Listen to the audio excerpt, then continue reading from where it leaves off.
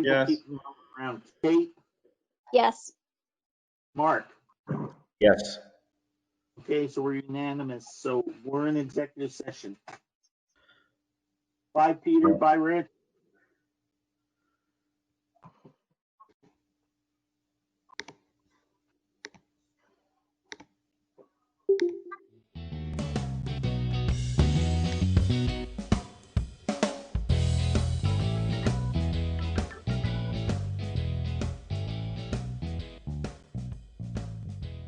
Was on the call a little while ago. Harry, what- I just got back. okay, Peter, do we gotta wait for Rich? Rich, give us a thumbs up when we're ready to go.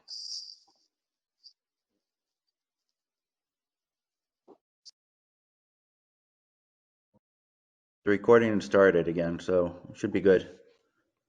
Should be good to go. Rich, you good to go? Yes, I'm sorry. Okay, so the board by unanimous consent came out of executive session. Rich and Mark are gonna send to the superintendent a couple more edits to the agreement and hopefully get it to the board before the next meeting so it can be discussed and finalized at the next meeting. Are you, I'm sorry, we'll get what to the superintendent? some changes to the agreement, to the contract, Got it. and some clarification.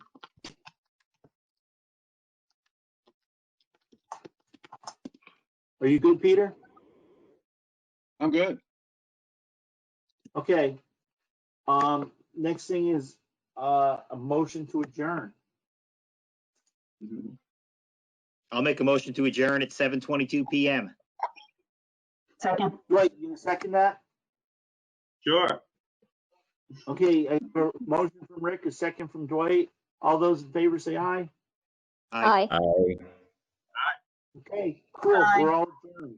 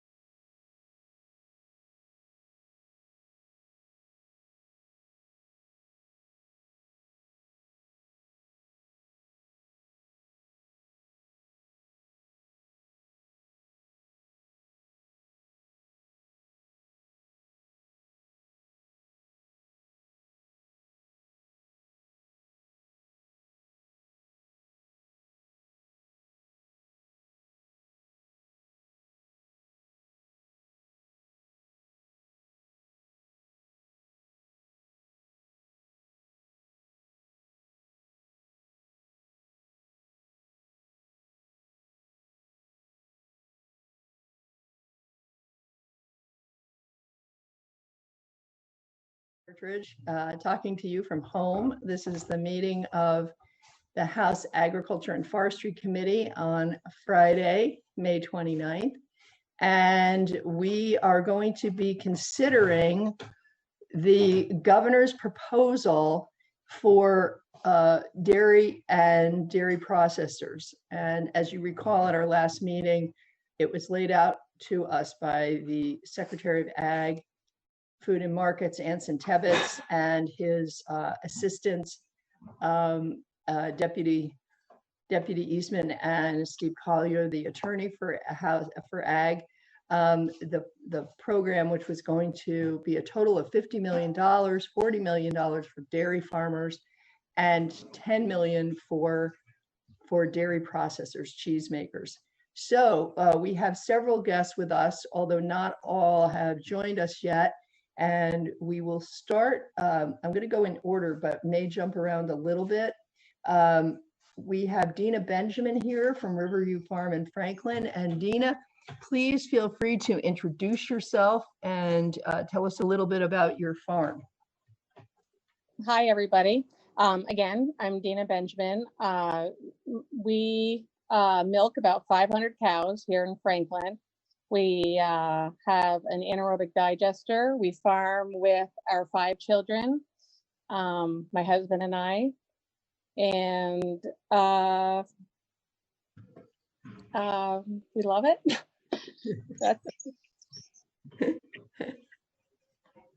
You gotta love it. Yep, well, seriously, we gotta love it. Do I just proceed into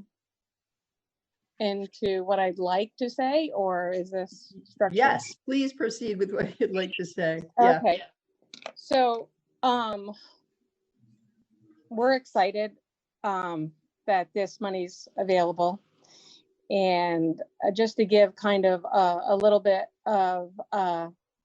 more detail on our farm. I mean, we were just getting current with our vendors. I mean, as everybody knows, it's been a struggle for the last few years. And we were in a fairly decent place in January with a forecast that was pretty optimistic. When COVID hit, it hit really hard, and service work basically stopped for our farm. We do business with a Canadian vendor for our digester, and that stopped immediately. Our digester has not been running for the last 2 months. And how that is important is we supply bedding to 2 other farms along with ourselves. So our temperature right now in our digester is 68 degrees, and you need to meet a certain degree in order to kill the pathogens. So that's pretty much, our digester is pretty much dead in the water, which is making us and 2 other farms rely heavily on sawdust. And sawdust, and I'm sure that you're aware, is pretty expensive and sometimes hard to get because of COVID. So that's a pretty severe hit for our farm.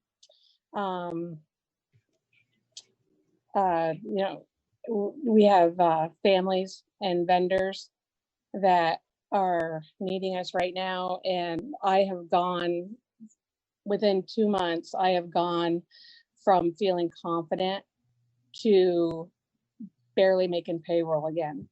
So that's an uncomfortable feeling. I urge this to be passed swiftly and no delays. Personally speaking, we need the money now. We need the money now. And in a couple of months, I'm not really sure what the need is going to be, or if we're even going to be here. I mean, we're having those hard discussions around our kitchen table now. This is an expensive time of year for us. With only being able to meet payroll, we're lucky we have a great relationship with our vendors. So that's really all that when Mandy said that I had this opportunity, I wanted to jump on it because it's so important. This is smooth sailing just as quickly as possible. Thanks, Dina. And we really appreciate your being willing to spend the time with us today as well. One of the things that we'd ask you to think about, and maybe you don't have any comments about it now, but you know, the package for farmers is $40 million. You know, do you think that we would need more, you know, because we could potentially suggest that we up that amount. And, you know, based on testimony that we can hear, that we will hear, we could do that. So you don't have to comment right at the second, but if you want to think about it and then come back later with a thought, that would be fine. No, I mean, I Great. could tell you that I would love more. I can tell you that, but I will. I'll think of it and maybe articulate that in a more fancier way. But that sounds great. Just Dina, as a follow-up, how many cows do you milk? What size farm is yours? So we're a medium farm operation. We milk just shy of 500. We have about 900 total head. Okay. Okay. Great. Thanks. Thank you. Can I All just right, jump in real quick. Dina has been is a little bit shy this morning, and I just want her to just share with the committee all the work that her farm has done in the last 4 years, and certainly the investments they've made. She's one of the Lake Carmi farmers, and I just think the committee would like to hear, Dina, the investments you've made and the practices that you're implementing, which do take additional money. And I just would like you to just share that little bit so they have a full picture of what you do, and how many farms remain in the town of Franklin. So we manure inject. We inject our manure to 100% of our corn ground. We again have an anaerobic digester that someday will spark up again. We're working with UVM on 2 research projects regarding cover cropping. Right now, all our fields are cover cropped. We work closely with the watershed. Gosh, Mandy, we do so much. I should have a list here, but it's we feel that we are doing our part wherever we can on water conservation and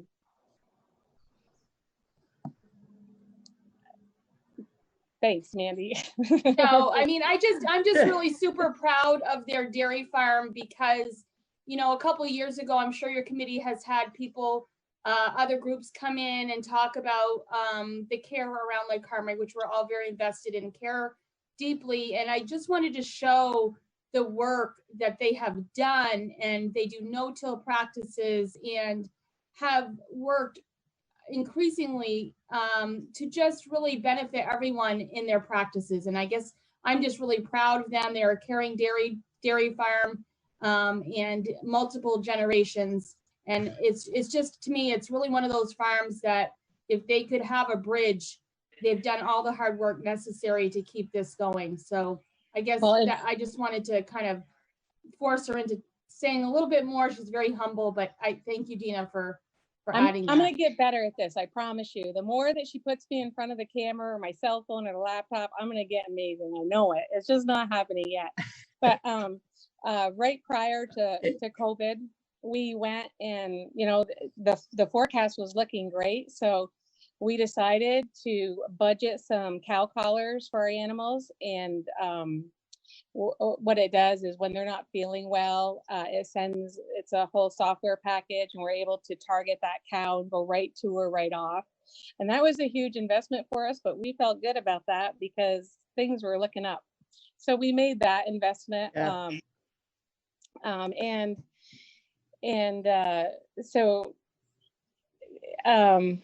Again, like I said, 100% of our crops are no-till. With a cover crop to help with the runoff, maintain a healthy, robust soil base. I think we farm responsibly, and our carbon footprint is pretty decent. So thanks, Mandy, for helping me there. Dina, thanks so much. I have two questions. I have Vicky Strong has her hand up, and so does John O'Brien. Then I know that we need to go to Will Gladstone. He has a time crunch here, but Vicky, would you like to ask your question? I just wondered, Dina, I don't know a lot about anaerobic digesters. Why is it you can't be running that right now? What's different now with COVID than it was prior, so that you can't be using it? So the digester requires daily maintenance. So what happened is our screens totally went blank. So we're trying to figure out if it's a software issue with the PLCs or what it is. But what it does is it's not COVID shut us down. Like we couldn't get any help. Our vendor that fixes the digester is in Canada. So they closed the borders. His company, even though farms are listed as essential, his company had regulations that wouldn't let him come. So we're just waiting for the border to open up, for everything to kind of loosen up, and then we can get that running. And it just had a terrible trickle down effect. I mean, it rippled through 2 other farms. Sawdust is pretty expensive, and when you've used composted bedding, it's kind of a hard switch, and you definitely have to switch, because without that temperature at like, I think it's like 90 something degrees, the pathogens aren't killed and you can't use it. It'll be too much bacteria for the cows. So that's why there's just no service technicians that can work on it. Thanks, Dina. John O'Brien. There we go. Thanks for coming on, Dina. This is a question for you and the other dairy farmers. Steve Collier, the counsel for the agency, described to us that in order to get, like, you could potentially get up to $90,000 with this bill, but you're going to have to show expenses or lost revenue due specifically to COVID. Now, is that going to be a challenge for you and the other dairy farmers? Because a lot would depend on that diving milk per 100 price. But in your case, maybe like not running your digester, you clearly could show there was loss there. I don't know, just throwing that out as far as how hard that is going to be for each farm to show loss. Right. Speaking solely for my farm, it won't be hard at all. We, our profit, dairy farms, our profit has always been in that last 15%. And that's gone, so speaking for our farm only, not a problem. I'm only meeting payroll. So I am 2 to 3 months behind on all my vendors. It'll be pretty easy to do the math. Great. Thank you, Dina. Thank you. All right. We are going to move to Will Gladstone. And Will, thank you for your patience. If you would like to introduce yourself and let us know a little bit about your farm, we'd appreciate it. Welcome. And you need to unmute yourself, or we can unmute you. Do you know how to unmute yourself, Will? Am I unmuted now? Yes, great. Okay. Good job. Okay, great. Good morning, everyone. So, Mandy got me set up to talk with you folks about what we're doing out here on our farm. And I'm a second generation farmer on our farm in Bradford, Vermont. Farm with my 2 parents and my younger brother. We milk about 1,500 cows, and COVID has really affected us, and is going to affect us more from the revenue side moving forward. We also have a very diverse operation. We grow 200 acres of wholesale pumpkins, so we're really hoping this year is going to be a great year for pumpkins as dairy looks to be kind of shaky at best. I guess speaking to the whole COVID side, as you guys all know, in the first week or so, there was a major shortage in the grocery stores of fluid milk. And then everyone, rushed to the stores, bought out the grocery stores. And then there was a huge demand for fluid milk. And that very quickly shifted to the point where there was many loads in the Northeast and across our country being dumped, which then trickles down to us as farmers. As far as our co-op that we're a part of Agrimark, and they asked us on the last day of April, if you guys can only imagine this, how hard this would be to plan to reduce our production for maize milk by 6%. DFA asked their members to reduce by 15%. So that's just a huge blow. As we all know, like Dina said, we hopefully make a profit on those last handful percentage points, and now that's going to be a struggle. With Agrimark, they actually have on the last 6%, it's a $14 a hundredweight penalty. So for the month of May, I believe that they're actually going to charge their members to pick up the milk. So I know many producers here in the next day or so, large producers, small producers, medium producers, that are going to get here down to the wire and are going to be dumping a lot of milk. So it's pretty tough out here right now. I mean, it looks like things in the futures markets have rebounded, but for us as a farm, this next milk check's going to be extremely low, and we will not, just like Dina said, be able to pay our vendors as quickly, or we'll have to take out money on our operating line, or hopefully get this stimulus package that you folks are going to put forth, and then we can utilize that to actually pay our bills. This year looked like it was going to be a great year. We had a bunch of different projects that we were going to do. We were going to build a shop. We were going to change how we separate our sand out of our manure stream, because we bed with sand bedding. So a lot of those projects have been postponed, which really does no good to the local economy as well, because that money just keeps circulating around. So we desperately need this money sooner than later.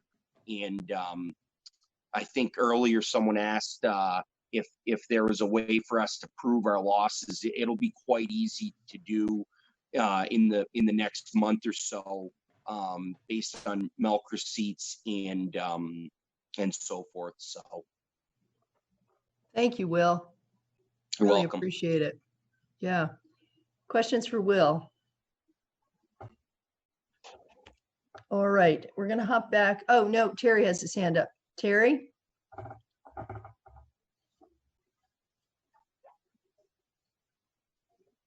Hi, well, you said you had 1,500 cows. Yep, that's Yep. correct. What do you consider, because I just got an email from Diane Boffield yesterday, and it looks like maybe the milk prices might be, say, by September, she predicted, well, this is for class, 3, would be 16 and a quarter, and class 4 is 14.81. Do you have a sort of a ballpark where you consider a break-even point on your milk price? I mean, it used to be somewhere around 19, but I wondered if obviously you don't make any money at 14. No, definitely not. I would say our break even, and we know this pretty well from working with different business consultants, is to cash flow and not to deal with much depreciation, maybe a little bit, we're somewhere in that $18 a hundred ballpark. I can tell you that I hope and pray that we don't have a second wave of COVID, because the futures markets look good right now, but the last 2 weeks they have been limit up, which is very abnormal, 3 different days, and then prior to that limit down. So there's so much variability right now that actually some of these insurance programs that different producers have access to, the premiums are quite expensive now because of the amount of volatility. Is class 3 going to be 1650 in September? I think your guess is as good as mine right now. But I can tell you for maize milk, we're going to be in that 12 to 1250, 100 weight for class 3, and that is way below anyone's cost of production in our state. Yeah. Yeah. I mean, I think a lot of it depends on whether the restaurants are going to be able to open. And I mean, honestly, who knows whether schools will open in September the way things go. I mean, right. If you watch the news, you would say, nah, probably not. But that's just a thought. But good luck. Yeah, thank you. Thanks, Terry. Vicky's hand is up as well. Vicky? Good morning, Will. Thank you for joining us. I just wondered if you could share a little bit about how you do drop your milk production when they're asking or needing less milk. What are you shipping cows or drying them off? What's your strategy there?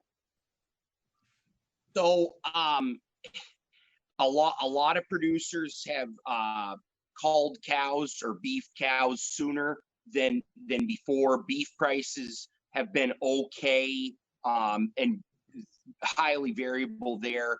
To be honest with you, what we did, and this was extremely costly, our cows right now are averaging about 98 to 100 pounds a cow, and we did not want to have to cut our cows back. So actually what we did is we went out and purchased a handful of farms bases that wanted to go out of business, and were able to transfer their base to our farm. Now, the interesting thing that Agrimark has done is they only let half of the base transfer. So the other half's lost forever, essentially, in my opinion. And so that was a whole nother expense. It was kind of like, I told someone the other day, it was like prepaying your losses. I guess we just did it quicker than other folks. Okay, thanks, Will. Any other questions for Will? All right, thank you so much, Will, and you're welcome to stick around if you can. If you have to leave us, we really appreciate your time today.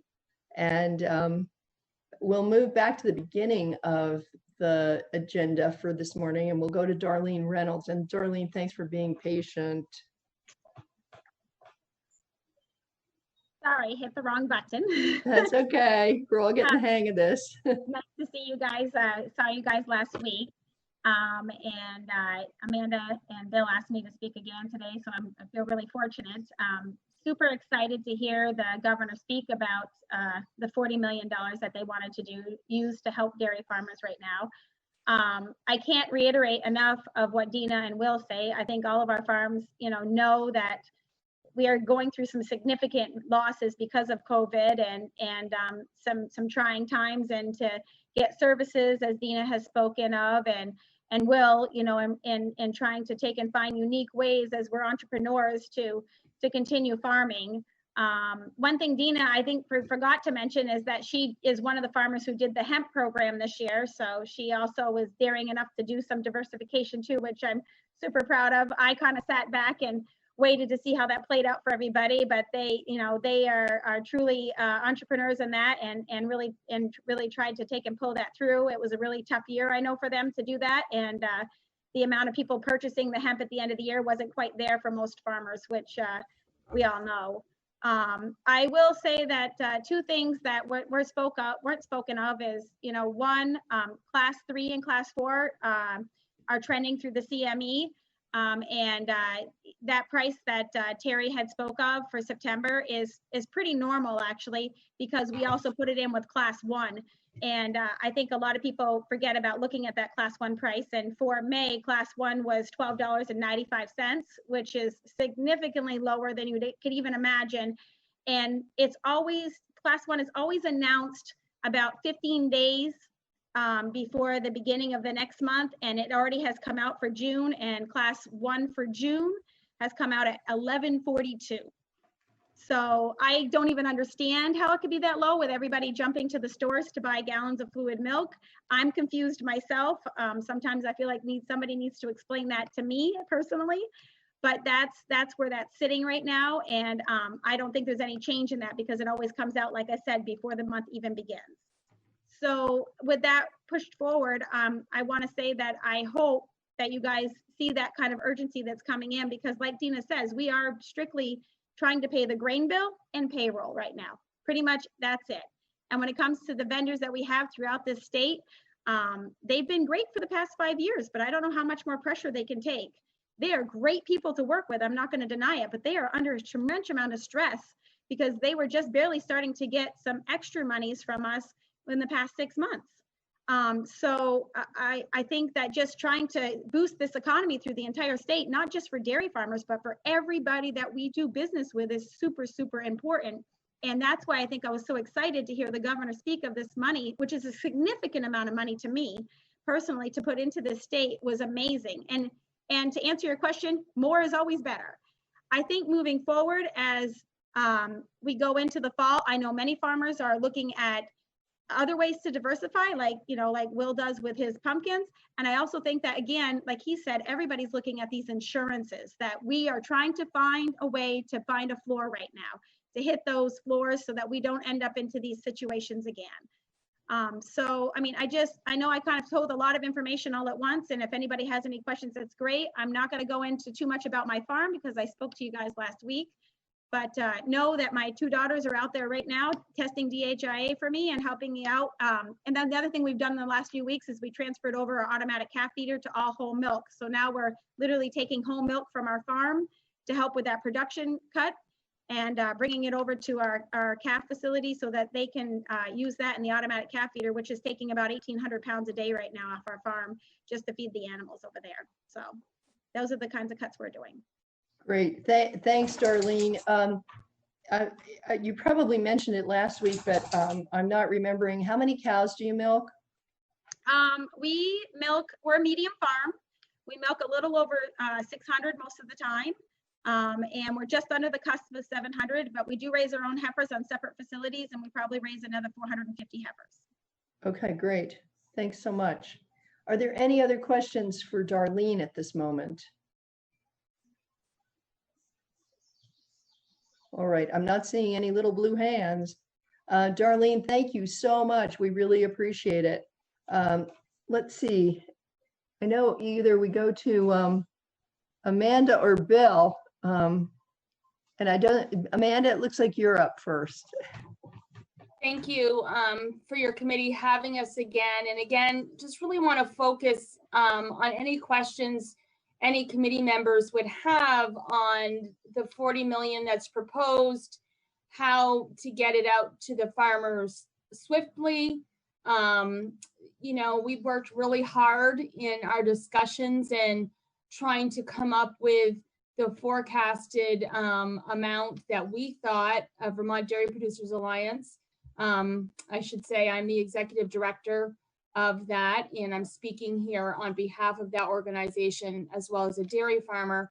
But we came up with a proposal of about 14 million a month is what we figured with the prices 3 or 4 weeks ago that we were seeing to get through as a bridge. And we were very excited and pleased to hear the package announced. And as part of our proposal, the key was to get it out the door swiftly, without delay. The farmers need it now. And that's what we're hoping and proposing, and to keep whatever mechanism simple. Proving losses, I don't think is an issue, but I do think who's processing the applications and the staff available, and is it going to be a delay? That to me is a bigger concern. I would suggest, if we're looking at prices and comparisons, we use the January 1st price as, pre-COVID.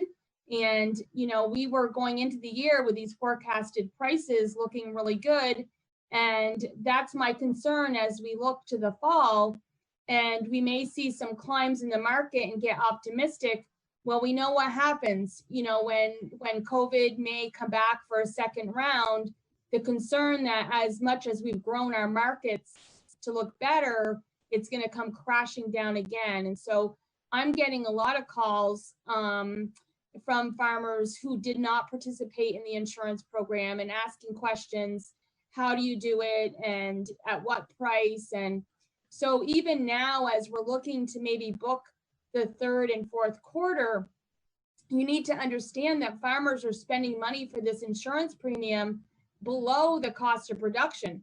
So they're paying money to book a floor that they know is going to lose them money, but it would at least lose them less money, which doesn't make for a very good average for a year that was really one that we were all working hard for. And I can't stress, there have been some comments, made in other committees and in other testimonies that dairy is a failing industry. And I don't want to diverse too far off this funding package, but I think any food industry, for the security of our country, our state, and our Vermonters, should not be a failing industry. And I think Heather Darby from UVM really was very succinct in her testimony. In the Midwest, when they're killing hogs and burying them because they can't get them to market, when we have people going hungry, we have kids going hungry, we have people around the world going hungry. The biggest lesson that I've learned in this COVID is I live in a little town in the corner of Vermont on the Canadian border, but I am connected to that person in China in ways that I never thought I would be in a matter of weeks. And that is the reality of the world we're living in. And so for me, any type of food production in our country should be essential, and it should be protected for the safety and for the security. And so any questions that anyone has, I think that's what Bill and I are here for, is to help navigate maybe any questions on getting the money out to farmers, and any questions maybe in the other waves that perhaps funding would come. We did put in some medium and long-term goals as part of our proposal, which we would love to discuss maybe in informal discussions in the fall prior to your next session next year, where we do look at some investments into our industry and some ideas that can help further diversify us, and also secure more work around carbon credits and water quality, while giving some compensation to dairy farms that do the work. Thank you. Thanks. Thank you for your time. Thanks, Amanda. I look forward to hearing some of those ideas. Terry has his hand up, but I have a quick question. I remember you mentioning the last time we spoke, kind of a total, and we were discussing a package that was $8.8 million. And I remember you bringing up a figure, and I think it's based on the 14 million per month. What was the total figure that you had mentioned at the time? So our proposal was really looking at a 3-month, period, and it was 14 million a month, based on 750 of losses in our milk price per hundredweight, which is across the board, whether you're an Agrimark producer or a DFA producer, any size farm. That's really the equal way, right? We're all paid for our price of milk, and it doesn't matter what size farm you are. So that's how we came up with that number. And we also factored in the reduction that we're all asked to make again. You know, Dina said it, and Will as well, and Darlene, that, you know, the last 15% is where we make our money, and now we're cutting in DFA 15% or as close as we can without hurting our cows. You know, you don't want to, as Will touched upon, you don't want to hurt your cows that are really in their peak of lactation, because you want them to stay healthy and they're your superstars. So you look at other ways of cutting production without harming that cycle that those animals are in, because if you do too much, they're not going to come back in that manner. So, but yeah, it was 14 million a month was the price that we had come up with. Okay, and that was for 3 months. Yeah, that was looking at, because, you know, forecasting prices, it's so hard. We thought a 3-month period we could kind of look. Of course, now we're another 6 to 8 weeks in, and we could look at the next couple months as well. But that was at the time we put the proposal together. Okay, so that would be 42 million, which is in the ballpark of the governor's suggestion. But we're also able to ask for more potentially if we want to as part of the process. So be thinking about that. Terry, do you have a question or a comment? Mandy, I don't know if you know this or whether I think I should know this, but we haven't really seen details of the governor's plan. At least I haven't. But a friend of mine was asking about the what kind of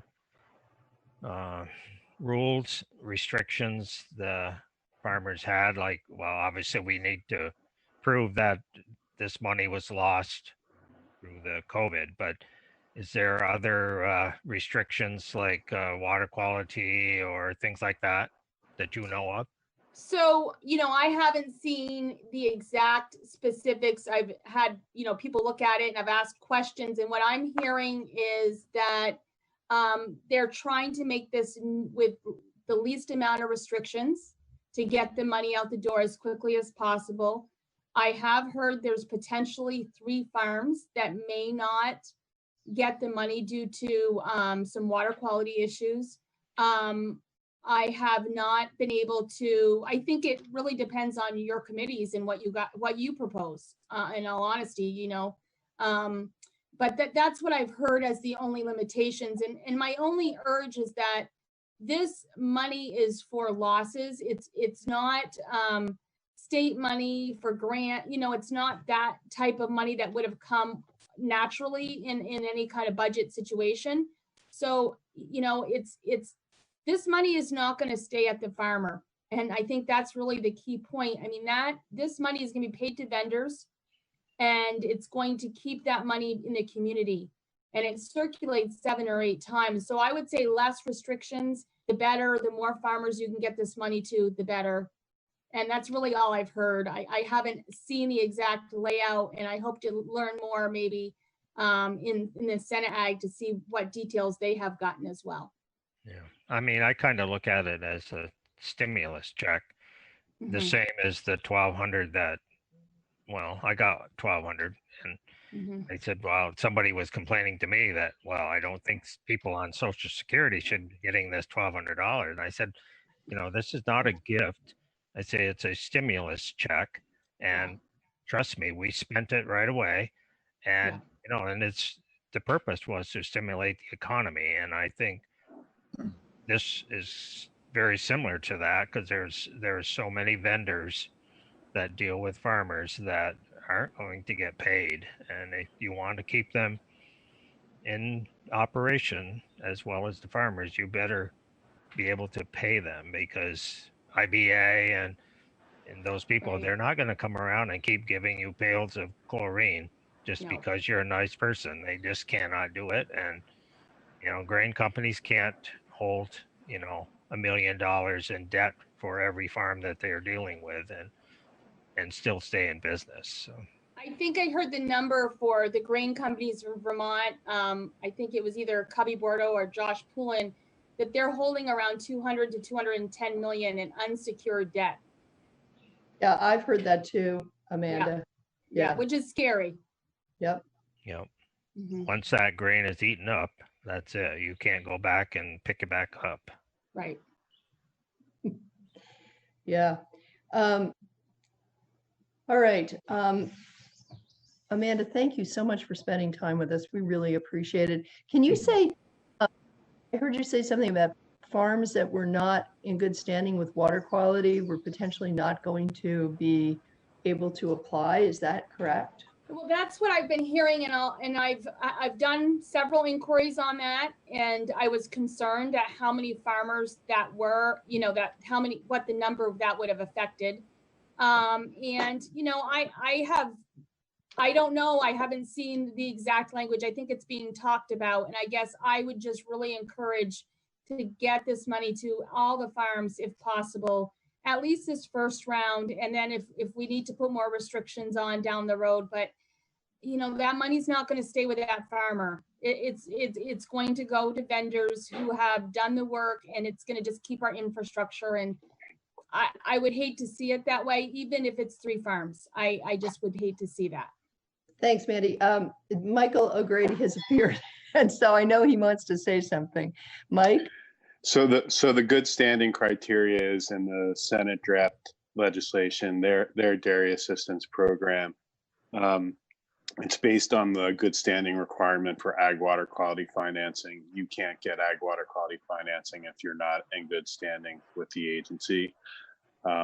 Good standing is not, it's a very far down the enforcement road. It's when someone is not complying with the agency's order, is basically affirmatively not attempting to fix a water quality issue or other issue. It's not just because somebody has a discrete issue that pops up that the agency identifies. It's when a farm is basically actively not complying with the agency's request or order.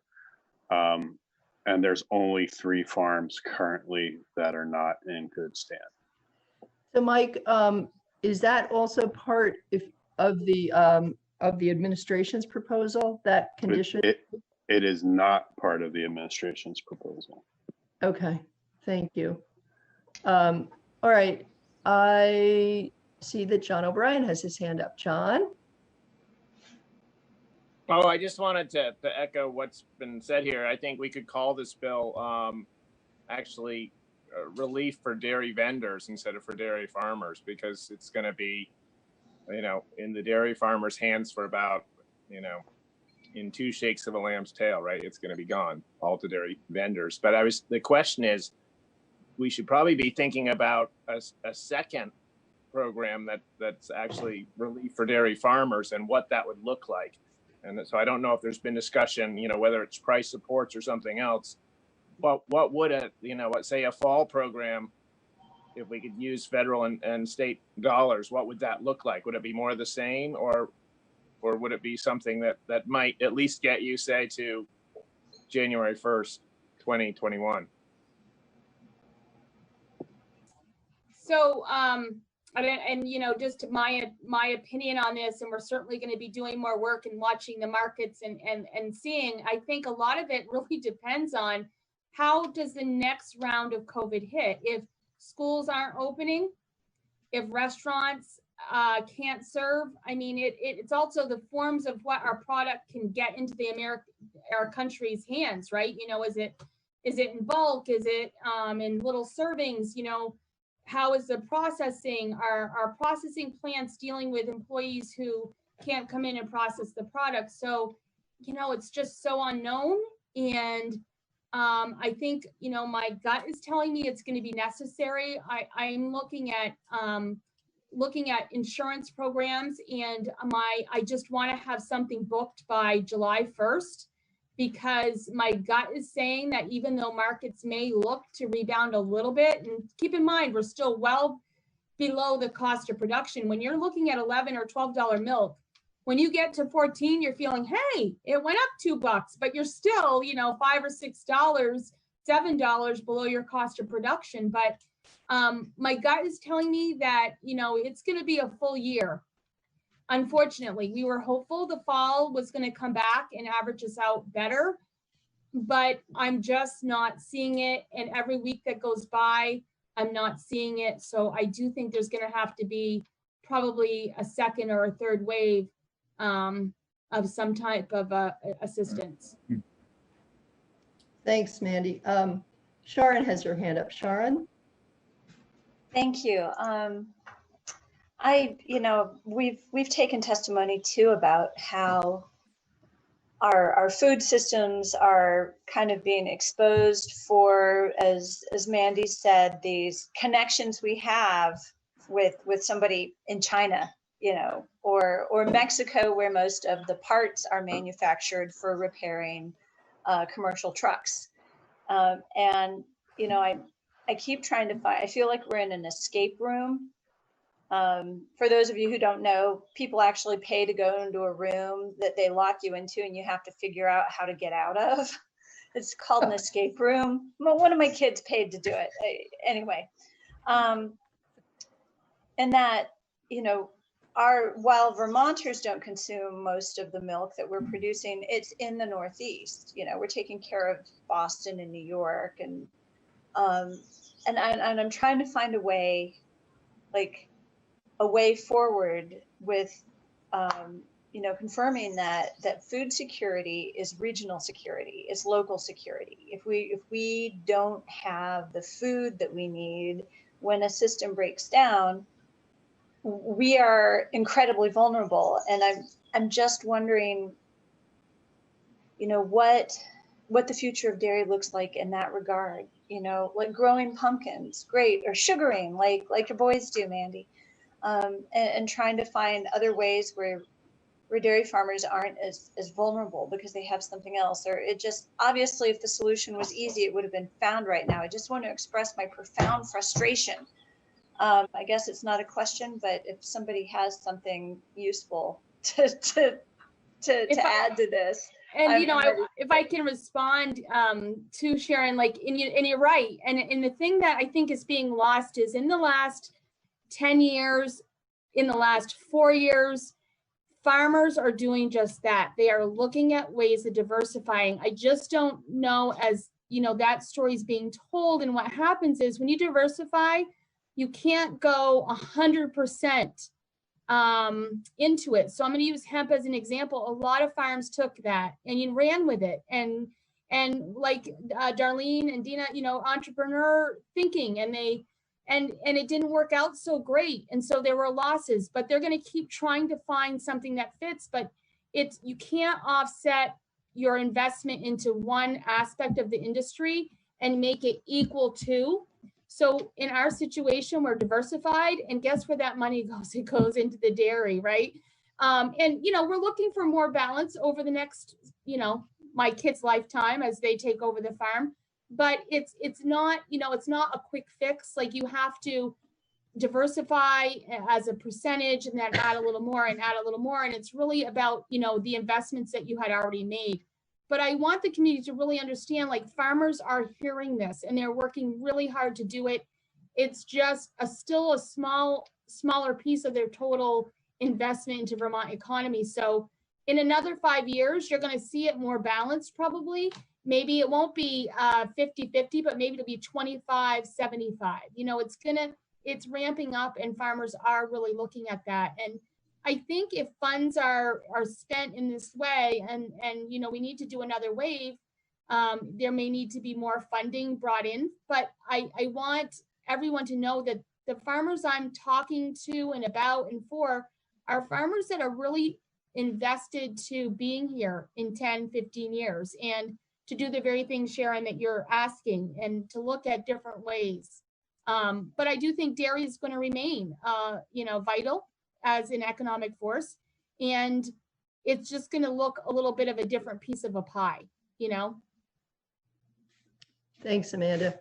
I want to make sure we get to Bill Rowell, who is also here and has been incredibly patient.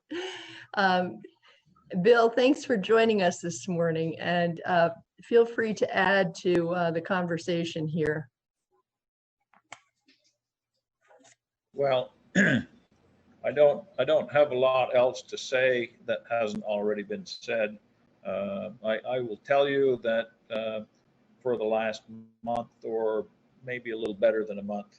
I'd been working on a plan at the national level, and I'd worked with a few different people. I was trying to figure out how we could do this ourselves as farmers. And the thing that our problem actually has to do with the fact that the markets aren't moving. How would you make the markets move? You'd make the markets move by doing something like maybe focusing on your export partners and maybe doing a feeding program with them to stimulate the markets to move. You do it through maybe the agriculture marketing service and use government vouchers to pay for it. If it was a feeding program, it wouldn't challenge the free market. Therefore, WTO, World Trade Organization, wouldn't be a problem. So I got down the road pretty good with this. I ran it by some folks at the national level, and everybody seemed to like it. But then I ran into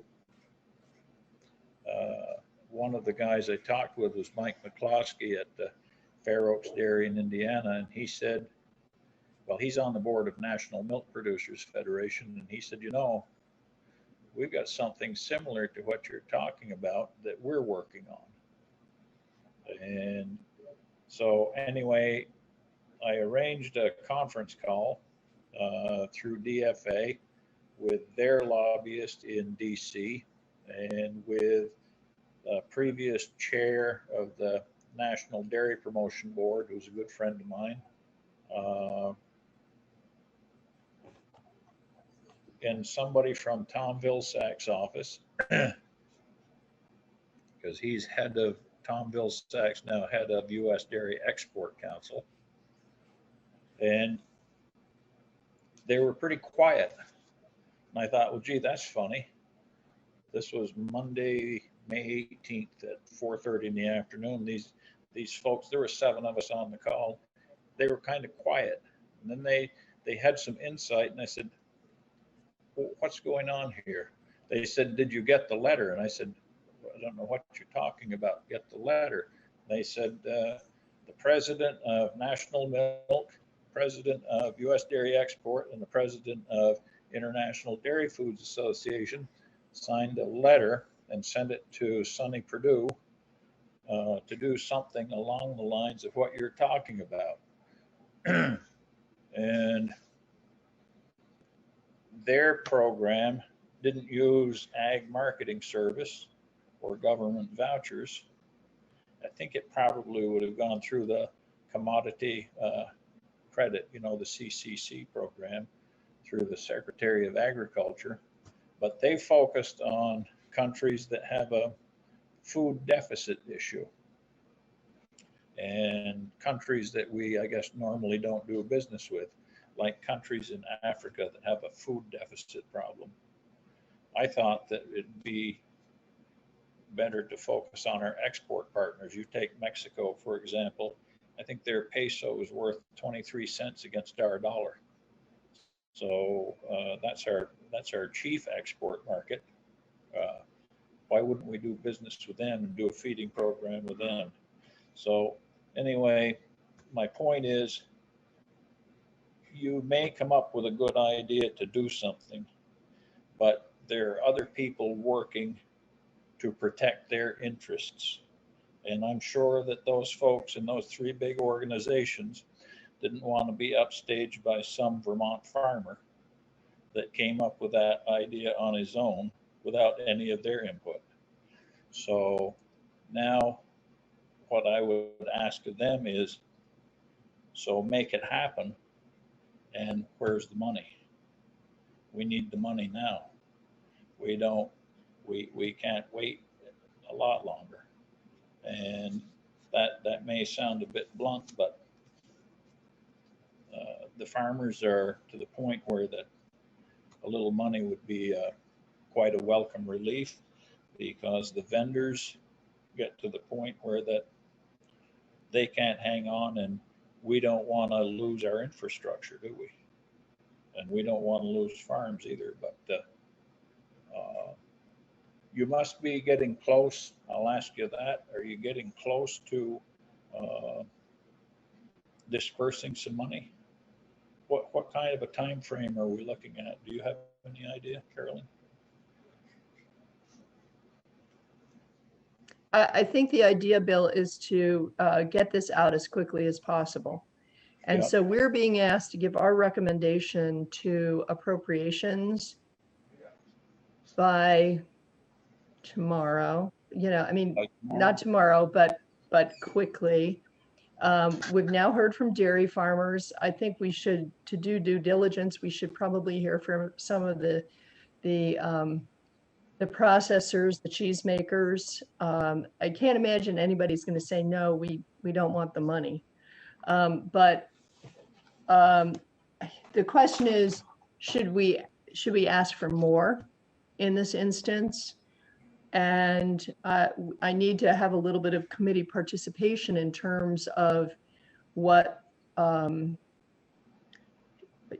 they think we should do. Should we support this proposal that the agency has, that the agency and the governor have put forward? Should we ask for more? And I'm really sorry, I got a text from Rodney after we started saying he couldn't make it today, as our last dairy farmer who has unfortunately sold his cows in the State House. I always love to have his input in this.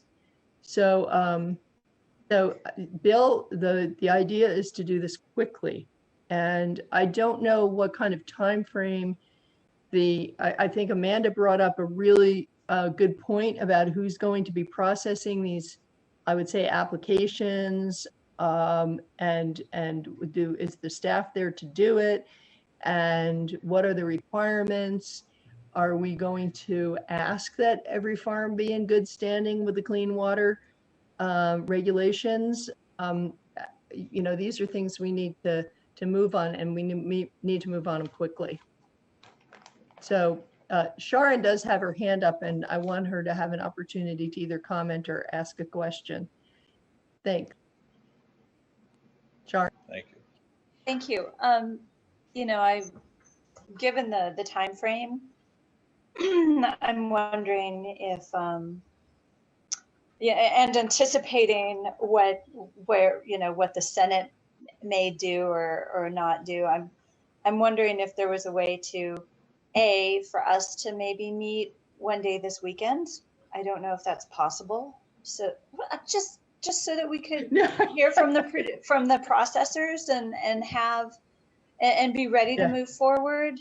Yeah, maybe Monday we could have a meeting. I just got an email from, I think it was Luke Martland, saying, our staff is really being taxed here, and they've got kids, and so I hate to ask anybody to do anything on the weekend, but maybe we could set something up for Monday. So Linda's here and we can have that discussion. But Linda's listening, but I think we need to hear from some of the processors quickly. But the other point that we need to discuss is, do we want to increase the amount that has been proposed? And so I'm looking forward to hearing from committee members about that. So I think committee members, you can unmute yourselves if you want to chime in here. If there's craziness going on, I'll start calling on people, but anybody want to say something? John O'Brien? What did we hear? It was on average, every farm's losing 270,000. So this something like that. Far from making even a break-even number. I mean, this is really like farms get what, maybe a third of their loss.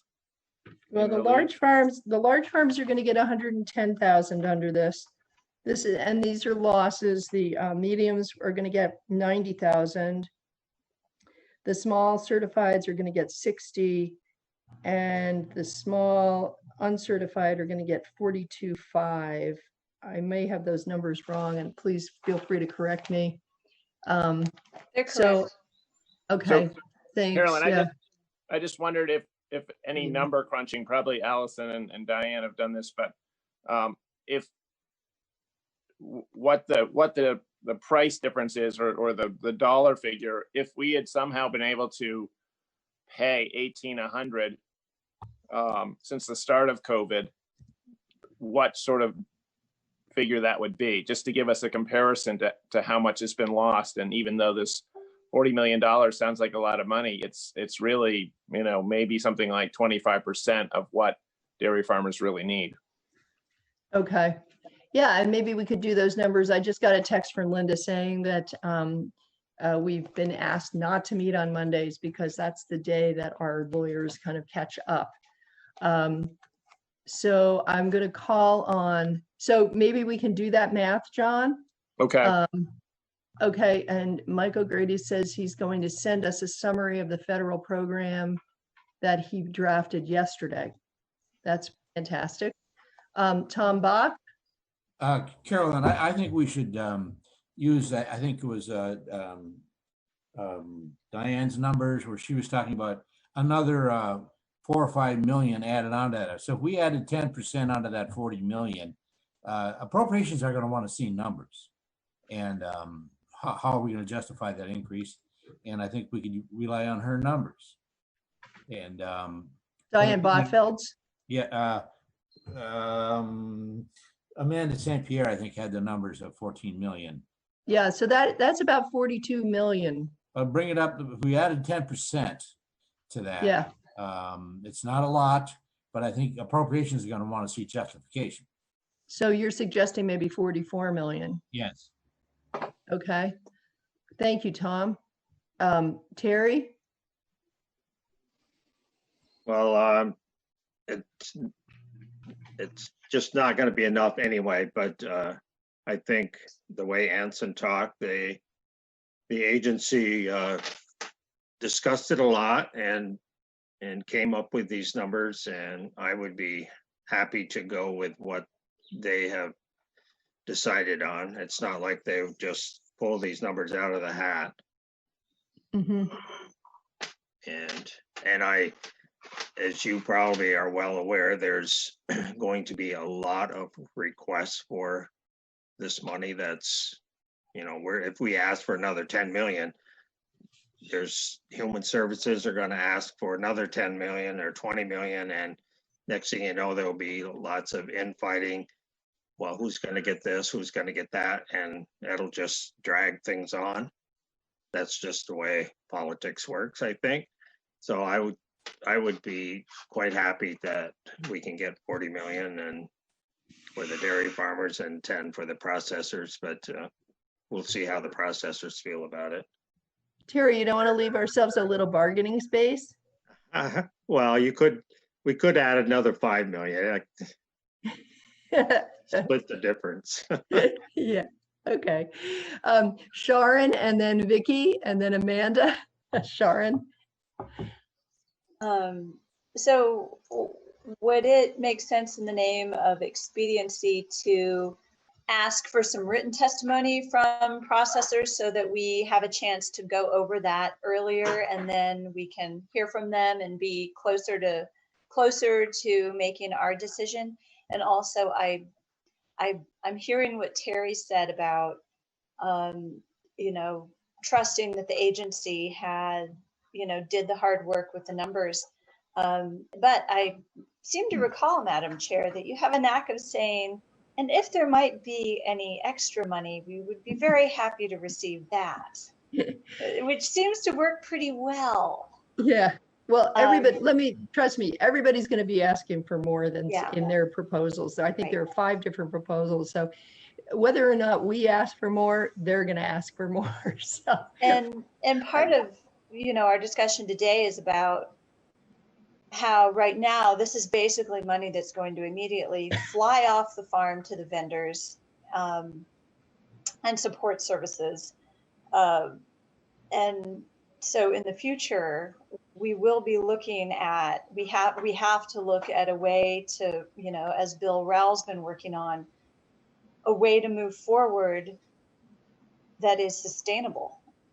So I'm assuming that, you know, if we get this 40 million and 10 million, that in the future, there will be other monies or programs or ways to support dairy farming that doesn't, you know, doesn't have everybody just making as much milk as they can, because, you know, when prices are bad, you make as much milk to survive. And when prices are good, you make as much milk to recover from the debt you incurred while milk prices were down.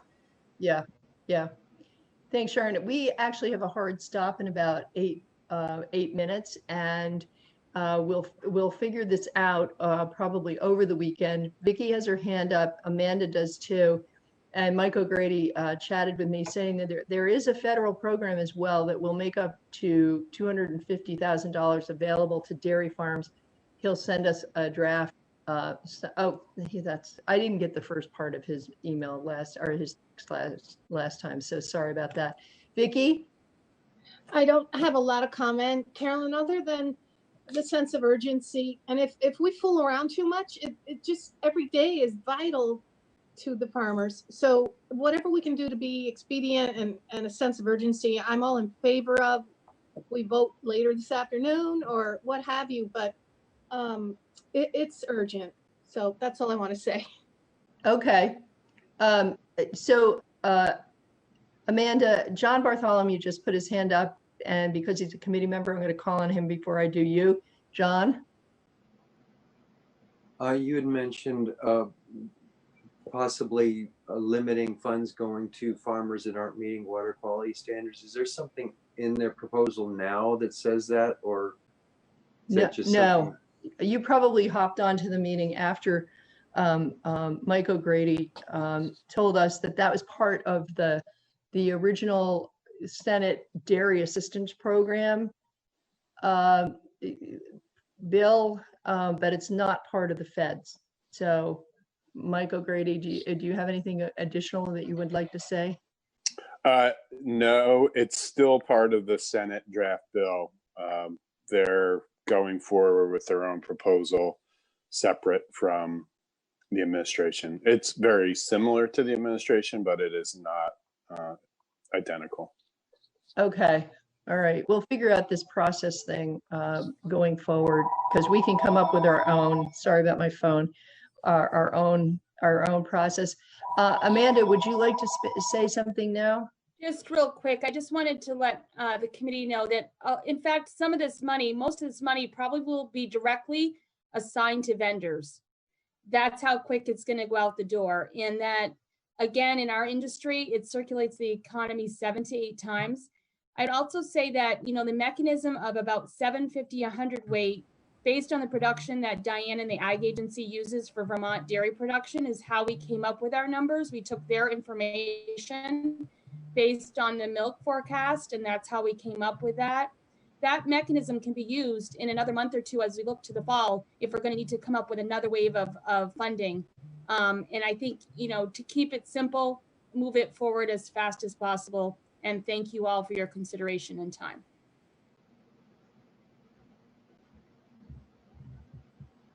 Okay. Amanda, thank you so much. Sorry, somebody's leaving a message for me. Life goes on here. All right. We have about 5 minutes. I don't know if there's anything anybody would like to add. I'm hearing that we want to move on this quickly. I've heard different numbers. I've heard people say that they are interested in the 40. I've heard people saying, yeah, we could maybe factor in another 10% and go to 44. My understanding of the process is that we just need to make a recommendation to our appropriations committee. And I don't know how the process is going to work in terms of what the Senate might be sending us. John O'Brien, you have your hand up. Is this even a bill yet, or is it more likely just going to be added to the skinny budget?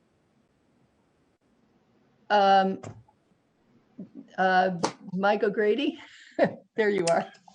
So the administration has proposed a standalone bill for the $400 million. It was first rolled out in House Commerce, I believe, yesterday or maybe the day before, late in the day. I've asked the Agency of Ag if that language can be available to you. They asked that it not be distributed as of yet because they're still making some revisions. I've just asked them again this morning whether I can make the dairy assistance language available to you. As soon as they approve, I'll send it to the committee. Thanks, Mike. Because we might want to work backwards and say, how can we get checks to dairy farms by July 1st? And if it becomes wound up in one of the budgets, who knows? It might be Labor Day before checks get sent out. I think it's going to be, it may not, I don't know how to say this. It might take a week or so to get this through. And so it will probably move with expediency, but it won't happen probably next week. Okay. The other question that sort of comes to my mind, and we have 3 minutes, and then Linda actually turns into a pumpkin, speaking of pumpkins, so we've got to get off by 9:45. The other thing that comes to my mind is that this is federal money, and I'm reluctant to put that requirement that people be in good standing with the clean water stuff, because I'm sure those farms owe money to vendors too if they're struggling. Mike? So it is federal money, but you can set up the criteria that you want for award of the funds. So you can include good standing or not. That's really up to you. Good standing is already a requirement for ag water quality financing. Being in compliance with the laws is also generally a criteria for USDA funds and NRCS funds. But again, this is criteria that you can set yourself, and that's up to you. Okay, thank you. Mandy, is your hand up again? Or did you just not lower it? I'm sorry, I didn't lower it. Okay, fine. Sorry. Good. So it's we now have 1 minute and I think actually 30 seconds. So let's wrap this up. This meeting of the House Agriculture and Forestry Committee. We will meet Monday. Not Monday. We will not meet Monday. We'll meet Tuesday at our normal time, which is 9:30. And perhaps over the weekend, we'll be getting drafts of stuff so that we can be absorbing it and digesting it and coming up with some other ideas. So right now, Linda, take us off.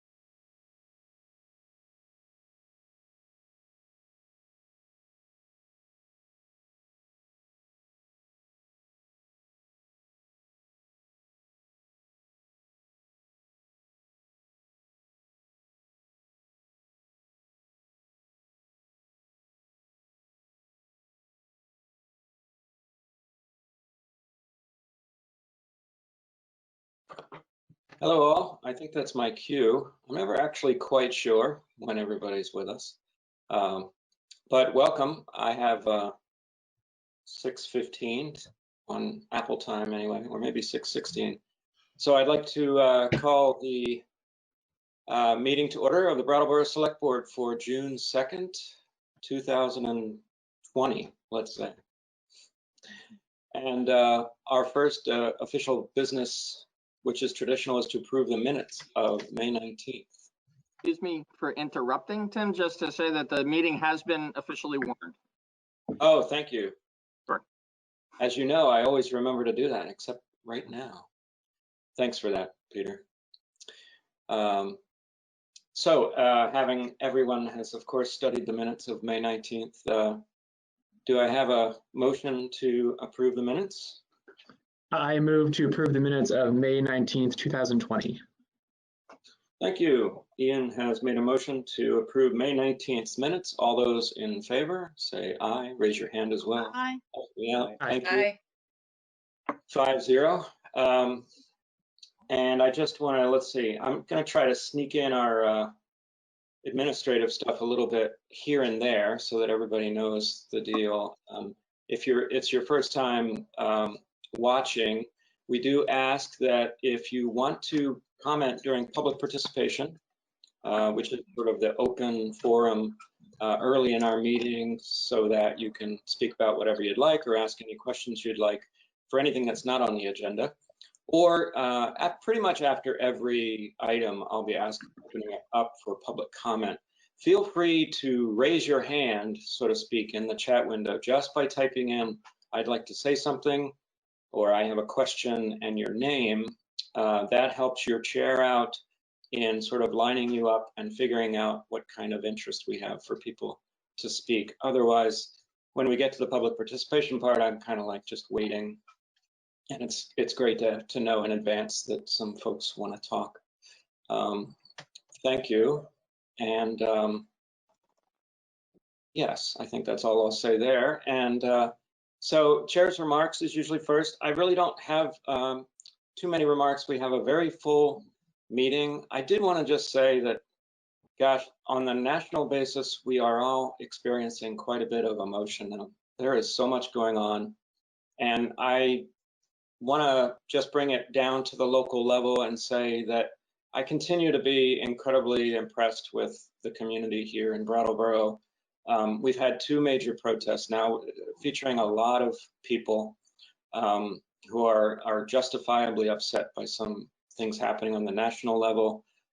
And I just want to say that our town staff, everybody I've been encountering in our community, our police, everyone, our fire department, everyone has been coming together in support of free speech and the justice that everybody is seeking in these increasingly crazy times. And we're dealing with so much on top of our normal crazy, which is COVID-19. And now we have all kinds of unrest in our country. So anyway, that's my remarks. I'll pass it over to manager's comments, please. I didn't have any prepared for this evening. I'd like to just add one thing to what you just said, Tim, which is in both cases, the organizers of the event coordinated directly with our police department. And we really appreciate that partnership. We're seeing many examples across the country of even some of the larger cities and lots of smaller towns where police departments and people in the community are working in partnership around these issues. And we're fortunate to have that be true here, that there has been communication that has enabled everyone to be able to have these major events and have them remain safe for the whole community, for the participants and for the rest of the community. So we're hopeful that people who may organize additional events would continue to view our police department as a partner and as folks that they can work together with around these kinds of major gatherings. Thank you. Thank you, Peter. Absolutely. And I'll just remind people once again that if you're interested in the upcoming public participation part, which is to speak to anything that's not on our agenda currently, it's a busy meeting. We are going to be holding it to 2 minutes or so, if we can. because there's so much to do tonight. And thank you. And the next order of business is just to hear from my 4 fellow board members, any kind of committee reports or comments that you might have. And I have almost split-second raising of hands. Daniel first, if you'd like. I just wanted to publicly state my gratitude for Chief Fitzgerald's op-ed in the Reformer the other day. You know, I appreciated its honesty. And I also think that at a moment like this, you know, we can't stay silent, even when what we have to say is complicated. And, you know, as white people in a 99 or whatever it is % white state, our role as allies is sometimes hard to navigate, and it's not always clear what the best path is. But I think that honest public reflection, especially those of us that have positions of you know, public trust and public power, is really, really important. And I just want to commend Chief Fitzgerald on that. And I think that, you know, continuing to have an open, honest dialogue in the community is the way that, you know, is the way I've seen us do business, and I hope it's the way that we continue to do business. Thank you. Brandy? I just wanted to say thank you to Brattleboro Solidarity for being one of the organizers of Saturday's rally. I was unable to attend that one. I did attend the one today that was organized by students from our high school, and it was passionate and it was well attended. And I'm very grateful for the amount of people that showed up to protest the murder of George Floyd. Yeah. And yeah, good job on both fronts. I have to say I was really, really proud of the high school students today, because it's a big undertaking and there was a lot of people there. I have no idea what the final count was, but it was huge. Thanks, Brandy.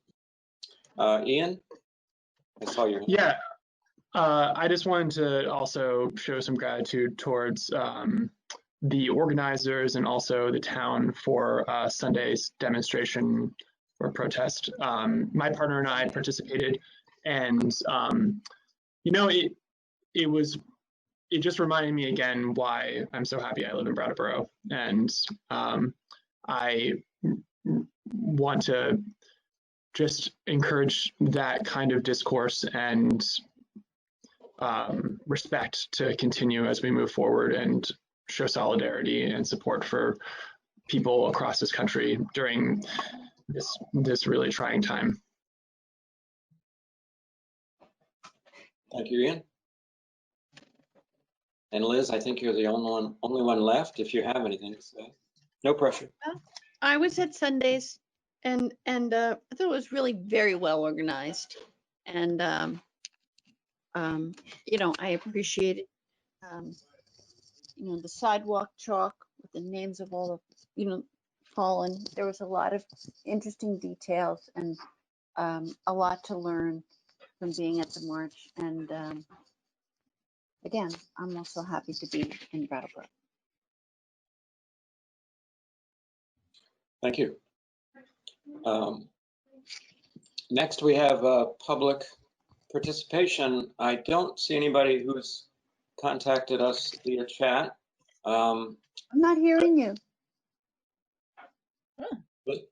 Is everyone else hearing me? Yes. Yeah. Okay. Liz? Oh. I've done that before, where you plug your and you don't know why you don't. So that's easy to do. Thank you. I thought that was. And as you were killing time, thank you, Liz. Someone does want to speak, and that's Andrea Watkins. If you don't mind me using your name, it now appears on the screen too. But, go right ahead. Yes, that's fine to use my name. I just wanted to follow on about the comments about Chief Fitzgerald's letter to the reformer, which I was very appreciative of. But I feel like there's still questions unanswered that citizens of every municipality that hires a police force need to be asking right now. Needed to be asking years ago, but we should definitely be asking now. I would like to ask Brattleboro to set up a more inclusive dialogue with him, some sort of forum. In particular, my question was about what we're doing to make sure that we're only even hiring in people to the police force that have the right characteristics, the right morals to be a police officer, because his letter addresses ongoing training, but the absolute brutality and callousness that we've seen over the past few weeks, I don't think can be trained out of anyone. So I would like to understand, since, you know, as a taxpayer, I'm paying these people's salary too, as we all are. What are we doing to hire the right people in the first place? And I realize you have a full agenda and this is not a one evening conversation, but I would like the select board as our representatives to carry on this dialogue. Thank you, Andrea.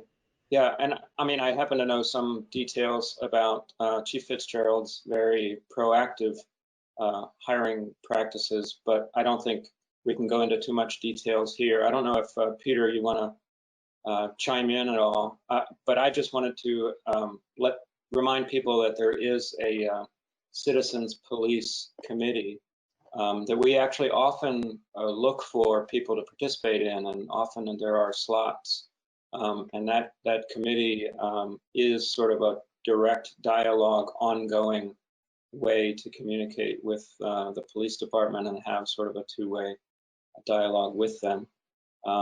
Certainly not ruling out a forum or a discussion with Chief Fitzgerald. Peter, did you want to say anything? The chief is probably on the line, and we could ask him to come in and speak to this in more detail if you'd like that. What I could say on his behalf in summary is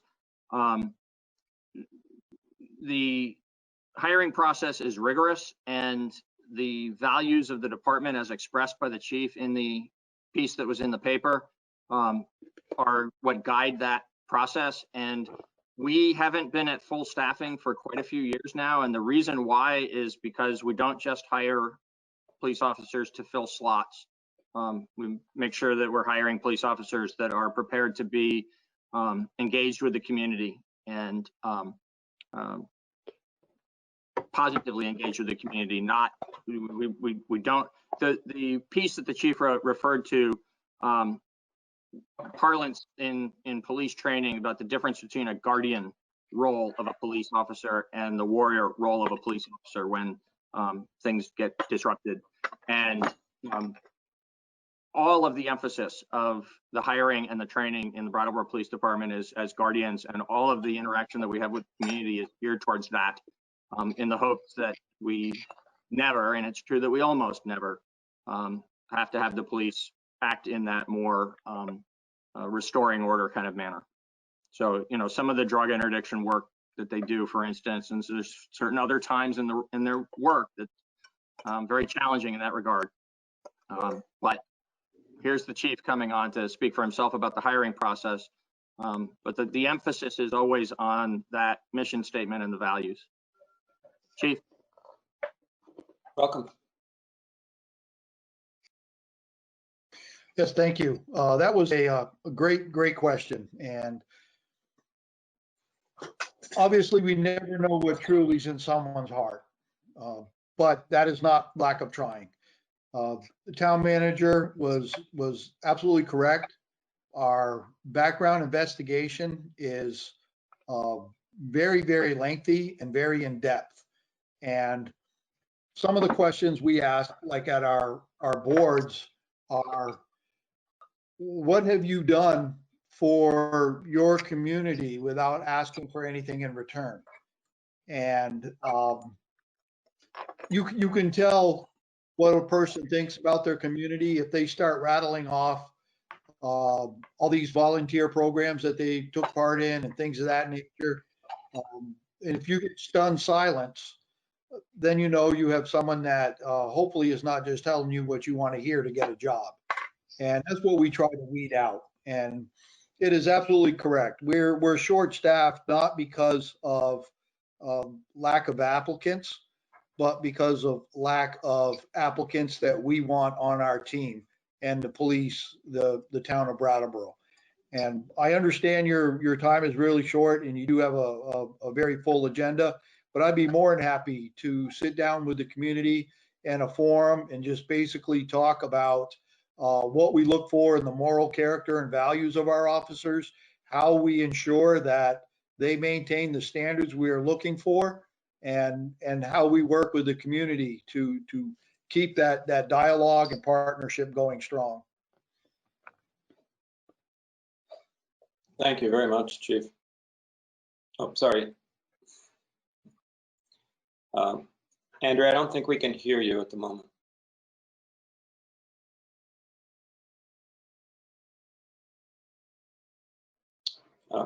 I think Andrea might be, actually, I can't hear Andrea. I can't either. Oh, okay. Okay.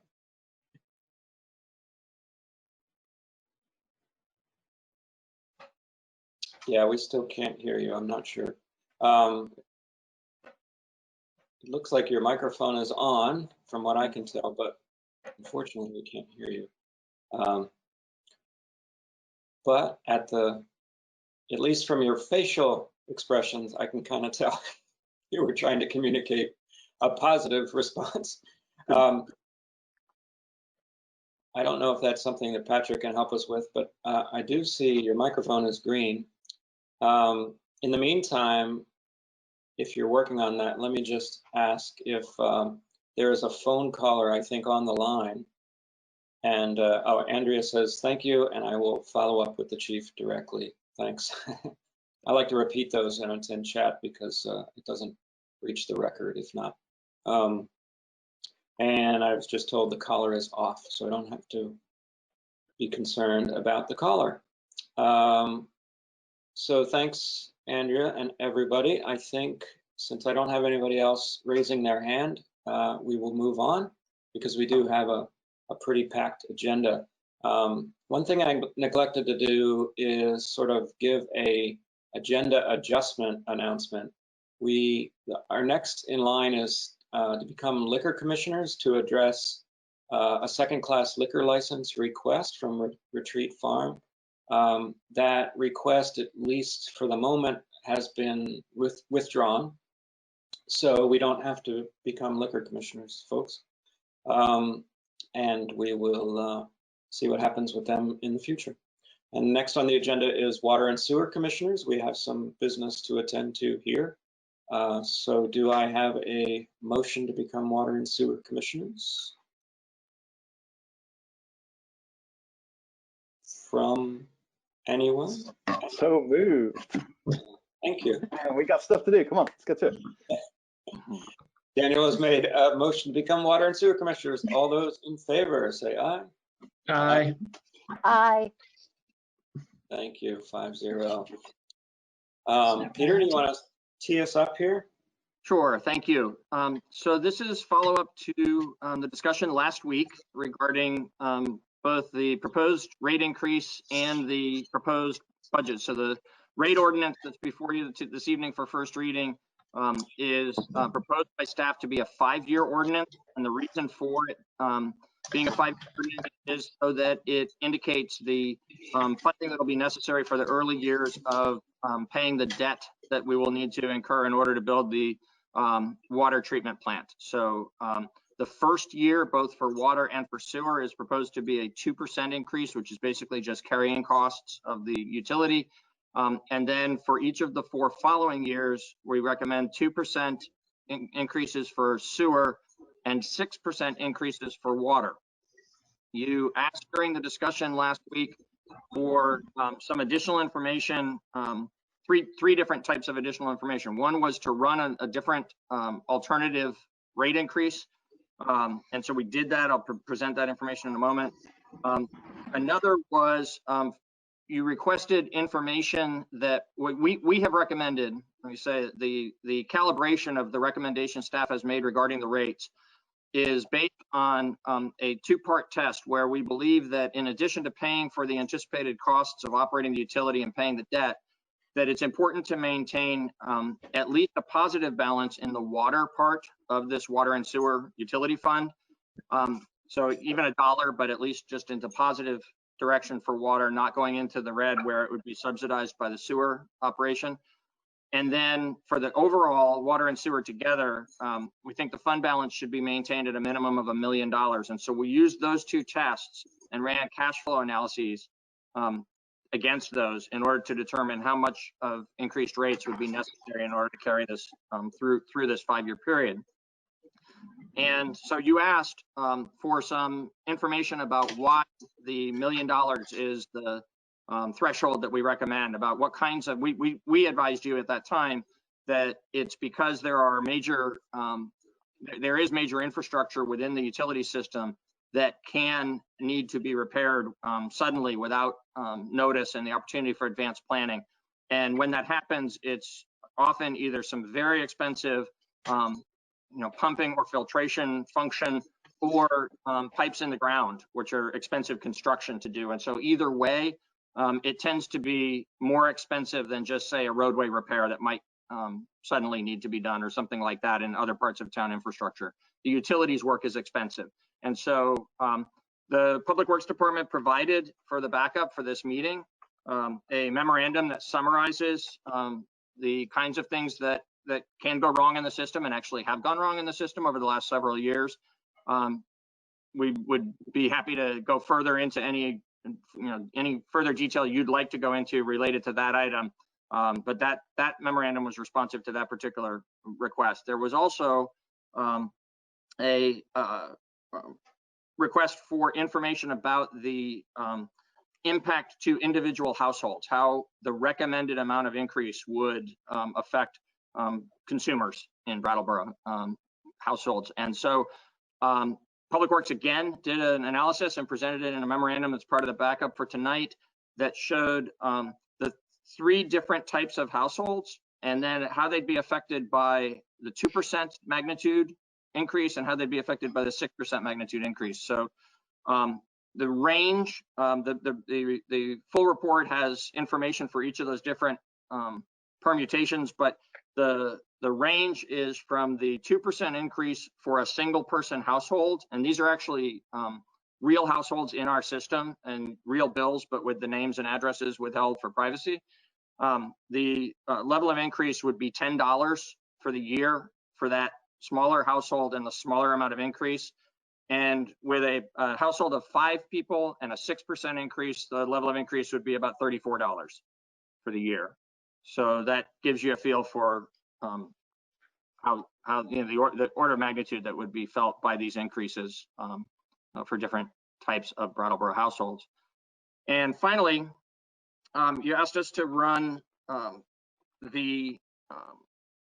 scenario where instead of so the sewer side would still be 2s, but on the water side, instead of a 2 and 4 6s, you asked us to do 3, 4, 5. Actually, the 5 years worth would be 3, 4, 5, 6, 6 instead of 2, 6, 6, 6, 6. When we ran that through the same analysis that we had done with several other alternatives that we discussed last week, it didn't pass both tests. It passed the $1 million test, but it didn't pass the water component test, and actually ended up with the water falling in the worst case year in about $200,000 in the red. So we worked some alternatives off of that, working our way back towards the 2 and 6s to see if there was a sweet spot where there might be something other than the 2 and 6s that would still pass both tests. And we found that there was. At 35666, the water balance would stay just barely in the black at about $2,200 in the black and in the lowest year. And at 45666, it stays $150,000 in the black. But of course, either one of those requires a larger amount of increase in the first year, and the 45666 requires more overall increase over the 5-year period than what we had proposed. So we didn't think that you would be interested in that. We thought it was important to share the information, the outcome of the analysis with you. Of what we've analyzed, and if you agree with applying the $1 million test and the water positive test, then the 35666 would be an alternative to the 2666. So that's our staff report for this evening. I guess I should also note that for the benefit of the public, I think the select board's well aware of this, but last week we discussed the budget for next year first and then the rates. We're doing that in reverse this evening because if the select board is comfortable moving forward with this ordinance and knows what numbers you want included in it for the annual increases, if that is the 2 and 4 6s on the water side and the 2s on the sewer side, then the ordinance as it's before you tonight is ready to go forward for second reading, and the budget that's before you tonight is ready for adoption or to be put up with that ordinance for adoption next time. If you decide that you want to change the ordinance, we can do that. You can do that tonight so that it can be read and adopted on second reading in the same form as you indicate tonight as your preference. But that also will change the revenue side of the budget if the first year numbers are changed. So if the first year numbers aren't 2 2s, then it'll change the revenue for the FY21 budget. And so we would make the necessary adjustments in that and bring that budget back to you next time for approval. And that's why we're asking you tonight to talk about rates first and the budget second.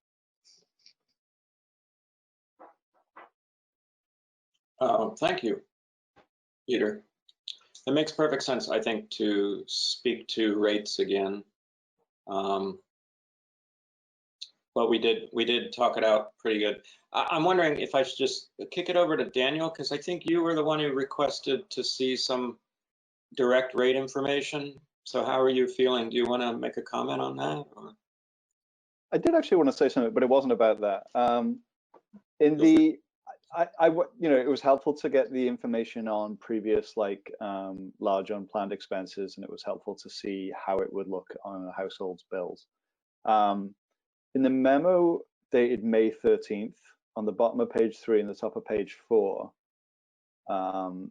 there is an alternative rate proposal where it's 6s for water, but 1 for sewer, and that leads to a slightly lower than $1 million fund balance, but not so low that it's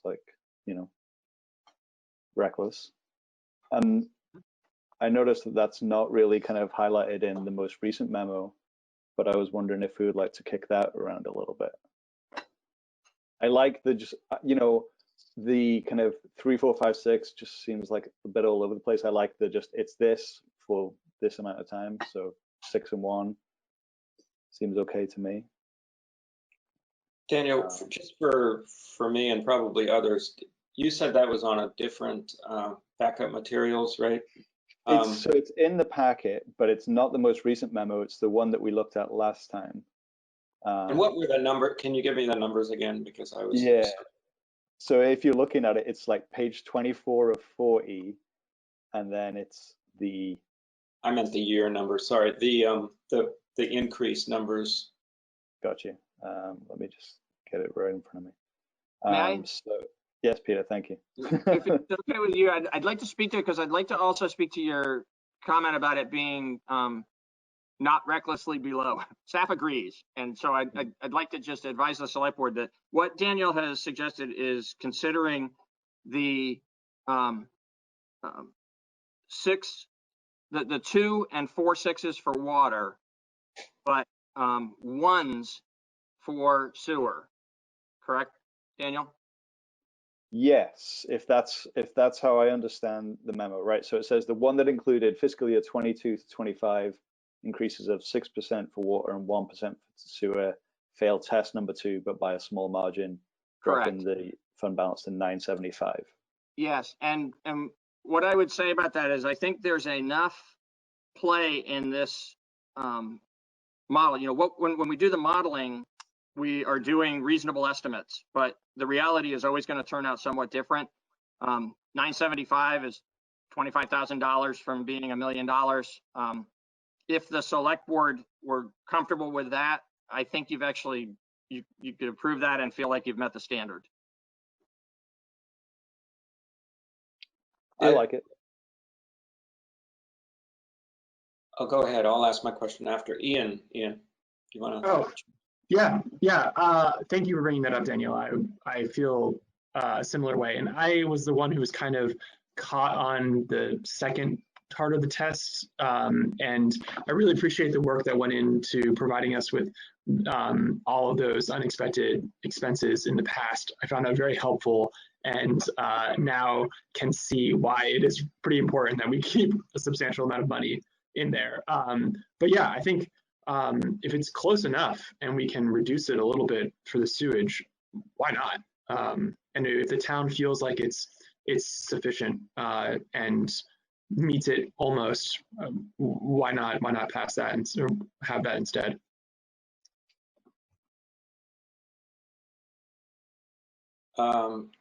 Does anyone else have a comment? Liz or Brandy? I had a I've question. been nodding just I'm because nodding. it Okay. sounds reasonable. Well, I just for clarification, I thought that the purpose of the 2s was to kind of maintain a basic level of increase required to keep the system running efficiently. So does this fall into the the anti-recommendation of keeping parity between those 2 accounts? This variation flows out of the fact that the sewer fund is more solvent throughout this period than the water, because water is where the major expense is being borne. So those 2 roles were reversed when the town was looking at this same kind of a question 6 years ago. And there was a 5-year ordinance that was 2s for water and 6s for sewer because of all the work that was being done in the sewer system. Now we're into a period that's relatively more stable for sewer, and we're going to incur some significant costs for water, which is why that has reversed. Okay. Personally, my reason I threw out the 3, 4, 5 was to sort of ramp up the, to ease any ratepayer into the idea of getting up to 6s eventually, and it would be a little less painful, I thought. But I'm not sure, given that this is a 5-year plan that I think is very likely to be looked at before 5 years goes by, especially with, just as background, anybody tuning in now needs to know that we are preparing for what could be an $11 million water plant upgrade. I'm not sure Peter mentioned that this time, but it actually should be top of the fold, so to speak, as far as like, why are we considering these large upgrades? I mean, large increases. And these 6s we have done before on the other side when we were upgrading our sewer treatment plant. So there's a little bit of history there. Anyway, I just wanted to say that I'm very confident that this board or a future board would be happy to revisit, because a lot of this, and correct me if I'm wrong, Peter, is under the assumption, a sort of conservative assumption that we may have to have a debt service of 3% per year on the bond. And currently we are crossing our fingers and hoping that we're going to have a 0% bond. Right. So that's That's correct. So there's 3 different ways in which this could turn out better for the town than sort of the worst case scenario. So we anticipate that the price might come in, the overall cost of this project might come in as much as 25% under $11 million. Somewhere in between the $9 and $11 million is where we expect to land, because right now it is an engineer's estimate rather than a fully designed plant. We're moving into final design right now. So we could have some savings there. And then there's a possibility that through the very advantageous funding program that is administered by the state using federal money, that the state might grant to the town 25% of that final cost, whatever it may be. So let's hypothetically say it might be $10 million. Then there might be as much as $2.5 million then that would be a grant rather than a loan, and we'd only be borrowing 7.5. And then that money might be at below a 3% interest rate, perhaps as low as 0%. We've seen that at different times in this fund where the money's actually been interest-free. So there are several different ways in which this might turn out better. We thought it was important for projecting the cash flow of the system to be a little conservative. So what we did is we only took the benefit of one of those two 25%, discounted off of the 11 million by 25%, but not further, and then expected that the interest rate would be 3%, so as to come up with these numbers. And we totally agree that you and future select boards ought to look at these rates every single year, especially next year when we have good firm numbers for the water plant project. But even beyond that, in case things change going forward and you have an opportunity to reduce the out year, the amount of increase in the out years. All right, thank you for that explanation and further background. I did see Ian's hand first, and then Liz had a hand up. Liz, I've spoken after you. I was just going to bring up all those caveats that Peter just explained, and I think that they could be very real, and we should be prepared to be nimble.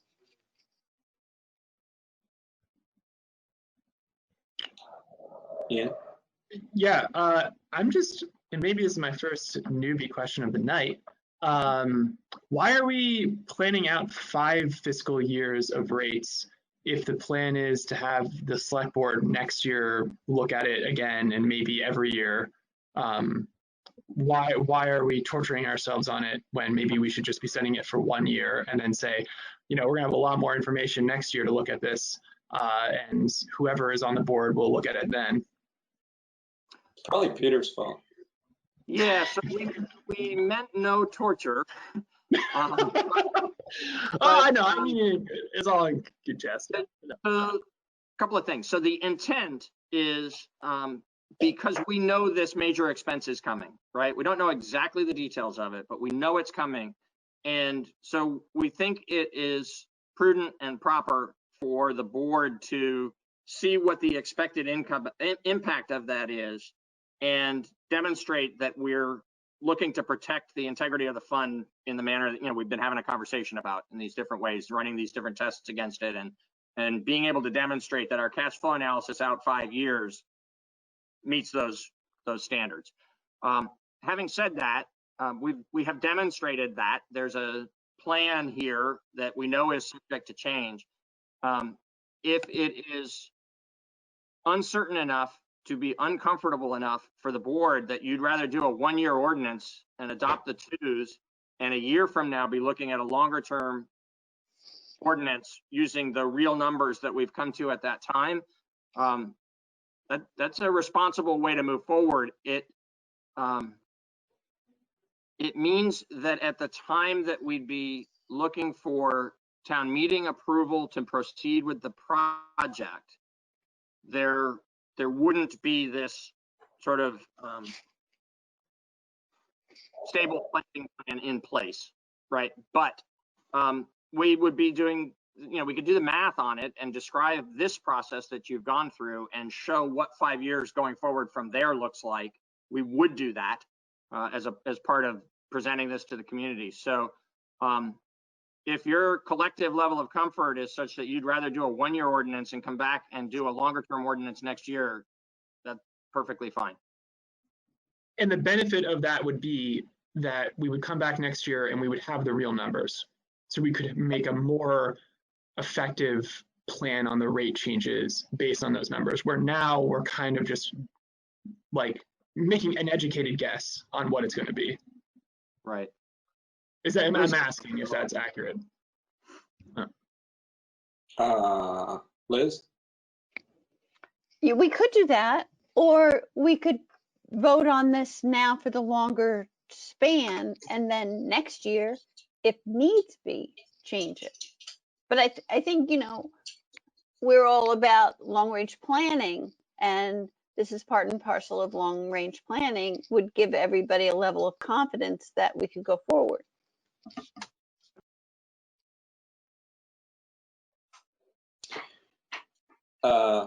Agreed. So,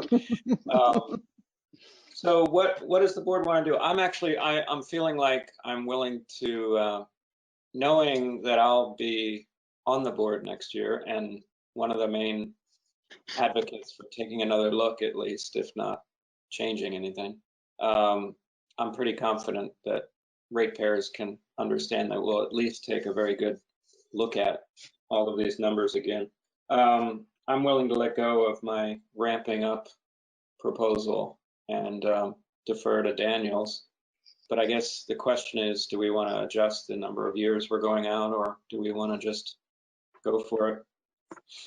Ian, how strongly do you feel about your 1 year? I think Liz brings a really good point up, that it's probably just more responsible to show that we're looking out that far. I think it was just, I wanted just to have the conversation about why we're doing that. If we're just planning on, I guess, you know, sometimes it just doesn't sit well with me to make a plan without the information that we know we're going to have in the future. So I guess I just wanted to talk a little bit about it. But no, I think we should just defer to Daniel on it.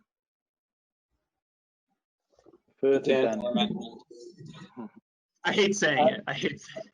Yeah. Daniel's over here on my I'm screen. actually no. I'm deferring to Daniel. Everybody point to Daniel on their screen. That's where he is for Oh, me. now he's moved. He's up here now. Very good. Yeah. Steve has joined us. Janet came on. Steve has something to add. Oh boy. Really? Yeah. Twos this year. If I could just add, oh, Steve. if I could just add, that's the reason that we came up with the model. The model, that tool, that rate tool was developed when we did the wastewater to look out to do advanced planning. So that's the advantage of going to 5 years. To let people understand these are the rates that we're going to be looking at. And that's what's the money is necessary for the project. Now, if it comes in less, then it will also help the project. The board will look at this budget every year as you do. We go through line item by line item. So I would recommend sticking to the 5 year. That's the reason that we put we actually spent money to build this model and paid people to come up with this. And it proved to be quite nice as we did the rates before with the wastewater. And the projections were real close. And as Peter said, they're conservative. So that's beneficial to everybody, because that may also help in times of need and to level the rates off in the future. Thanks, Steve. I knew when you popped up, we were in trouble. Yeah, I gotta get on. Back to being over here. I didn't see your finger wag at all. I get on and straighten these people out. Yeah, that seems to make perfect sense to me. So, can I make it clear? One thing that might have gotten lost in the exchange when Daniel brought up about the ones is the first year in that particular example still is 2 for both parts of the utility. And then after that, it's 4 6s for water and 4 1s for sewer.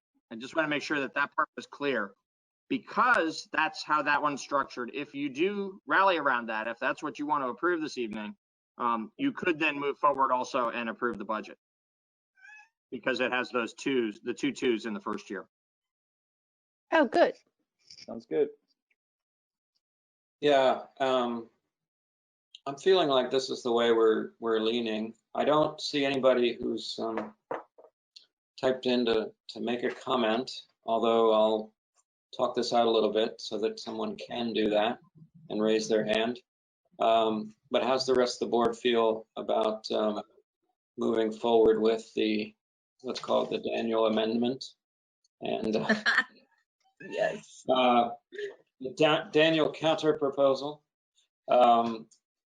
And so that we can have some clarity going forward on this first reading. That one thumbs up, a lot of nods. Okay. All right, so I don't see anybody else who wants to comment on utility rate ordinance. So what do we do now? We have a motion. There must be a motion. Actually, the rate ordinance doesn't require action this evening. We just needed to know what you want us to bring you for the public hearing and the adoption on second reading next time. It's clear to me that you want the Daniel Quip option. So, you know, the board has something else you want to specifically direct, we'll bring the ordinance back to you in that form, which will be 2% in water, 2% in sewer for the first year. 6 is after that for water, 1 after that for sewer. Yes. Sounds good. And having landed there, we would recommend that unless you have any further questions or the public has any further questions about the budget was a pretty straightforward discussion last time. It's pretty level. It's actually slightly down in revenues and less than 1% up in expenditures. So unless you want to take a deeper dive back into that, we would just recommend that you adopt the motion that's in the administrative report for your approval, your formal final approval of the FY21 utility fund budget. That's what I'm, as everybody thinking that too. I think that's the best course of action.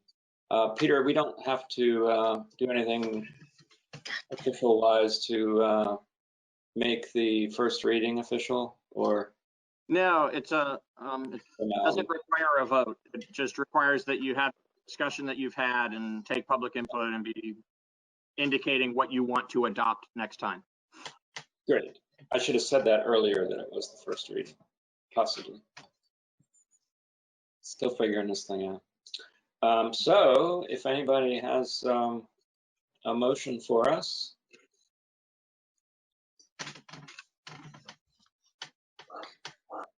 Traditionally, the chair does not make motions, just anyone watching is probably wondering what's going on. Liz. There. Yes. I move to approve the FY21 utility fund budget as presented or modified. Are we modifying it for Daniel now, or are we just approving no, it? it's as presented. Oh, as presented. Thank you very much. Not modifying the budget. Thanks, Liz. Liz has made a motion to approve the FY21 utility fund budget as presented. All those in favor, say aye. Raise your hand. Aye. Aye. Aye. Thank you. That's 5-0. All right. Thanks, everybody. Thanks to Steve for popping in and straightening us out a little bit. Thanks, Steve. We are moving on to unfinished business, and we're going to have our traditional COVID-19 update from Peter first off. Thank you. Do we need to adjourn as water and sewer commissioners? Yes, absolutely. Oh, Daniel, you're the whole package. Yeah. I did my homework today. Commissioners, so that we're not doing other business steeped in water and sewer. That would be uncomfortable. All those in favor, say aye. Aye. I'm laughing at Brandy's face. Sometimes the screens look good because you can actually see everybody's face at once, whereas when you're there in person, you're doing this to try to see people's faces. That was 5-0 to adjourn as water sewer commissioners. Now, Peter, please. Thank you. So the COVID-19 report, I've got just 3 things to highlight tonight. Everything else is steady as we go, but there's 3 pieces of good news, actually.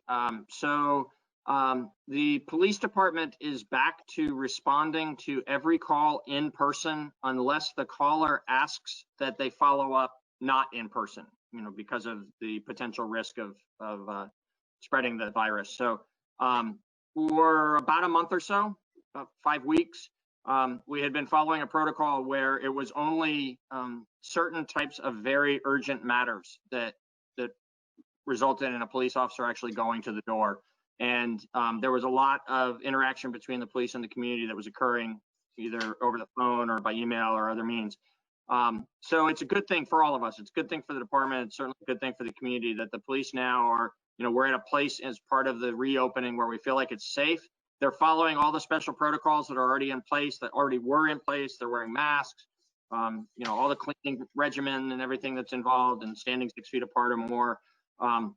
So all of that is still in place, but now if you need a police officer, they will come to you unless you ask that they don't. So we were glad to reach that threshold moment yesterday. Likewise, we were able to announce at the end of last week that the swimming pool at Memorial Park will open this year. As of right now, it's with very limited, there are some special restrictions for this particular summer that are very restrictive compared to the amount of use that often gets, particularly in hotter weather. So, but we also, we're feeling like it's a good thing to be able to open it all. We were concerned that there might not be a safe way to do that.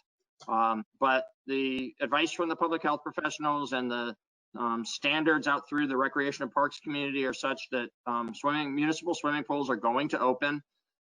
And basically there's a lot more to this, and I would suggest that people who want to learn the details of it and learn how they can access this and come and use the pool this summer, go and look on the town's website, either under the recreation and parks website or under a daily update, which contains half a page of details and some links for how to access certain forms that give more information about using the pool this summer.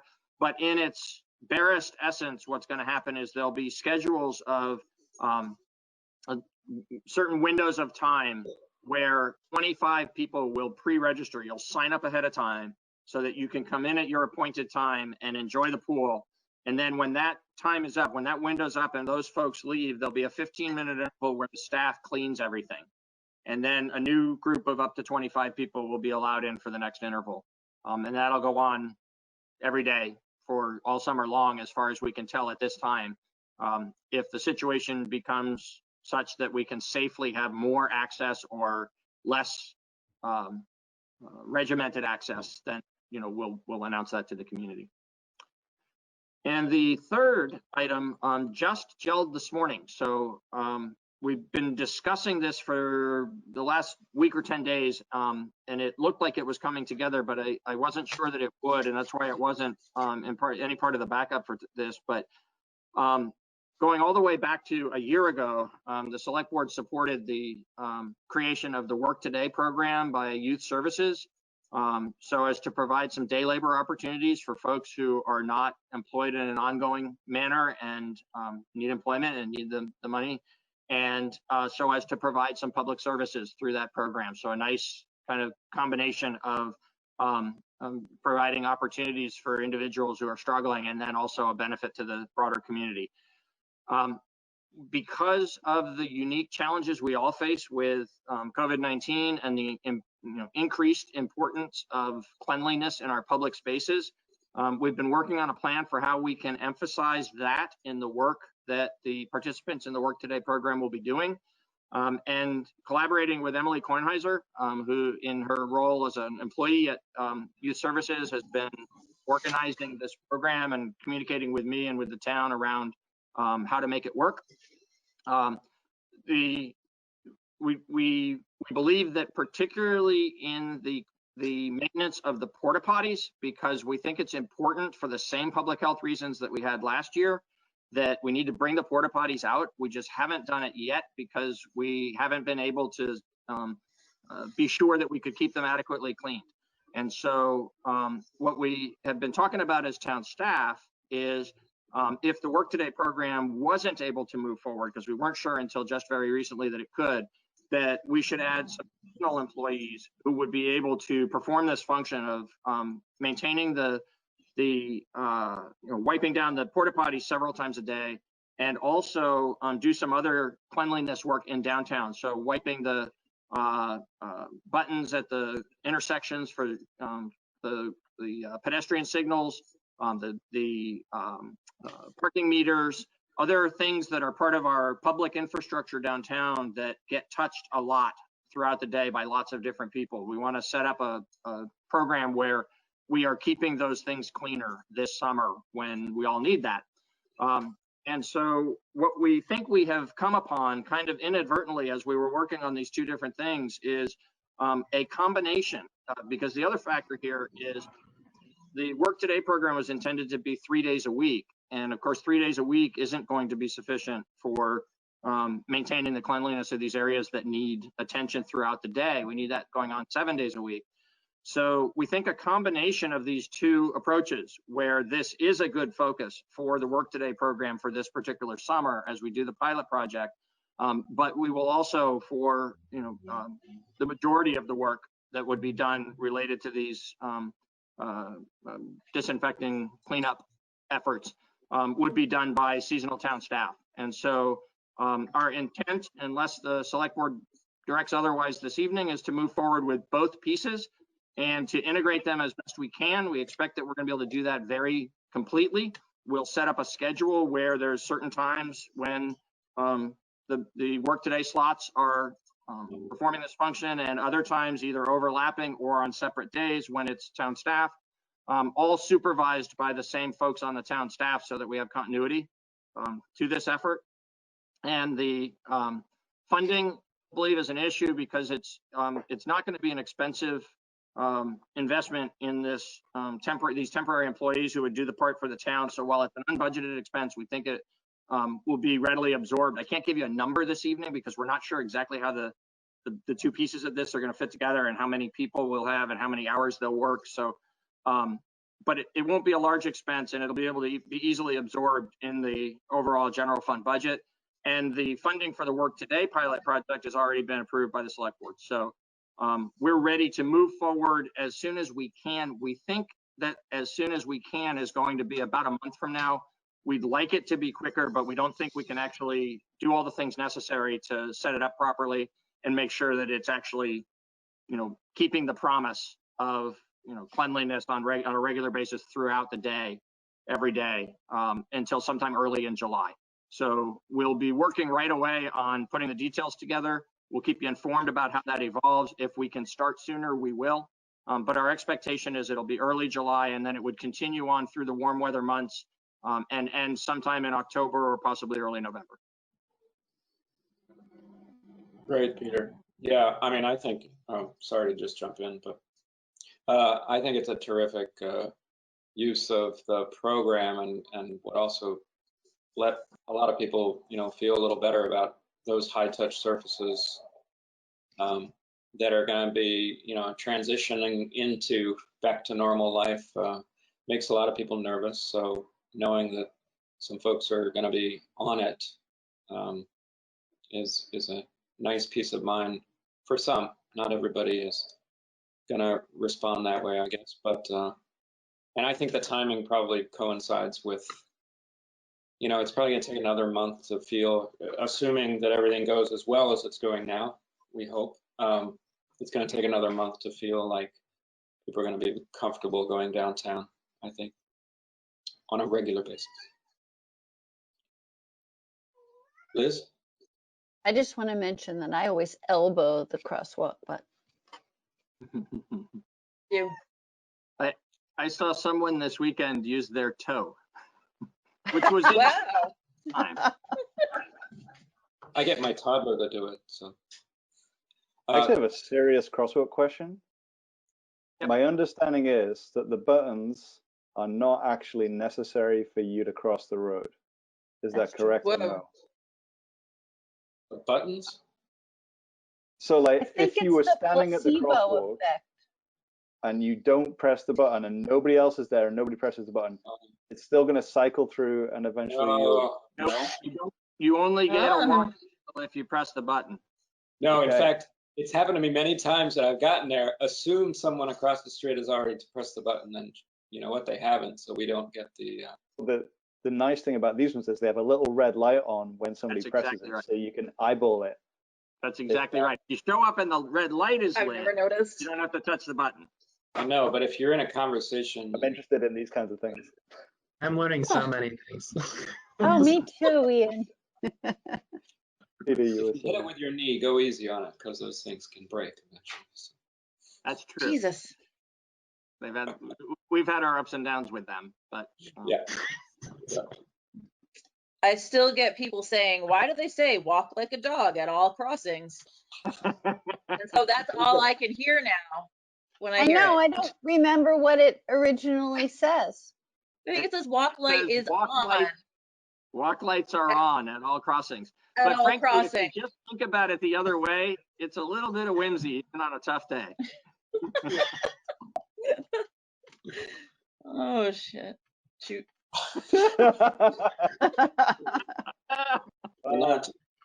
We're still in family hour here, Brandy. So sorry. We'll lose our rating. Yeah. So does any other board members have a comment on that part of the update? Porta potties are going to be in the same places as last year. Oh, good question. That's our intent, yes. And those Yeah, places has there are, been? And those places are in the Preston parking lot, at the High Grove parking lot, on the Grove Street side, and at the Brattleboro Common. Thank you. I'm curious, was there any feedback of like the next spot? Like if after those ones where the next spot would be? I didn't hear that. There was some discussion early in the summer about whether they were in the right locations. And as time went on, everybody kind of seemed to gel around, yeah, this seems to work, was our feedback. I don't know whether I missed something out there that maybe we need to pay attention to. I never actually heard people saying we ought to have a fourth and it ought to go here. No. Okay. I think some people wish the one on Preston was handicap accessible, but I think we did a good job of explaining why it can't be, even though that's really unfortunate, but the way that it's placed up on a curb. I remember that coming up, but. Thank you. Yeah. Okay. Thank you, Peter. And do you have a second? You don't have a second item yeah, under? So that's the general update, and then we have a substantive issue to address regarding the parklets. Right. I'm sorry. I thought you were going to flow right in. But, sorry, I can. Happy to.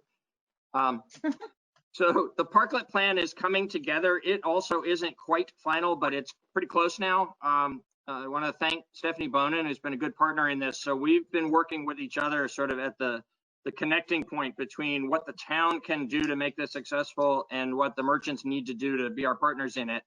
And so she's been working to gauge, which of the restaurants and in two cases, purveyors of alcohol that are, I'm stumbling because one of them is Hermit Thrush. So, I mean, I wouldn't call that a bar and I wouldn't call it a restaurant. But anyway, Hermit Thrush and Arkham are in this plan.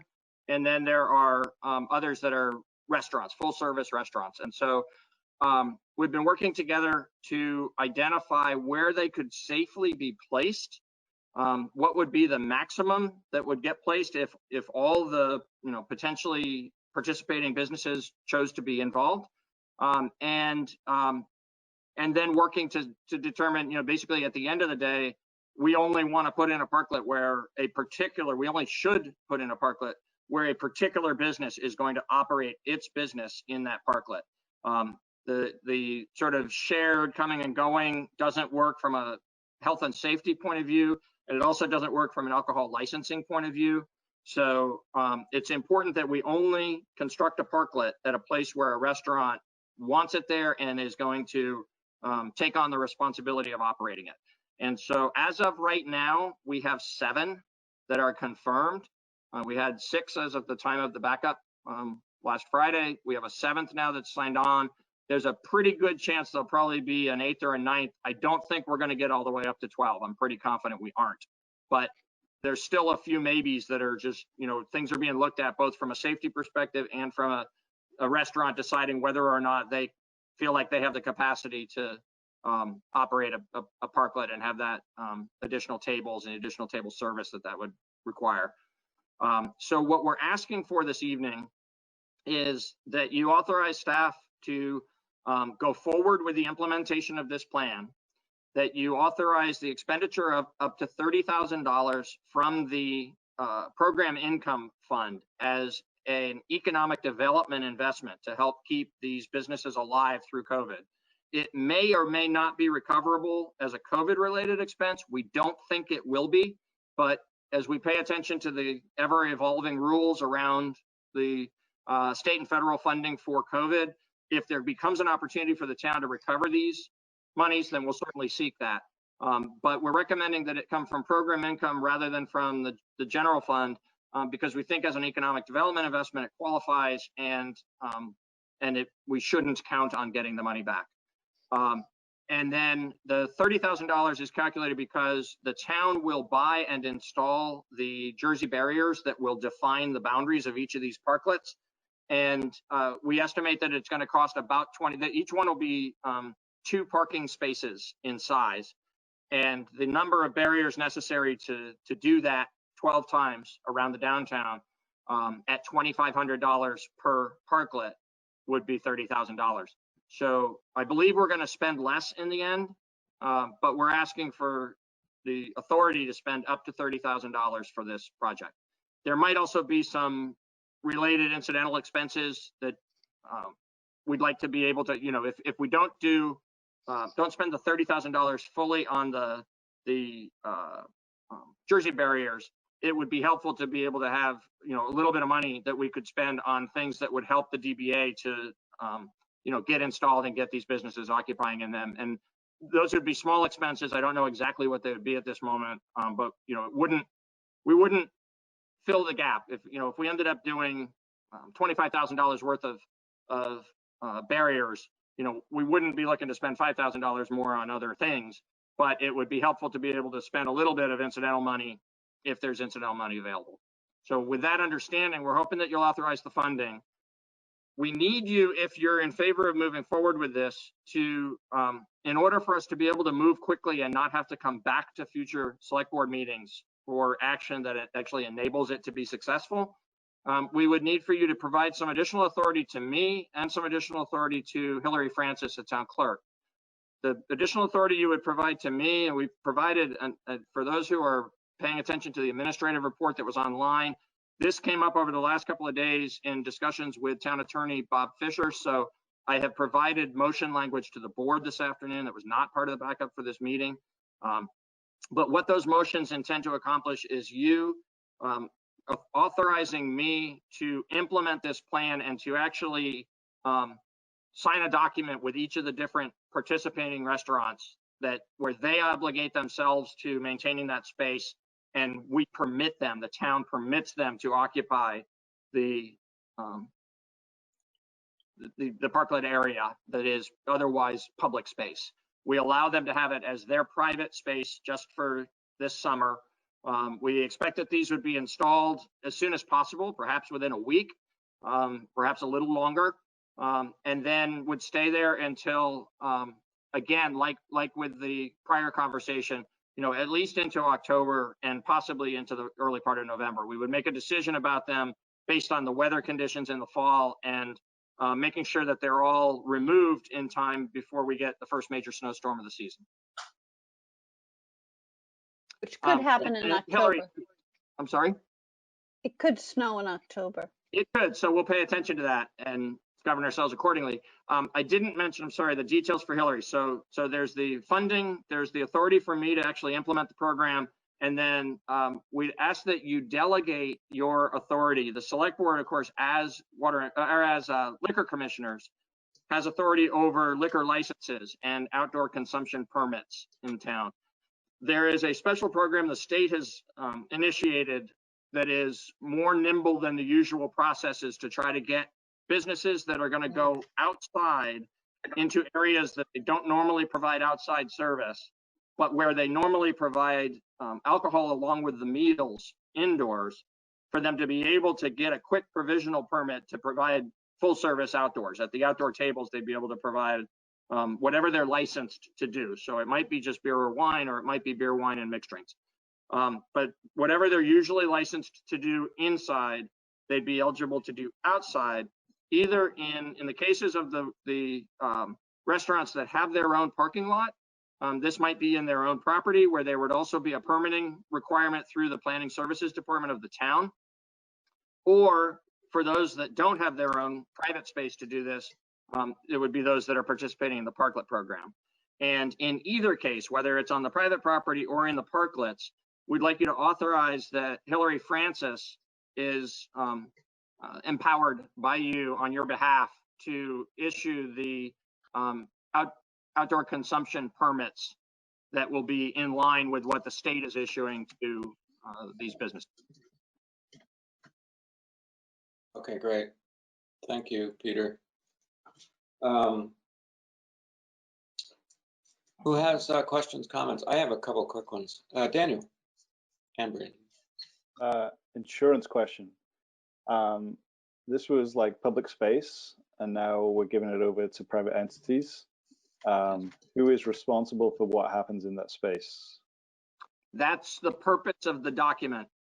So we, up until yesterday, hadn't incorporated that piece, but we knew we needed to get Bob's blessing on how we were moving forward, and he called that out. He thought both from a just being legally proper about it, to have private entities occupying these public spaces and selling alcohol in them, which is prohibited by ordinance, that it was important that there be a legal approval from the town and an acceptance of responsibility by the restaurant.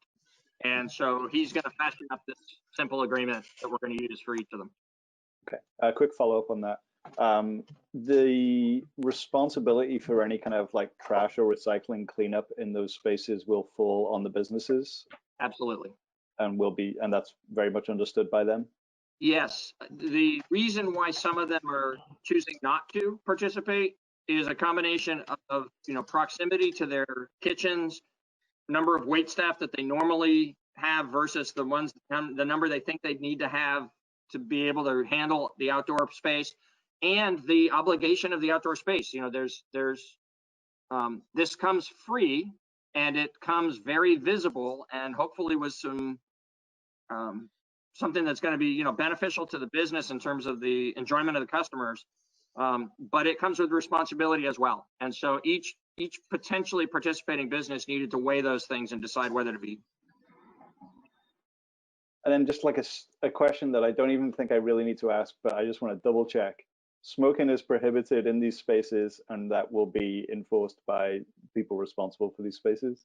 That's a really good point. And the answer, I'm going to say yes, because we get to decide. And while smoking on the sidewalk is allowed, it is offensive to some. And more importantly, smoking in a restaurant is not allowed. And right. So since this will be an extension of the restaurant in the outdoor area, I think we should say no smoking.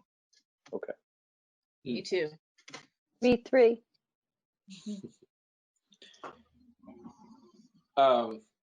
Brandy, you had your hand up. Go ahead. I have a question that may have been answered 100 times by either the governor or us, but I can't remember. So are these parklets only available if you are an establishment that serves food, but also serves alcohol, or are they available if you're an establishment that maybe serves kind of token food, but is mostly a bar? So they can be for either. Okay. They also can be for businesses that serve food and not alcohol. Sure. And they also can be for businesses that are not in the food business at all. Ooh. In our case, the way it has evolved, it looks as though all the participants are going to be food and beverage operators. Okay. But when I was first discussing this with Stephanie, and I believe when she was first discussing it with the business community, we weren't strictly limiting it just to restaurants and bars. Okay, thank you. Right. Daniel, thank you for the smoking question, because I hadn't even thought of that nuance. Yeah, we hadn't either. Thank you. My question is, when you were talking, you said that each parklet is going to take up 2 parking spaces. Is that correct? That's correct. I hadn't really absorbed that. For some reason, I was thinking 1 space per parklet. but that would be kind of small. Next question though is, are they going to be together to any extent as far as they've been approved or not approved, but at least sort of fleshed out so far? Yep. I'm wondering how much parking we'll lose and how much pushback people will give us on that, because if there's a long stretch of parklets, that's a lot of parking. We'll find out about the pushback. I don't know what to expect with that. Our assessment of the situation is in the balancing act, particularly this summer, the economic need, the need to have people spaced and not tight in indoor spaces, and the fact that, we've got the Harmony lot is going to be almost completely available. There'll be just a very small parklet over in the one corner for Arkham. The transportation center will be completely available, and there'll still be a lot of on-street parking. We feel like a problem. If we find out that we've given over too much of the street to parklets, we hear about it from people, then, that'll be one of the lessons learned from this that we'll have to think about.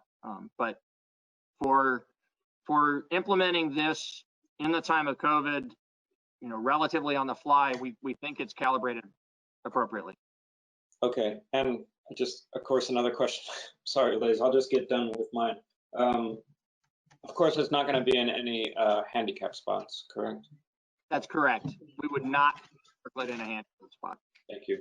And my last is a suggestion on, I'm feeling personally that it would be nice if we just limit it to calendar year 2020, because I don't want to kind of give anybody who does have a problem with this idea, the idea that we're not going to lift it at some point. I think we should revisit this for the next summertime season and not just have people assume that they're just going to be permanent structures. Obviously, they're going to go away in October or November, but I don't want to give any of the restaurants the idea that it's a done deal for the rest of time. What does everybody think about that? I don't know, it might be cool. But then again, I'm not gonna, it could be cool. Well, no, I think it's good to limit it to this 1 year and see how it goes.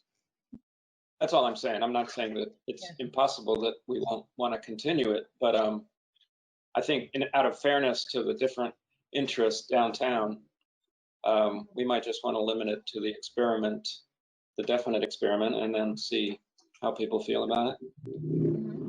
Sort of a bit like the 1 year ordinance versus the 5 year. And I mean, I would love to leave the door open, fully open for like a discussion next spring. I think like it'll take time for people to adjust, and habits take a while to change. And I don't know, I've always been excited about the idea of parklets, so it's nice that we get to have this little experiment, even though it's because of this terrible situation.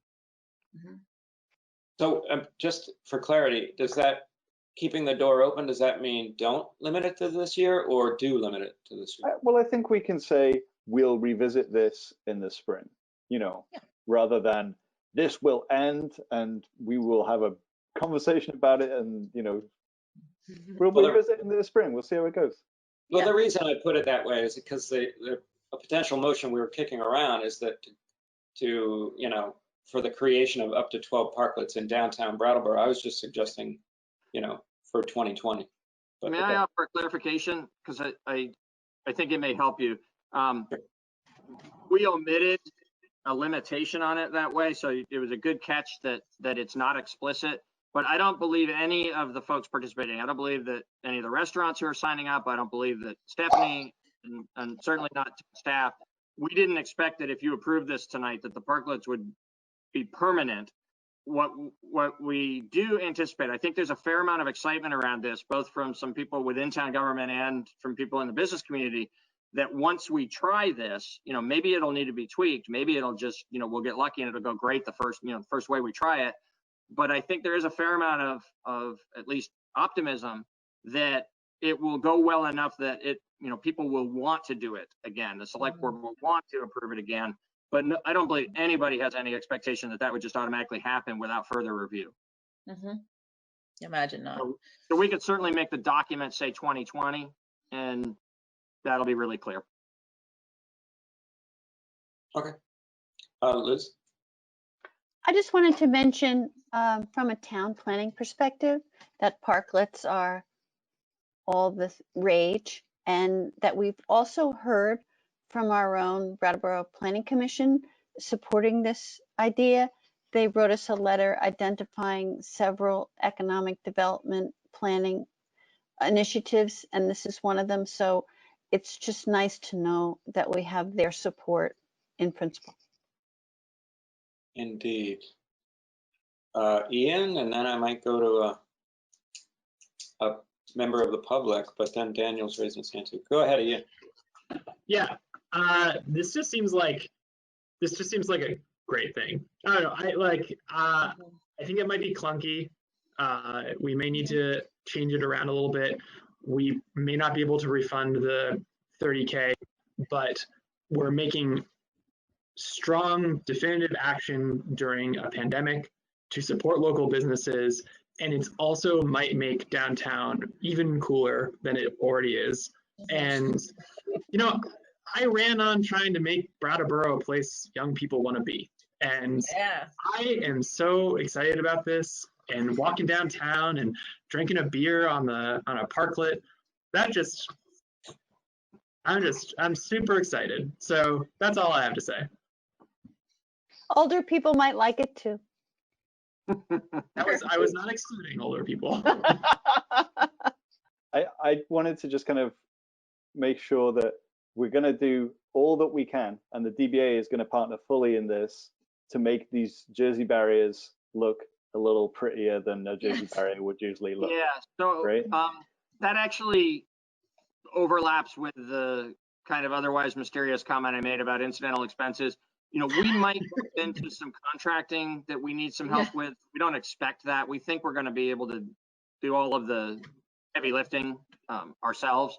But beyond that, the DBA is working on a couple of different ways in which these might be beautified, and might need some help with that. And it won't be expensive, but you know, being able to spend a little bit of that leftover money, if there is leftover money, to help them implement that part of this, we think would be part of making it successful.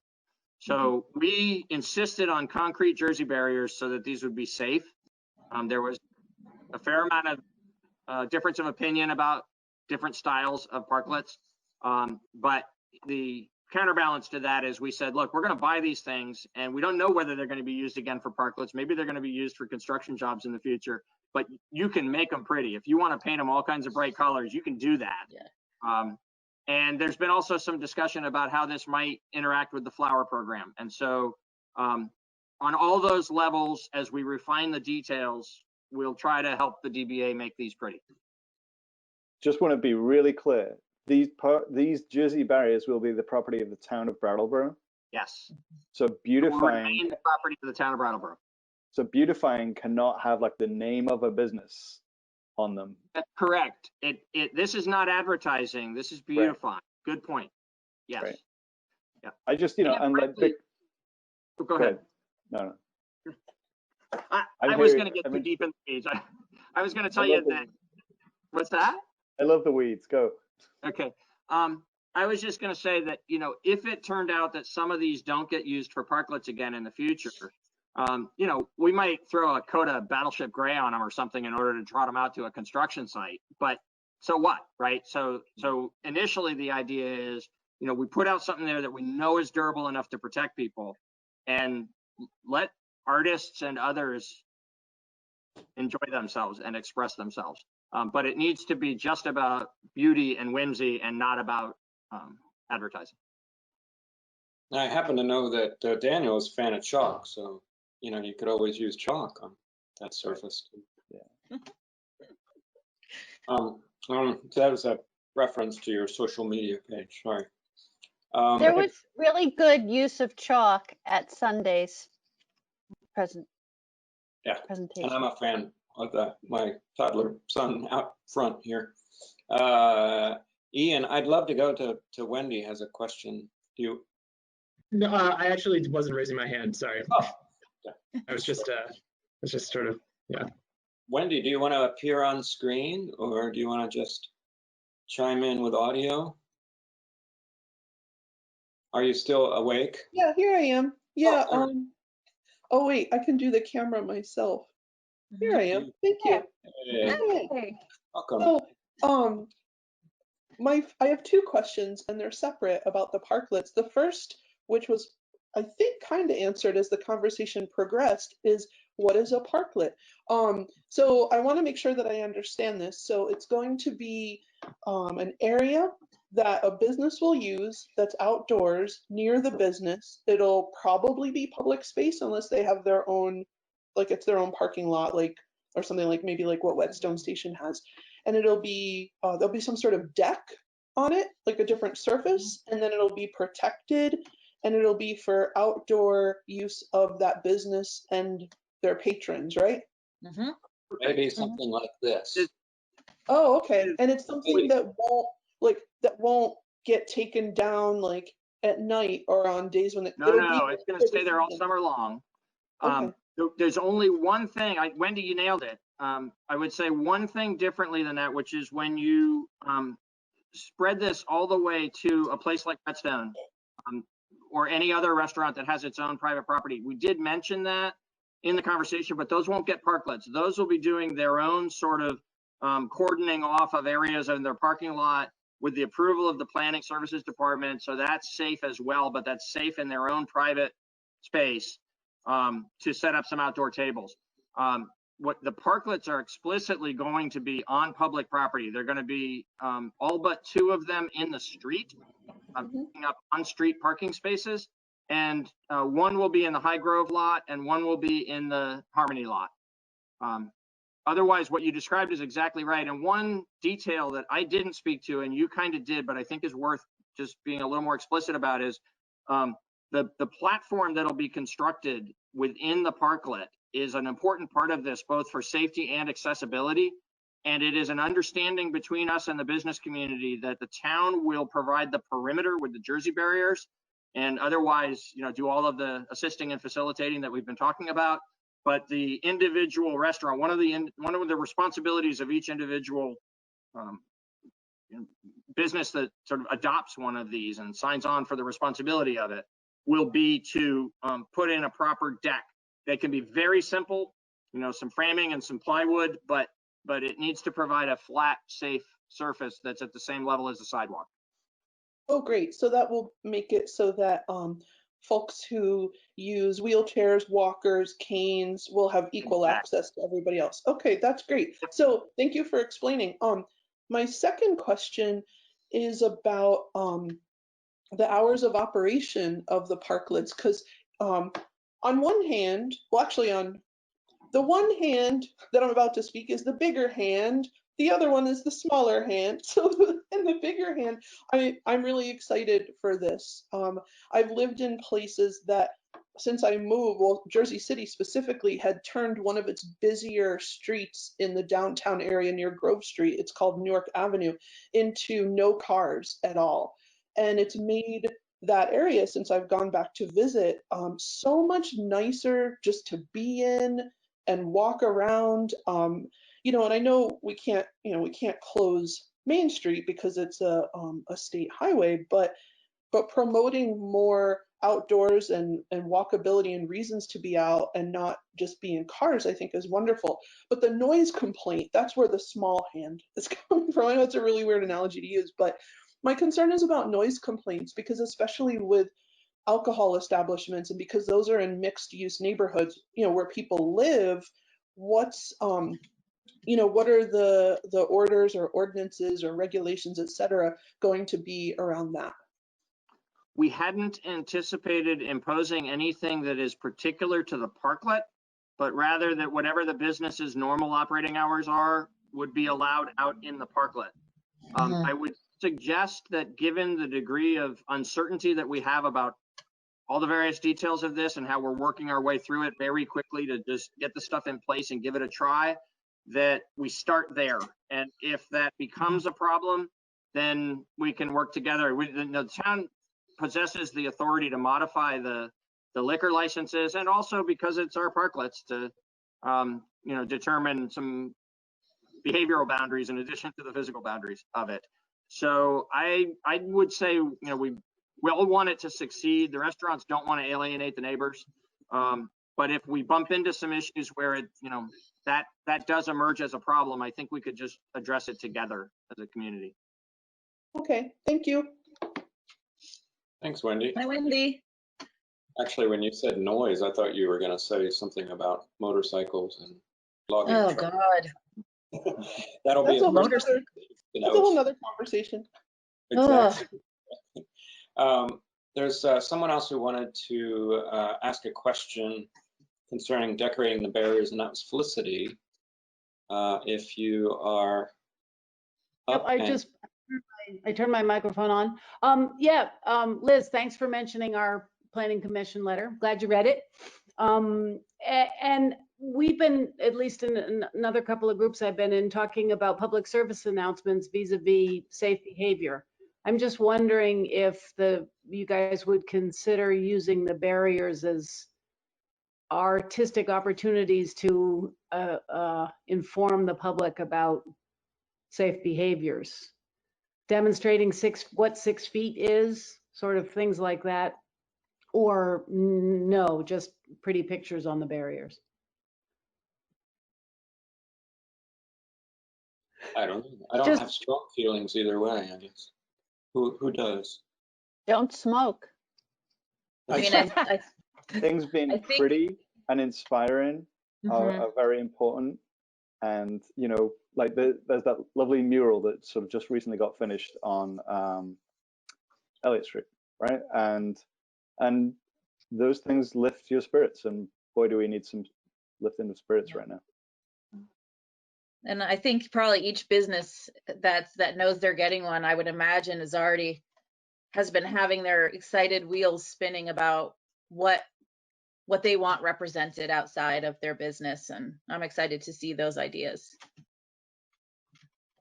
Liz? I have a question for Peter. Your negotiations with Stephanie on the beautification, are individual artists being contacted, or does each restaurant and business have free reign to do it themselves or contact artists or whatever? I don't know.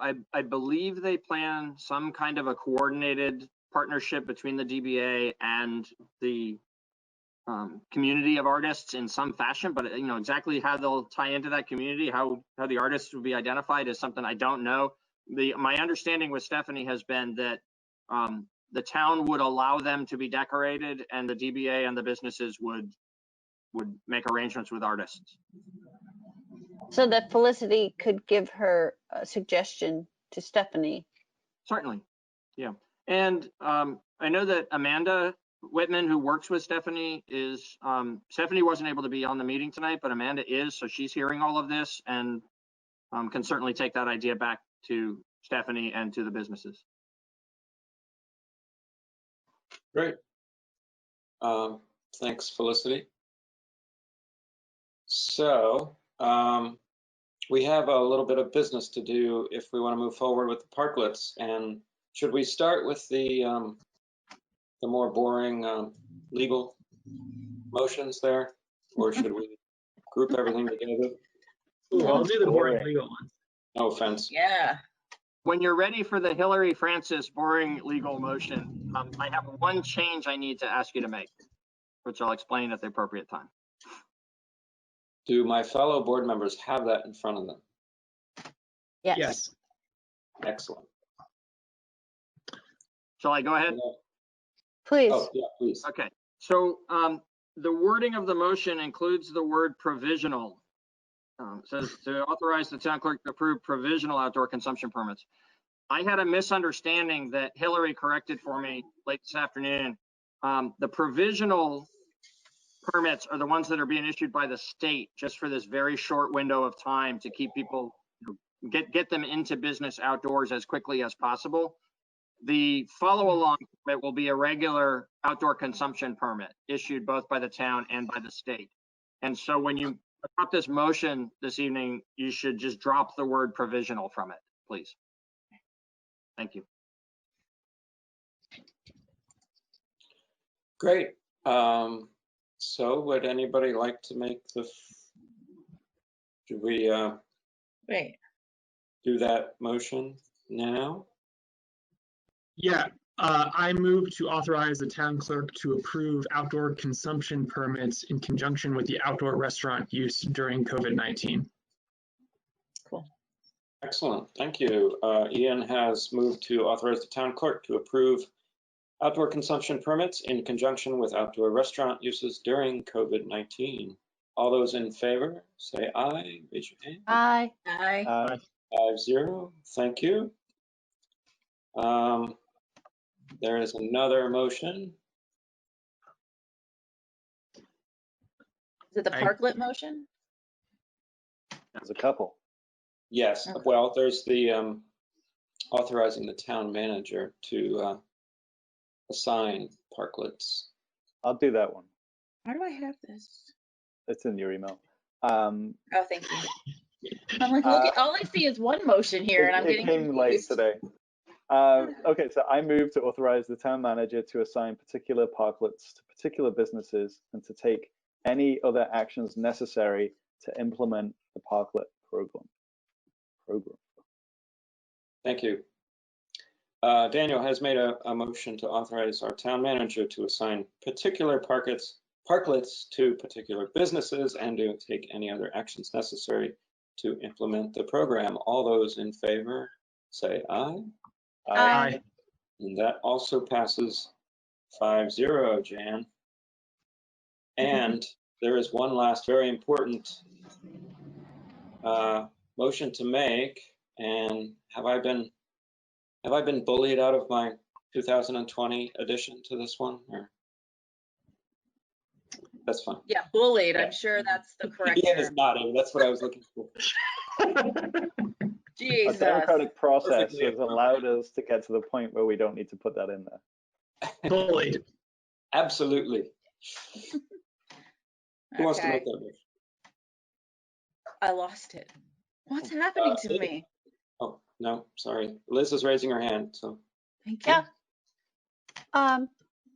Okay, I move to authorize the expenditure of an amount not to exceed $30,000 for the creation of up to 12 parklets in downtown Brattleboro. Thank you, Liz. Liz has made a motion to authorize the expenditure of an amount not to exceed $30,000 from program income. Yes. For the creation of up to 12 parklets in downtown Brattleboro. All those in favor, say aye. Aye. Aye. And that's 5-0. Thank you. I'm saying a lot. It's driving me crazy. I hope you're not driven as crazy as I am by it. Here I go again. So it's approaching 8 p.m. and I think maybe a break might be in order. Who agrees? Good, lots of nods. Aye. Would everyone be comfortable coming back fairly quickly at 8 p.m.? Yeah, sure. Yeah. Okay. We'll take a break until 8 p.m. or 8:01, something like that.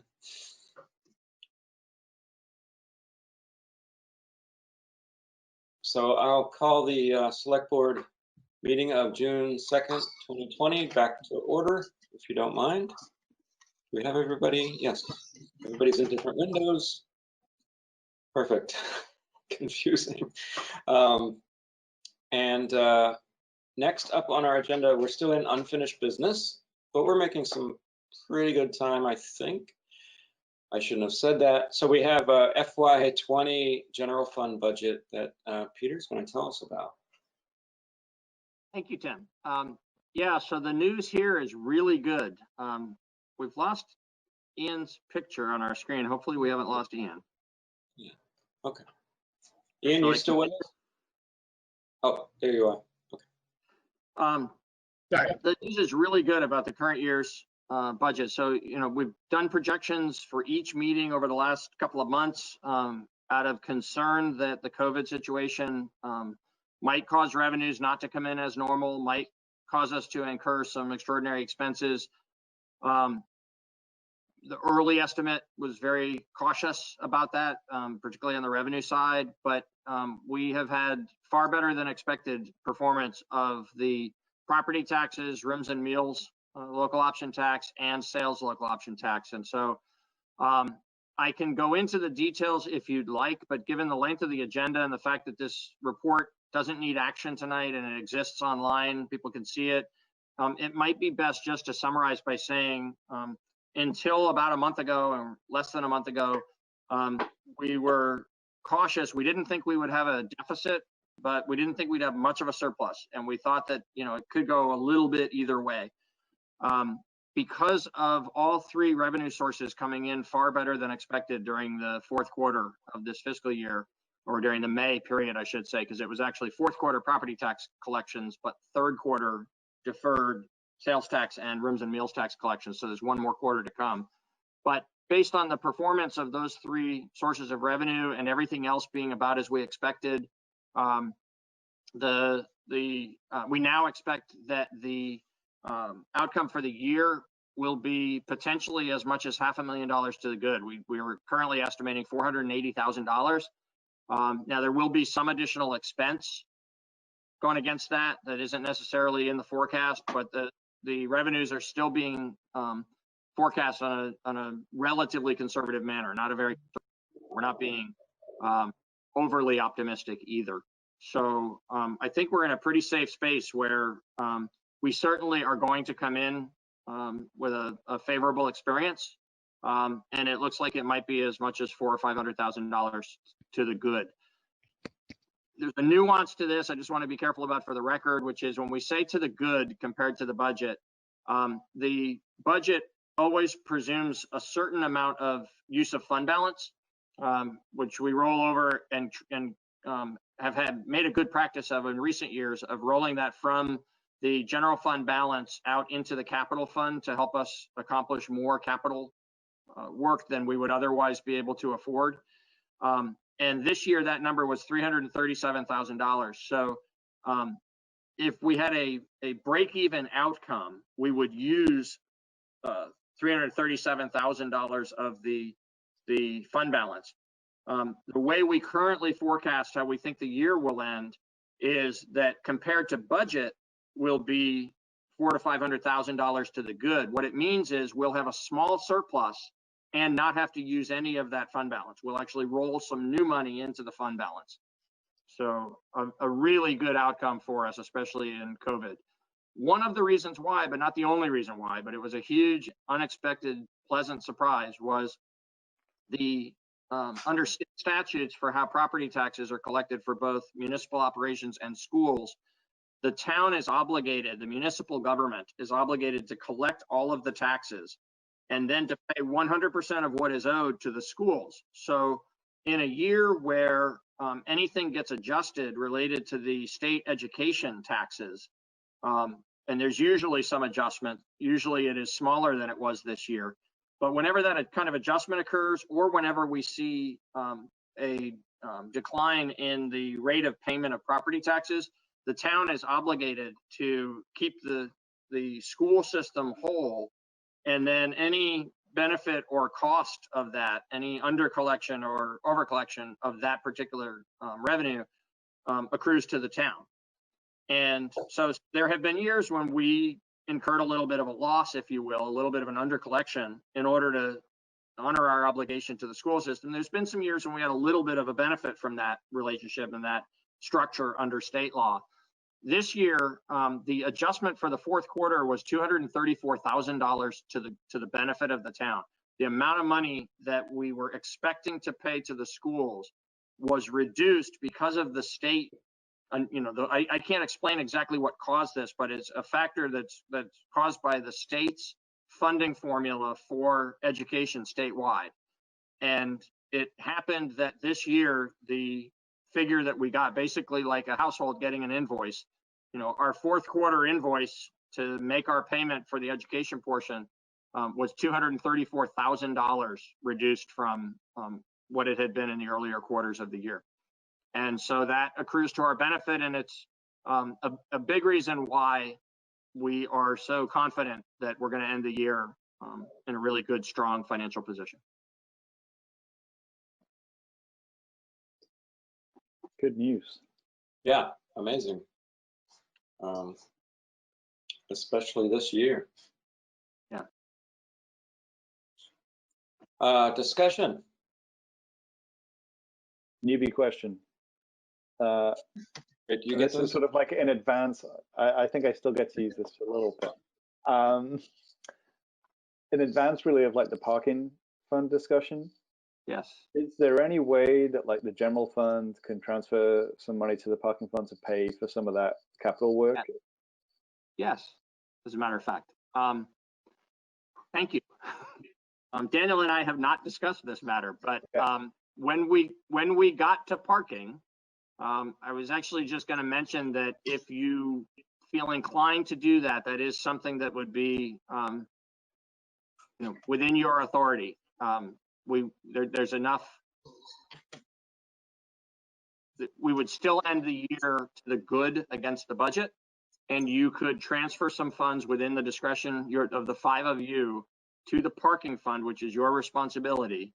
That's one that the parking fund budget is one that is within your authority. You could do that in order to be able to proceed with some of that capital work that we otherwise won't be able to afford. Absolutely. That's my only question. You would need to do that before June 30th. After June 30th, that money will fall into fund balance and it'll become part of a future year's budget discussion. Okay. I would like to do that if we can. Yeah, if you indicate tonight as a group that you'd like to do that, we'll bring you an item for June 16th that would make that easy for you. Great. I'd like to give that indication. Yeah. Would you be looking for details of exactly what we're talking about? Because I think we should either talk about that now or maybe more appropriately under the parking. And then we can prepare an item for you for next time. Makes sense. Now, part of this being having this good news is about people paying their taxes, right? Yes, it is. I'm sorry I left that out. So we mentioned back when we were only at about 97% collected weeks ago that was not abnormal, that there's a lot of money that still comes in after the deadline for people who, for whatever reason, are able to pay but don't quite pay on time. And so the money that comes in at the end of May and into June usually brings us up to the figure we expect to get to for the year. Sometimes it's later in the summer when people get tax sale notices that's sort of a motivating factor for folks who needed a little more time but realize now they're facing a deadline, they want to stay out of the tax sale. So in any event, it can vary a little bit from year to year, but we usually do get to that eventually through delinquent tax collections to 100% collection. But in the fiscal year before these books close at the end of the summer, we expect to get to 98.75. We already are at 98% as of tonight. As of the additional monies that we've received, we received another couple of $100,000, $300,000 of payments since May 19th. And on May 19th, we were a little over $400,000 shy of that 98.75 marker that is sort of the expected collections for the real-time fiscal year.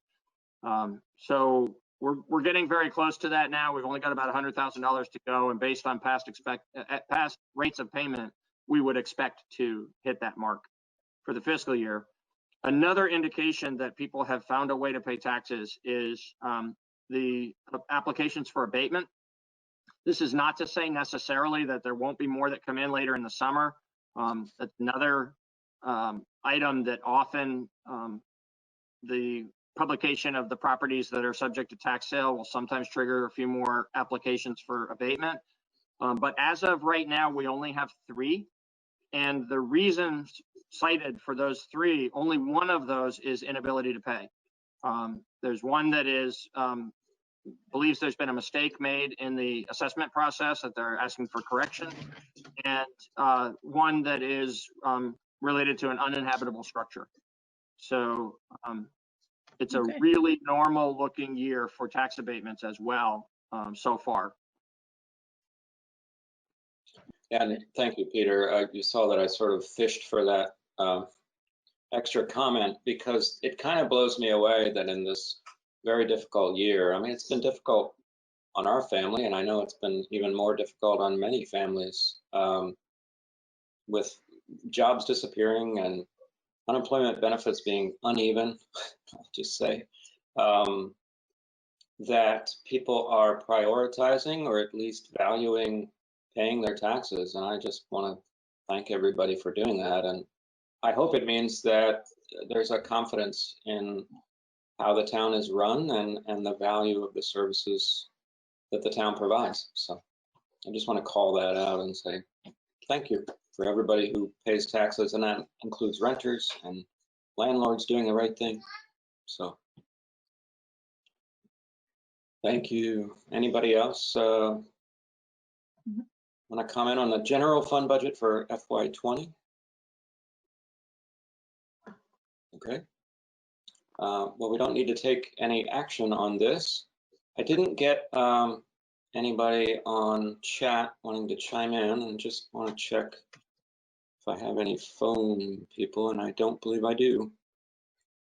So do we want to move on, everyone? Or okay, lots of nods.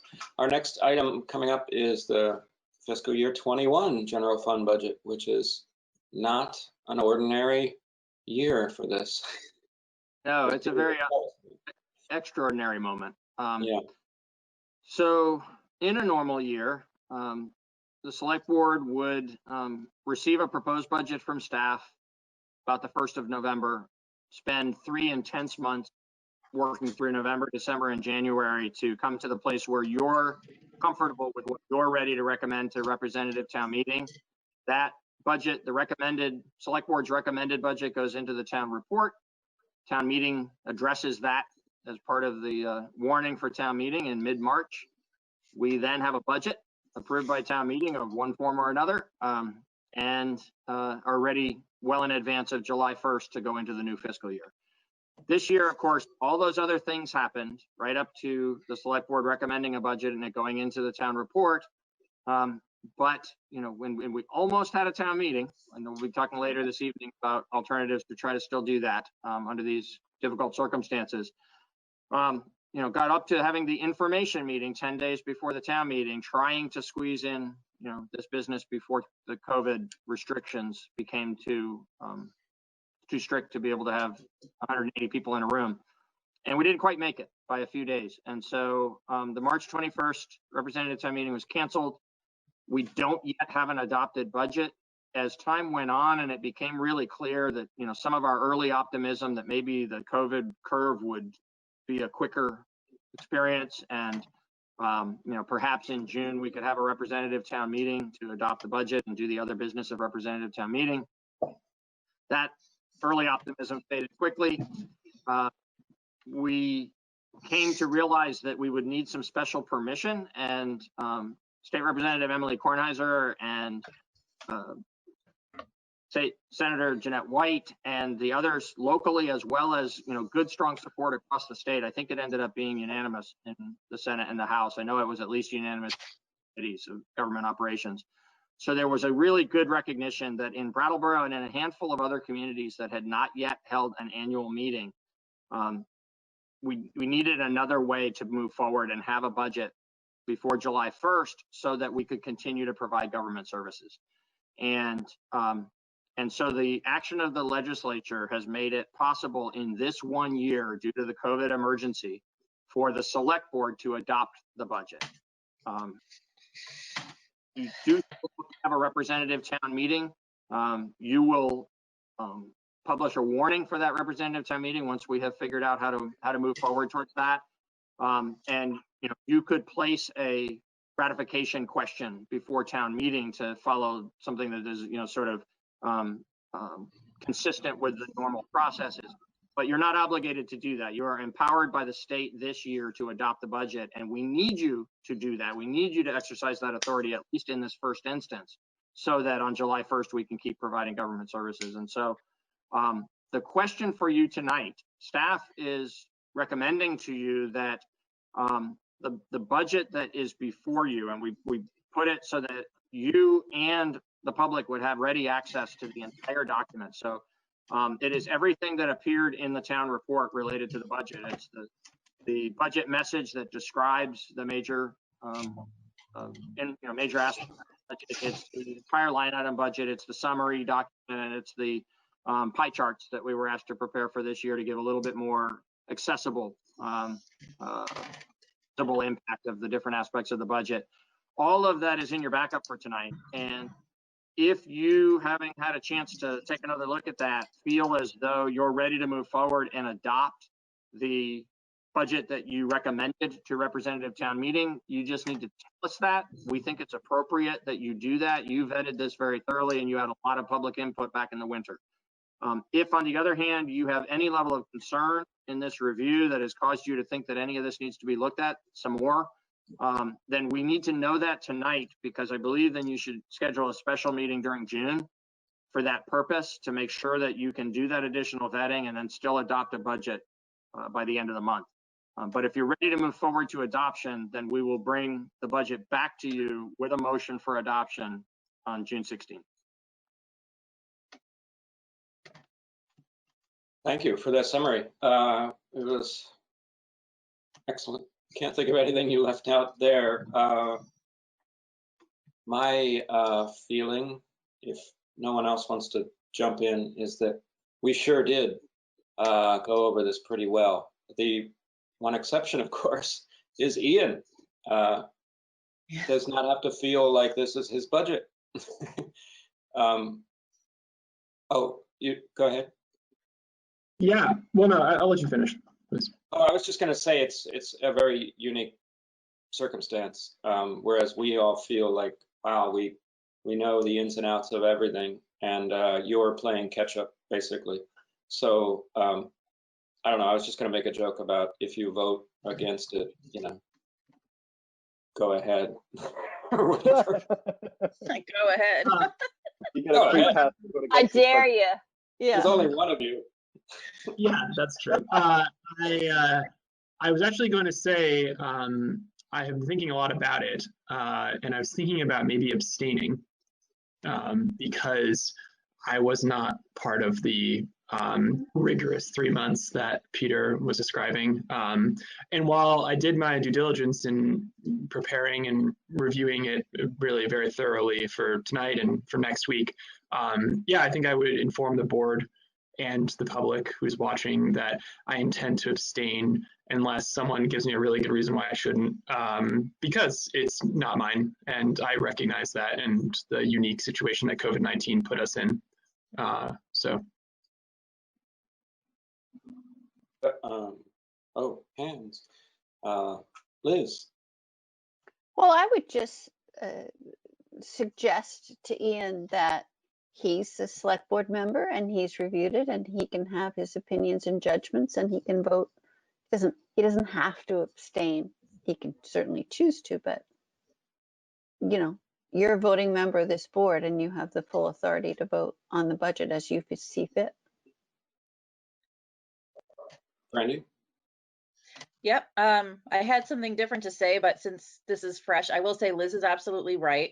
And I probably would I also get where you're coming from. I would probably abstain too, but Liz is absolutely correct that if you feel like you dove into that sucker and when the vote comes up, you feel confident, you shouldn't in any way think that you don't have that right to vote as you want to, which includes abstention. I want to say that this makes me so uncomfortable. This is not the way that our town is meant to do business. I have thought long and hard about it, and I think it's what we need to do this year. But it makes me feel kind of sick to adopt a budget that hasn't hit the representative floor. I have to be honest. It hasn't sat well with me. I also think there's enough inconsistency just in life right now where we don't need to be halting the services that the town provides. We need consistency. We need things to run smoothly. And as you said, Peter, we can offer a ratification option when we can finally meet. And so I'm going to vote in favor of this, but it definitely on a moral level doesn't sit well with me. Yeah, it certainly is a disruption, not only a technical disruption, but sort of the spiritual disruption, if you will, of how we run things here. Daniel? I'm in favor of adopting the budget that we spent all those months, reviewing and working on. I guess I have a question about like, what does town meeting look like after this, right? So like the budget is only ever one article in the warning anyway, right? And like in some ways, you spend more time talking about the other articles than you do about the budget. So town meeting will still have the authority to vote. Well, I guess we haven't decided on the warning, but were the warning exactly as it is right now, they would still be voting on all those things that are in there. And then the question would be ratifying this adopted budget as opposed to like approving it. Something like that. Is that accurate? I believe you described that well. At the appropriate time, we need to go through the warning for town meeting that you previously issued carefully, because there will be some changes in addition to just the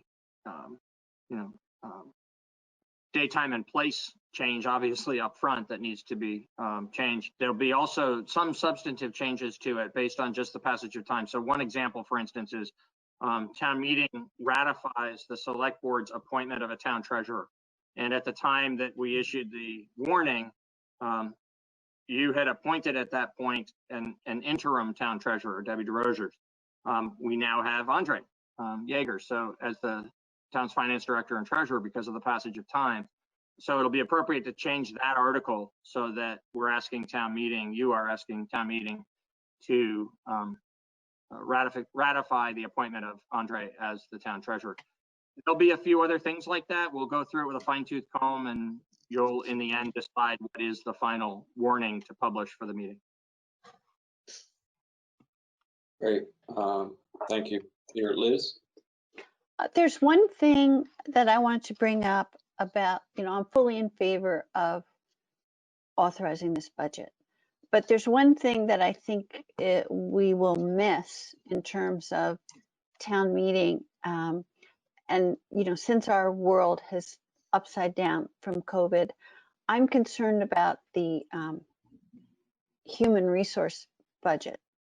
And, the representative town meeting committee for human resources reviews the charitable giving of our budget. And there's a benchmark that it's 1%. But I would think it would be a good idea for us to ask Lauren Crisp, the town moderator, to ask the Human Resource Committee to check in with those agencies to see if how they're doing under COVID and have their responsibilities changed dramatically.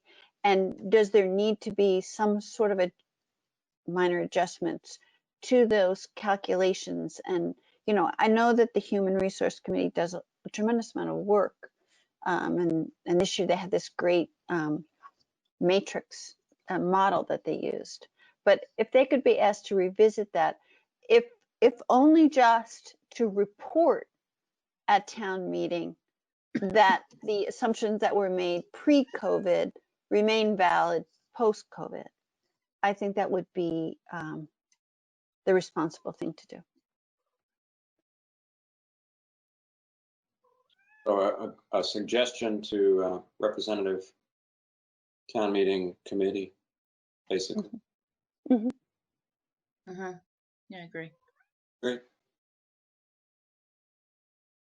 Let me bring in Wendy from the Commons, who has a question or a comment, perhaps. Are you with us? Are you on the line? I am with you, but I'm not with the Commons. Oh, I'm sorry. Tim, you got to read the news. No, that was a brain, That's okay. I'm not opposed to being affiliated with the newspaper. Anyway, I'm speaking as a voter and as a resident and also as a town meeting rep from my district. So I have a couple comments. I appreciate Ian's cautious stance, and also the response to it, to him. I also appreciate Brandy's expression of hesitation and discomfort with the way that, this is kind of all turned out. As a town meeting rep, that's something that's really important to me, is this process for approving the budget. And I get why it's happening now. And I also understand that without a budget, it would be really disruptive to, to running the town in the coming fiscal year. So I would caution that we never use this as a precedent, except for the most extraordinary circumstances, such as we're having now. And I think, to go back a couple months ago, well, I don't know what day it is. It's probably more than a couple months ago. The vote on whether Brattleboro should have a mayor, in my opinion, affirmed that voters in this town want to keep the form of government that we have. And so, again, just let's not use this as a precedent. And, from where I'm sitting now, I support kind of the consolation prize that you all have to do this. And I understand why the legislature approved it. So that's all. Thank you very much. Thanks, Thank Wendy. Thank you. Well put, and I'm sure well heard. Peter. Yeah, and just to the degree that it might provide some reassurance to Wendy and others, I think that we probably all hold that opinion of the importance of, recognizing that this is a deviation in our form of government only because of the circumstances. And so the reassurance to provide, regardless of whether that comment was accurate or not about how we all feel about it, it is in fact the law that it can only happen this one time. The act of the legislature was very specific to this COVID emergency, and it cannot ever happen again unless there is some other extreme circumstance that is dealt with on its own merits at that time. Otherwise, this happens one time, and forever after we go back to normal processes and representative town meeting. Good. Well said. And I'll remind representatives out there that usually select board members start out as representatives, and often they go back to being representatives. So the last thing I would want to do is give more power to a select board that someday I'll be on the other side at representative town meeting trying to hold them to task. So that's my attitude too. So I think we don't really have an action unless anyone has any final comments, or if we have a caller. What was that, Peter? Oscar Heller has asked to be recognized. Oh, he must have just done that. Or I missed it. Oscar, yeah, chime in if you can, or if I'm trying to turn it on. Perfect. We hear you. Okay. Hello. So I have a comment and a question. My comment is regarding the idea of looking at the human services budget again, stuff like that. I feel like this all gets a lot weirder if anything happens besides passing the budget exactly as it sort of went around in the last couple of months. Obviously, I think the intention is good and I agree with it, but I think the sort of democratic town meeting concerns get weirder if it's not the exact same budget. That's just my thought.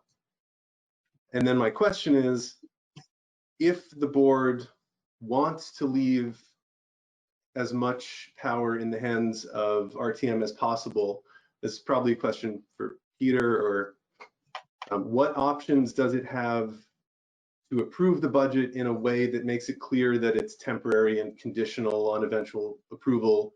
Is there any mechanism for that, or once the budget passes, does a meeting vote on it just become a formality because it's happening anyway, et cetera? Oh yeah, sorry, Peter. So this is my advice rather than a requirement of law. My advice would be that the board adopt the budget and not attach to it any conditions. And the reason why is there has been so much that has happened this year that we would have said that'll never happen. And then it did. And so, you know, we are all very committed to having a representative town meeting. We're going to have a conversation here shortly about how to make that possible. But I don't know how that's going to unfold. I don't know when and how we're going to be able to hold a representative town meeting. And so I think making the adoption of the budget contingent upon an expectation that it'll flow a certain way with representative town meeting is very risky. And we don't want to have to go back to the legislature to ask for more special permission.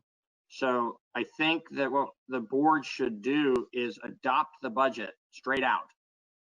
And then at the board's discretion, but I think the board is probably inclined to do it, and staff would certainly recommend it as the right thing to do. When the representative town meeting is able to be warned, you know, warn it in a way that gives representative town meeting an opportunity to address the budget.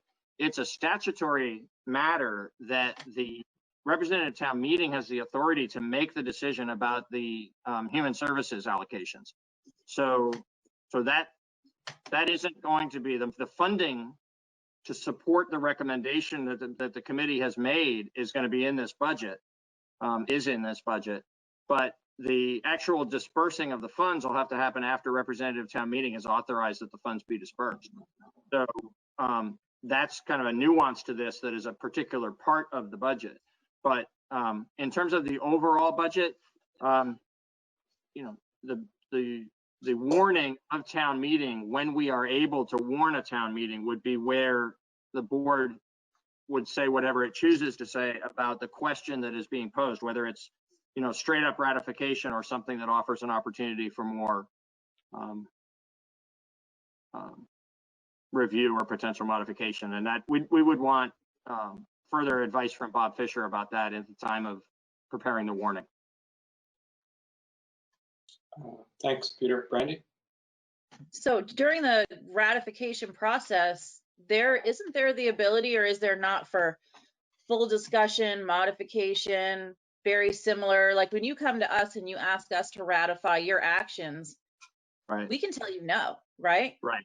Technically, or we can say only you can do this or only you can do that. So that still would exist, correct? That is correct. And the implications of that, if it wasn't a straight up and down ratification question, if it was more of a, you know, do you approve the budget as it was approved, or do you choose to modify it question, or something more complicated like that, the implications of modifying it are that very likely, unless there's some other change in the revenue streams that we learn of between now and then, that we would have to issue modified tax bills. But that's a big deal. You know, we would issue the bills for the first quarter, and then depending on what happened at town meeting, if it was different from what the select board decides, you know, we would be collecting a different amount of property taxes, and we would issue modified tax bills for the final 3 quarters. That's a really normal process. It's not an annual process by any means, but it's a really normal thing that is provided for in the statutes already as just part of operating town government. So that could certainly, it could certainly unfold that way. I know this is a very serious topic, but a little bit of levity. When we were, I testified before both committees in the Senate and the House regarding the special legislation that made this possible for the select board to adopt this budget. And they were concerned, because it's so much more normal across the state and has often been normal in Brattleboro, that town meetings scrutinize a select board's recommended budget and chip away at it. They were concerned about what this would do to disrupt the democratic process, and mostly from the point in their debate in the legislature, mostly from the perspective of whether it would inhibit town meeting from reducing a recommended budget or an adopted budget by the select board. And I told them, you know, I related to them the facts of the most recent 2 years of Brattleboro town government, where the select board has recommended a budget and representative town meeting has increased that budget, has found ways in which they thought more should be done, and was willing to tax themselves, tax all of us a little higher in order to do more service and more good in the community. So I can tell you that brought more than a few chuckles from the members of the legislature, and I think actually probably put their mind at ease somewhat in terms of the process, at least as it would likely play out in Brattleboro. Oscar? Yeah, just to follow up, that all makes sense, and it might be the way I would do it if it were my decision, and I think it's totally responsible and reasonable line of thought. I would just, I'd love to, I'm going to get off the line and mute my video in a minute, but to hear some discussion on the board, if there's interest and concern in sort of making sure that town meeting gets to have its say, because the text of the bill is pretty straightforward. It gives the select board the temporary authority to approve the budget. There's really, from what I've read, there isn't a ton of mechanism in there to make sure that town meeting has a say. So I don't know. I think it's a discussion that people would be interested to see the select board have. So that's all. But thank you. Thanks, Oscar. And I'll assume you mean beyond what we've already had, with a lot of reassuring comments. But Daniel had his hand up. Oh, I was just kind of pointing out that we get this ability to do this once and once only, right? This is not like we can do this for future years. You know, this is just a one-off. Yeah, I don't know. I mean, I've already kind of said what I want to say about this budget. I feel like we worked really hard on it for a number of months. You know, I asked my question about what the warning will look like. Beyond that, I don't really have any additional comments. And it's got pie charts for the first time. It has pie charts. Some of those were in color briefly in the library for about 2 weeks, and then Maybe we can bring that back. They're in color in our packets. Yeah. Yes, Liz. While Oscar is nearby, I just wanted to thank him for the mask tree in Plenty Park. It's so useful, so helpful, and so charming. And I want to thank him and all the sewers who made all the masks. It just turned kind of an onerous thing into a really sweet thing. And I thank him for his creativity and his hard work. Thanks, Oscar. Yeah. Brandy. I just wanted to say that I definitely am going to be, as we're drafting the warning and making our plans and understanding how and if, which I don't even have a grasp on how we're going to do this, but we're a team and we'll figure it out. I'm definitely going to be making it clear that I want representative town meeting to have their say, to look at it, to scrutinize it, to talk it up and down. You know, we're doing this because we have to, but that doesn't mean I want to take away what we usually do. And so I'm definitely going to be vocal, and I think you're going to have support from this board, Oscar, and the reps are going to have support from this board to do what you do best. Thank you. And I'll just point out that this is why we're talking about it first meeting in June and not the second meeting in June. Want to be able to kick it around a little bit before actual adoption. Liz? In summarizing everyone's comments, I would just say this is a time for more democracy, not less. Absolutely. Always messy, but always the right way to go. So do folks want to move on to the next item? Yeah. Yes. So you'd like to have this warned for 2 weeks from tonight as adoption 21, as you had previously recommended it. Yes, please. Yes. Yeah, because we do have to move it in within June, correct? That's correct. Yeah, it's got to be done before the end of June. So it's in effect by July 1st. That is our unanimous consensus. Sorry, I'm losing my words. Must be getting a little late. Yep. So next, we have parking fund budget to discuss. Yes. That'll be our last bit of unfinished business, hopefully.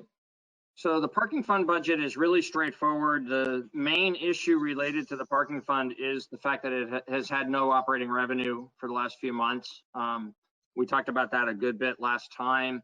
The budget itself is, a break-even budget, very, very similar to the budget of the utility fund, where there's a small decline in the revenues and an even smaller increase in the expenses, an increase of just 0.4% in the expenses. But where the major concern going forward in the parking fund, well, at first I should note for the record that we expressed to you a week ago tonight the intention of resuming parking enforcement operations by July 1st. And I feel as though while there wasn't an action of the board, and there didn't need to be an action of the board in that regard, but that we had a consensus among us about that. I'd like you to make clear to me if you have any different opinion, but otherwise we're moving in that direction. That's an important part of this particular piece of business, because if we waited any longer than July 1st, then we're going to have even a longer period without revenue, and this FY21 budget anticipates that there'll be 12 months of operation of the parking enforcement activity. So we're moving in the direction towards July 1st.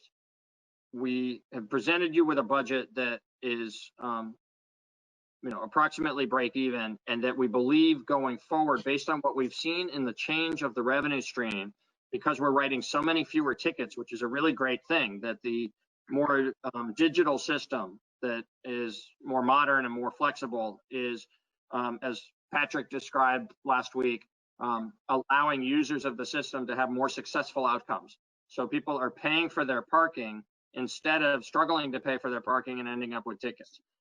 But as there's an impact of that on the revenue of the fund, where in our current rate structure, we no longer make more money than we spend. And so we no longer have some money that's accumulating to be able to reinvest in the infrastructure of the parking system. We certainly aren't recommending at this time a rate increase in parking, but it begs the question that Daniel brought up earlier and some of the rest of you spoke to, of given that the general fund is coming in so much better off for the closure of FY20 than what we had expected, and given that we know there are some substantial capital needs, one in particular that has an impact not just on the parking facility, but on the rented retail area below, because of the leaking that happens from the transportation center down into the retail space. We have these significant capital needs, and we don't have the funds in the parking fund to address them. So if you decide that you'd like to move money from the general fund to the parking fund, then it's certainly within your authority to do that, and it might be best to postpone final action on the parking fund budget until the meeting on the 16th, so that we can bring you an item that would cause that transfer. We can do some research about what an appropriate amount of transfer would look like, bring you a regular good, a piece of staff work that would put the decision in context with a recommendation that you could either adopt or adjust, but would position you well so that you could make that transfer, and so that that could be reflected in the parking fund budget that you would adopt for the new fiscal year. Okay. Absolutely. Liz. I agree with Daniel's suggestion and Peter's words, because one of the reasons is that we ask other landlords to be responsible landlords and repair things on a timely basis, and we should be modeling that behavior for ourselves. Absolutely. 100%. Yeah. Yeah. I have a question. Oh, sorry, my bad. Good. No, I was making a bad joke. Daniel, did you have something? Yeah, I had a question actually. Before we move out of parking, I was thinking about the parklets, and I was thinking about the upcoming fiscal year. So we're saying 12 parklets. Each parklet takes up 2 spaces. Those spaces are presumably the sort of higher rate spaces, do we have a projection for like what kind of revenue we would lose from those spaces? And I'm kind of assuming, because now we have the card payments, that there must be a way to, like, say this meter brought in this much revenue from card payments over this period of time. I believe that the system is that specific. You know, can be, the data can be looked at in that granular a form. We could bring Patrick on to take that dive right now if you'd like. What I could say generally in answer to that question is there will be some reduction in revenue, but I think it's going to be more marginal than just losing the revenue that would otherwise have been collected in those parklet spaces. Because given the capacity of parking downtown, I think what we should expect is people who would have parked in that higher cost space on street will go into the parking lot or into the transportation center and a little more cost effectively, but still pay into the system. Yeah, that's what I was assuming as well. I was just wondering whether the difference between those two scenarios would have a meaningful impact. Yeah, it's something that we could analyze and bring back as part of the information for next time, if that's helpful to you. I mean, you've already authorized the parklets, so the impact's going to happen, but you'd at least know what that cost estimate is when you're adopting the parking fund budget. I think it's reasonable to see if we can get some of that info. Yeah, there'll certainly be some impact. Liz. If that impact becomes significant, is that something that can be accounted for with program income to reimburse the parking fund? That's a trickier proposition, since I'd be an interfund transfer rather than a purchase to support the economic development activity. But we can look into that as well. Yeah, because we are offering up this lack of parking funds for the benefit of economic development. Yep. We'll look at both. We'll look at quantifying the impact and then whether or not it can be covered by program income. Great. So it seemed like we're all in favor of having staff come back next time with some proposals. I mean, I think just throwing it out there, we were talking about the roof repair. There was also some lot resurfacing that was pushed off. Am I correct in that? You are correct. At the Preston lot. I mean, it may be something to include both. Why don't we itemize them? A la carte. Yeah. Pick off a menu. That'd be great. Everybody okay with it? Okay. Yep. Yeah. Awesome. Yes. So trying to move us along a little bit here. I trust that someone would have chimed in, but I haven't reminded folks in a while. But I think it'd be appropriate to move on to new business, if that's okay with everyone. Yes. And so our next item is the fiscal year 21 solid waste budget. So that one you're seeing for the first time this evening, but it is both really straightforward and limited in scope and relatively fixed. There's not much in here that you can work with. We are asking that you consider adopting it this evening, even though it'll be on the first review of it.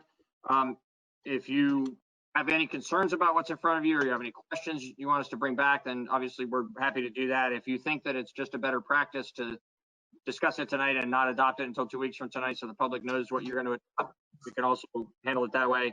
What we would say is it is a budget that continues to be strained by the success of the operation.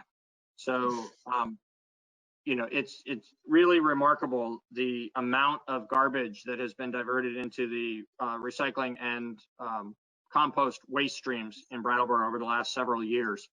And as a result, because we raise the operating revenue, you know, the one variable source of revenue for this operation has been the sale of bags, and the sale of bags has been far less than what we expected. And simultaneously, the cost per ton of processing recycling materials has gone, several times higher. It is several times higher than it was just 2 or 3 years ago. The combination of those two has put us in the red every year in recent history in this operation. And so, again, this year, we are asking you to make a transfer of $40,000 from the general fund to the solid waste fund. Solid waste fund is a bit of a misnomer for it because it doesn't stand alone as an enterprise fund the way the utility fund and the parking fund do. It has just had its own budget since the advent of pay-as-you-throw so that it could be shown what the solid waste revenue stream is compared to the solid waste expenditures. But it doesn't actually exist as a separate fund in town accounting. And increasingly, because it has been so dependent on this general fund transfer each year, it was over $100,000 a couple of years ago, and then it was $40,000 last year, $40,000 again this year. We have been coming to believe, staff has, and it is now an official recommendation of Representative Town Meeting's Finance Committee, that this just be reincorporated into the general fund budget. The solid waste expenditures and revenues used to be part of the general fund budget as you would adopt a general fund budget, as you would recommend it. Representative Town Meeting would adopt it. And it's been for the last 5 or 6 years that it's been separated out in this way. We don't think that serves a useful public purpose. The Finance Committee doesn't think that serves a useful public purpose. We actually think town operations would be more transparent if it was embedded in the general fund budget so that it could be seen there as part of the overall operations of town government. Would be then again, it would be part of the budget that Representative Town Meeting would have authority over instead of being dealt with separately by the town, by the select board. And so for all those reasons, we would recommend to you that you authorize the necessary $40,000 transfer for this year, that you approve the budget as it's presented tonight for FY21, and that you direct staff in accordance with our recommendation and the Finance Committee's recommendation to not separately do a solid waste budget next year, but rather when we bring you, the select board, a proposed FY22 budget in approximately the 1st of November, that it include these solid waste related revenues and expenditures. Great. Thank you, Peter. I have strong feelings about all three ideas, but I'm going to let everybody else speak first. Anybody have an opinion?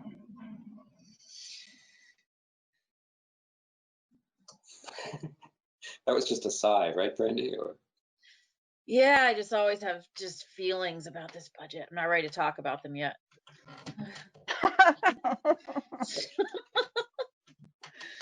Did I say what I was thinking? I'm not seeing everybody else. I think Ian wanted to chime in. Ian, I think. Ian keeps waving his hand by. Gotta wave it higher up. Yeah. I'm too low. Yeah, I'm voicing my opinion only to see if maybe Tim and I will disagree. I feel like we should totally put it into the general fund. And I'm kind of feeling the same way about the parking fund. I don't know. I understand we talked a lot about that last week and about the parking fund. But yeah, for this one, it just makes absolutely no sense why, if we're just continually putting money from the general fund into it. But I would say because we're thinking about doing that, we should wait and do it next week. We should talk about it now and then we should do it next week because there may be people who want to talk about it more. Mm-hmm. Actually, you were wrong. I actually feel very strongly we should incorporate it into the general fund budget. And I think when Brandy was chair and I was vice chair, we used to joke that budget brain doesn't kick in until October. Yeah. and it's really more appropriate to talk about budgets altogether, I think. No way I want to talk about parking fund budget since we just talked about it. Yeah, I shouldn't have brought it up. No, it's okay. And I looked through it, and that's what we don't agree on is that I looked through it. I couldn't find anything that I thought needed to be talked out, and I think members of the public will want to just tell us that they don't like pay as you throw. That's what they'll tell us. So, but I'm totally happy to defer to waiting if that makes the other board members more comfortable. But I'm all for pushing forward with whatever everybody wants to do, because I don't see a problem with picking up all three. Daniel? I'm good to go tonight. This is a big agenda. If we kick some things onto the next one, it's another big agenda. Let's, it is a fine budget. It makes sense. Put it in the general fund. Yeah, let's kick it in that fund. Kick it in there. Tired of looking at it. Ian, did you just get steamrollered, or what happened? I just got steamrollered. I gracefully retract that. I was bullied earlier, so it's just. Oh my God, bullied. These fragile men. Right. Am I correct that It's getting late, I think.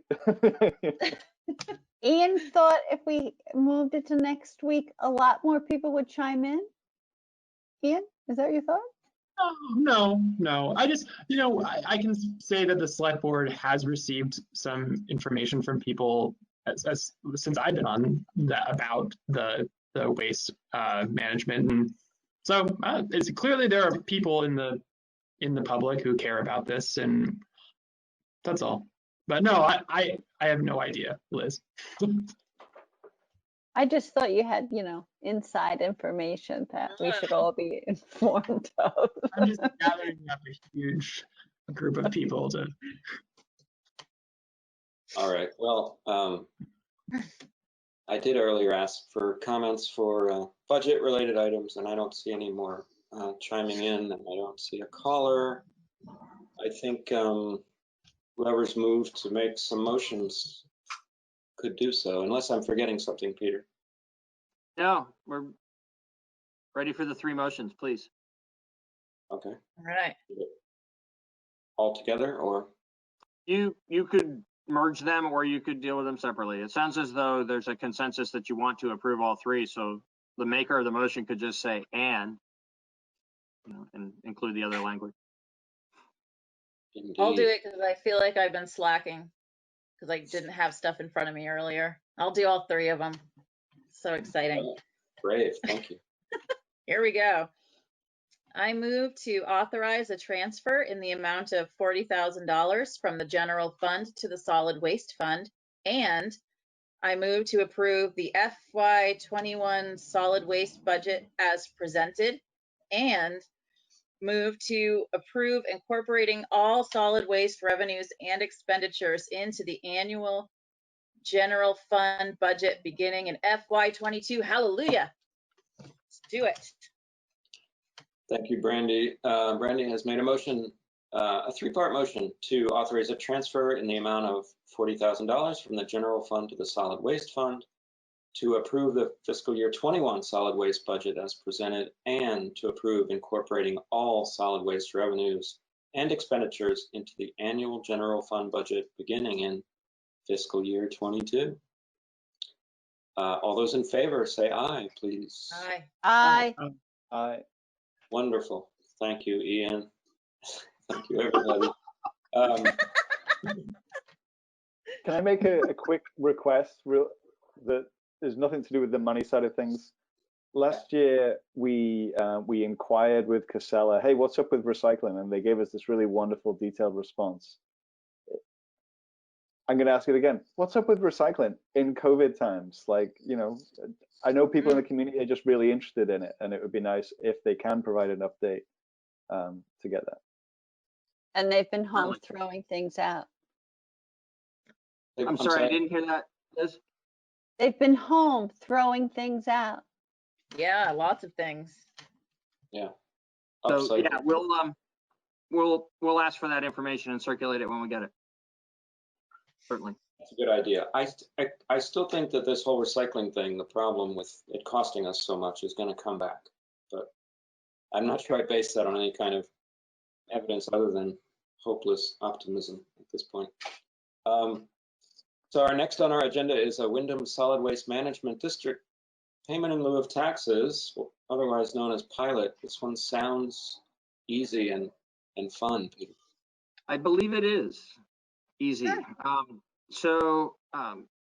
We've received a pilot in the amount of 5.5% of the town's assessment. The actual value of this has gone down over the years because the amount of the assessment has gone down. That's actually a good thing in the overall operation of the solid waste program and the solid waste district. They have become more able to, and more sustainable on the revenues from the compost operation and the solar array that's up there and a few other ventures that they have there on the property. So they now collect less money from the members of the district. So that's a good thing in the big picture.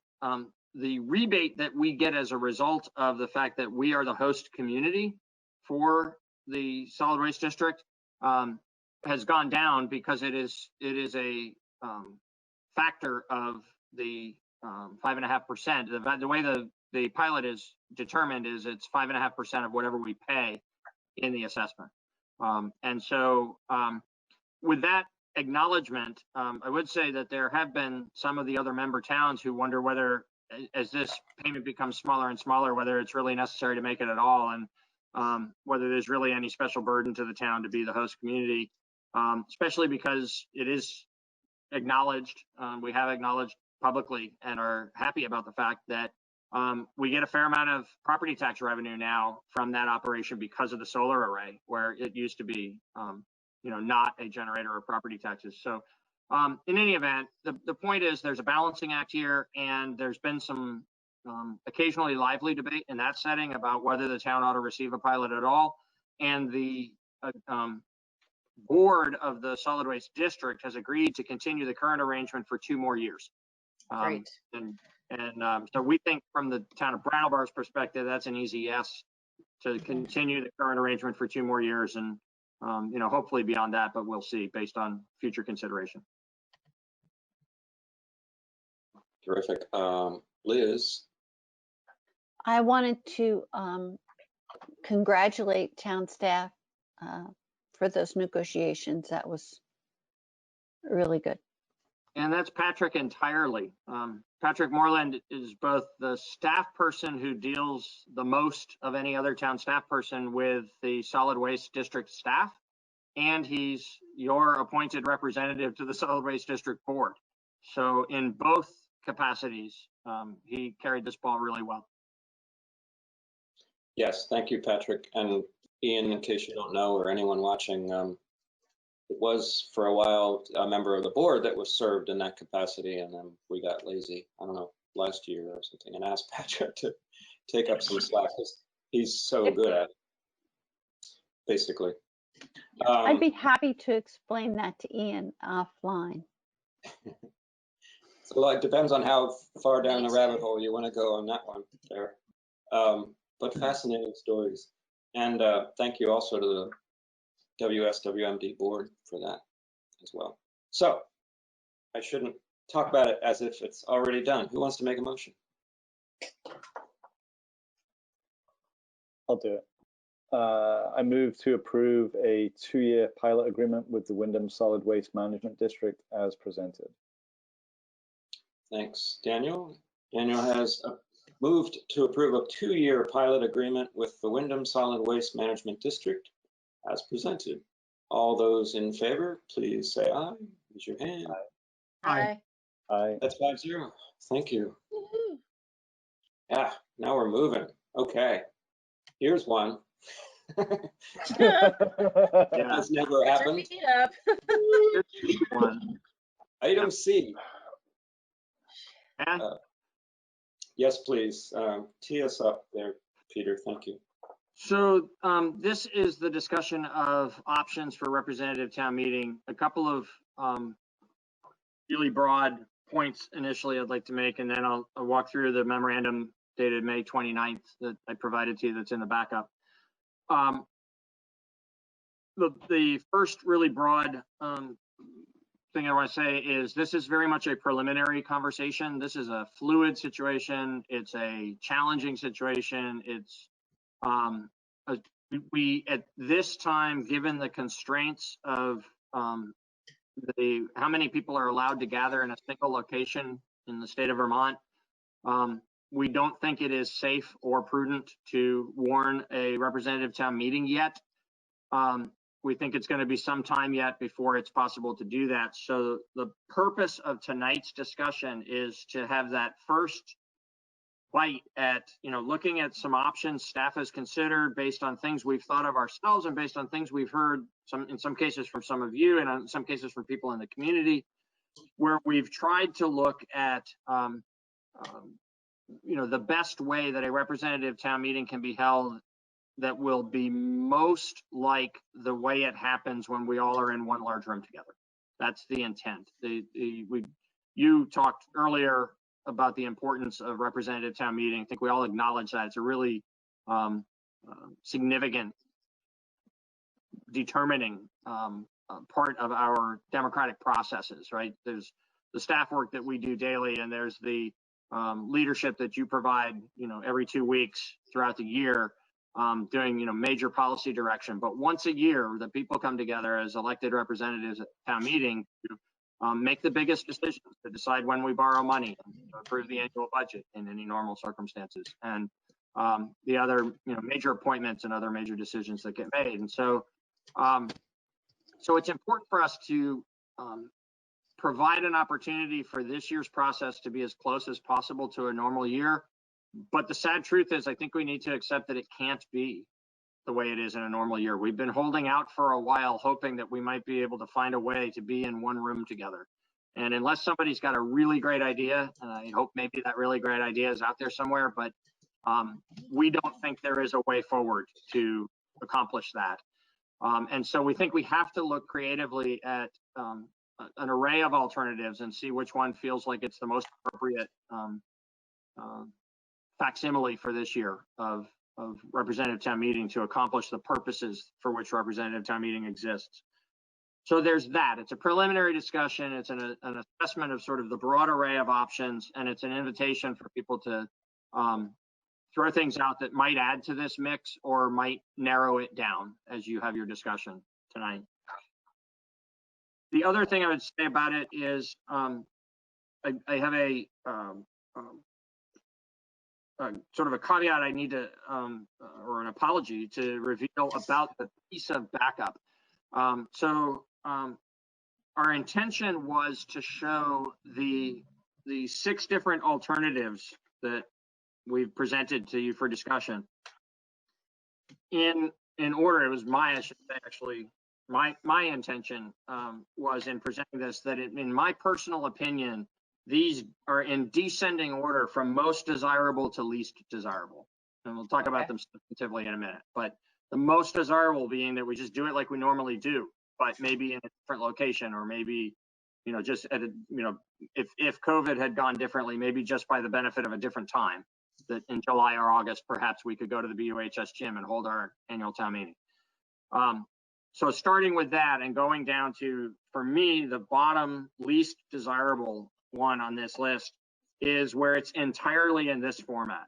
I think that the likelihood is that there will be elected representatives who will be unable to participate in the meeting if we try to do 180 people participating in a GoToMeeting format or a Zoom format. I just think that's not possible. It's very possible to hold a webinar on a platform like this, where there's a few people presenting and a bunch of people watching and able to ask questions either in the chat box or otherwise.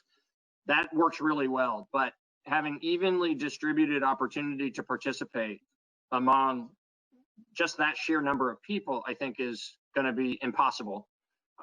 And even if that were possible, having to have a meeting that is intended to benefit from the interaction of humans in this format is going to leave some members of our community behind for just the lack of access to good equipment or the lack of ability to use the equipment that they have access to. There's just some people that are less comfortable with working with technology. So it is my opinion that we should not further pursue the idea of holding a representative town meeting entirely on this platform, which leaves 4 things in between. And in those four things, I intended to highlight one of them as being what staff believe and moderator Lauren Crisp believe is the preferred one of the four.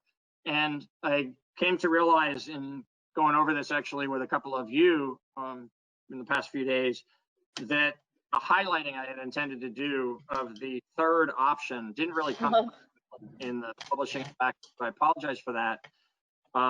So I'll just note for the record before kind of working down through that list that the one that moderator Lauren Crisp and the town staff believe is the most workable solution that will be the best, our best foot forward collectively at replicating the democratic processes of representative town meeting is to have approximately this number of boxes in a GoToMeeting setting, which so the platform on which the meeting would be held would be GoToMeeting, but instead of individuals having to connect to it, it would be somewhere between 5 and 8 venues in town, different locations around town. And in each one of those locations, BCTV would have a fully functional production setup. It might be one camera if we go to 8 locations. It might be simplified.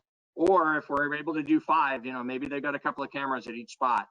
But in any event, they would be responsible for the sound and the video for each of the locations. So they're able to bring their technical expertise and their professional equipment to the connectivity of the meeting. And then in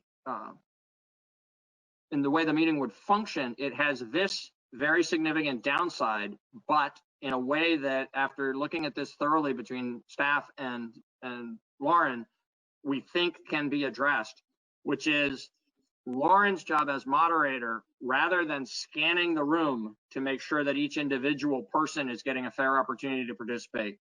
His job as moderator for this 1 year would shift to making sure that each of the different locations was having a fair opportunity to participate.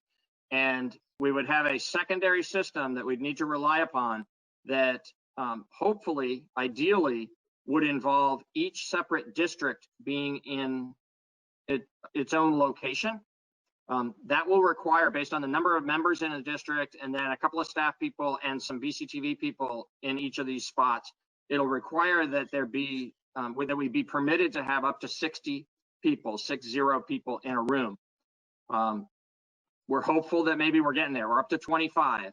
And if it goes to 50 but never goes higher than that, maybe for this purpose, for this important, you know, public business, this democratic process, maybe we can get some special dispensation from the state to allow us to be 60 people but practicing social distancing together in each location. Because ideally, for this to work in a way that is optimizing the opportunity under these difficult circumstances, each district would be together in a room, and therefore the district chair would be able to be the person who is helping to keep the process fair and balanced and everybody having an equal opportunity to participate within that room, and be the person that Lauren would rely upon to connect him and his moderating responsibilities into that room. If we can't do that, if we can't have up to 60 people in a room and we have to have smaller numbers, then what we envision, and that's why we talk about it in terms of 5 to 8, then what we would envision is each district being in 2 separate locations, and we'd have to come up with some other way. You know, there might have to just be 2 co-chairs elected this year by the districts or something. We could figure out how to do that. But in any event, there'd have to be a secondary moderator in each of those locations. But otherwise it would function about the same. So there'd be either 3 or 6 district locations, and then an additional one that would have the select board and Bob Fisher and myself, and an additional one that would have Lauren and Hillary as town clerk and possibly a couple of support folks. There'd be BCTV at every location. And likely, but we really hadn't decided once and for all about the public. That's just something we kind of need to talk through as one of the details that isn't resolved. We don't have an opinion at this point about, or a strong one at least, about whether the public is in the room with the select board and the town attorney and the town manager, or whether the public is in the room with Lauren and Hillary, I think that Lauren would tell you that he thinks that the public ought to be with us, because that preserves that sort of independence of the moderator in terms of him doing the best he can under these circumstances this year to keep it all fair, that only he and Hillary would be together with whatever support staff they need. But the acknowledgement of a member of the public getting the floor to speak, or a member of the select board or Bob or me, would be the same kinds of circumstances, presumably with Tim as the one who was in control of that room, that it'd be the same kind of circumstances as what the districts are experiencing. So that's what we see as the best way forward. There was also some consideration, we have given consideration to doing an outdoor location where it would be, sort of just like in the gym, but in some outdoor setting under a big tent or a few tents. We have come to think that's not workable for a number of different reasons. Accessibility and bathrooms are pretty significant challenges to that option. And even greater is we have no control over the weather, to state boldly the obvious. And at the time of year we're talking about holding this, we could have a very rainy day or we could have a beastly hot day. And either of those two outcomes would really interfere with holding an effective meeting. And so we don't think we should further pursue looking at an outdoor meeting. There's also an alternative presented here of doing a two-stage process, which is done in a lot of communities around Vermont, or at least in some other communities around Vermont, where they have a town meeting where the decisions are made on Australian balloting, but there's a discussion meeting that's held ahead of time. It's almost like our information meeting and then the town meeting, but it's not quite that, because the information meeting is meant more for questions, and the discussion meeting is intentionally an interactive process among the members. We don't think that that's nearly as good an option. The voting on Australian ballot, we think, diminishes the democratic process by not having the members of representative town meeting be able to amend the warned items, or I should say the motions that are made on the warned items, where they'd have to vote yes or no on each question that's on the warning. But at least it would have the advantage of a discussion that would happen in this kind of a format ahead of time. And then there's a fifth option here that is just going straight to Australian ballot. And frankly, personally, I think that's pretty well tied for last with the trying to do 180 people on GoToMeeting, because there's no interaction. We lose all that value of this being a group of people elected by the people of Brattleboro to discuss these things and work through them and find a way to reach as much consensus as possible. You lose all of that to just casting a ballot, vote on a piece of paper. So like I said, we're happy to explore other options that either you have a good idea about or a member of the public has a good idea about. We certainly need to refine the one that we're recommending, but for the fullness of, I've probably gone on too long, but of, what I've just described, we feel pretty strongly that the 5 to 8 venue GoToMeeting hybrid arrangement is the best way to go. Thank you for the summary. I'm sure everyone's thought about this a lot already. Liz? I just would hope, it sounds like it's the way to go. And of course, everyone is disappointed, but I would just hope that Lauren and Hillary have all the support they need, because it sounds complicated. Yep. Especially for them.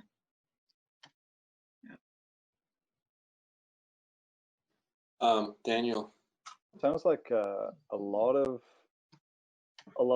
testing would need to be done with BCTV if we're going to be in multiple locations. I guess I've never really known what the deal is with BCTV. Like, I know that they work so hard to bring people all these meetings, and that money comes from their funding through cable and so forth. And like, this seems like they would be going above and beyond for our town meeting. Yep. We would pay for the services, and we might need to pay to buy some equipment. So that would all have to be part of what gets fleshed out in much more detail. If you agree that we should continue further down this path and put some better definition to the details of how this would work, part of that would be identifying costs related to relying on BCTV in this way. Oh, this so- coronavirus. Right. So we're talking like 180 people, and like currently 25 is the max that's allowed to be in one place. So that's 7.2 places. Sounds like, you know, a few school gyms, a few, the select board meeting room, I don't know, library. Yeah, Seems like it's not that far away. I'm sorry. Go ahead. BCTV has an opinion about that. I don't actually know all the different venues in sort of their order of preference. I know the select board meeting room would be one of them. It's pretty likely we'd be there. But there are other locations where they're pre-wired, and it's just much more effective for them to go in and set up and run it from that spot. And then some other places, I don't think they're pre-wired for enough places to do the whole thing that way. And so there's probably going to be other places that are desirable just based on, you know, something about that location being easier for them. So for instance, you know, I could see that in what Lauren and Hillary and a small support need maybe could be in BCTV's studio, right? Because that's as wired as anything that BCTV does. To do, you know, be very flexible for their needs. And then we're pre-wired down in the select board meeting room. So that certainly should be a location, and we're probably the next smallest group. So I think it would make sense for us to go there.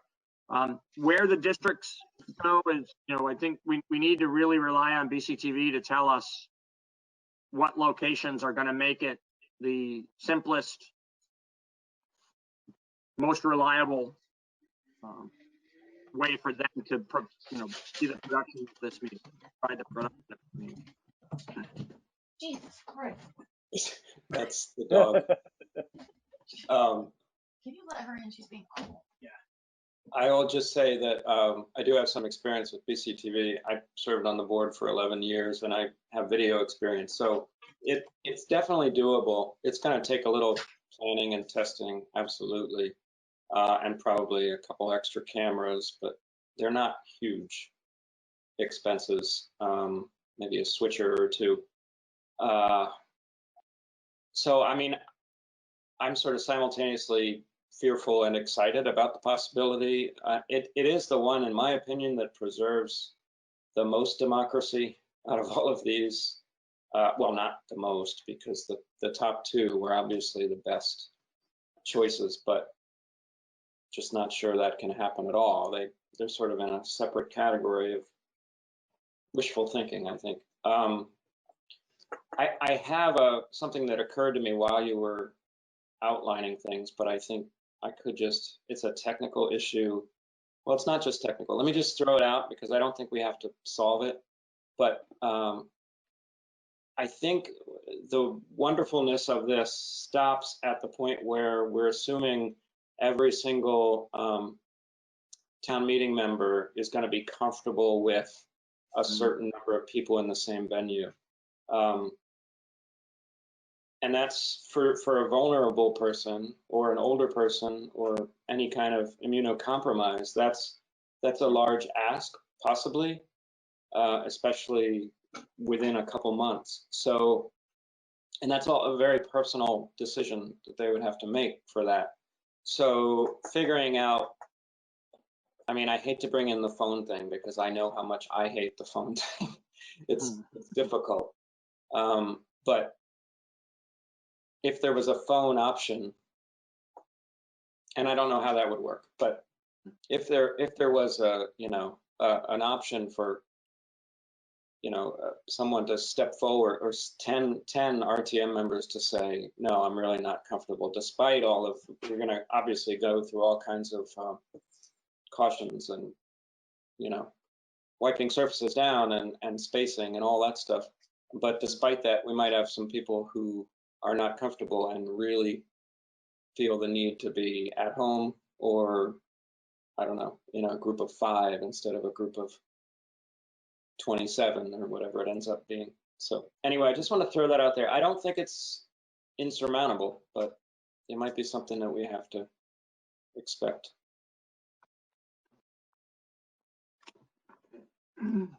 Ian? Yeah, I think sort of to echo that a little, it's kind of just this feeling of like, you know, we're gonna cram as many people into a space that we're allowed to have based on the governor's orders, and, you know, hopefully maintain the social distancing. If the whole point of why we're doing this is to be safe during COVID-19, that it doesn't really sit well with me either. I'm wondering would there be a way to do this same idea of multiple places, but do them outside? Because that has been something that's been shown to so greatly reduce the risk.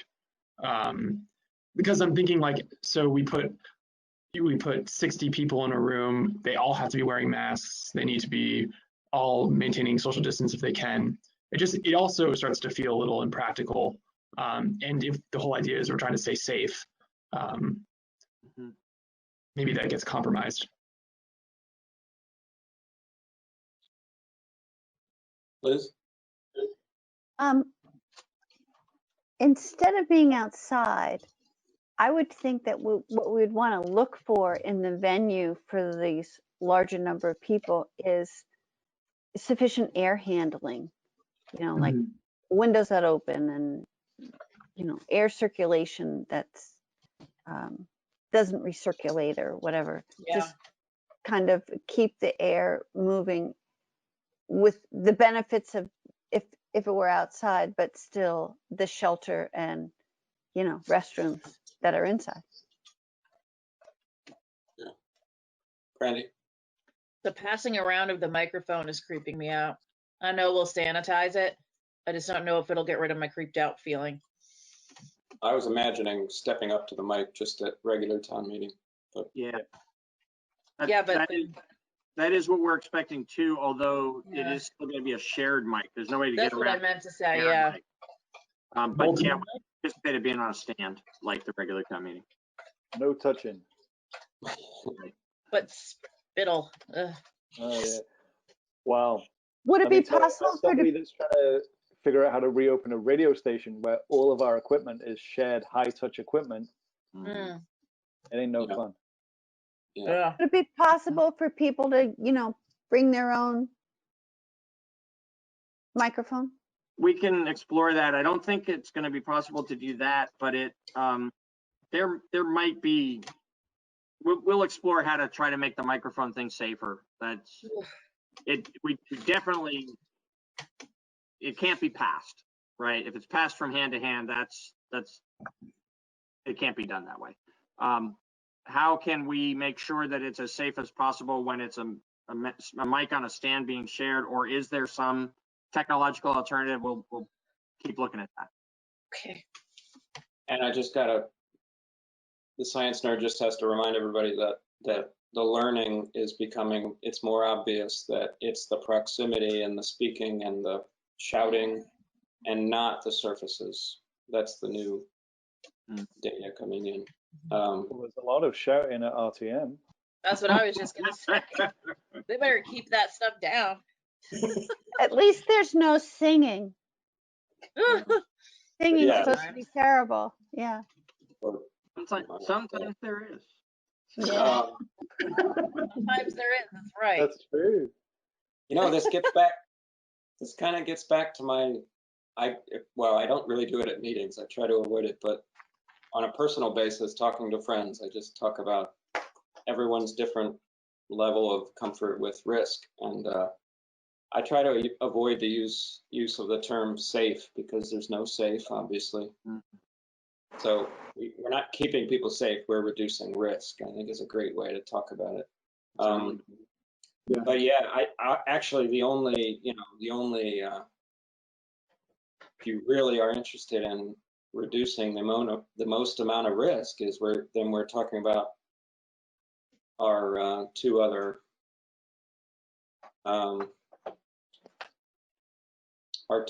what we think is possible, you know, not the full on go-to meeting logistical nightmare, but the Australian ballot choice of having a pre-Wild West go-to meeting first and then Australian ballot. That's the safest, that's the most risk reduction, but True.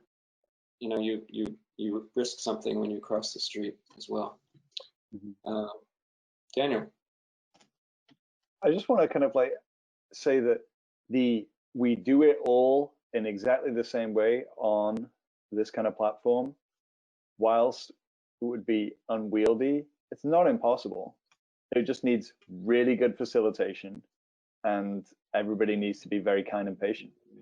And then there's the technological challenges, right? So like, there's a person that is often on a video call with me, and we can never hear him.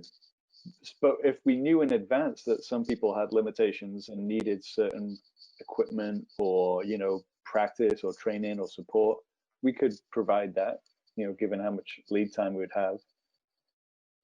I don't want to like dismiss it out of hand. Like, I know it wouldn't be great, and I really hope we wouldn't have a 13-hour meeting if we were on that platform, you know, but it's not impossible. I think you make a good point, because if we have to go in that direction, we'd probably be making that decision in October, November, December, rather than, because we're hoping for this possible window of you know, everyone feeling a little more comfortable with being together, right? If that window closes and that becomes one of our only options, other than, I don't know what the other option would be. It's an interesting thought. Do you see Elizabeth's question? I just, I think we need to explore and be comfortable with the public attending with the select board, because we don't know how many people that would be interested in attending. And, you know, that's exposing the select board and the public to, that's, you know, the same as the town meeting reps. That's a bunch of people in a room, and we just have to all be comfortable with that. And if we do further explore that option and others, maybe we should be thinking of it as 5 to 9 instead of 5 to 8 for exactly that reason. That, you know, maybe there's a room where we are with Bob, and a separate room where the public is invited to come. The organization of that separate room would be trickier, because there's no sort of moderating person. Yeah, no given co-moderator for that room, right? So we'd probably just have to designate one. There'd probably be like a member of town staff. The town staff, the management team sits with the public at this meeting, and, you know, maybe one of them is responsible for that room.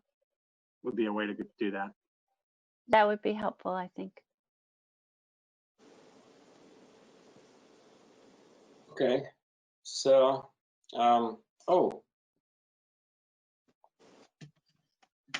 yes, sorry, I just caught up. I guess I'm not looking at this as often as I thought. Elizabeth would like to comment on ASL interpretation first, and then Franz would like to comment. Thank you. I just, while you're having the discussion about all the considerations, and there are a lot of them, just one thing to remember too is ASL interpretation is typically provided for a representative town meeting. So far, this platform is working fantastic. Should it go to more than, let's say, 9 boxes, we get really minuscule, and so it kind of is moot to have us there. So if you want fully accessible meetings, it's possible. Just remember your limitations on how many boxes are shown on screen at once. So it might even be, if you're designating rooms, it might be not 5 to 8, but maybe 5 to 9, 10, if the interpreters had the separate rooms, so we still have our own camera like we have currently.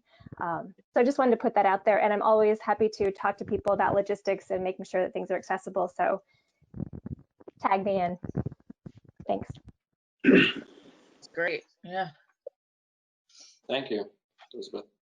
Thank you. Franz. Yes. Am I audible? Yeah. Yes. Then I will speak. So, for the benefit of all those other interested people out there, this is Franz Reichsman speaking. So a couple things. One is just to respond to Liz's idea about air circulation. Air circulation is bad in this setting. What you want is absolutely dead air so that any virus particles settle to the ground instead of being recirculated again and again, where they're much more likely to end up in somebody's body. So just a minor point, but you know, there's the importance of that is that there's a lot of details to think through here. The other thing is that I think as you're putting together any idea, you have to factor in that there's a significant lead time and that the conditions under which we're meeting could change at any time. If you talk to any epidemiologist anywhere, they'll tell you there's going to be a second peak of infection, and we don't know when that's going to be. So whatever plan you create, other than the 180 people on GoToMeeting or Australian ballot, anything else that you put in place may all of a sudden be completely upended again, depending on what's going on with the infection. So anyway, I would just really include that in your thinking, that something that may not be a desirable solution may turn out to be the only possible solution. Thank you, Franz. Yeah. Well, thank you. Thank you. Well, what do you want to do? It's getting a little late. Move on. Council representative town meeting. May I just summarize what I think I've heard so you know where we'll go from here? Yes, please. That work? So I hear that we feel pretty fatalistic about the first two. We'd love to hold one that way in one big room or in one space outside, and we don't really think that's going to be possible at all this summer. So we're not going to really spend much more time thinking about that. But of the other four, and I didn't hear really a different alternative come into play tonight either, which isn't to say that it can't in the future if somebody has a great idea. But at this point of the other four, what I think I'm hearing is we should further examine the everybody on GoToMeeting option to see if there's a way to make that work and put more energy into the details of the what has now become 5 to 10 venues option, with the two Australian ballot options being just the things we would fall back to if it seems impossible to do 5 to 10 venues and undesirable to do 180 people on GoToMeeting. Is that fair? So we won't really put extra energy at this point into the Australian ballot items. They're relatively simpler to implement if we have to fall back to them, but I'm hearing a consensus that those, we don't want to do those. So we need to be further exploring the other two that are in play to see if maybe we can make 180 people in this format feel more viable, and that we get more details for the other format, so that, or for this format with fewer venues, so that you with public input are able to make a more fully informed decision about what we're actually getting into. That sound right? Yeah, I think so. I mean, I that's how I interpreted it.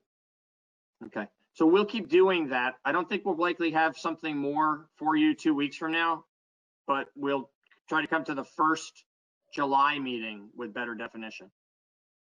And I think we can kind of push the question out to RTM too. Yes. See what they think. Yes, absolutely. Can I add one thing I just thought of? Yeah, Ian. If someone is exhibiting symptoms and thinks maybe they have COVID-19 when the representative town meeting were to occur and still wanted to participate, or you had an individual who didn't feel comfortable being in any size group, if there would be a, for future discussion, to implement them in the RTM with one of these other systems, like with the 9 rooms or whatever, how we would do that. Yep.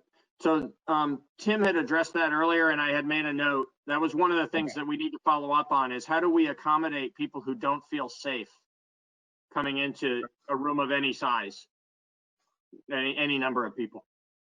Okay, my bad. No. No, I mean, you made reiterating the importance of the point. Yeah. The additional point of diagnosis is an important one.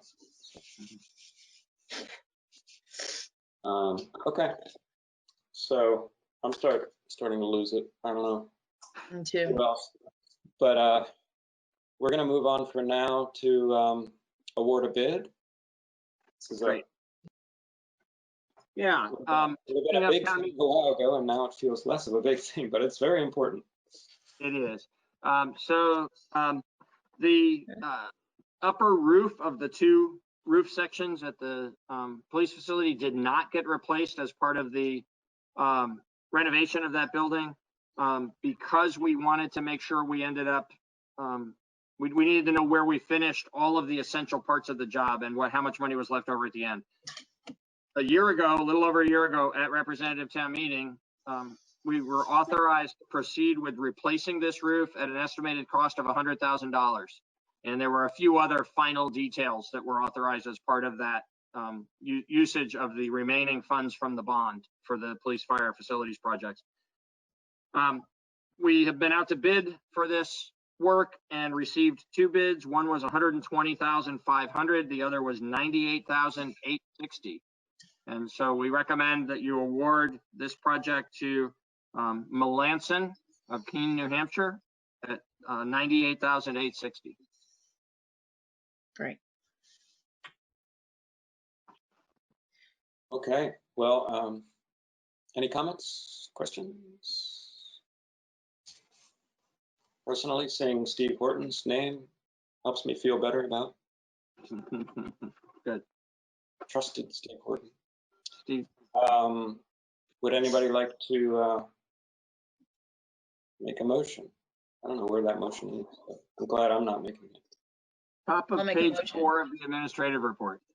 Thank you. I will move to award a bid in the amount of $98,860 to the Melanson Company of Keene, New Hampshire for replacement of the high roof area at the Brattleboro Police Department. Thank you, Brandy. Brandy's made a motion to award a bid in the amount of $98,860 to the Melanson Company for the replacement of the high roof area at the Brattleboro Police Department. All those in favor, say aye. Raise your hand. Aye. Aye. 5-0. Thank you. And we have Brandy's favorite topic. Boo. Thumbs down. We need to do the annual dog warrant. Yes. Ugh, so petty. Which always causes confusion and consternation. It does, because the state statute under which we're traveling here imposes an obligation on the town to adopt this warrant, and the requirement that the statutory language be in the warrant as set forth in the statutes, which include, among other things that are more pertinent to how we actually function, about the obligation of owners of dogs to license those dogs for the safety of the community, and some different provisions for how this gets enforced if an owner doesn't license their dog. It includes reference to the fact that if the owner doesn't comply with this upon being warned that the dog needs to get licensed, and then the owner doesn't comply, that penalty can be up to and including euthanizing the dog. We have never done that. We will never do that. We say every year at this moment, we will never do that. But we have to have that language in the document that you approve because the state requires it. So what the dog warrant does is it says this is the moment in the year when the deadline for registering dog or licensing dogs has passed, and there is a list of dogs whom we believe to still be living in Brattleboro based on prior records who have not been licensed yet this year. And so it's the notice to those dog owners that they are subject to enforcement action under this warrant They will each receive a letter asking them to get the dog licensed, and then there will start an enforcement process after that, where they could be fined, or there's other penalties that will not include euthanizing the dog. This particular year, the deadline was not technically extended, but because the deadline is April 1st, and because a lot of payments come in during March, and because that's when COVID hit, we did take the action of waiving late fees for anybody who didn't license the dog by April 1st. That is still in effect. So when these reminders go out to tell people you really need to get your dog licensed, they are able to license remotely. They don't have to come to the town clerk's office to do that. And they won't have to pay a penalty. They'll just have to pay the annual licensing charge. But we really do need, for the safety of the community, to enforce the licensing requirement, and this is the mechanism for doing that. Great. Oh, Brandy. I'm glad to hear that, because this list looks longer to me than it usually does, and I'm wondering if people have just been living in chaos. And I don't know how much leniency we have, but even if we could open the letter with something like, I don't know what, something like, we know this has been crazy, or due to COVID-19, you likely forgot, or something, because this is a lot of dogs. Totally agree. This is actually representative of what our worst fears were for property taxes, and thank goodness they didn't come through on property taxes. But yeah, there's a lot of folks who would normally have licensed their dog by now who just didn't this year. Yeah, I just don't want to sound we'll like a jerk about it. Thank you. Sure. I think for me, it's, to quote Yogi Berra, deja vu all over again. Is it the dates for some of them are not late, right? So maybe I should just ask Hillary. She said, Oh, I just messed that up. So the dates, when it's in the future, that means that they don't need to be licensed, I believe, right? Hillary? I'm here. Can you see me? Oh, there we are. Yeah. So so the dates that are on there, I don't have the list in front of me. That the dates that you might be looking at are the dates that they need to get their rabies. Exactly. Oh. Okay. And so they still need to license their dog. What we're seeing in response to what Brandy was saying in terms of the list being longer than normal, you're absolutely correct. It's way longer than normal.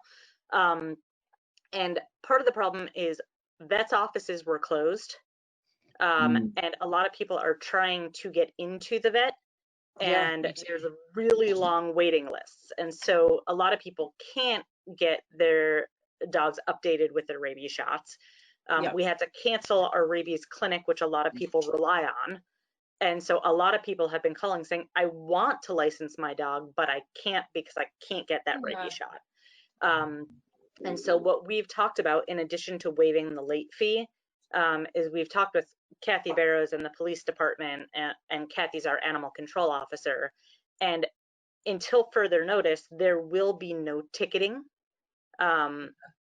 for people who have not licensed their dogs yet as well. Those tickets won't happen.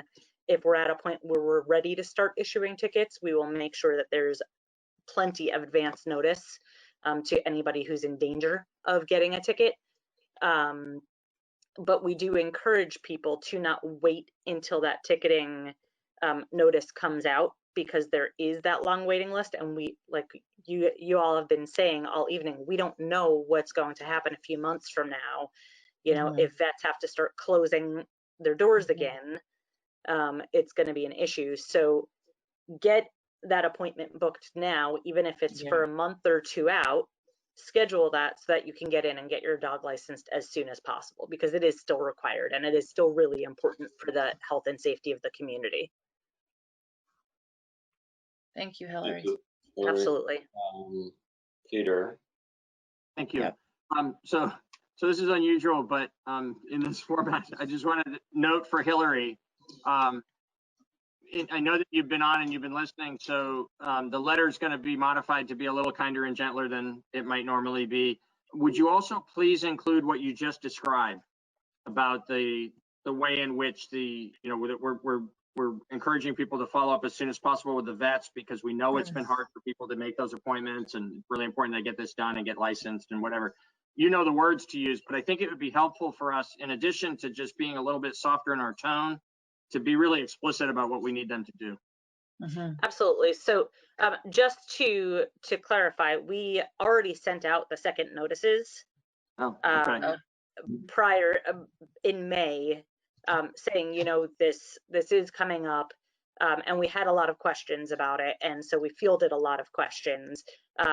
If the select board feels it's necessary and appropriate to send out a third notice, we certainly can. It might freak people out a little bit more if they're getting another notice. I'm inclined to recommend that we send out a notice prior to ticketing if and when we get to a point where we're ready to ticket, so that they're not then getting a fourth notice from us.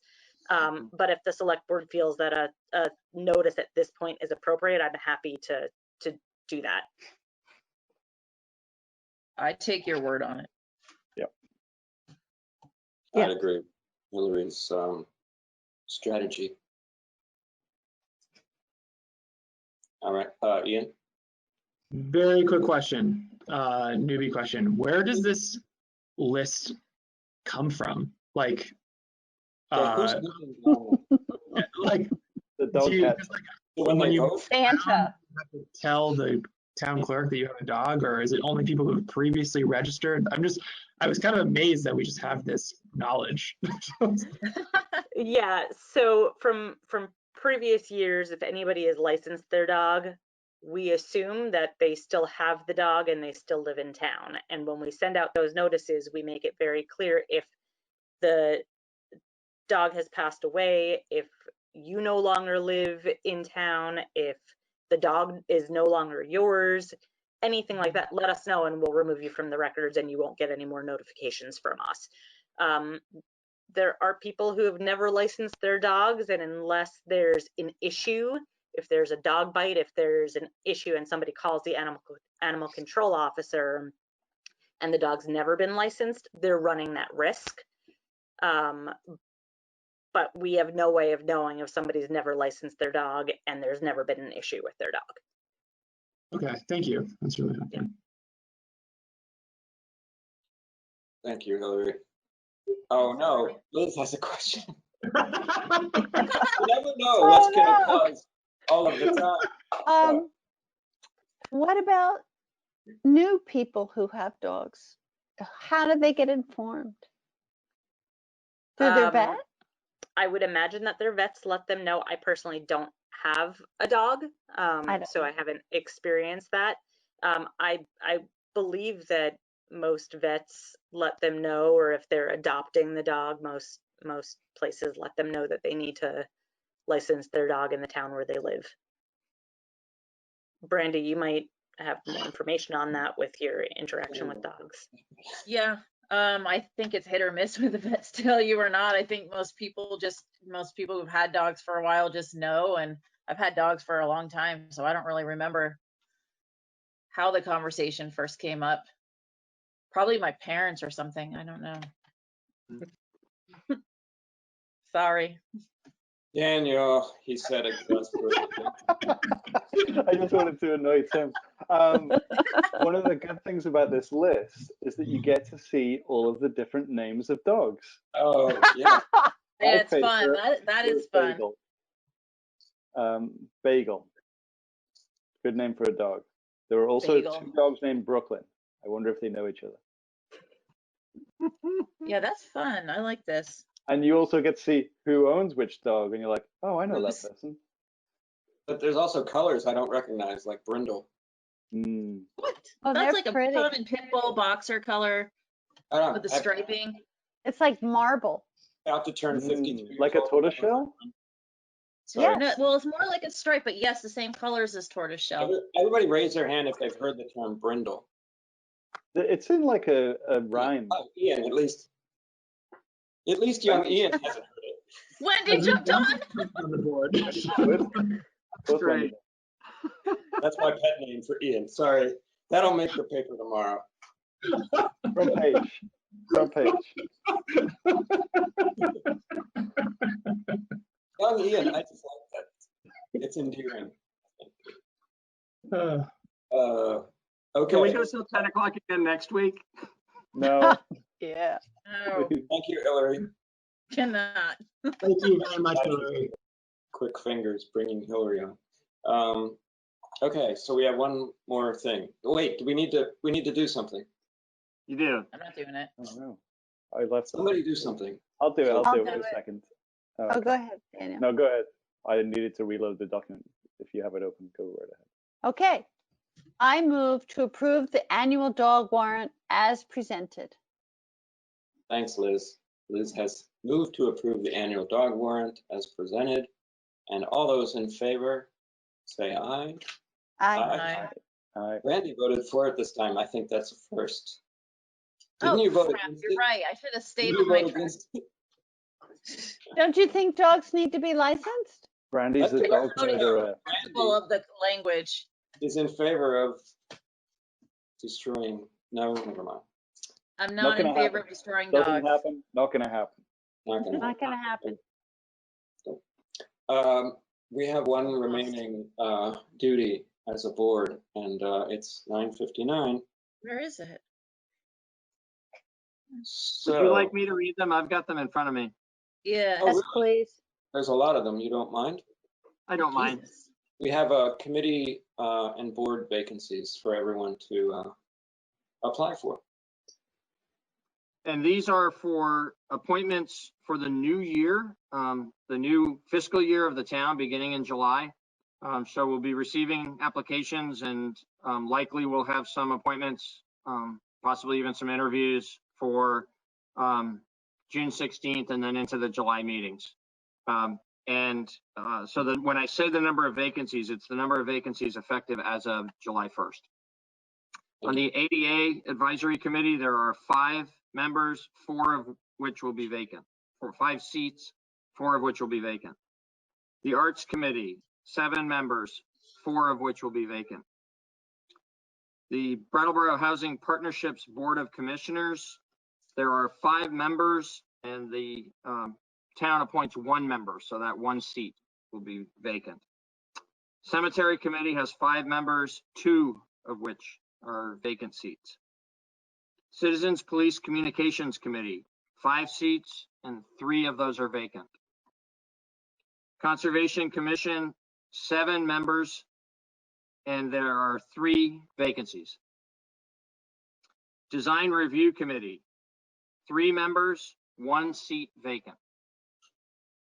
Design Review Committee alternate, 1 position, which will be vacant. The Development Review Board, 7 members and 3 vacancies. Development Review Board alternate, there are 3 positions, all of which will be vacant. Energy Committee, 7 members, 4 of which are vacant. Fence Viewers, 3, all of which are vacant. Honor Roll, 3 members, all of which are vacant. Inspector of Lumber, Shingles, and Wood, 1, and that is vacant. The Nelson E. Withington Fund Advisory Committee, 2 members, both positions are vacant. Planning Commission, 7 members and 2 vacancies. Recreation and Parks Board, 7 members and 4 vacancies. Rescue Inc. Trustee, 1 position, and it will be vacant.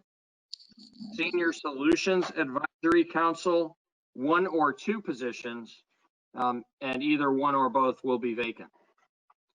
Traffic Safety Committee, 1 position that is the Chamber's representative. That position is becoming vacant. The Chamber will recommend someone to the Select Board for appointment. And the Tree Advisory Committee has 5 members, 3 vacant seats. And the last is the Weigher of Coal, where 1 member is allowed per the town's charter, but 2 members are allowed by statute. There have been times when the town had 1 and other times when the town had 2, and that seat or seats will be vacant as of July 1st. Okay. Thank you, Wow. Judy. Thank you. A lot of opportunities for serving your town. If anybody's still with us, that is. Who I'm talking to at this point. Well, that'll be the front page news, won't it? The list of vacancies in the committees. Yeah. I challenge all of our press to make that the front page. We'll see. Absolutely. Well, good work, everyone. What do we have a motion to return us to our? Well, we're in our homes. Let's face it. Liz. I move to adjourn. Thanks, Liz. All those in favor of adjournment? Hi. Bye. Looks like 5-0. Oh, hi, Wendy. Wendy. Wendy. Hi, Wendy. Wendy's staying on.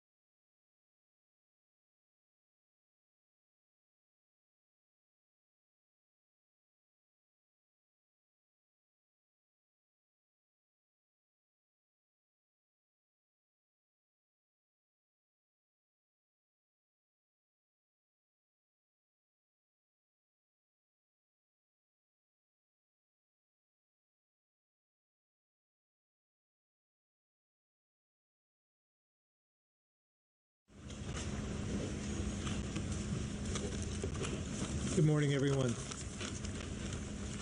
I'll start with a brief update on my comments from Monday. Following the press conference, I signed an executive order to establish the Racial Equity Task Force. I'm now working with Racial Equity Director, Susanna Davis, who will be the chair to finalize appointees so they can begin their work as soon as possible. I also want to give you an update on what we're looking at this week.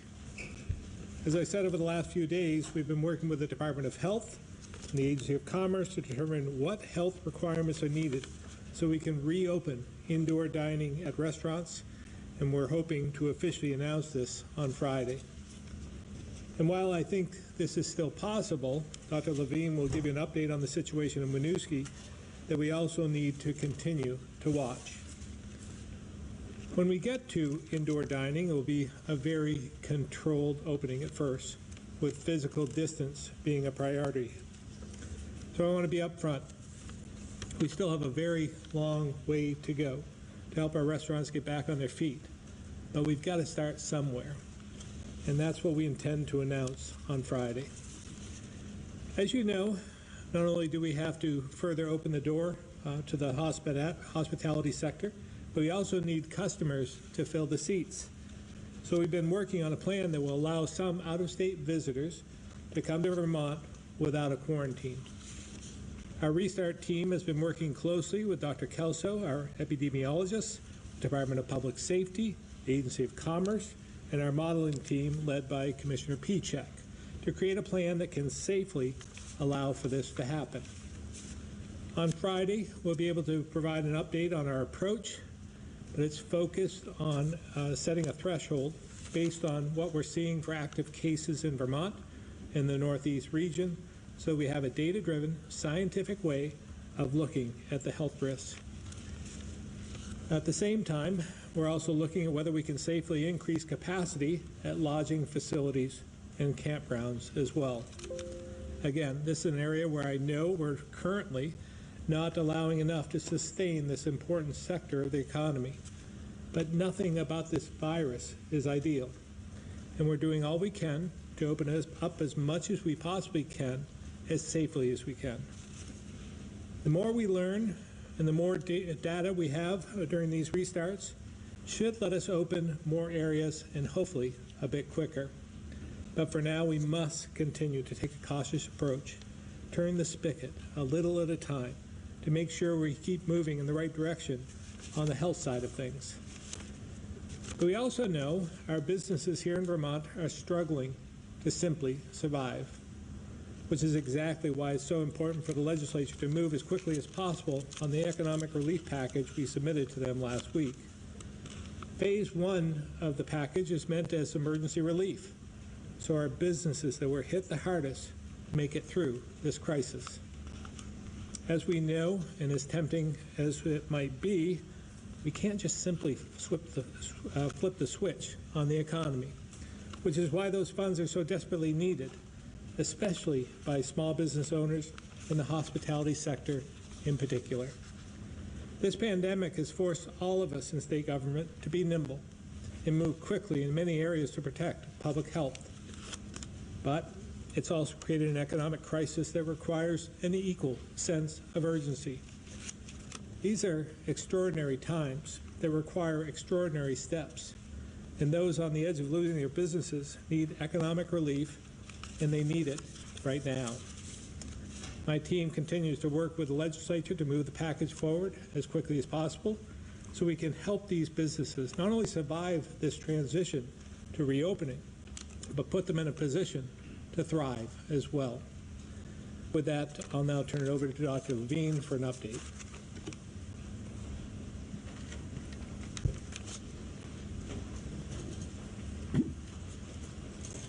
As the governor stated, my comments this morning will be limited to Winooski. As you know, we've greatly expanded our testing throughout the state, and we fully expected this effort to reveal more cases. As I reported earlier, through the work of our epidemiology team, we recently identified a cluster of cases in Winooski. And with the support of Winooski city officials and community health centers of Burlington, we quickly arranged a week of testing opportunities for Winooski residents. On Monday and Tuesday, 200 people came down to be tested in Winooski, and the testing did reveal additional cases in the community. From these pop-up sites, the EPI team is currently in the process of verifying, validating, and deduplicating this data, which I have to remind everyone is very early and what we've just found out in the last several hours. So I do not have a lot of details for you, but we are interested in being as transparent as possible, but please understand that the details will be forthcoming. There may be in the range of 10 to 20 additional cases. We will have more specificity to this once all of the analysis has been performed. This is the nature of this virus. When we find clusters or identify outbreaks, we expect our case count to increase. Our contact tracers work hard to find out who is at risk of illness and reach out to them to slow down the spread of disease. We are prepared for this. In Winooski, our collaboration with the city and community partners continues, and this will see us through the coming days and weeks. We will expect to find more cases, but with contact tracing, coordination with the community, careful isolation and quarantine, this outbreak can and will be managed. People who may be at risk of contracting COVID-19 from someone who has tested positive will be contacted by the health department to make sure they take steps to stop the spread of the disease. While Vermonters have done much to flatten the curve, these cases illustrate the fact that the virus is still active in our state, as it is around the country. And especially now, as we carefully take steps to restart Vermont, we call on everyone to continue to practice good public health measures, such as wearing facial coverings, limiting close interactions, hand washing, and keeping a diary of contacts. The information we have about new positive cases, as I've stated, is preliminary at this point, and I really cannot share any further details. Thank you.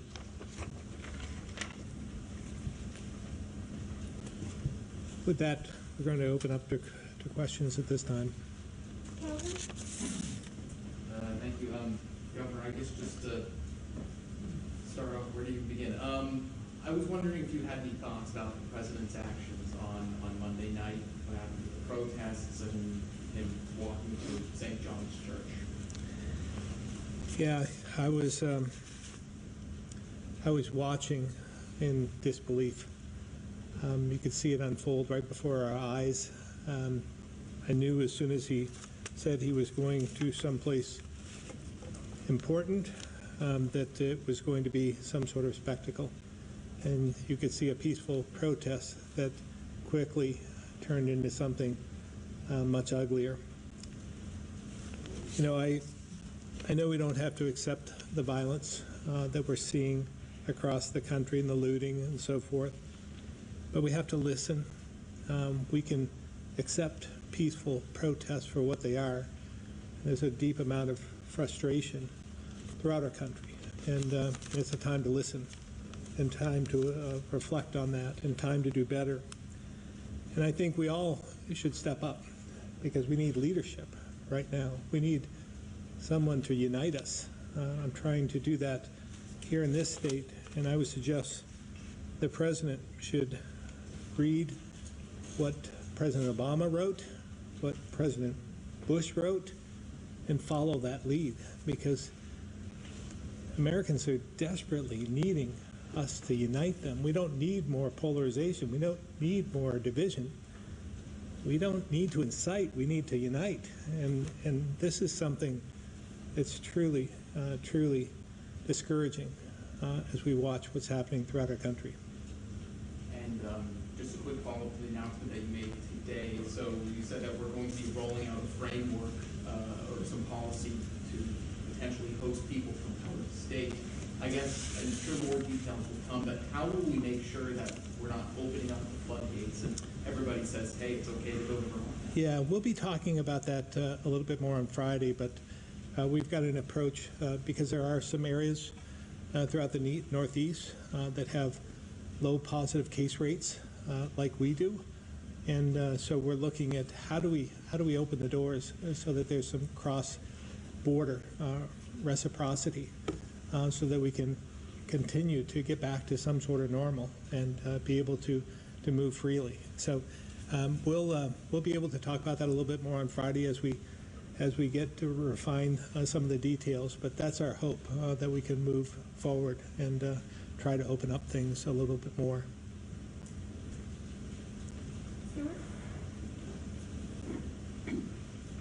Governor, can you, since we met Monday, we've had some more protests. Vermonters are speaking out. There was another one last night in St. Albans. There's one right now in Heinsberg.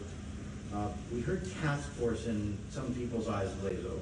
Yeah. You know, is this just is this going to produce something tangible? Is this going to produce change in our state? And how much change do we need to see in our state?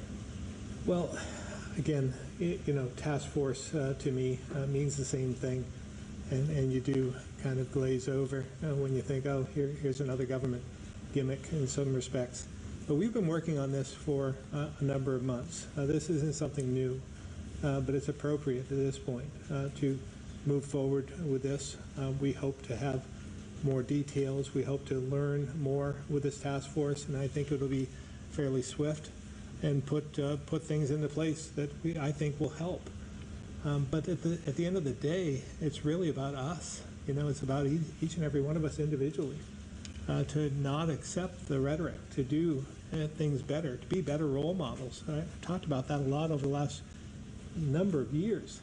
You know, we have a responsibility, each and every one of us, whether we're leaders in across the state, or we're leaders in our own community, or we're just leaders in our own household. Just be better people. You know, act respectfully, treat others the way you want to be treated. And I think that that's the bottom line is it's in our hands, and we need to act upon that.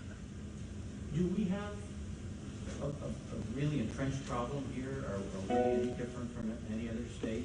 Are we racist? We're not immune to what's happening across the country, and I think that we just have to accept that and open our eyes and make sure that we're using the right language, you know, because that means a lot. We may not think what we're saying sounds racist, and we don't consider ourselves racist, but some of what we say and some of what is heard means different things to different people.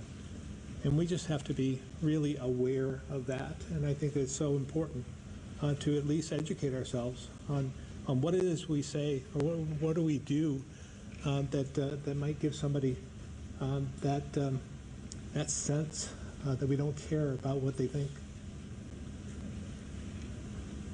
Steve? Governor, a couple of quick questions, but along the lines, I'm hearing a lot of feedback from business that, you know, we really need this money right now. You put forth your economic stimulus package. It's in the legislature right now. Do you have any sort of message? How can they, you know, speed up the process? I know it has to go through the committees and everything, but no, I mean, we're trying to be there to answer any questions. I know it's a lot of money. It's $400 million, but it's a lot of money that they need in the private sector to survive.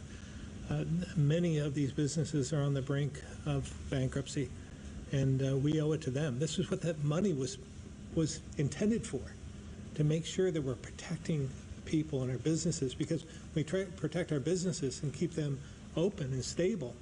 We provide for employment down the road when we can open up further. So we're not just looking at the immediate needs. You know, how can we survive and thrive? So what is it we can do to make sure that we have people working a year from now as well? Because if we don't have the businesses a year from now, we're not going to have the revenue. We're going to continue to have budgetary problems. So what we do now is laying this foundation, is really, really essential to the survival of a number of businesses.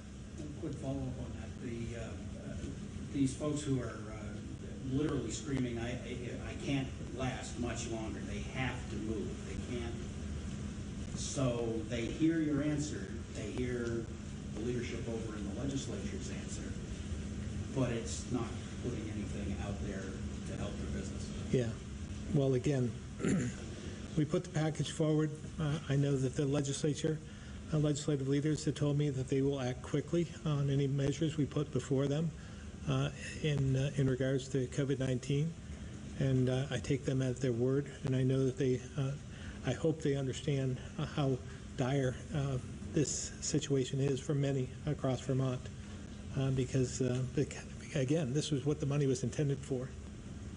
And finally, just quickly, on the recreation front, it sounds like you're loosening up again a little bit.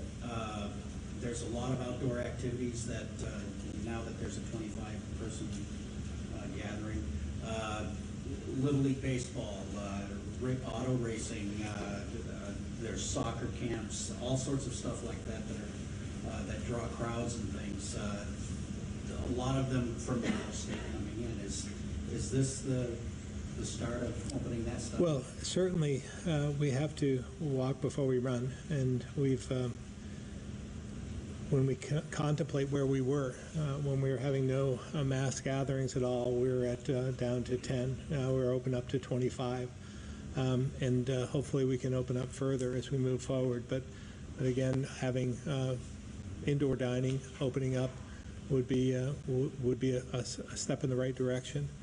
But we're a long ways away from getting back to anything near normal. I mean, we see it on the national stage as well with sports in particular, whether it's NHL, NFL, NASCAR. There's nobody in the stands. So they recognize that it's the mass gatherings that are the problem. So we're going to again continue to open up as quick as we can. I'd say Little League, those are the areas that we'd like to get kids back to doing something normal as quick as we can. So we'll be looking at that over the next couple of weeks as well. Kind of hard to peel a Little League parent away from the grandstands. Yeah, but they aren't to the magnitude. They're not thousands of people gathering to watch a Little League game, at least in state, if there's no tournaments and so forth.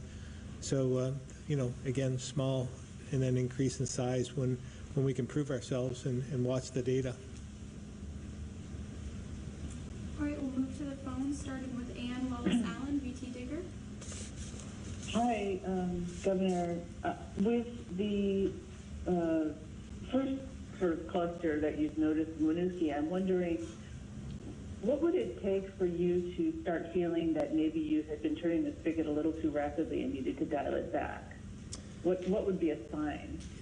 First of all, I just want to talk a little bit about the outbreaks because, as you probably recall, in numerous press conferences as we started to open up the economy, I warned everyone that we're going to start seeing more cases. There were going to be some outbreaks, but the trick is to confine them and surround them so that we can mitigate them. So this isn't unexpected, but again, concerning, but not unexpected. From my standpoint, I'll let Dr. Levine talk about this and in his capacity as well as with the epidemiologists. But from my perspective, if we saw numerous outbreaks throughout the state at the same time, I would get concerned, very concerned, and that maybe we were going too quickly. But sporadic outbreaks are something that I think we have to get used to and accustomed to. Dr. Levine. And I clearly sign on to those comments. Every bit of the way, we've been discussing the fact that there's always the potential for selected outbreaks, whether they be within a community, whether they be within a facility. And all of our testing strategies are really identifying what those high-risk places may be, looking for vulnerable populations, and making sure that we are doing some surveillance in those populations. We had another prison tested this week where all of the inmates and staff that were tested were negative, which is great news. We've had pop-up sites throughout the state where literally the majority, minus 1 or 2 cases, of asymptomatic Vermonters tested negative. So lots of absence of disease we've been demonstrating, but at the same time, there's still a steady trickle of disease, and now we have more of a cluster that we've identified. The strategy is still, if I could use the terms that are being used nationally now, the box it in strategy. So making sure that we maintain our testing capabilities and our capacity, isolating cases that are found, doing what is truly exhaustive and comprehensive contact tracing, and making sure that appropriate quarantine measures are put into play so that you can truly contain the outbreak. And we're adding to that now more refined testing strategies within outbreaks as well, so that we can always be on top of these and make sure that from the outset we know exactly what we're dealing with and how best to contain it. Oh, alrighty. Sort of related to that, the demonstrators are assembling in groups that sometimes number more than 25 and do not always appear to be social distancing. Have you talked to the organizers about that? Or has anyone from the state talked about that? Dr. Levine? Yeah, so not directly to the organizers, who you're not always aware of who they are, but clearly, publicly, at this forum specifically, dedicated an entire segment to my concern, but the concern that's being shared by public health officials nationwide, that the scope of some of the demonstrations that we're seeing on television every night, where I must say there is a fair amount of adherence to facial covering and masks, but clearly social distancing a challenge in those settings. It's too early to see anything register on the caseloads around the country, but obviously we all know that within 1 to 2 weeks of such close contact, if there were people who were in an asymptomatic state but able to transmit the virus, we would begin to see outbreaks occur. I've publicly stated that I do believe there are ways, especially in Vermont, to be very responsible with protesting, not to take away, again, any of the reasons for the protest, which are quite valid, and we've validated them here specifically, but to make sure that we don't compound a set of problems that people are protesting about with yet a greater problem of new rates of disease, perhaps hospitalizations, perhaps really severe outcomes that the protests may have generated. So I think, again, trying to protest in a way that is COVID responsive, if you will, is really the message I'd like to continue to get out there. All right, thanks so much. Mike Donahue, The Islander.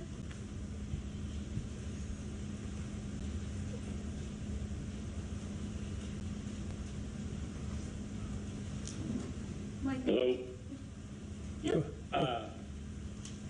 A former editor mentioned to me this week that in talking with a hospital leader, there was some mention of a financial package or incentive the state or hospitals receive dealing with COVID-19, and this isn't the first time we're hearing something like this.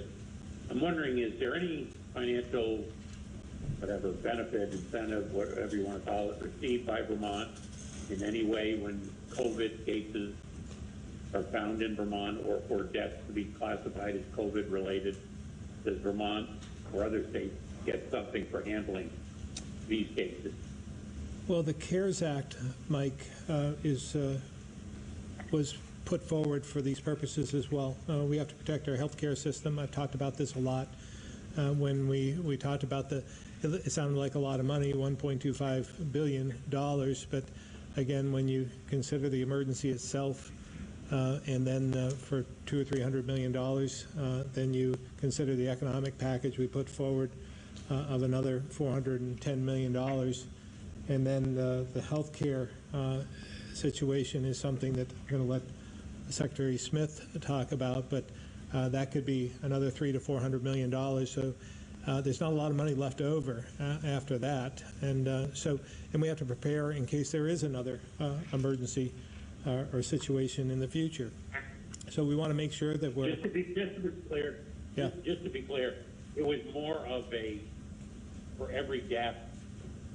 There's I don't know, a check written for 30,000 or 13,000, or not, that's what I sort of got the impression that for every case, the feds then send you another check or something like that. Not that I'm aware of. No, that would be the first time I've ever heard of that. Okay, and just as a follow-up, I would extend it. Is there any benefit or incentive? You're doing a lot of testing. There's a push for the tests and everything like that. Who's paying exactly for all those tests? Is the federal government paying for everything? Yeah. And is there any incentive there for Vermont because of the number of tests? Do they get a bonus or whatever you want to call it? No bonus. The federal government is reimbursing us for that, and part of it, again, would come out of the emergency funding that we receive as well. But I'll let Secretary Smith answer that directly. Thanks, Mike. This also gives me the opportunity to talk about a couple of things during this pandemic. One, what we did do to help the healthcare system, because it is a system, and secondly, what we plan to do. In terms of tests, we do have about $54 to $55 million that the federal government gave us to conduct testing that we are using and we have used during this pandemic. But let me just go back, because I think this is important. During the pandemic, we had two major objectives. The first objective was to make sure that our healthcare system was financially and operationally viable. If you remember correctly, we had basically shut down the healthcare system in order to have the number of beds that we would need in case this trended in a very adverse direction. This pandemic went in a very adverse direction. The second objective was to make sure, once we started coming out of this, is to make sure that we put stability into our healthcare system. So during the pandemic, we stood up 5 programs that were stood up in order to make sure that the system was financially viable and operational. And those included providing financial relief to hospitals, 2 of which we provided financial relief, the Brattleboro Retreat and Springfield Hospital.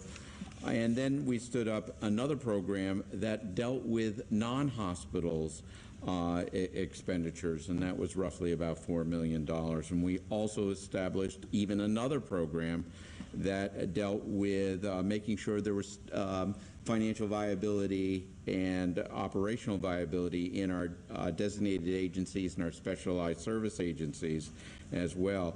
And then we wanted to make sure that those that receive Medicaid payments had some cash flow during this period, because if you remember, there were a lot of patients that weren't showing up for health care, either because we had shut down the operations of those elective surgeries, elective procedures, or number 2, people just weren't showing up. So we established a opt-in sort of prospective payment Medicaid program for those entities that receive Medicaid. And then lastly, we established what is called an extraordinary financial relief for nursing homes because they were under stress as well. The next sort of turn that we're looking at is, what do we do in the future to put stability in our system? And that's what the governor was talking about, and that's what the governor has tasked me with to do, is to look at how we can put financial stability into our healthcare system, and that's going to be quite expensive. Our healthcare system suffered quite a body blow during this, and we're about on the verge of looking at that right now and announcing, up to $375 million in terms of a program that will look at the stability. It would be an application program where entities would apply for the money and would be reviewed. We'd probably use the same sort of procedures we used in the 5 programs that we stood up, which were all application process and looked at need in terms of where we're going. But that's what we're doing with our healthcare system right now. They are in need, perhaps not in the urgent, desperate need that that some of our businesses are in. That's why the governor put the economic package first on this. But second, we really need to put stability into our operations. Okay, thank you as always. Appreciate it. Lisa, the AP.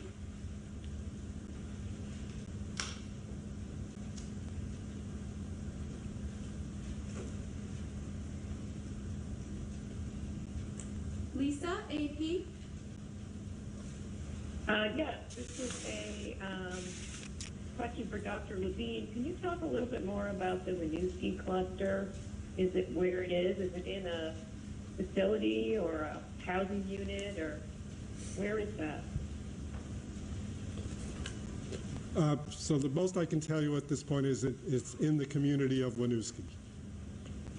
Okay. But it's not involving like a long-term care facility like we've discussed here at other times. Not. Okay. And then in terms of the of when we might allow some out-of-state residents to come in, so it sounds like that could be limited to people from certain states. Is that right? I know you're going to talk more about this later in the week, but is there anything more you can tell us? Yeah, no, it would be certain states, probably in the Northeast region, and then maybe specific areas within those states as well. Okay. And would people be required to be tested or anything like that? No, well, that's not what we're contemplating at this point. We're trying to do this without a quarantine, without a test. Okay, thank you. P, VPR. Commissioner Levine, the Vermont Medical Society yesterday pronounced racism to be a public health threat. I'm wondering if you endorse that pronouncement, and if so, if you can talk from an epidemiological perspective about ways in which racism is manifesting in medical outcomes in Vermont. Dr. Levine. Yeah, thanks, Pete, for bringing this issue up. So I have read what the Medical Society put out, and I do support that.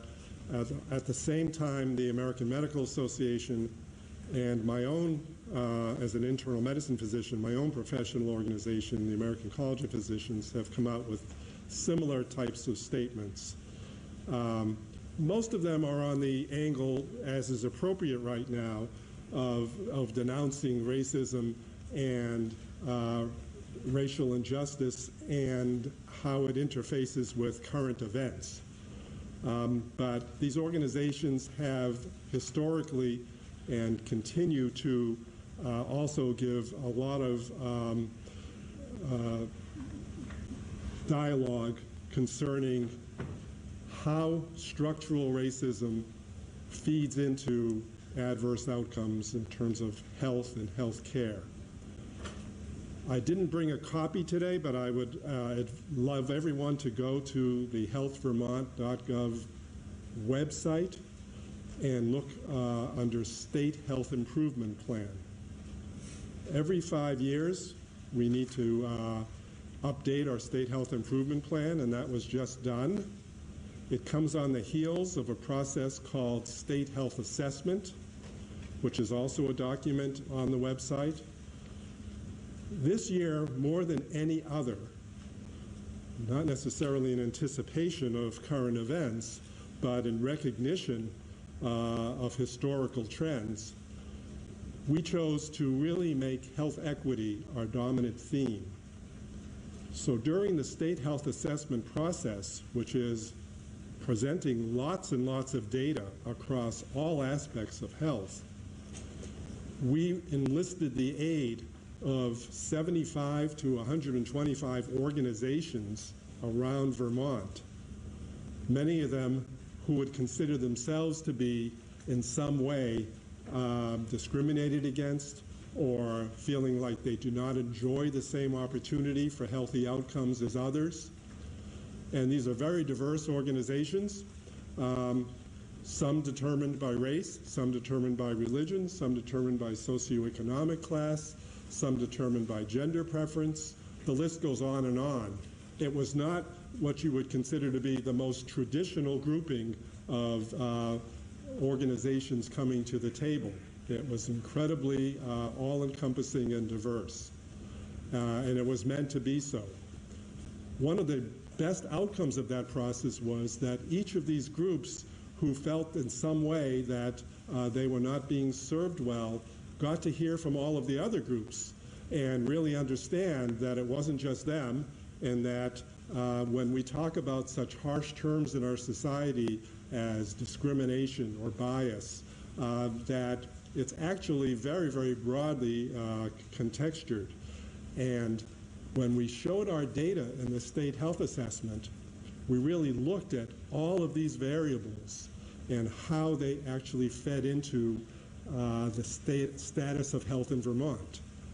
And one could look at an outcome measure where Vermont looked wonderful, but when you looked specifically at a group, whether that be a group determined by gender preference or race or income or some other factor, you began to see that not everyone enjoyed that same high level of positive outcome.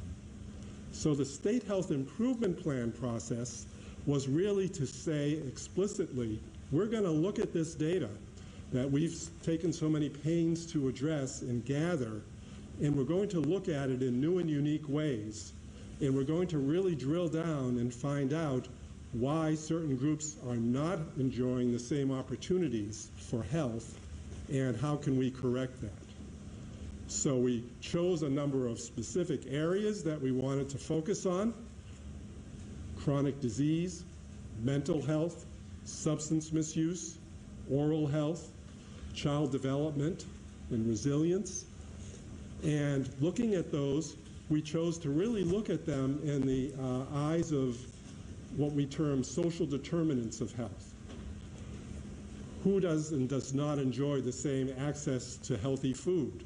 Who has food insecurity? Who does not have the same security regarding housing?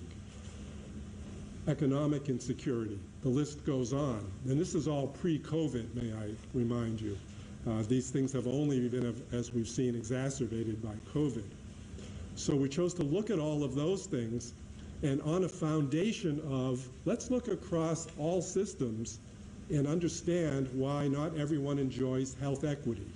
And I'll remind everybody, health equity means having the same opportunity to enjoy healthy outcomes as everybody else. So that's our whole foundation of what we're doing in public health and across healthcare in Vermont. So many of our healthcare systems were allies in this effort, and we're really starting to look at their delivery of patient care through the lens of how do I impact these determinants of health besides healthcare? How do I impact the societal ills that I've begun to outline for you along with healthcare, knowing that we can't make everybody healthy just by having the best healthcare system in the world that spends the greatest amount of money on all the fancy new technologies and tests and treatments. We need to actually go more fundamentally down to the level of what's going on in our societies, which Vermont is not immune from, and Vermont is really taking a very hard look at. So I know I've created a rather wordy response, but I hope I got at what you were looking for. One quick follow-up. Have you identified any specific public policy reforms that you think would get Vermont closer to health equity? Oh, innumerable ones. Let me again go pre-COVID and talk about some of the initiatives that the legislature was looking at seriously, the governor was proposing seriously, till we kind of got sidetracked by a pandemic. So on one level, looking at tobacco misuse and the vaping epidemic, creating policies that would deter youth from continuing to engage in what that business community wanted them to do, which was take up those habits. When it came to some of the adverse outcomes we see in our pregnant mothers, and then as they deliver their baby, what happens in the first couple years of life. There were some significant proposals regarding how to improve nurse and other home visiting programs that are very evidence-based and reduce adverse childhood experiences and do a lot to improve children's educational outcomes as well as all of the social outcomes. We had a proposal regarding after-school activities that really tried to get at that dangerous time between 3 and 6 p.m. when adolescents have more unstructured time and perhaps can engage in some of the adverse activities that might not be in their best interest, such as various substance misuse behaviors. And again, these programs are very evidence-based and can provide marked reductions, and we've shown that in select communities in Vermont, in the uptake of bad behaviors like alcohol use, marijuana use, etc. Those are just a couple off the top of my head. Thank you. Avery, WCAX. Dr. Levine, we're wondering if there's any update to the serology test working group. Dr. Levine. I was hoping you'd wait till maybe Friday to ask that, but I'll give you a answer today because it is a topic we love to discuss. That group has just met again for the third time, and literally the report has just landed on my desk. I've tried to give you a little forecast in previous press conferences of what it's going to say, but there are some recommendations regarding our testing strategy with regard to the current tests we're using, the PCR tests on the nasal secretions, which are very much in line with what we have been doing and proposing, and which we'll be discussing as a team with the governor. With regard to the serology test in general, I'm going to come out with a more formal statement, but there is, again, a lot of precautionary advice in the report regarding the lack of real evidence that these tests can be used on an individual basis, the concerns about allowing someone to go back to work, to have a so-called passport immunity because they may have had a positive serology test, and the knowledge of what positive antibodies may mean or may not mean in the COVID epidemic. So those concerns are again restated.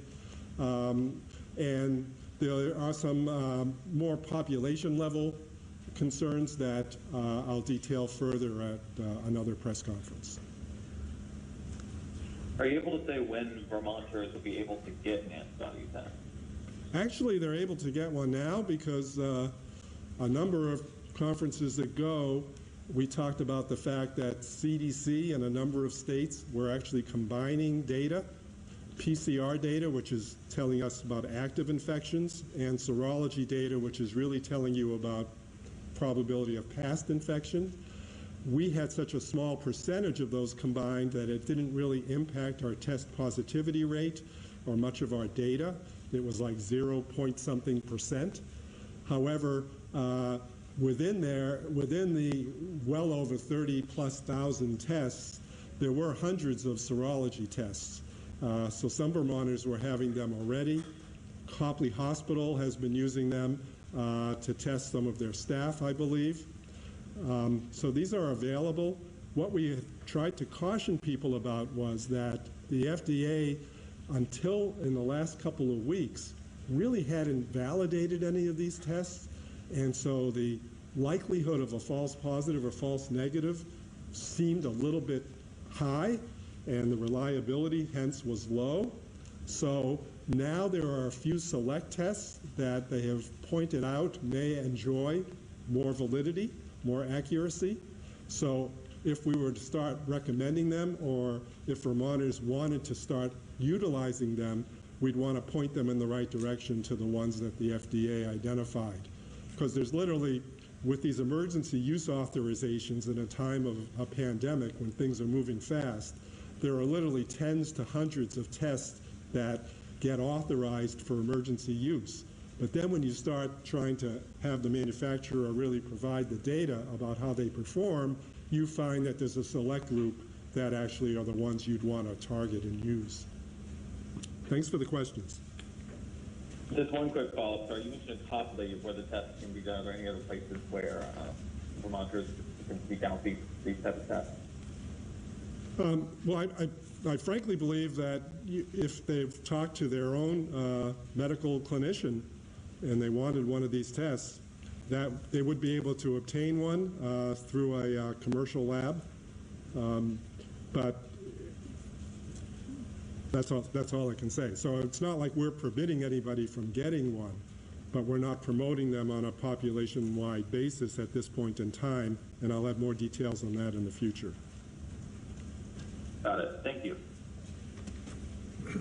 Brittany, Local 22. Hi.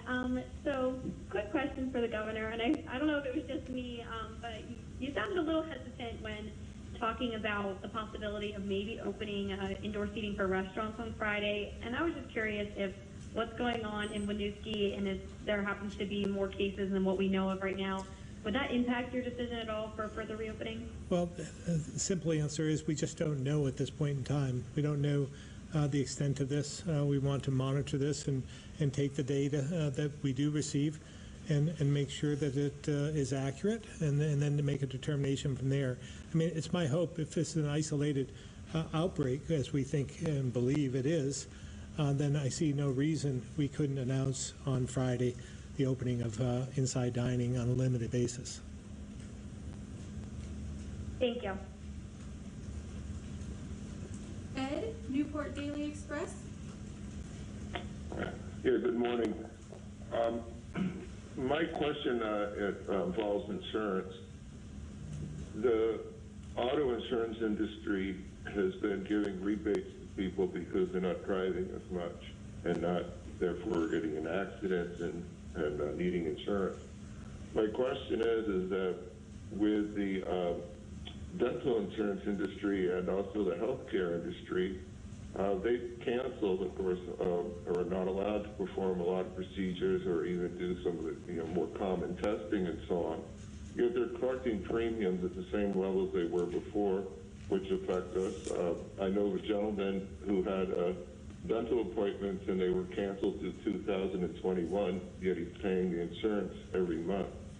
Is there a way that the state of Vermont can claw back that money? Yeah, I'm not sure. It does affect us. Blue Cross Blue Shield, it affects us individually, and it affects the state with its health care coverage. Yeah, I do know that Delta Dental, one of the major suppliers of dental insurance, is giving rebates. So I do know that's happening. We announced that. Commissioner Pichak actually announced that last week. And I know that he's working with other insurance carriers as well during this downturn. Again, as you alluded to, auto insurance and so forth isn't being utilized as much, so they have reserves and they don't need to collect as much money. Same with Delta Dental. And I know that we've been trying to work with the medical insurance as well to make sure that we're not increasing the amount of money people have to pay in. But again, I know that they were facing a lot of unknowns, and they were actually going to increase by a great deal. but I might let Secretary Smith answer the rest of that because he's more in tune to what's going on. Okay. Thank you for the question. I met with Blue Cross Blue Shield. I've also met with legislators and the Green Mountain Care Board and had voiced the concern that you have just raised, that in this time when Vermonters are struggling, this may not be the time to raise rates on Vermonters from medical insurance. And one of the things that I did say is that, you know, there are some of the things that you just mentioned. There have been sort of savings in this year. Now, we have to make sure, as we look at their reserves and we look at everything that has to be put together in terms of rate increases, that we take this into consideration, the savings that will be transpired and any sort of pent-up demand and how that will impact. But I have testified in front of the legislature and I have testified in front of the Green Mountain Care Board that it is something that is of concern to us, that rates are not adverse and impact Vermonters at this time in this situation that we have right now. Great. Thank you very much. Kat, WCAX? When the pandemic first started and the state had to make its decisions on what the best way to respond would be, there wasn't, I got the sense, a lot of Vermont-specific data to base that decision on. So now that we have some Vermont-specific data, because we've been through a round of this virus and we have the benefit of hindsight, we did see the coronavirus did not do the level of harm that our original models had predicted it could have. So what would we do differently if we have another major outbreak to mitigate the level of the economic impact to Vermonters? Well, Will there be a more targeted approach? Yeah, again, Kat, you bring up a good point. I think we could have been in a lot worse position had we not taken some of the steps we took.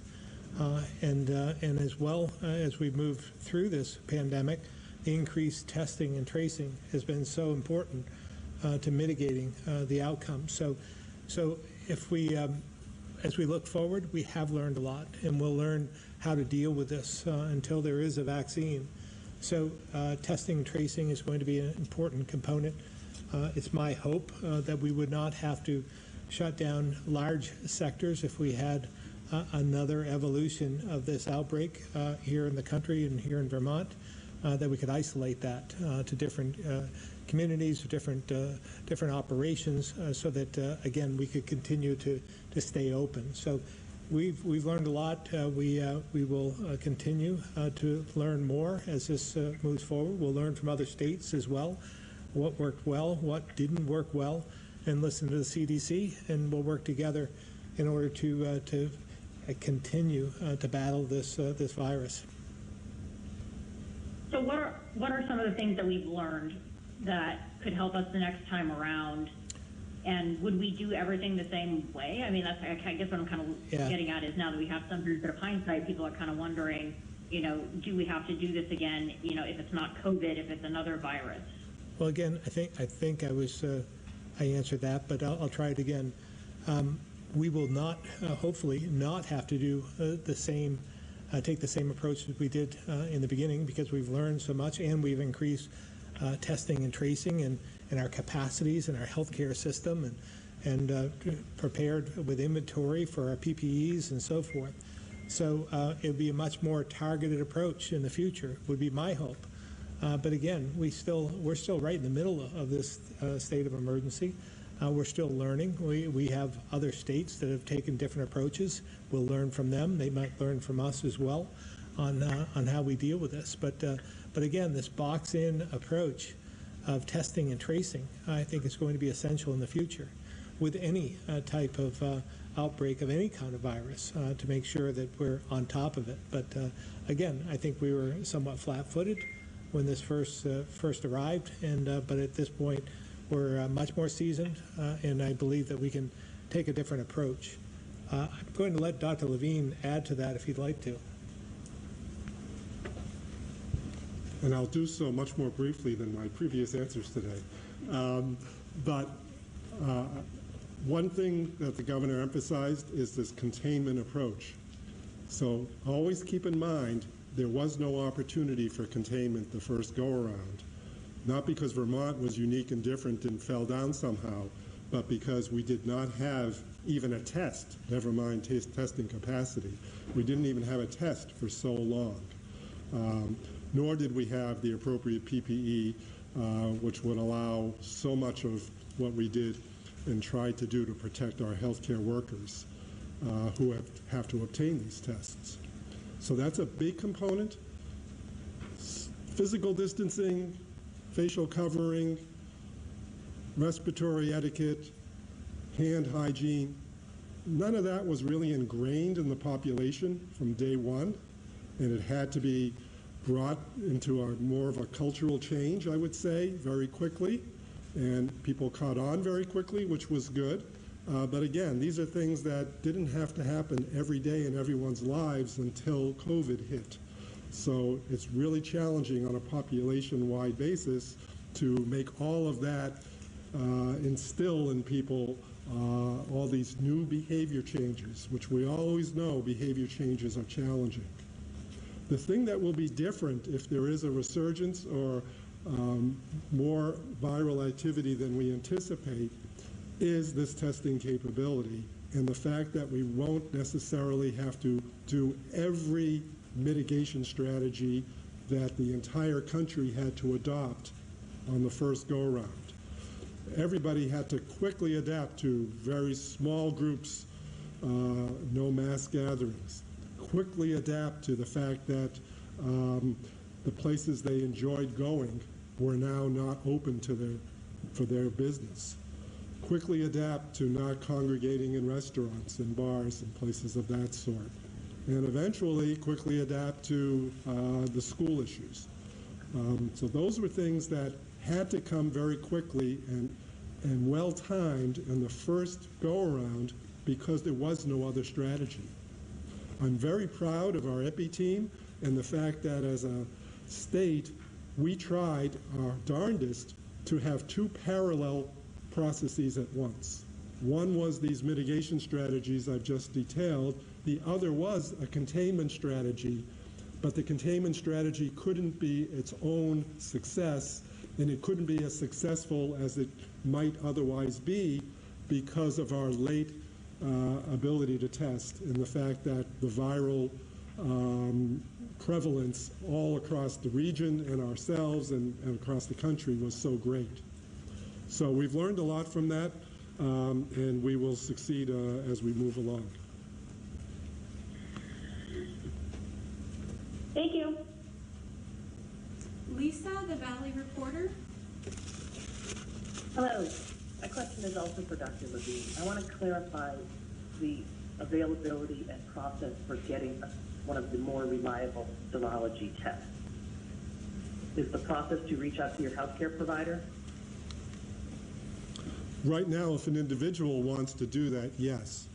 But when I come back with a more cohesive package to present at this press conference, I can be very specific about some of the tests that are the more preferred ones right now and about the approaches that one might take regarding testing. But again, I would not want to encourage individuals to seek out these tests with a motivation in mind that might not be delivered upon, because these tests may not actually be able to provide that security that the person is looking for regarding their immunity, regarding their opportunity to work in a certain setting or what have you. So I just want to caution people to be careful. And when I do come back, I'll talk a little bit more about how even a test that looks incredibly sensitive and specific can actually provide you with a false idea based on its result when there's not much virus in the population at large. But save that for a future date. Thank you. Tim, Vermont Business Magazine. Governor, I'm going to take another swing at the $400 million aid package. I know you said much about it, But as you know, certainly the businesses and nonprofit organizations are looking for more certainty. Being sort of hung out with a as soon as possible response is not really very satisfactory, as you can appreciate. Is the legislature giving you any idea of a timeline? Is it going to be 2 months, 1 month, 1 week? I think we all need to have some sort of idea of what the timeline is going to be like. Yeah, good question, Tim. I wish I had the answer for you. This is probably a better question for the legislature, but I do know the speaker has informed me that they would like to go and break in the next couple of weeks, and then come back in maybe late August, early September. So I would anticipate it would be done within the next 2 weeks. My hope would be it would be done in the next few days, because again, I know how essential this is. They can't wait 2 weeks because it's going to have to be put into place, and then it's going to have take a little bit of time to disperse it. So the sooner we get it, the better off we're going to be. So I would advocate just as quick as they possibly can to move through this. But as you know, I don't control the legislature. It's a separate body, so they can, probably a better question for them. Well, as you can anticipate, they've been pretty quiet about that to us. That's why I was sort of pressing this issue, and I have reached out to them a few times, in fact. I know they're without any satisfaction. Yeah, I know the committees, or I believe the committee's been working.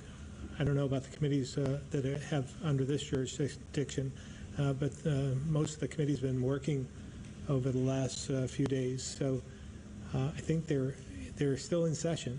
So I would hope that they're working on this issue as we speak. I know there's some the questionable legal issues about how to deal with the CARES money. Is there any regret on your part of not just moving forward the administration itself instead of throwing it to the legislature? Yeah, everyone's taken a different position on that. I know the majority of states have just done it themselves. The governors have. Other governors have utilized their legislature. That's both Republican-controlled legislatures, democratically controlled legislation with Democrats and Republican governors as well. I had to deal with reality. They wanted to have input, and it was going to be an uphill battle if we didn't get that out of the way in the beginning. And the numbers are so that they could override, as we know, as we've seen over the last few years. They have the numbers to override anything that I do. So I took this opportunity to work with them, that we can work together on this. This is a state of emergency we're all working under. It's a pandemic that none of us have seen before, and this certainly with 60,000 people currently on unemployment and businesses on the brink of bankruptcy as we speak. This is a call to action. We all need to work together and pull in the same direction. And I don't know that I had much choice, but I still believe that we can get through this, and we can get through it working together. And speaking of the legislature, it looks like they're going to opt you out of the mail-in election. Any thoughts about that? Well, I think, as you might have recalled on one of the press conferences a week or 2 weeks or 3 weeks ago, I can't remember when we were discussing this issue, because they felt as though I was in the way, that I didn't give them the answer that they wanted, which was to rubber stamp this. But I've said from the beginning, let's just move forward. Let's put it in. Let's utilize the money that was appropriated to the states for this purpose. Let's move forward. Let's plan. All I wanted was a two-step process instead of one. But this has turned into something that it shouldn't be. So again, I'm okay with being taken out of the equation, and it appears they've done so. Okay, thank you, Governor. Aaron, VT Digger.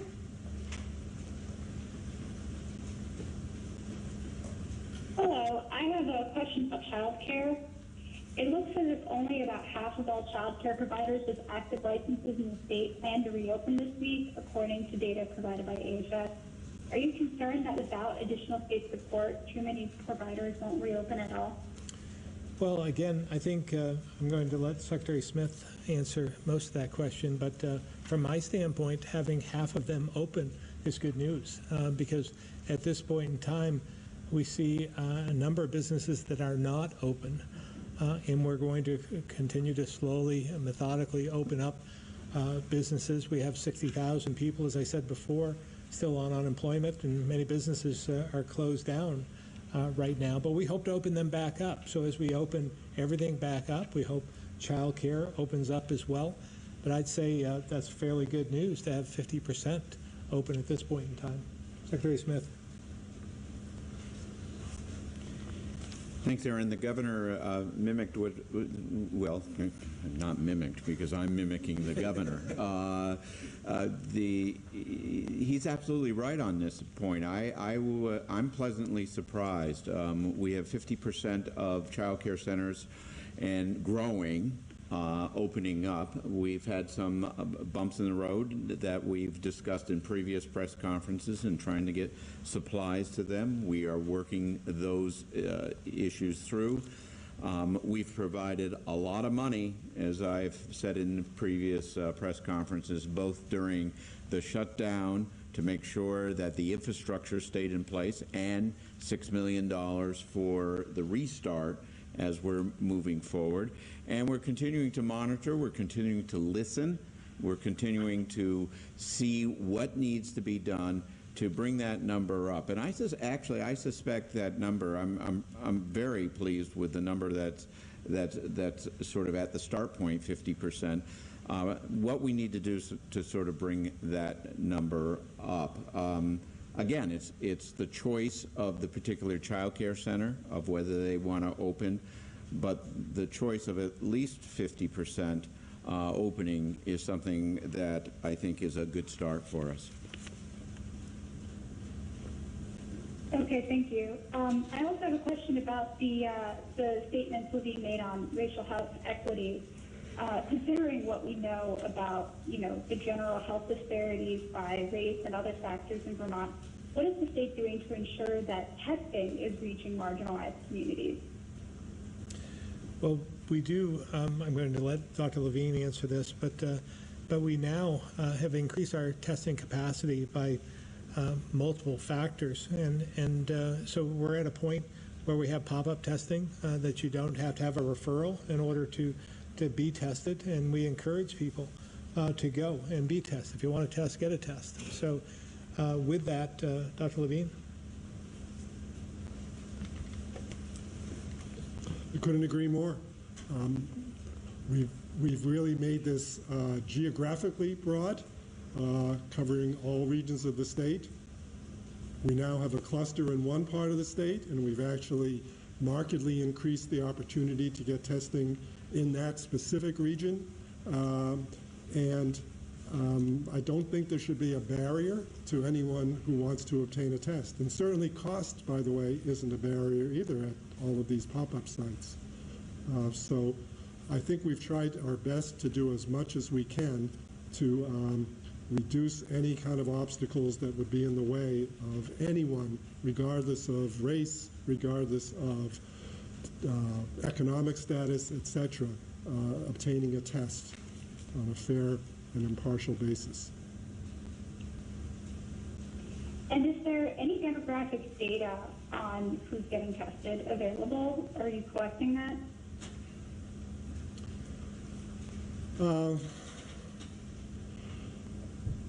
I'm going to check into that for you, but I believe that the data that we collect at the time of test is not as inclusive as you might be thinking. I mean, there's certain fundamental things regarding, obviously, people's addresses and ways to contact them with test results, but I'm not sure we have it more expansive than that at this time. But I'll get back to you with that. Thank you. That's all. Joe, Barton Chronicle. So this is a question that stems from the report of the outbreak at Ski. It appears that this sort of thing could keep happening at any time, and I'm wondering how that is figuring into decisions that you're making to begin with about how people in nursing homes or in other extended care facilities are going to be able to see their loved ones, visit with family, that sort of thing. And also what the full turn of the spigot is going to look like, given that fairs and other events that have large numbers of people are being canceled. I am that 100% may not be the goal. Is that something that has been determined, or is it still out there to be decided? Let me take one of those at a time. In terms of whether this has an effect on us and our decision making with outbreaks and so forth, again, as I said earlier, this is not unexpected, and I've said this numerous times at numerous press conferences to forewarn. The more we open up our economy until we have a vaccine, we're going to see outbreaks. So we have to determine how many outbreaks in what areas of the state. And if it's confined to one area at one point in time, it doesn't give me a great pause and great concern.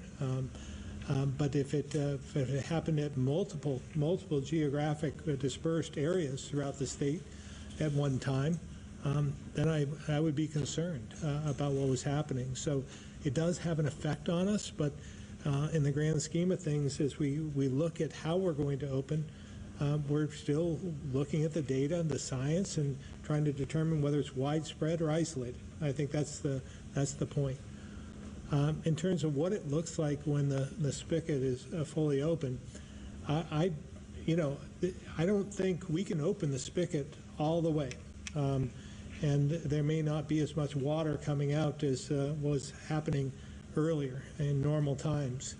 And I would expect we might get to that point this year where the spigot might be open, but we're just not seeing the flow that we've had. Probably won't get back to anywhere near normal until next year because the fairs have been canceled. They aren't coming back this year. I think that there's going to be a number of areas that probably won't open back up. A number of businesses won't make it. And if we don't get to them in time with this economic package, we'll have more. So it's hard to say what the flow will look like, but my hope really is to have the spigot open this year, and then by the time we turn the calendar into 2021, that we'll be on a different path than we were this year. So does that mean, for example, that you expect at some point this year that restaurants, for example, will be able to open to capacity? That would be my hope. I mean, I don't determine. It's again, it is all based on, we don't control the virus is controlling us. All we can do is mitigate it the best we can until there's a vaccine in place. But if everything continues to move in the right direction, then I would expect that we would be able to open up restaurants to some sort of capacity, yes. And our first step would be, hopefully this Friday, where we can open up to on a limited basis and merge our way into this. Okay, thank you. Greg, the County Courier. Hi, Governor. Hope your day's going well. My question, I kind of asked, I think last week or the week before, what your data is showing as far as how much of the virus is in the community Obviously, we're seeing, a fairly level growth, a few here and there. Here in Franklin County, we've been well over a month without a new case. So I had asked, a week or two ago, what your data shows as far as how much of the community this virus may be in, without us really knowing. And the answer I got at that point in time was that through the added testing of people that were not showing symptoms, that you would know that data more. Now that we're a couple more weeks in, we're still not seeing new cases in Franklin County. Is that an indicator that the viral load in the county is very, very, very low? I would say that's good news when we don't see positive cases in other parts of the state as well. And that's why you continue to see us opening up certain sectors a little bit at a time. But as we saw this week, again, with Winooski, to see an outbreak there where they didn't have one before, previous to this. So that's concerning. So again, I think it depends. We don't control the virus. The virus can move about fairly quickly. And as we open up the economy further, we open up campgrounds, we open up more tourism, we're going to see more cross-border issues, I believe, that will flare up, and we have to be prepared for that. But at the same time, if we do this in a methodical way, we can watch what's happening just as we're watching today. Dr. Levine, anything you'd like to add to that? Greg, you want to ask another question? I guess I just want to clarify what I was really asking is, do you guys have any data of what the viral load is in the community at this given time? And how are you modeling some of that? Maybe that's a Mike Pichak question. Well, Mike will be, it might be a great question for him on Friday. Mike will be presenting the modeling again on Friday as we consider how we open up to out-of-state traffic without quarantining. So he'll be presenting that 2 days from now. And real quick, Governor, it was kind of a continuation of the question, but I didn't want to get too lengthy. Using the data that you guys are gathering and modeling, are you guys looking at how some of the protests, whether they be in Burlington, St. Albans, other parts of the state, are you looking at how that's going to affect this, and what is that modeling showing? Yeah. Or what do you expect that it's, we're going to see out of that? I don't know what to expect, but as Dr. Levine had said, anytime you don't socially separate, and the mask use was prevalent, but not 100%. We hope there isn't an outbreak as a result of those protests, but we don't know at this point because it could take a couple of weeks before we see the effects of that. Dr. Levine? Yeah, to pick up on that last question, so obviously you can't really model for an outbreak related to a certain protest here or a protest there, but you can anticipate that the relaxing of these behaviors that the governor just referred to could increase the likelihood of having an outbreak. We are specifically making sure that if there are positive tests that occur across the state, that we're questioning people to understand if they've been in mass gatherings. Doesn't mean a protest necessarily, it could be at a restaurant or wherever, but just to get a sense for how much people are circulating more with one another, and if that might be part of why they turned out to be a positive test or not. So I think that's important.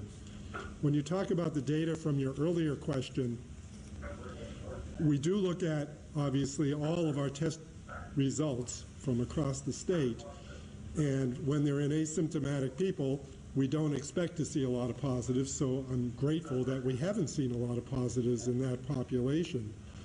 But those are asymptomatic people. We also look at what we've termed syndromic surveillance data, which is how many people are presenting to their healthcare settings, usually to urgent care or emergency room settings, with COVID or flu-like symptoms.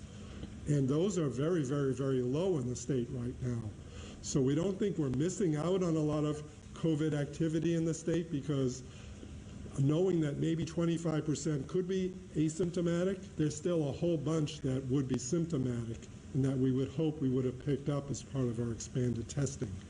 So all of the modeling data that Commissioner Pichak refers to all the time, so much of it is contingent on us having this testing capability so that he has the data to work with, as well as the other modelers that we've enlisted to show you some of the data that we put up. They all have to have some data to work with, and much of that is case positivity rates. So just one quick follow-up, and I'll let you guys go. Governor, you said you don't know what to expect. You know, none of us know for sure what to expect, but what do you anticipate you're going to see with these numbers changing? Well, again, that's why we're working on this very methodically, very slowly, very cautiously, and because I don't know. And I believe that in doing so, and then just really reacting to the data and the science and making these decisions based on what really is happening is the best policy. And I know it's not quick enough for many. This has been a long, long 3 months. And for those, again, who are impacted by this, that are on the brink of disaster in their businesses and still unemployed and have had their lives turned upside down, my heart goes out to them.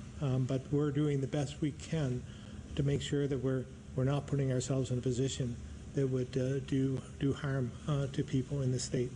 And it's a tough balance. And we're just again, we work on this every single day and have our whole team working on this every single day to try and make the best decisions that we possibly can, so that we don't again we don't cause economic harm, and actually try and turn the spigot on a little bit further so that we can have some benefits from that, but we don't do harm to health either. All right, we're gonna. Thank you, Governor. Thanks for your time. Thank you.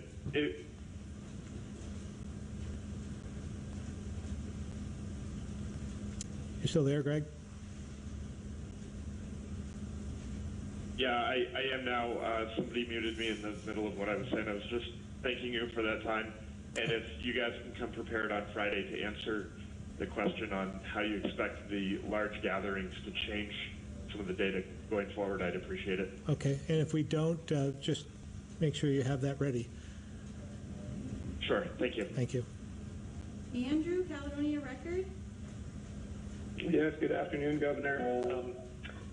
You indicated earlier you're looking at allowing some out-of-staters to visit Vermont without a quarantine and test if they are from low case count states or even certain regions within a state. And you also mentioned in response to Kat earlier that the state may now have the capacity and learn ways to take a more targeted approach in future responses. I'm wondering, would you now consider adopting a regional response within the state, for example, allowing indoor dining or crowd sizes in low case counties to resume at a higher level than other parts of the state, or perhaps delaying reopening of certain activities and communities that might be experiencing an outbreak? Yeah, we'll consider anything at this point in time. My preference would be to open up all sectors at the same time and at the same rate. But again, if we have persistent problems in one area, we will look at a regional approach. Okay. So, I mean, that's a shift in a response you gave me a few weeks ago. Well, things do change. Yeah. And again, this isn't. We aren't opening up near as fast as I'd like to see. So again, looking at the specific data and watching that Doppler map or the heat map and the modeling that we've done, it does give you a sense of what's going on and where. So now that we've increased our ability to really target some of those areas, I think that this gives me a little bit more comfort as to what's going on and where, and watching it move either in a positive way or a negative way. So I think that, again, as we get better at this, which is difficult for me to say because I don't want to get good at this in some respects. I'd rather just go back to normal. But as we move forward, we're learning a lot, and we want to make sure that we're migrating towards a process that works for everyone. So again, when we contemplate this in the future, if there's no vaccine and we have to contain this and accept what's happening throughout the states and the country in the future, I'd much rather take a targeted approach rather than this blanket approach that we had to take. We had no choice but to take that in the beginning. But as we open things up and we move further down the road, and in the coming months, we may take a more targeted approach. That would be my preference in the future. And just a quick follow-up, low case regions within certain states really makes Coos County and Grafton County in New Hampshire jump to mind, which is right next to us. Is that some of the areas for instance, that you're thinking about? Yeah, I think you can really, if you take a look at our modeling and that interactive map that Commissioner Pichek had provided, and you can really see the northern parts of New York, New Hampshire, Maine, all have fairly low case counts. So that would be what I would be looking at. And would you be allowing that just based on like an honor system? I mean, I can't imagine there's an easy way to verify. I'm sorry, maybe try that again. And the allowing the out-of-staters from those regions, I'm assuming, as with most other things, this would be on an honor system. There's really no methodology to verify. Yeah, very difficult to monitor that, and my hope would be to talk with the other governors as well in those states to see if there's any reciprocity. Okay.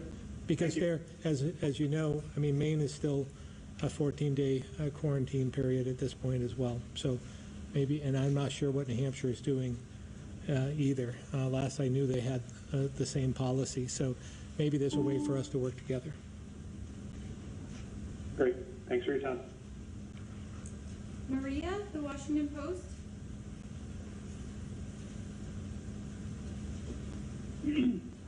Hello, Governor. Thank you for having this press conference. I have a question about restaurants and bars. It seems that one of the earliest things you did was to close restaurants and bars. And given that, you know, Vermont doesn't have the congestion or subway systems of a place like New York, one of the places that people can come together are in restaurants and bars. And I guess I wanted to ask you, do you think that your decision to close restaurants and bars early is one of the main reasons your numbers are so low now? And are you concerned that lifting that, you know, when a place where people aren't perhaps wearing masks as they're eating, there's alcohol, and they're sitting for hours possibly, could reverse your gains? Yeah, again, that's why we're taking this very cautious approach. We've opened up outdoor dining. We did that, let's see, a week and a half ago at this point. So we're watching the data there. We will be opening up, and we'll have the details of this, but it'll be on a limited basis, and the bars will not be included in this initial opening. So we're doing this, again, very cautiously, very methodically, to make sure that we continue to have the good numbers that we do. So if we had not taken the action we did, I remember this distinctly, how difficult it was to close the bars down 2 days before St. Patrick's Day, which is a pretty big day here in Vermont as well as in other areas around the country. But I think that reduced the impact significantly by doing so. But it was a difficult decision to make. Great, thank you very much. Thank you. Colin, 7 days.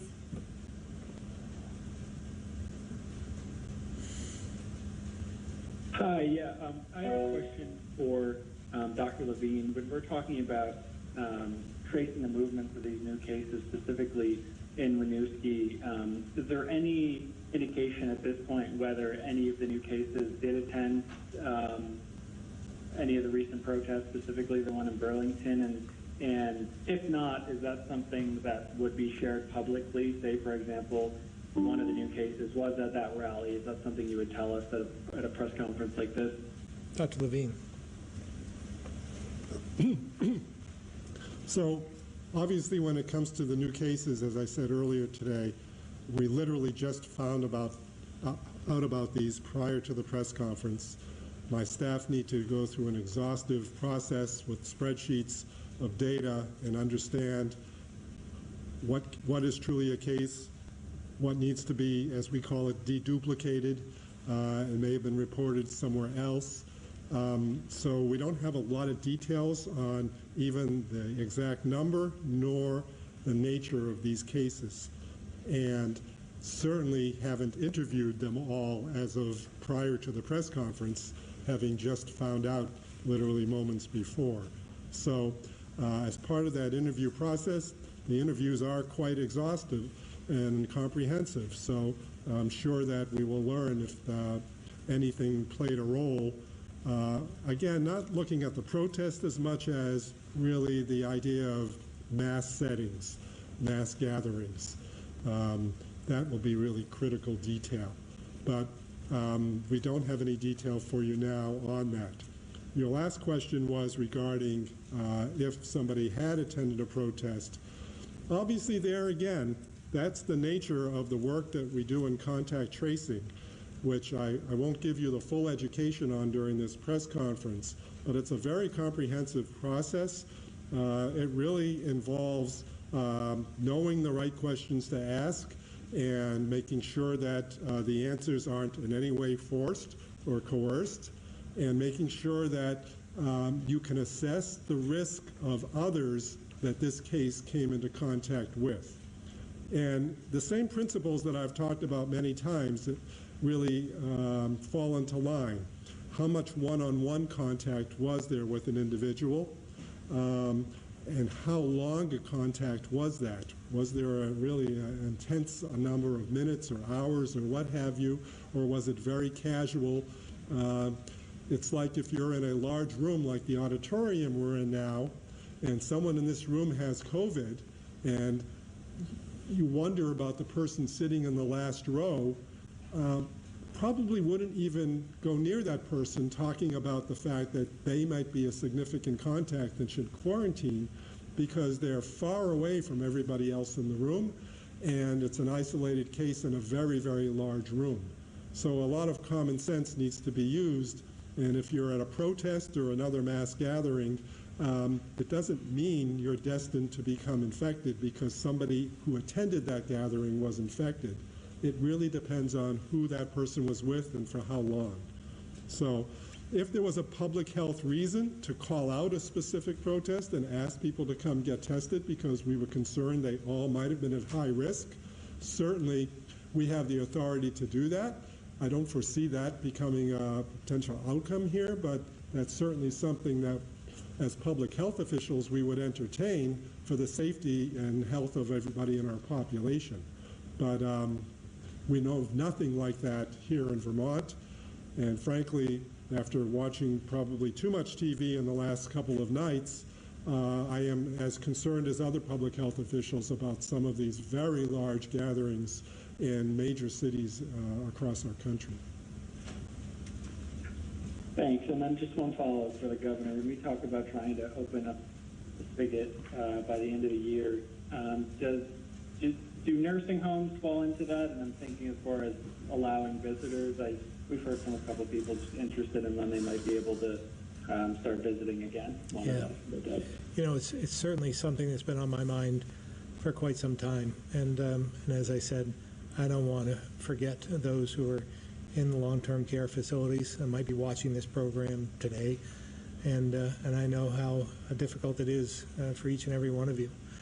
And we want to be able to allow your families to come visit in some capacity. So we're contemplating ways of doing so sooner rather than later, maybe in outdoor settings and so forth, and isolated and taking all the precautions. But we know it's important for you to see your family. So it's on our mind. We would like to get there, but at this point, it's just been difficult because we haven't known where this virus is.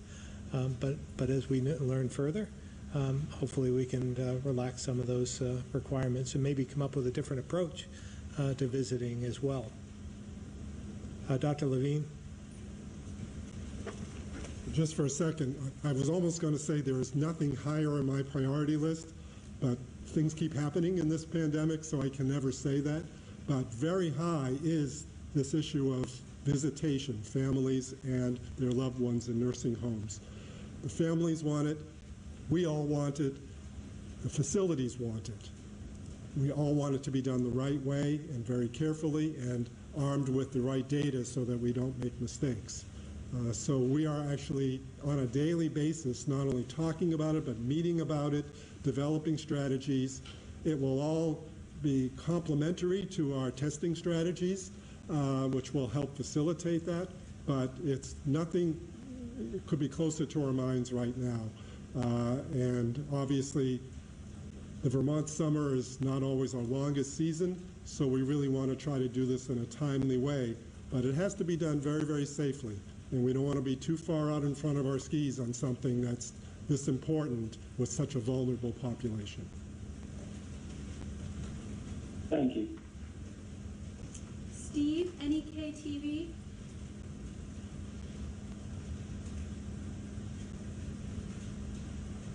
Hello, can you hear me? We can. Thank you. A couple for the governor, and one for Dr. Levine. Dr. Levine, I believe it was last week or so when they found a cluster of cases in Winooski. Oh, is that the question? Hold on. Yeah. The answer is yes. Yeah. The answer is yes. Latter part of last week. Okay. Okay. So has your contact tracing determined where any of these cases originated from?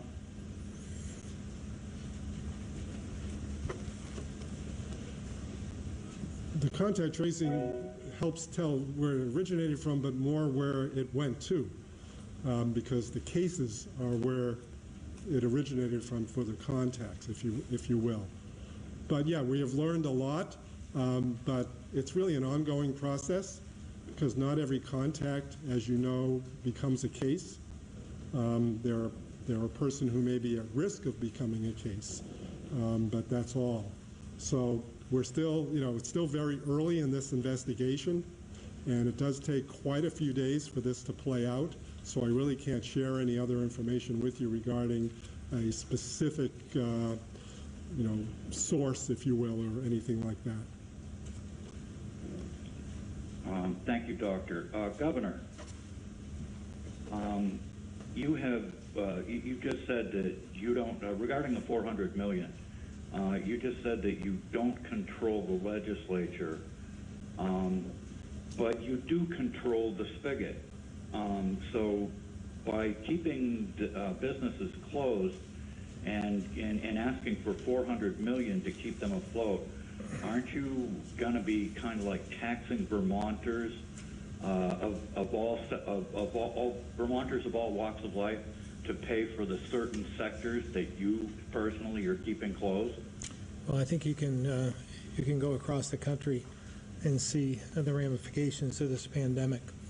It's not just here in Vermont. It's throughout the United States, throughout the world, for that matter. It doesn't matter whether it's China or Spain or Italy or the United Kingdom. Everyone has suffered together on this. So there is going to be economic ramifications from this regardless of where you live. And that would go for Canada as well. So I'm not sure that we can, I'm not going to base all my decisions on the economy.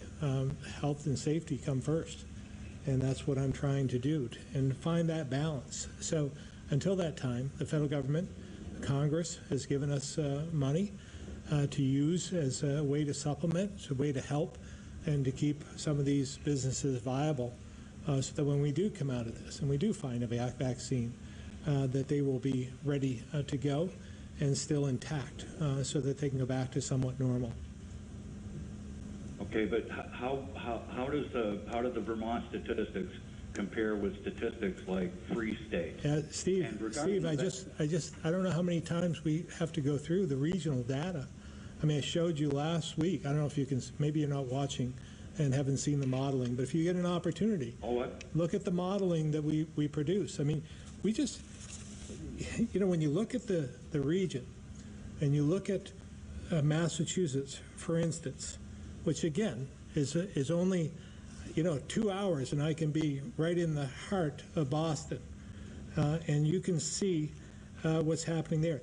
In the last 3 days, they've had 4,000 positive cases. 4,000 positive cases in 3 days. So to just blindly not be aware of that situation, they've had 200 deaths in 3 days. So we can't close our eyes to that. We're a region. Just because we have borders doesn't mean it's not going to affect us.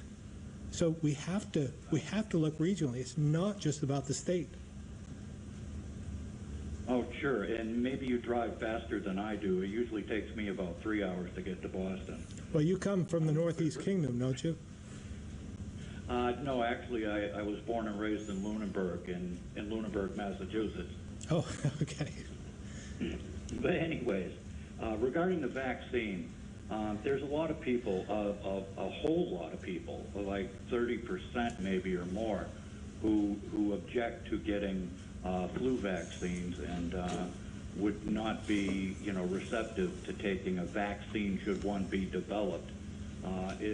Would there be ramifications for not taking a vaccine? Would vaccines ever become mandatory? I think we're getting ahead of ourselves a bit, but it's going to be a fascinating debate. I'm one who believes when there's a safe vaccine, we certainly have seen the merits of having a vaccine to stamp this out. So look what it's done to us. Look what it's done to our economy. Look what it's done to our way of life. And if we can have a vaccine that's safe and effective, we should do it. Yeah, a lot of people don't object so much to the vaccine as they do to the adjuvants in the vaccines, but that's a whole other story. Thank you very much, Governor, and thank you, Doctor. Guy Page?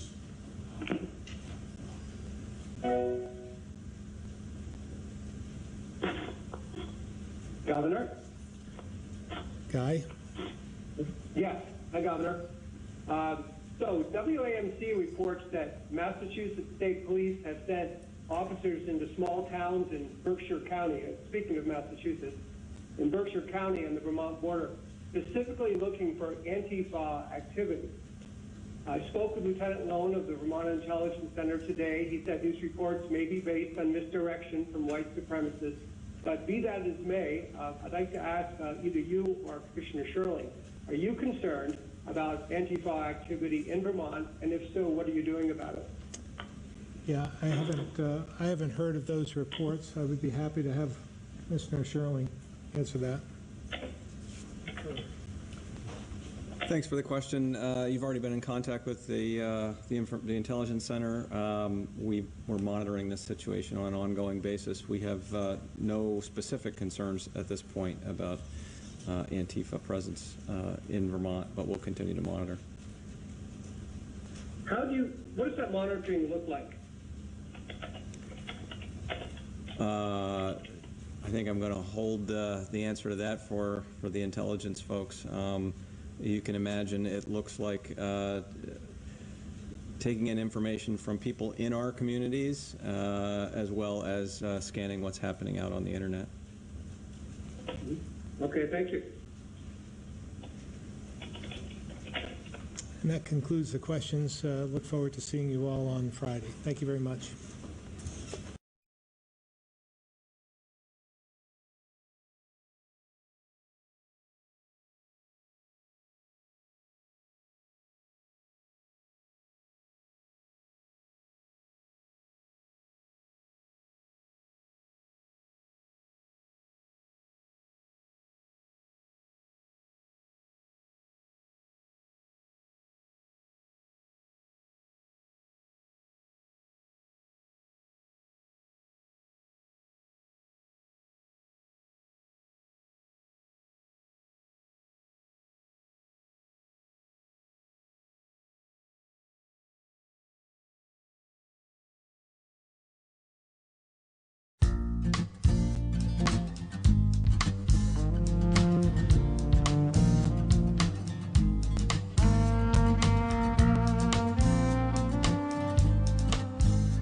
Greetings. Welcome to another edition of Montpelier Connection. This is one of our first shows during the COVID-19 crisis, and we're trying to get back on track and talk to the policymakers and people in the news here. Today, we have a special guest. We have Lieutenant Governor David Zuckerman. Good morning, David. Good morning, Mike. Nice to see you. Good. Good to see you. David, most people know, and I don't want to assume it though, that you're a farmer. It's early in the morning, so I'm assuming you've finished chores for today. Well, I've done some myself, and I've got a couple crew that come in to do the pigs and getting some plants started. Some of the crew are here, but yeah, I was up around 5 setting up the chick brooder. We had a new arrival of 275 meat bird little yellow chicks. So we give them fresh shavings, clean water, a good start with heat lamps, and I went to the post office and picked those up at 6:30, and nicely nestled in today. Yeah. So wanted to ask, as a farmer, diversified farming seems to be the future of ag in Vermont, at least a growing part of it. Can you tell me what kind of things you raise on your farm? Sure. I know that actually your county, Windham County, is the most diverse ag county in the state, which is a nice little hallmark to have. Obviously, I think we still want dairy to thrive and need to figure out how to remedy the multi-year challenges that they've been facing.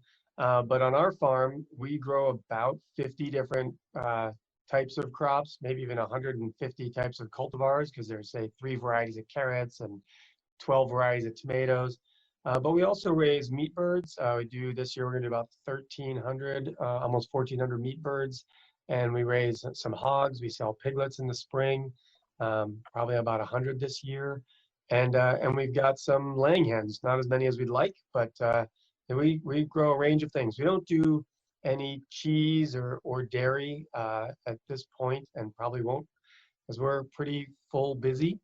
And we also grew hemp for the first time last year, and now we make some salve and sell hemp flour as well. Yeah. Question leads to a question that I get a lot. Can Vermont feed itself? Mm-hmm. Yeah, Bill McKibben visited my farm over 20 years ago when I was in the Intervale. And I said we can. We certainly have the land. We have the equipment. We have the ability. We would need a big shift in our systems to do it, however, because right now it would take far more labor than currently works on our farms, and we would probably have to import some more vegetable or grain type equipment because we have a fairly dairy type equipment focused situation. But as far as having the land open and ready to be planted, I think we certainly could, but it would be a transition. Some of those hay fields and cornfields would need to be a wider range of products. But we're seeing that experience and expertise grow in the state with some really innovative farmers and grains, even a rice farmer. And then our extension agency is having a broader and broader set of knowledge. So if we had to on a dime, I'd say with 1 year notice, and we could get our hands on the seed, if people were ready to get out there and work or volunteer to get that food grown, if we were in we need to produce our own food moment, we could, but it wouldn't happen on a flip of a dime. Now, we've got some, as you said, some amazing growers down here in Windham County. People like Paul Harlow in Westminster, Jack Mannix at Walker Farm in Dummerston. Yeah, great. And one of the things they mention is we would need to boost our storage. That's absolutely right. That certainly to maintain food throughout the year, we would need to be able to put it up, whether it's root cellars, whether it's canning, whether it's freezing. You know, we have some pretty big storage units on those apple farms, but when you actually think how much food we eat, I'd give you an example. Our farm, we're pretty excited in the fall when our 3 coolers in our warmer room are full. We probably have 100,000 pounds of food, and it's mind-boggling to look at that much food. But when I do the math, I live on the very edge of Chittenden County and Addison County. That's less than 1 pound of food for all Chittenden County residents for 1 day. And I'm not as big as Paul Harlow or Pete's Greens, but I think according to the Farm to Plate survey, I'm in the top 5% scale And so if I've got not enough food for, you know, a sixth of the population have 1 pound for one day in storage, then that really, I think they're absolutely right. That is a massive pinch point, and we would need to construct significant storage. So as we look to get our economy rolling again, especially ag, you know, as you mentioned before, dairy is struggling, and you know, dairy certainly has its challenges. For a while there, last year, milk prices were finally up around $19, $20 a hundred, but now they've crashed, and we're looking to help people diversify. Is this the way to help the ag economy forward? Well, I think there's a combination of things. I don't know whether we try to differentiate Vermont's milk from commodity milk. We do that with our amazing cheeses, and we've differentiated that value-added product from other cheeses around the country and the world. We're getting awards from around the world, competing with France for, you know, the best cheeses in some categories. And you know, I think our dairy can continue to thrive if we differentiate it, including our fluid milk. And if we put some parameters around grass being a bigger part of their diet, live grass, field access, and worker conditions, I think there's a southern New England market that would pay a premium that could reward our farmers for their work. At the same time, I think we have a real opportunity in diversification. This current pandemic is putting a big spotlight on what are the most critical and basic things that we need in society, and obviously food and healthy food is about as basic as it gets.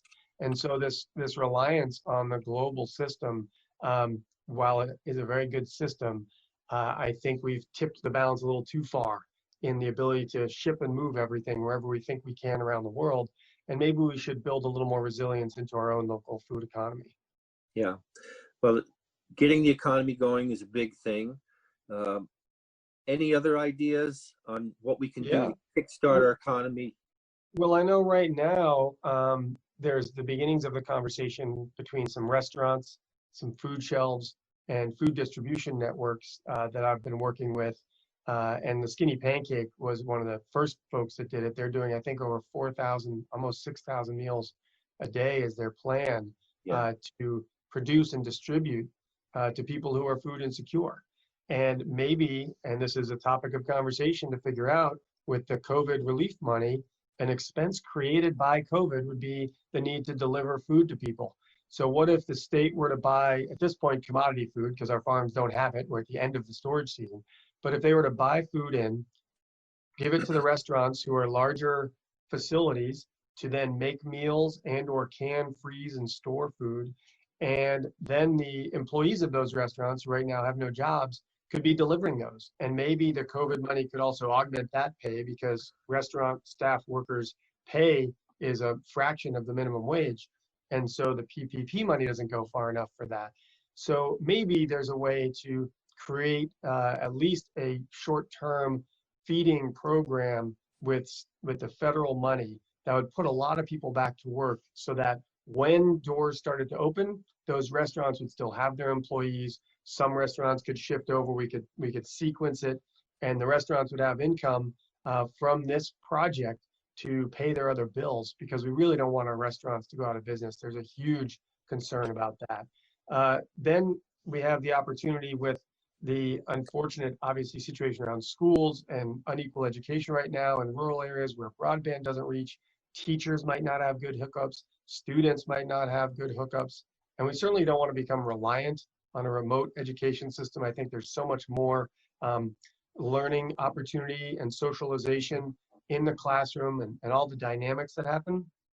But certainly could pay a lot of people who have either engineering or mechanical skills to run that fiber up and down the valleys and into the nooks and crannies of the state of Vermont, and not only get that education opportunity back up and running, so that if in the fall this continues or re-continues, but also that would be a huge boost for the economic opportunity for people throughout Vermont to take advantage of being able to bring high-skilled work into their home with clients in Boston, New York, Connecticut, just a few hours away, especially for you in the South, where, you know, once a month, once every 2 months, they could drive a couple hours, meet with clients for 2 days and a night, and then live in Vermont for a month with their kids and their families. Or bring more people to Vermont, knowing we have that infrastructure for broadband. That's right. That kind of job, that kind of lifestyle would be possible.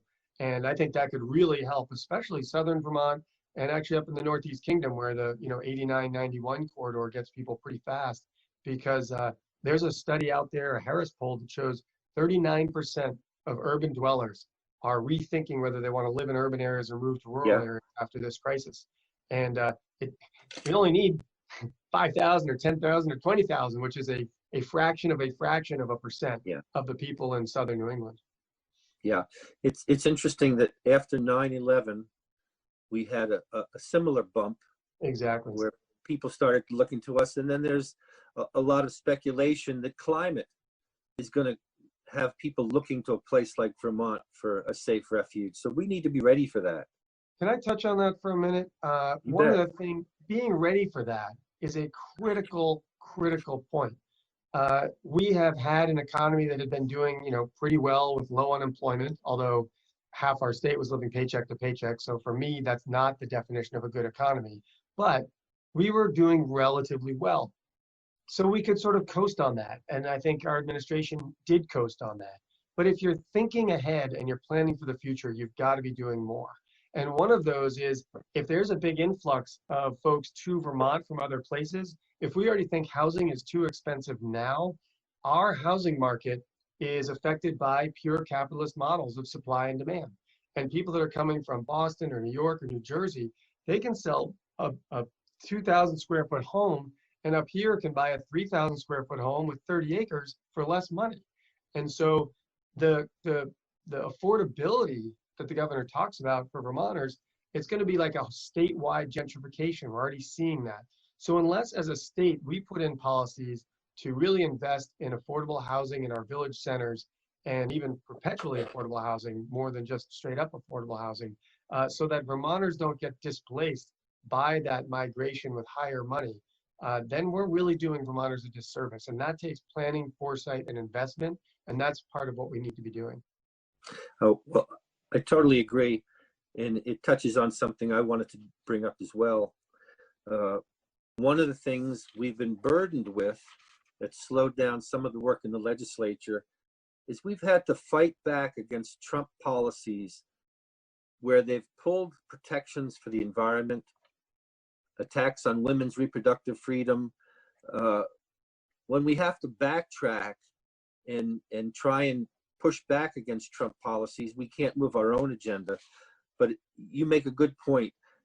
When I think the Times just released a list of 100 places where Trump has pulled back EPA protections for the environment. In your administration, where's the place of the environment balancing those pieces you just mentioned? Well, I think actually it's right up there. When I announced I was going to run, one of my top items is the climate crisis in our rural economy. And I think we have tremendous opportunity. One of the things about Vermont that is great, but is also a challenge, is that we are one of the most geographically spread out populations of almost any state in the country. And so doing that means we have higher per capita mileage on our cars. It means that distribution of key goods or public transportation is more difficult.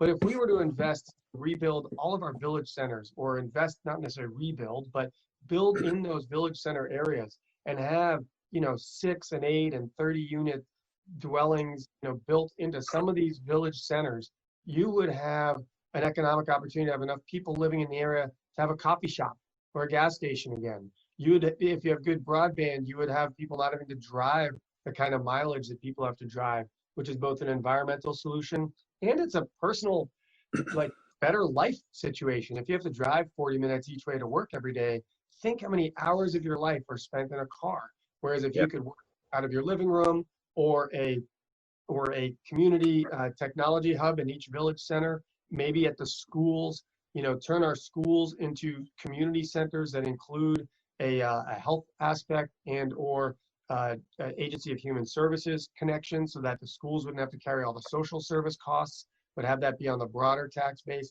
There's a lot of ways that we can make our villages really thriving, that would allow the whole town to thrive in a reborn kind of way, but in a climate conscious way. And part of the climate conscious way also includes our agriculture. We actually, across this country, the greatest opportunity to take carbon out of the air is through agriculture. It's through growing plants that breathe carbon dioxide. And instead of just burning those plants off or taking everything, put those cover crops back into the soil. Grow more no-till crops. There are ways that we can actually help the climate crisis fastest by really shifting agricultural production. And I think Vermont can be a model for that. And that also would mean we would have a value for our product, because there are people out there that recognize that they have to put their money where their mouth is to save the environment. Yeah, and right along with that village development, I think the Transportation Climate Initiative would help us develop a public transportation system we don't have right now. And it's a little disappointing that this governor has been so reluctant to get behind the Transportation Climate Initiative. What's your thought on the TCI? One of the things that has not been made clear is that if the TCI goes through in the general region and Vermont doesn't participate because the governor says we're not going to do it, our prices of fuel are still going to go up because we are part of this regional cost system. And so the wholesalers aren't going to suddenly, figure out how to sell the Vermont trucks less costly fuel. So we're going to pay for it either way. But if we join it, we would actually get the receipts from it to be able to put back into the community. Now, I happen to think we should make sure those who are working class, struggling Vermonters, rural area folks, they ought to get a rebate or a deduction on their paychecks, so a deduction of the taxes on their paychecks, so that they are made whole. Because it is a difficult tax for working class paycheck to paycheck people to pay. And so we do need to make sure they're maintained and whole. But it will still give us an extra chunk of money that we would be able to invest in things like public transportation or recharging stations or various other climate-friendly transportation alternatives and adjustments. Yeah, it's a win-win situation, I think, for us. But you pointed out the challenge is how to make this so it doesn't feel regressive on working Vermonters. That's a key piece for me. Absolutely. Yeah. Now, David, I'm going to switch gears a little bit here. One of the other things we've had to push back hard against with the Trump administration is their relentless attacks on women's reproductive freedom. Vermont has consistently supported a women's right to choose. We trust the women of Vermont to make these decisions themselves, and yet in state after state, the Trump administration has organized efforts to put that aside. Where are you on this issue? Well, I've been a staunch supporter of women and women's reproductive freedom since before I can remember. My mom was a strong leader and actually did biochemistry work back in the 60s researching women's endocrinology. So it's been a topic in my household since before I was ever in politics. And I've supported every Roe v. Wade resolution and each bill that we move towards women's reproductive freedom, autonomy, as well as economic situations, because actually women don't make as much as men in the same jobs on average, and therefore they're also not as well situated to be able to have the freedoms and autonomy that some men have. But ultimately, we've also just passed in the Senate, and I think you passed it in the House, Proposition 5, which is to enshrine in our Constitution those rights for women, so that no matter what happens at the federal level, at the federal courts and the stacking that Mitch McConnell has just done in an egregious way, that we would be able to protect women here. That may be another reason people actually consider moving here, is based on some of these just draconian policies of the Trump administration that have really been such a step backwards for the progress we have been making, not only on women's issues, but like you said earlier, on the environment, on human rights, and so forth. And a fair economy. Oh, absolutely. Absolutely. I mean, the the Trump administration tax cuts, they primarily benefited the wealthy. If you look at the Vermont supposed savings for Vermonters, it was about $500 million, of which the top 5% was about 250 million of it. The top 10% was about 350 million of that. And so, this trickle-down theory of Reaganomics that we've been living with for all of my adult life, the past 40 years, has clearly failed working people. And there's a reason working people are angry. I still don't get why they flock to someone like Trump in terms of for the solution, because it's the top-down financial policies that Trump is the epitome of that has left working people stagnant for wage growth, while the upper, middle, and top class have grown and grown under this trickle down. I mean, the way I explain it is, if someone already has a couple of houses and pools and nice cars, if you give them more money, they're not going to buy another pool and put that in. So this idea that wealthy people will create jobs by expanding what they have, when I look at the current situation with the direct payments to people under the stimulus plan, when people have money at the bottom level, they buy food, they pay their bills, they pay their rent, they pay their car payment. Well, that means the person that works at the auto dealer and all these different places, they get paid, and then they get paid. So the money actually bubbles up far more through our society when it's down at the bottom than when it's inserted at the top. It doesn't really trickle down. And we've experienced this for 40 years. We can't keep drinking that Kool-Aid and thinking it's going to taste different. Yeah. Well, you mentioned that how we would do well to help people down at the lower levels. And one of the things we did in the legislature this year, or we tried to do, was pass a Paid Family Leave Act. This went through the Senate, went through the House, but the governor does not support this. And at a time like this, it shows how important something like this could be. Now, where are you on paid family leave? Well, it's interesting. I would put paid family leave and raise the minimum wage in the same boat as far as the governor vetoing bills that would have put working people in a better position to weather this storm. When you don't pay people enough that they can barely meet their basic needs, the minute the economy crashes, whether it's 2008, whether it's a pandemic, no one could forecast a pandemic. I don't fault the scale of the situation at all on this governor. I don't think anybody can or should. However, in a regular economic downturn, our systems would have failed. Our UI system didn't have the computer system and the resources to deal with it. I get that some of that's federally based in terms of how many employees are there, but the ramp up of augmented supplemental employees was very slow. I know that's a slight sidetrack. We can get back to that in a minute. But if we had paid family leave, the number of people that would have been immediately backlogged in the UI system would have been fewer, because some of those folks who are trying to take care of or protect their vulnerable family members would have had the opportunity to potentially use paid family leave as an economic augmentation for those first few weeks while the UI system was dealing with the backlog. If you had a higher minimum wage, 50 cents an hour is $1,000 a year more in someone's pocket. My understanding is the 2-year raise that was going to happen, that we overrode the governor, but is about $5,000 over those 2 years. Well, he had already vetoed a minimum wage bill last biennium. So you add that on, how many people would be better off today if they had made $2,000, $3,000, $5,000 more in the last 2 years? Quite a few would have gone into this situation less precariously on the edge. So these decisions have impacts, very real impacts. Yeah, and the reason for paid family leave is for unexpected events. That's right. That's a good point. David, we've only got a few minutes left here.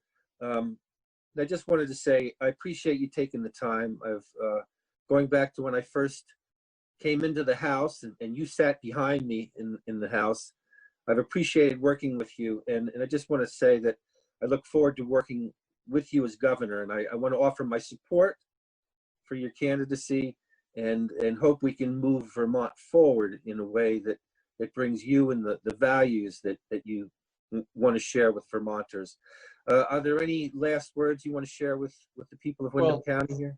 Well, certainly, thank you for that. I do appreciate it. And I also want to just say, recent news broke that your district mate, Nodder, is not running again, which I think is really unfortunate. He brought a lot in this one term. I think his wisdom and his breadth of knowledge and his measured thinking process and presentation were just really an asset for the building. And I hope that there's an opportunity for him to return someday, because your district really had a gem there, along with you and of course his predecessor, David Dean. But so I want to thank him. I want to thank you for both the endorsement and of course the work that you're continuing to do. And I look forward to it. I think what we could do with a deliberative, thoughtful process looking towards the vision of Vermont and sort of the rebirth from this pandemic is really a unique opportunity that we could do amazing things with. Yeah. Well, thank you, David. And I'm sure we'll be seeing more of you down here in Windham County. And if anybody wants to visit, it's zuckerman.forvt.com. And you can get information about me. You can reach out to the campaign and learn more about what my vision is. You can, of course, contribute, but zuckerman4vt.com. Thank you, Mike. Thank you. And thank you to the people at BCTV for bringing this to the viewers down there. So have a great day. Bye-bye now. Bye-bye.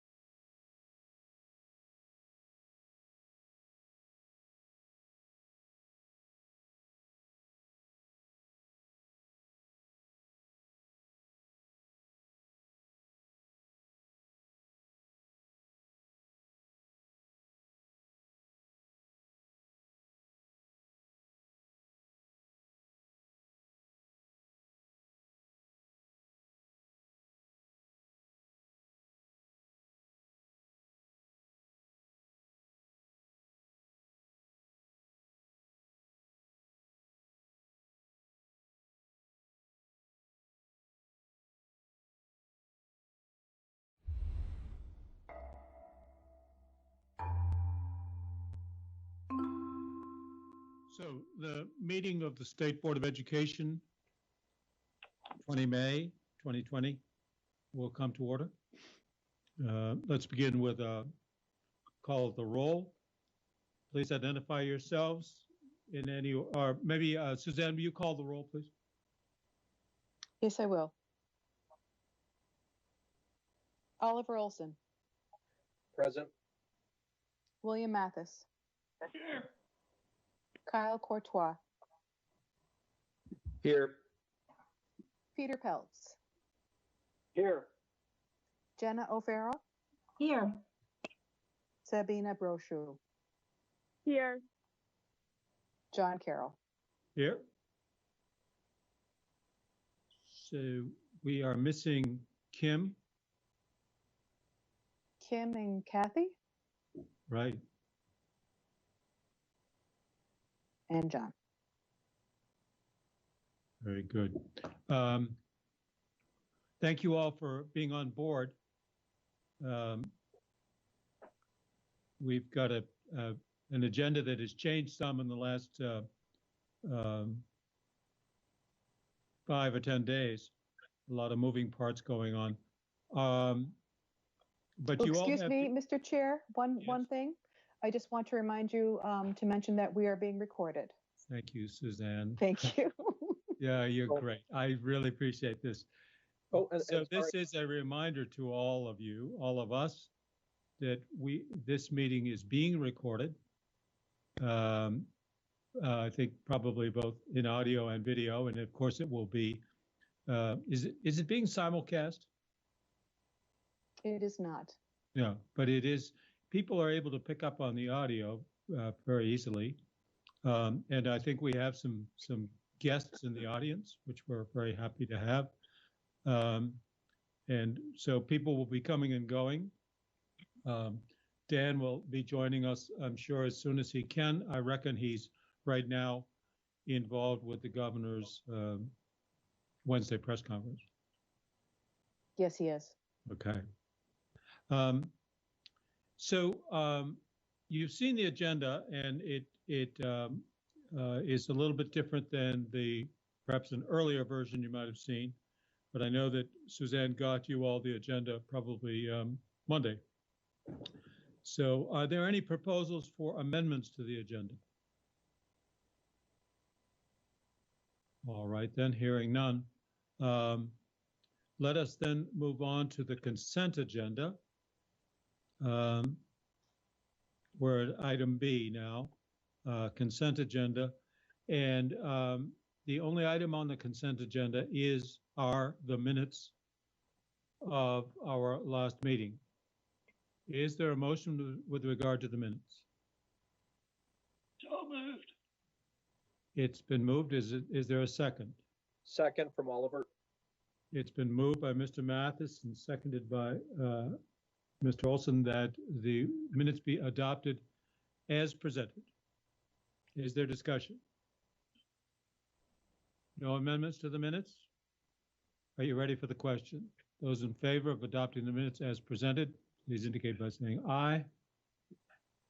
Aye. Aye. Aye. I'm sorry, Suzanne, will you call the roll? Yes, I will. Oliver Olson. Aye. William Mathis. Aye. Kyle Courtois. Aye. Peter Peltz. Aye. Jenna O'Farrell. Aye. Sabina Brochu. Oh, we're a non-voter. I can't vote, yeah. Sorry, thank you. John, will you be voting today? No need to, thank you. Okay. Thank you all, very good. Are there any board members who have announcements of interest, activities they've been working on, or concerns? I just wanted to make sure, I don't know if I missed roll with Kim Gleason. Oh. Welcome aboard, Kim. We just completed adoption of the consent agenda. Perfect, thanks. And we're up now for Any board announcements? Any members of the board who have news they wish to share with others? I just have to politely excuse myself at 3:45 for like 15 to 20 minutes for my student council meeting, and then I'll hop right back into the meeting with you guys. Thank you, Sabina. We understand. Young talent is in high demand in this state, as it is anywhere. Thank you. Any board members have anything they wish to report? All right then, and it's time for student reports. Sabina or Kyle, do you wish to fill us in on the world as you're experiencing it? Well, I finished up my AP classes, so that's been really nice. And then I only have a couple classes left that I have to finish up, so it feels really good to get a lot of that done. That's terrific. That's great. Go ahead, Sabina.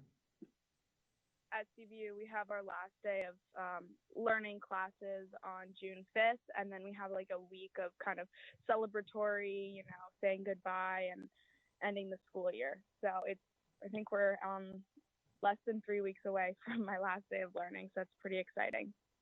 Great, great. Now, will you have end-of-year examinations? Yes, we will. The way that CVU is doing it is that your grade in a class cannot go below your Q3 grade unless you show like that you're not engaged in class, but otherwise if you show a significant amount of engagement, your grade won't drop below it. So end of year exams won't obviously hold as much of an impact on your grade as they have in the past, but a lot of classes are still having end of year exams. So students do have the opportunity to raise their grade. Their grade simply just can't go down unless they're checking out and just not doing any work. I see. Interesting. Mr. Chairman? Yes, sir. No. I'd like to ask the students what their perception of the cyber learning, the computers, how the transition is working for them, has worked, what's the pluses, what's the minuses.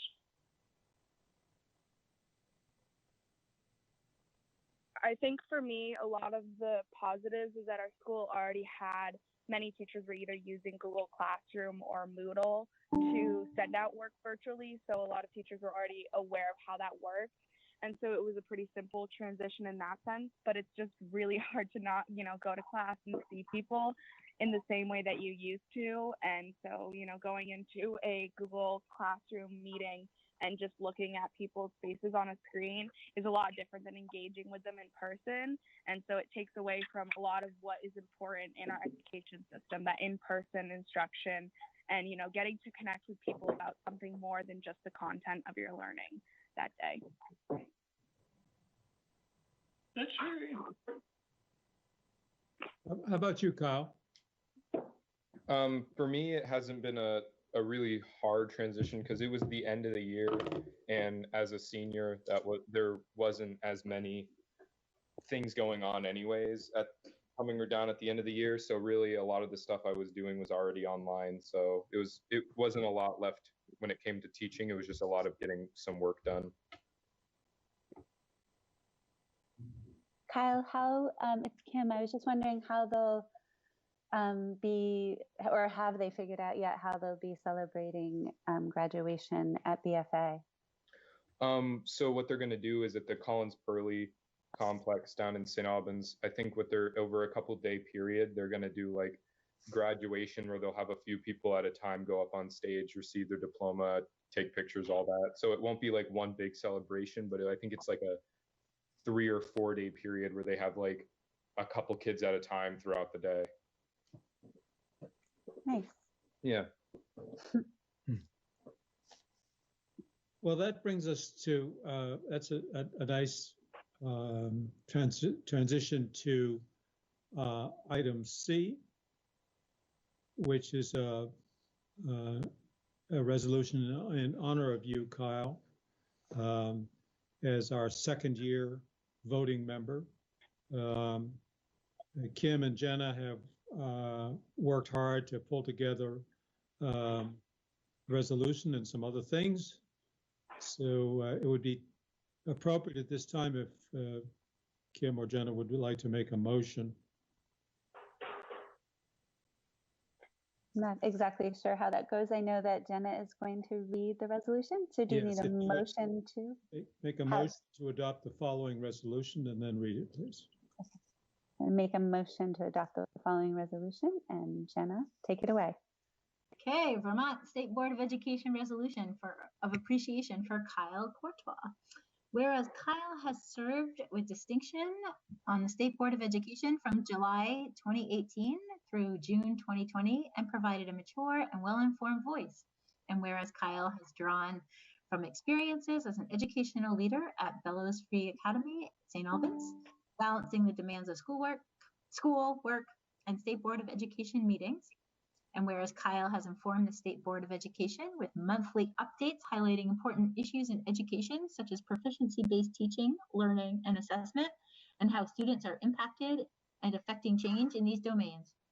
And whereas Kyle has shared his opinions and his votes with conviction, and whereas Kyle was a vital member of the State Board of Education, not just a student voice, but a voice for Vermont, and be it therefore resolved that the State Board of Education bestows its appreciation and commendations to Kyle. We thank him for his service and comradeship. Furthermore, we wish him continued success in his next adventure at the University of Vermont. Dated in Vermont, without a location, this day, 20th of May, 2020. So thank you, Kyle. Well done. Very nice. Now you've heard the motion, and is there a second?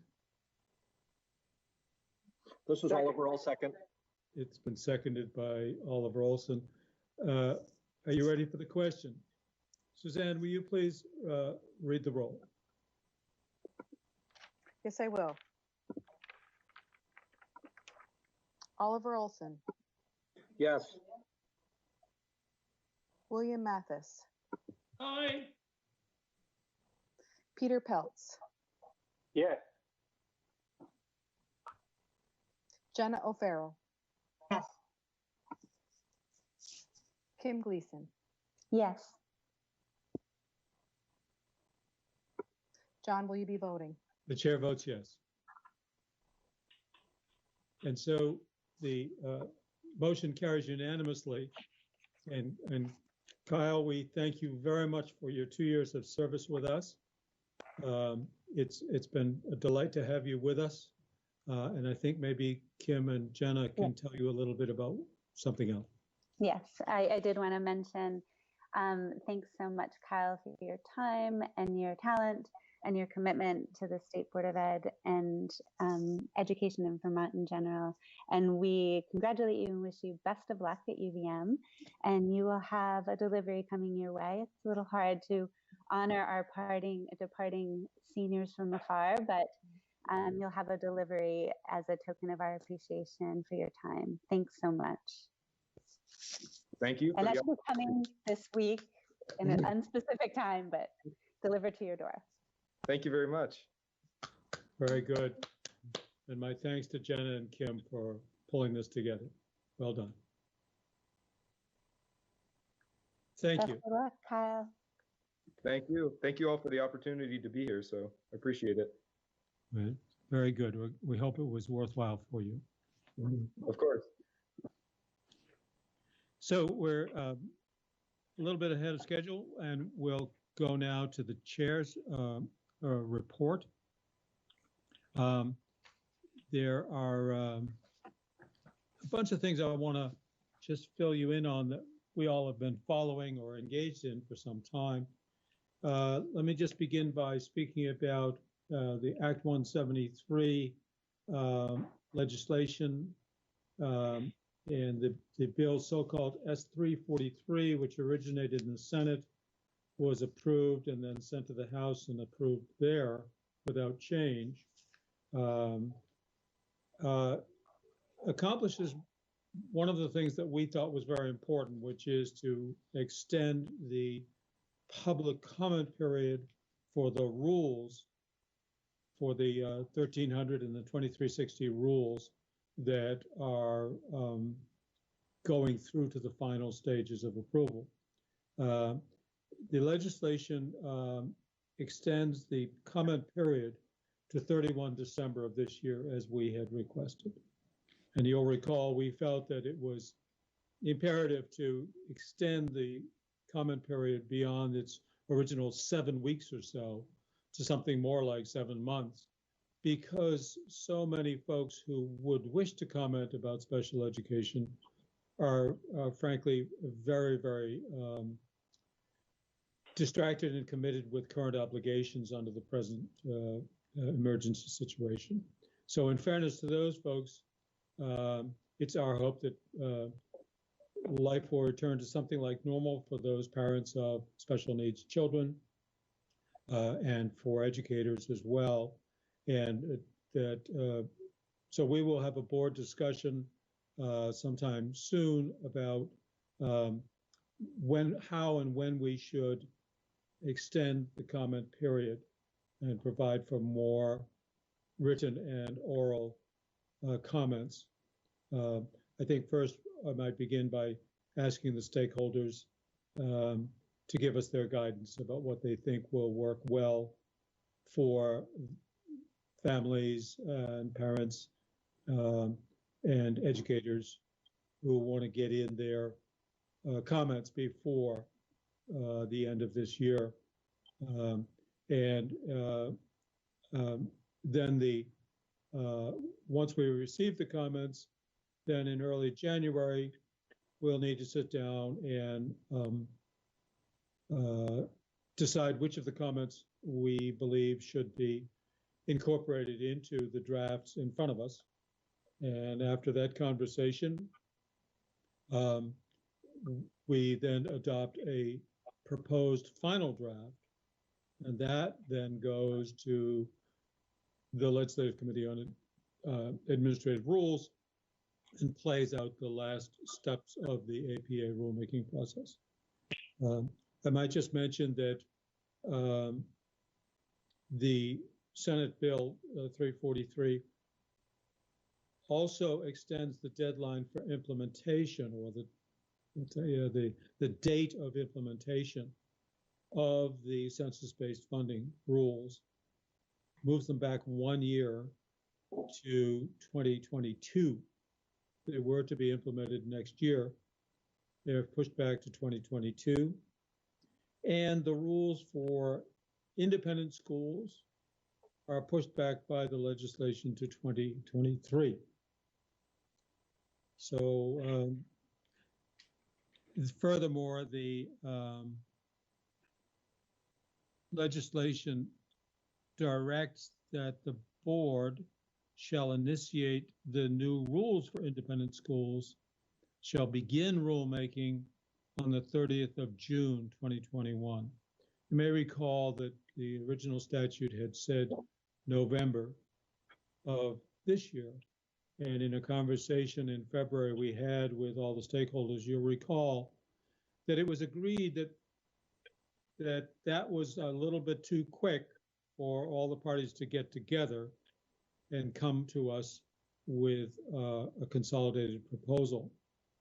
So we successfully advocated for that startup of the rules making process, the formal process, to be pushed to 30 June. And then we will have plenty of time to get those rules pulled together in time for the independent schools who don't implement until 2023. Any questions about that? Comments, questions? Next topic is Battenkill Valley.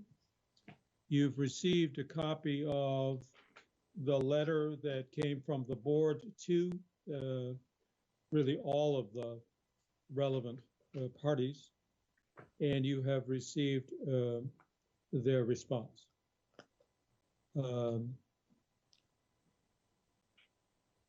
I would welcome to hear from you as to what you think the response should be. In fact, maybe right now is a good time to pipe up. My own inclination was to let things set for a while, but there may be other views.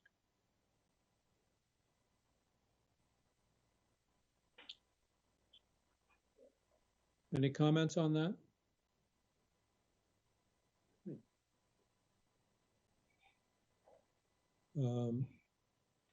Well, I don't hear any, but if upon further reflection you feel that there's something more that the board should be doing.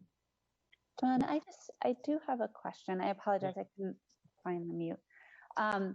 So it just seems as though this has been problematic, and in terms of moving towards their target deadlines for some time, and I just don't know what are we being asked in terms of role that we would play in this. What if we say it just needs to happen, and what if we extend further? What are those consequences? That's a great question, Kim. We have said in the letter that we sent that as far as we're concerned, the deadline for implementation remains as we stated in November of 2018. And so at the moment, the way things stand is we expect them to comply with that deadline for completing the bringing together of their districts into the Southwest Vermont unit. I would have to ask Dan or Emily, neither of whom Emily, are you on the call yet? Emily Simmons? I can reach out to her, John, if you would like. Yes, if you wouldn't mind. Yes.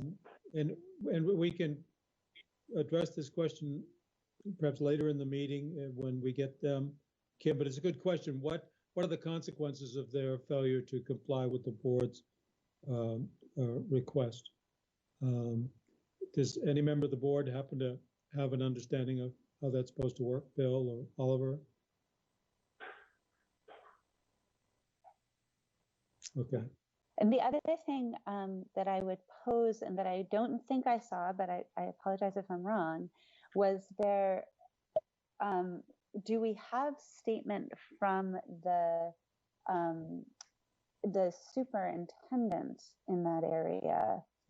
We are having, what I read was characterization by the chairs of what the superintendents would say about this. And I don't know that I saw there to be sort of testament of the superintendents of the capacity to deal with this, or what the situation is. And I apologize because it's not an area I'm intimately familiar with in terms of geography and what all is going on down there. Maybe Oliver can share perspective. Yeah, just I would go back to the history in 2018 when the superintendents both came before the board. And at that time, there was a recommendation from the secretary to realign the two school districts, Arlington and Sandgate, to the Southwest Vermont Supervisory Union with an effective date of July 1st, 2020. At that time, we heard from the two superintendents, and they requested at that time an additional year. And we did ask, my recall is we asked if they felt comfortable with that elongated timeline. And at the time they said that was doable. I'm paraphrasing, but that was my recollection. And based on their testimony, we put forth, the board put forth and I happen to be the mover, I recall, of an amendment to the original proposal to extend the deadline another year to 2021. So that's the history. And that I should add, that's on top of, this has been ongoing for a decade now. That's what I was reading. And I guess in the most recent correspondence from them, it I don't even know how likely it is that superintendents would disagree with the positions of their board chairs, but I didn't see that they signed it as well. And just knowing operationally, sometimes it's that much harder when you're separate and than it is when you're together. If Battenkill is, or I may even get the names of these communities wrong, but is waiting for there to be proved inefficiencies in the previous merger, that takes time as one who's merged. And that was not necessarily the first thing that was being sought. I would say efficiencies in operation, not necessarily demonstrated by financial results immediately, but rather by strategic thinking that is better aligned because you're thinking about a whole. So it's, before we could or should consider any delay, I would encourage that we would hear directly from those superintendents who either can or can't think that they can merge on the timeline that has been afforded and delayed before. Yeah, Kim, those are good points.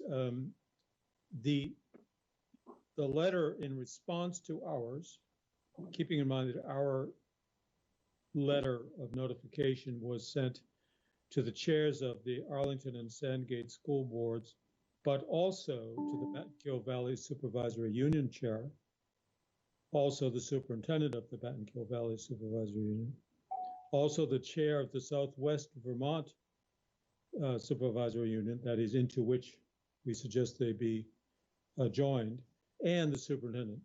We've heard from only 2 of the 6,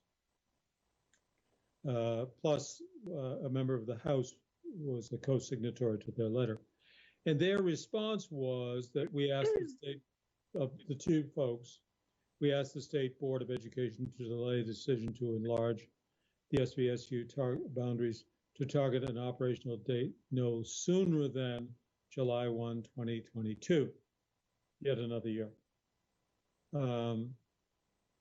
I think to your point, Kim, it might be appropriate to write to the 4 people who did not reply and say, are you in concurrence with the proposal that we received or not?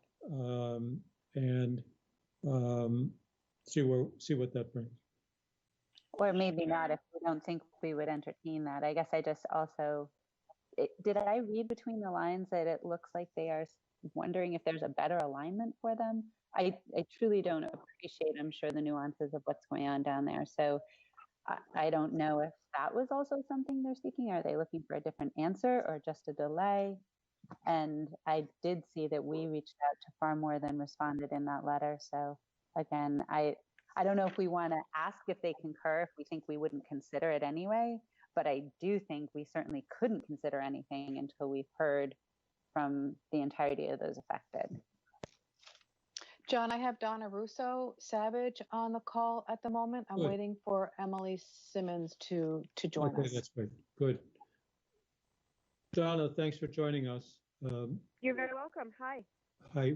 So a question has been put, Donna. What happens if the Battenkill Valley Supervisory Union does not, and the others do not comply with the board's directive of I think it was November of 2018?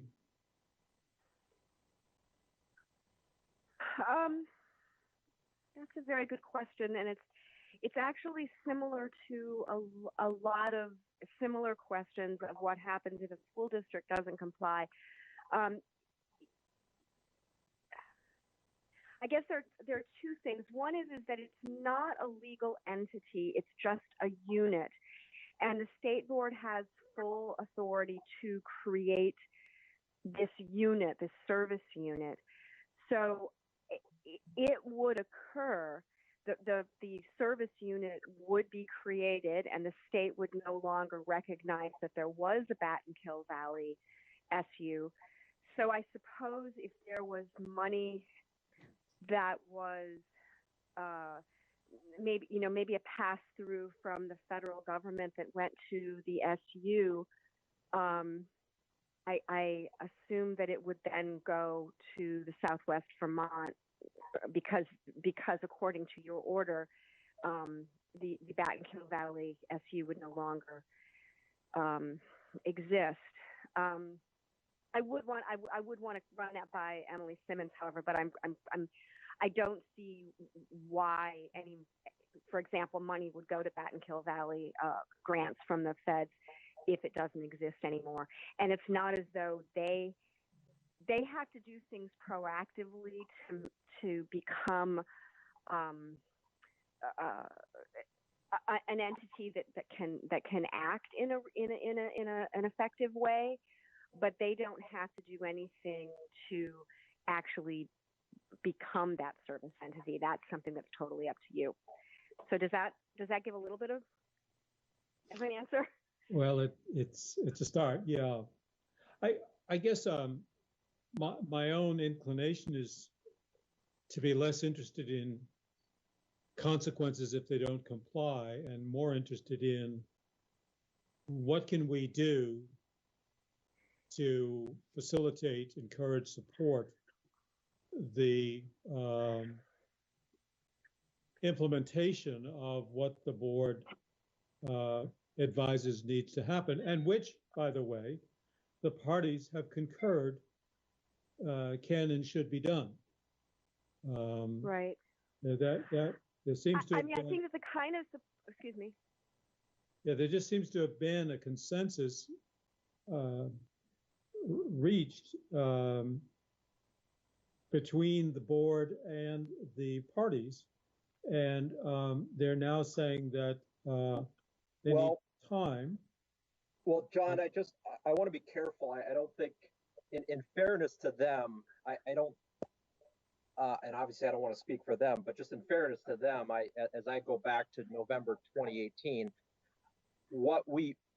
I don't think there was consensus on their part.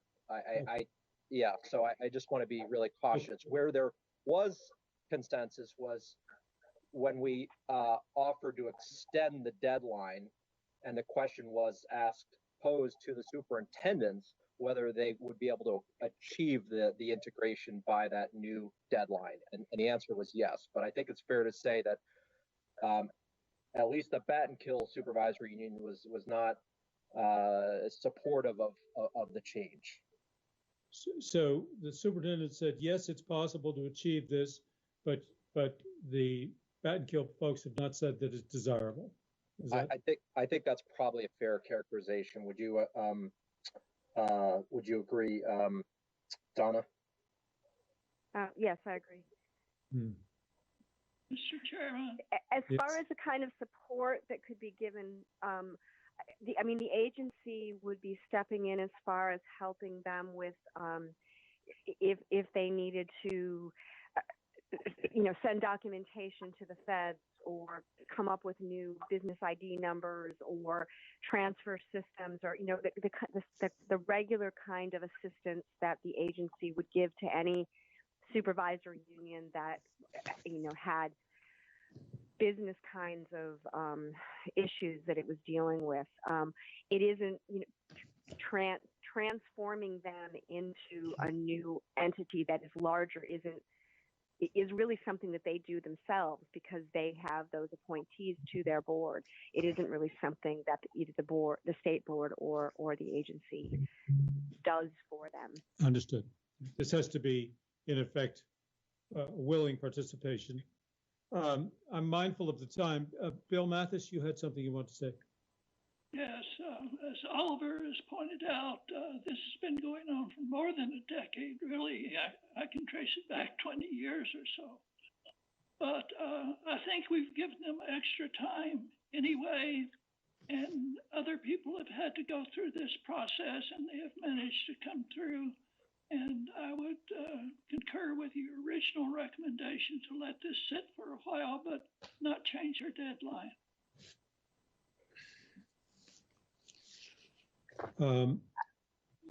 Board members, how would you feel about my writing to the 4 members of Edrices who have not responded and ask them for their response. And doing nothing else until for now. And what do you think? And I think, John, just along those lines, part of the letter that we sent, or that you sent on behalf of the board, was asking for a status update. Yes. And I didn't really see much of an, keeping in mind we gave them an extra year, and I didn't see a whole. I may have missed something in the letter, but I just didn't see a lot of evidence towards progress being made with that extra year that they were granted. Yep.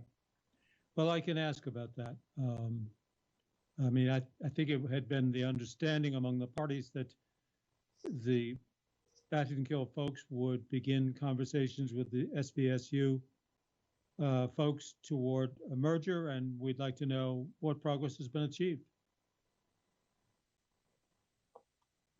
And Mr. Chair, this is Peter.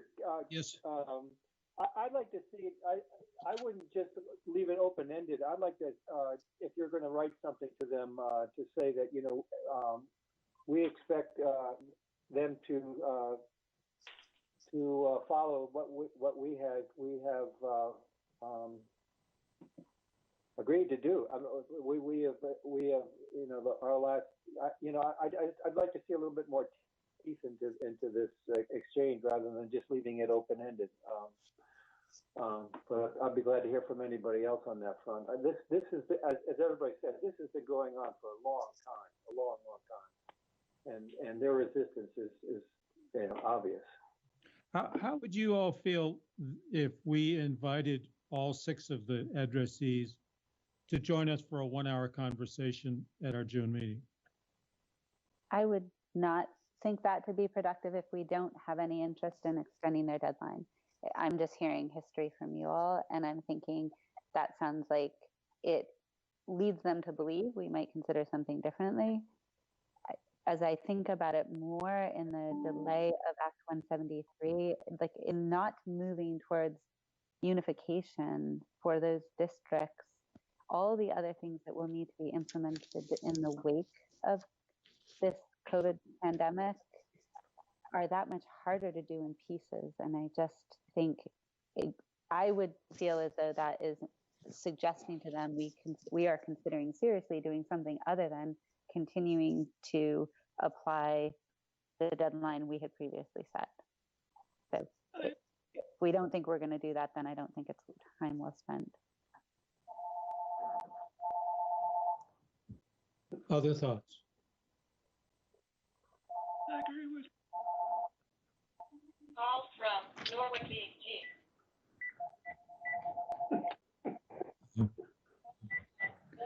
Sorry.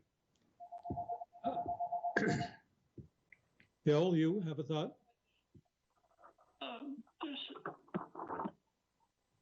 I think we should go on, and we do have other things that are happening, not to mention this global virus that's going around. And to spend more time on this one, we've already put extraordinary time into this so far. And I would agree that we should provide all the support that we possibly can and go forward in that way. But it's time for them to do some things, and I don't see anything to be gained by spending time with us at this point. Okay. All right. So, and John, just I think following your earlier lead, I think maybe the letter would ask what resources or assistance, technical assistance they could benefit from or need help with, might be a good approach. Okay. Those are helpful thoughts. I will send a letter to all 6 and with some of these thoughts. Let's just quickly move on to in 5 minutes we will start the conversation we intend to have with representatives of the VSBA, the VPA, the VSA, and the Vermont NEA. Um, just to finish up in the chair's report, the subject of driver's ed. As you will recall, we tabled a proposal received at the April meeting.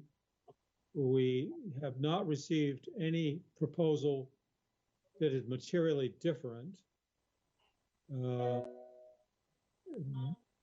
We had hoped that we could receive a proposal that addressed the concerns expressed by the board, noteworthy being some hard data about public safety, some evidence that there is support or concurrence from school boards and others who had expressed concerns. You may recall that both the Vermont NEA and the Vermont Principals Association had written to us with great concerns about waiving the 6-hour driver training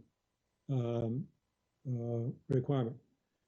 So although we have not received a proposal, sort of an enhanced proposal that addresses our concerns, it's my understanding that the drivers have been, the driver education folks and the department have been working and have come up with a number of initiatives that would kind of accelerate the resumption of driver education and examinations within a matter of 2 or 3 weeks by some means other than, and so that apparently obviates the need for a waiver. And apparently this is I haven't seen the particulars, and if anybody else has, please pipe up. But our impression is that the association or organization of professional driver educators and the Department of Motor Vehicles have been working on something that will address the primary concerns that the DMV had. Point of order, Mr. Chairman. Yes, sir. We're discussing a motion that has been tabled. Yes, I'm trying to merely update you on what's happened to that topic. You're correct, sir. You are correct. I'm not suggesting any action. I just am trying to, I've had many questions as to why is this not on the agenda, and I'm trying to answer that question. Any other comments or questions about this topic?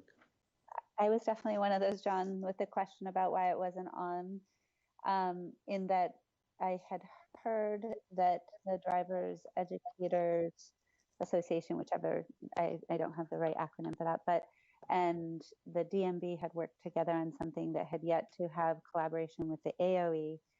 And perhaps it's because it is, I don't know if it's necessary if there's not a waiver being requested.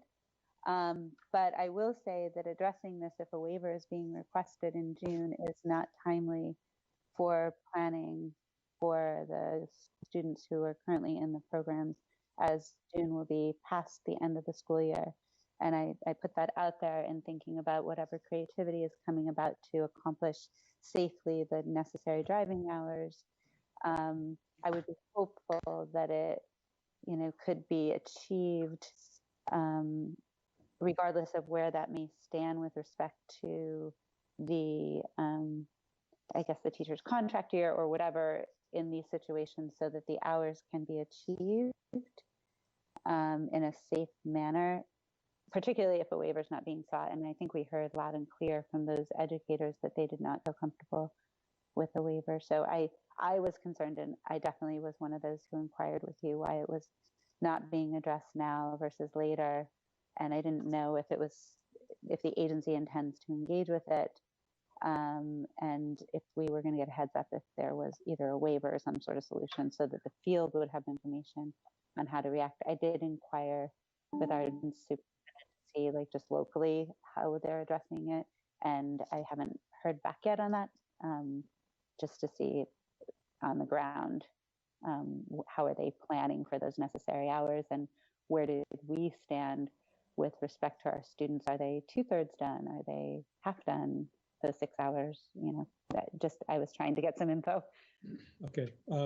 So perhaps when Dan comes and when he has his opportunity for his report, we can inquire about this. So far as I can tell, in any case, the board's involvement at the moment is in suspension.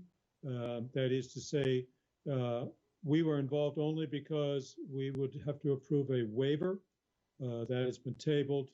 And I would certainly hope that if Dan can't fill us in too much now, I would certainly hope that at the June meeting, we could, or before, we could hear from the DMV and the driver's ed folks on what the structure of their agreement will look like and plans going forward. My impression from third parties is that the plan they've worked out solves most of the concerns about delayed access by means other than waiving the rule.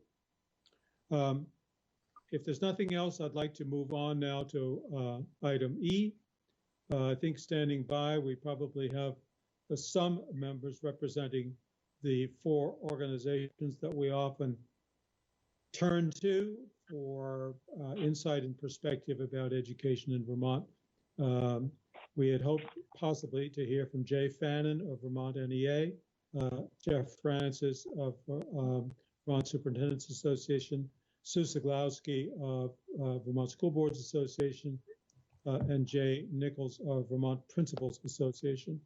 I'm hoping that any of those folks who are available will now identify themselves and will carry on in a kind of panel discussion. Jay Nichols with EPA is here. Hello, Jay. Hi, guys. Sue? Yes. Jeff Francis? Well, Jeff Fannin? I'm here Jeff. from Vermont School Boards Association. Yep. Jeffrey Francis is present. And Jeff Fannin. Jeff Fannin is here. Wonderful. Wonderful. All the heavy hitters. Thank you, all 4 of you, for making yourselves available to this board. I think what inspired the idea of hearing from you folks is a conversation that all 4 of you or your organizations had with us in August at the State House. If you recall, the 4 of you, plus I believe Mil Moore, sat together up front and talked to us about Act 173 and the imperative to bring Act 173 into closer alignment with the concerns and the expertise of stakeholders. And that was a turning point for this board that I think ultimately led to quite an excellent product, being Rule 1300 and 2360. I hope here is simply that, and I want to thank Bill Mathis for some conversations and Kim also for communications that have urged us to be trying to get our arms around where we stand and where we might be headed, what your concerns are, and what, if anything, the board can do to be of assistance. So I just turn it over to the 4 of you to begin any way you want. We want to hear what you guys have to say to each other and to us. Sue, would you like to start? I would like to be more toward the end, if it's okay with you, Mr. Chairman, only because school boards are, their task is to make sure that schools are well run, not to run them. And I think you're going to hear about a number of operational issues that are not necessarily the school board's direct purview. Yep. And I do have some information to convey to you, but it might be helpful for you to hear from some of my comrades first. And thank you. Thank you, Sue. I think Jeff Fannin, you have a hard stop at 2. I do. So hop in whenever you want. Okay. I'm having a little hard time hearing. Can you hear me? Yes, we can. Okay. I've got my volume all the way up. We'll try that. So thank you first off for giving me the opportunity to chat with you today and visit and actually have an exchange of ideas and conversation.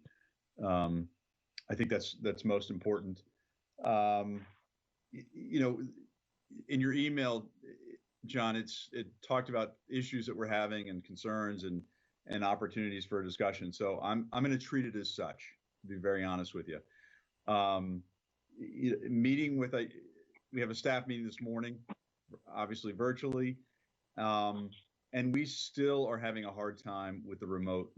The educators of the state are having a hard time with the remote learning environment. It is not, and I'll just say this candidly and bluntly, it is truly not a learning environment.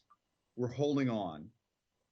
I had one of my field persons had a meeting with members last night, and the educators of that area, and I'm sure it's shared around the state, are increasingly concerned about a larger and larger group of students who are not getting services, who aren't taking it, who are barely checking in for attendance, aren't turning in assignments, and digitally aren't capable of getting online. But even if they are, it's not about a digital divide necessarily. It's about a different divide, right? They may have the ability to get on, but are they?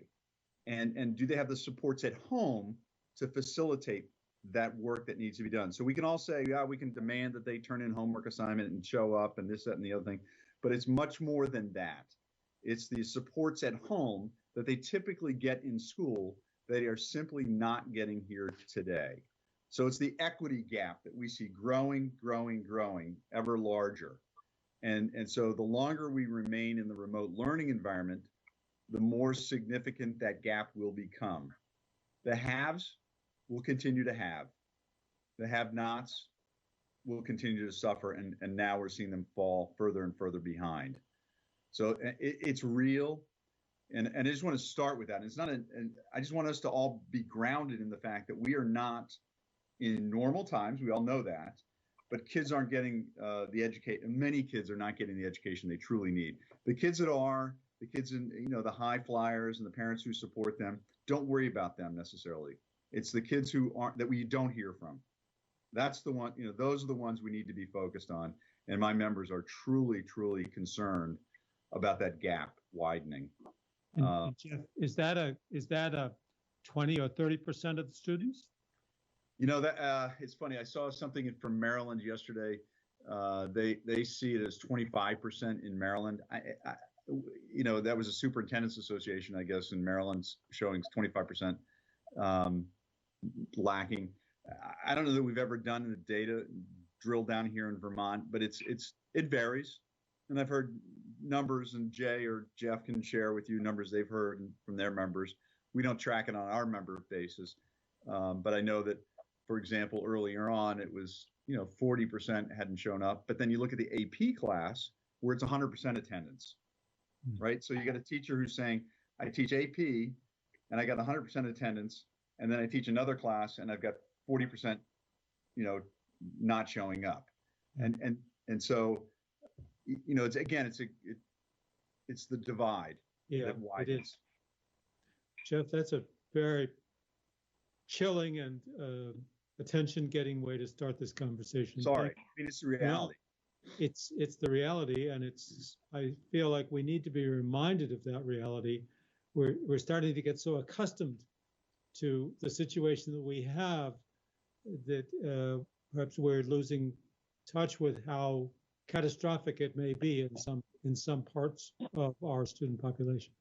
And I will be honest with you, I heard earlier on, this is not just a Chittenden County versus pick your other rural county in Vermont. I don't want to pick on anybody, but it happens. I'm hearing it in Chittenden County, in Addison County, and some other counties that are quite capable, and we think of as being quite able to take care of their own and take care of themselves, if you will. But it's not just Essex County. It's not just Caledonia County. It's in pockets in every county. Thank you. So, I mean, there's more that we have other, I'll just say two other things I just think I'll add to the discussion. Special ed. And I appreciate last week we meet weekly with Dan French and other groups here and some other groups as well. And we talked about special ed, but it remains a real concern for my members, and they're feeling very stressed. It's very stressful. And I know that at the national level, they're seeking flexibility, but so far Congress has not issued any. And so you've got this tug of war about what can parents ask for when they advocate for their kids, and rightly so, versus what we can deliver in this remote environment. It's it's not easy. And it's not, and I know there's guidance at the AOE, but I'm probably going to come back to you, Dan. I'm looking at you, and now you don't know it, but and seek some further guidance that we can issue out to the field in a much more succinct manner, and hopefully we can allay some fears. But it's a real concern as well. And finally, and not least of all, is how do we begin the discussion to reopen schools in a safe manner that's safe for kids, staff, families. These kids go home to their families. I mean, how do we reopen schools in a safe way?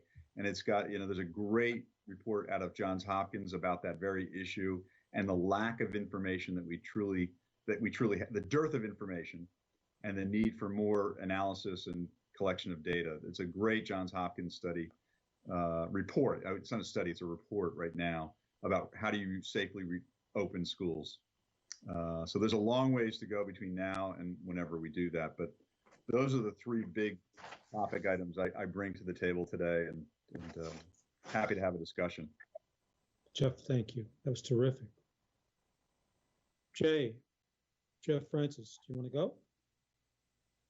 Sure. This is Jeff Francis. Can you hear me okay? We can.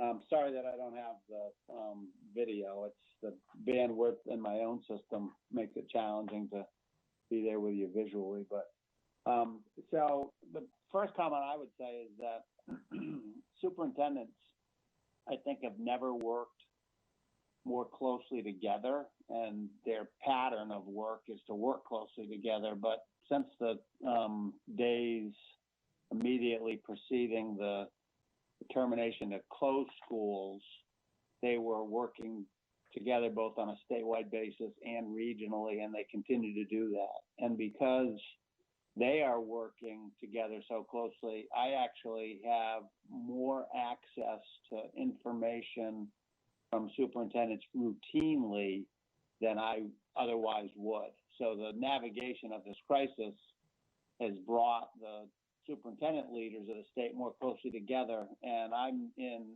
near constant contact with many of them, and certainly with the leaders of our association.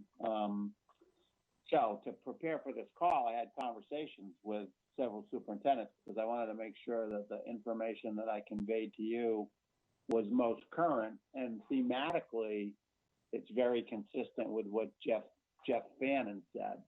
So I'm working from an outline that was prepared to inform this conversation, and the bullet that most closely corresponds with what Jeff said says this: inequity across the state is highlighted and magnified at this time. Internet access, adult support, or adequate learning environment at home are all factors. So that is a huge challenge. In terms of recognizing assets, I think that in general, communities have been extraordinarily supportive of the work and efforts that are happening on behalf of school children, but it's happening in an extraordinarily challenging and challenged environment. And, we could just talk about what the challenges are and break them down, but it goes to the technological, the economic, the change in how people are accustomed to operating, the fear associated with navigating a crisis, the fact that the diversity in communities and the nature of communities in terms of historically and perceived to be well-resourced or not. And those themes are, it's really just another way of stating what Jeff Fannin was saying. The element that really, I think, has been better understood does go to the inequities in the state, but also the importance of family dynamics in the learning process. So, as Jeff Fannin indicated, if you have what he referred to, I think, as the so-called high flyers availing themselves of nearly any learning method, they will do well. But the families that, or the situations that are more stressed, those stresses come, into evidence more sharply when the school, which is an institutional support societally for certainly all children and all families, but dramatically for those that are less stable or less well resourced, you start to realize the societal vulnerability when an institution like public education is shaken by, in this case, the COVID-19 crisis. The things that sort of contextually resonate with me go to the pace that school districts have been asked to contend with. And I would say that the state of Vermont has done a good job navigating this crisis, including working with school systems. But there are tremendous challenges associated with the integration of what I would say is statewide guidance. That is the guidance that's put out into the public domain on behalf of the state and in response to the COVID-19 crisis overall, and how that manifests itself in schools that are faced with hourly operational decisions about what they're going to do. And those operational decisions affect what's going to happen today, what will happen next week, what will happen next month, what will happen over the summer, and what will happen with the start of school next year and beyond. And those are all activities that require a lot of clarity and stability in order to be able to know what's coming in an effort to educate all the kids in the state. And because of the way we are, I would say, emerging from and navigating out of this crisis, it's very, very challenging to have the information you need in time to make the kinds of decisions that are major systems navigations. So that's been a factor. Jeff, I don't think Jeff? Yes? Let me just ask you, can you give an illustration of what you've just described, this need for statewide guidance, and that's, for example, missing, and that schools are kind of having to wait on? I will, and I my colleagues can also cite their own examples, and this is not in any way, shape, or manner intended to be either it's not criticism, it's observational. So earlier you were talking about driver's education. That's an example. At the outset of this crisis, it was, how are you going to get food? How are you going to keep personnel safe? How are you going to manage remote learning? And all of those things, in some form or fashion, rely on a systematic approach. So if the guidance in terms of who can work and when they can work, or internet connectivity, it is so multifaceted that I think it's both remarkable that folks have done as well as they have done, but also it's going to be a constant navigation from this point forward. And, you could put as fine a point on the examples or as broad a point on the examples. Another big example that will resonate with people just has to do with the tradition of how you honor senior students as they point toward graduation. And, Jay's more articulate on this than I am, because he's working with principals that are trying to manage a lot of community input on what constitutes a suitable celebration for these high school seniors.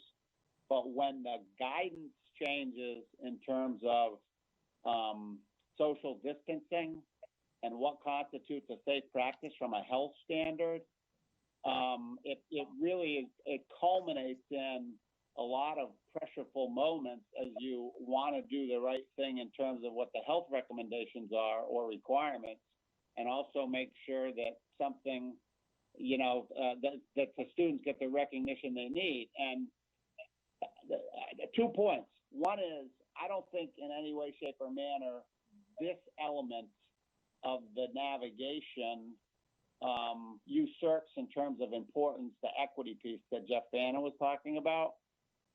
I guess it's and I'll end here and let others speak, but it just brings into focus sort of the sharpness of all the multitude of elements that go into operating a school system that have stakeholders who are generally content when things are going well, but when there's a change in practice, albeit necessitated by the crisis, you get a lot of input and reaction about how things should go. And, that extends from every position in the school system, and I say every position in the school system, to families who have children in schools, to the community at large.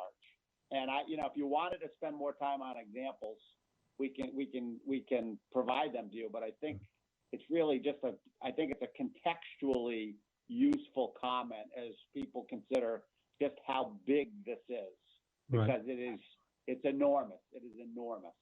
And I haven't even talked about getting back to school and the implications of a lot of uncertainty around a huge element of the delivery system, which is the funding.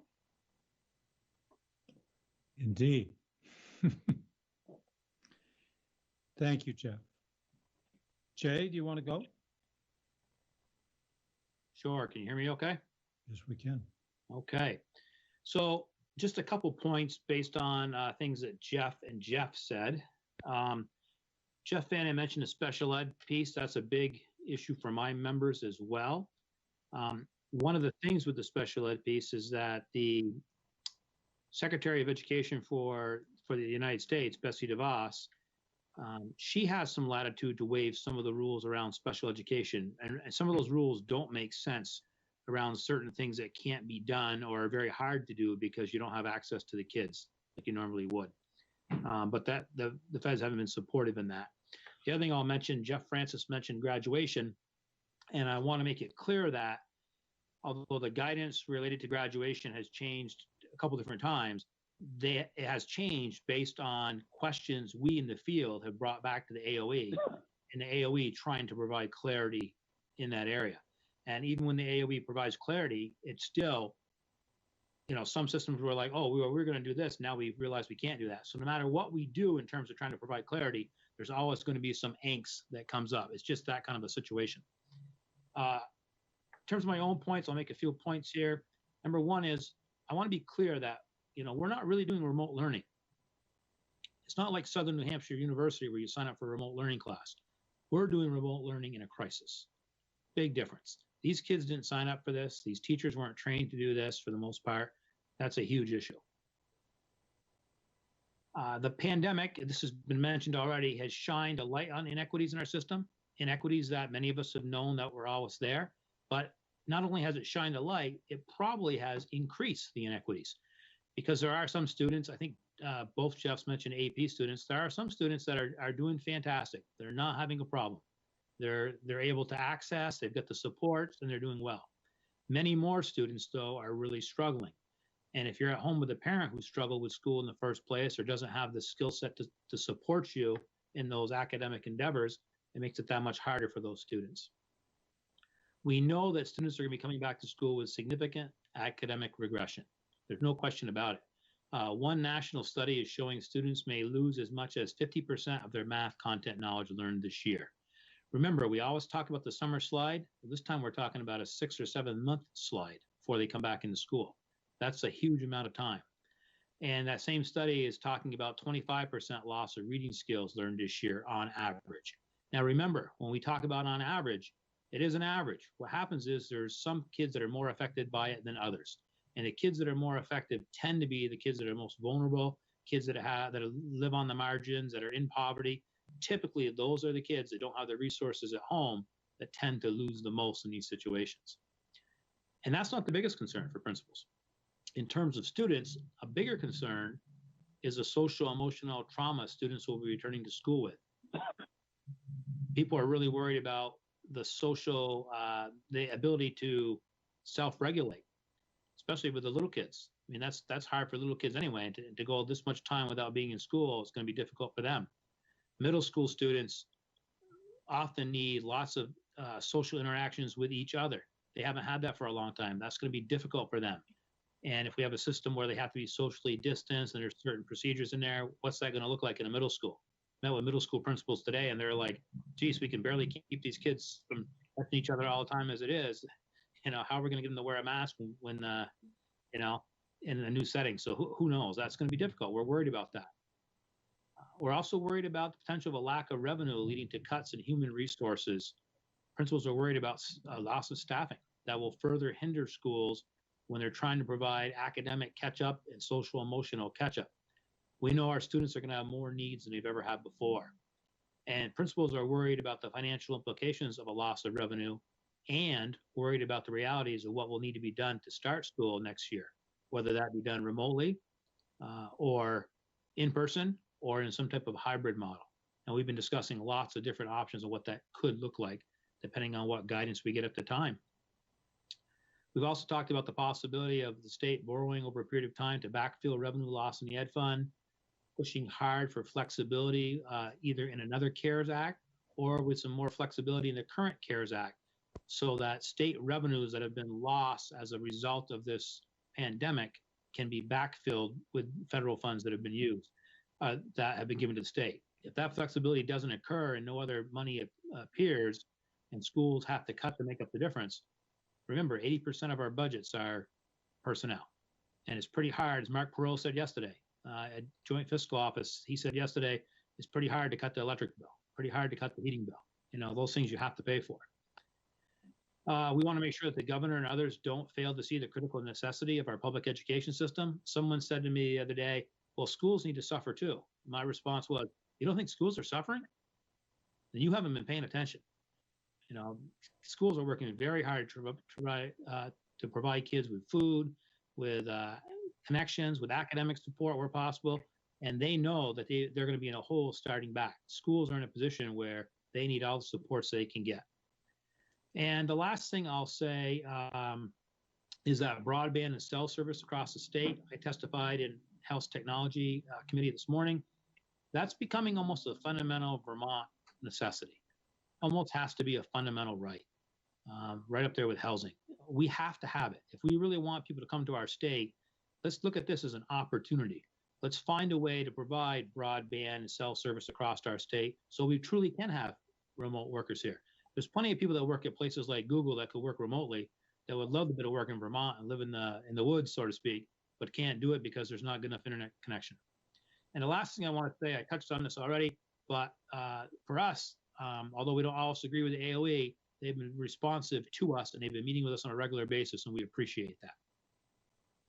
Thank you. Thank you, Jeff. Sue, that leaves you. Yes, that leaves me. Thank you. I appreciate all of the critical issues that were raised by my colleagues preceding me today. And what do they all have in common?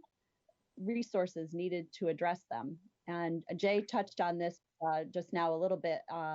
There is a significant deficit in the ed fund for FY 2021. And the legislature's working right now to figure out how to address that. As he mentioned, there's the issue of the federal funds and lack of flexibility and how those can be used. And that's an evolving situation that we hope evolves toward more flexibility so that those funds could actually be used to help fill the hole in the ed fund directly rather than having to have a complicated workaround. That situation is still unfolding, and we're certainly keeping a close eye on it and providing input regarding the education fund deficit. And sort of a subset of that issue is that we have 19 school districts that don't have approved budgets yet. This is a really complex issue because it's being amplified by COVID-19 and problems with being even able to schedule a vote in some cases. We've been working with the superintendents and school board chairs of those districts, the VSA and the VSBA, and have held several meetings with them and have heard from them that their three principal concerns are whether and when they could bring proposed budgets for a vote, whether economic conditions would create a less favorable environment for achieving approval of a proposed budget, and how they could sufficiently respond to the challenges, all the challenges that you've just heard about of serving school children through the COVID-19 crisis and beyond if they're operating without an approved budget or with a budget that's insufficient to respond to their needs.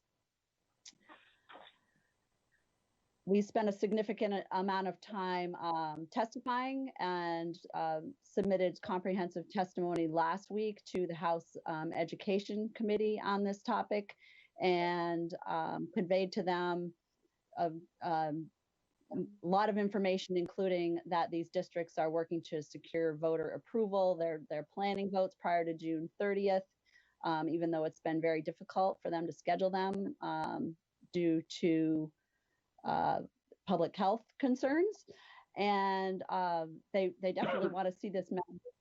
Excuse me? No question. Oh, I thought I had heard a question. They would like to see this matter brought to resolution, so we have been working with them, as I said, to try to do that. The last area that I would point out has also to do with special education, which has been brought up by a number of people, and it just has to do with the difficult situation school boards are put in due to the governor's order that districts must pay all school staff in accordance with their regularly scheduled hours, whether they are working those scheduled hours or not, and the lack of information about whether school districts can expect to be reimbursed for special education costs. If those costs are not reimbursed or are only partially reimbursed, then it could lead to school boards needing to deficit spend in order to pay all school staff in accordance with their regularly scheduled hours. At this point, I'll hand it back over to you, Mr. Chair. Oh, thank you, Sue. Board members, do you have questions you'd like to put to our panel? Yes, by all means. I am not surprised. Go ahead, Bill. The biggest question, and it was raised here, was equity, and I agree with that. But what is it that the state board could do to be the most effective?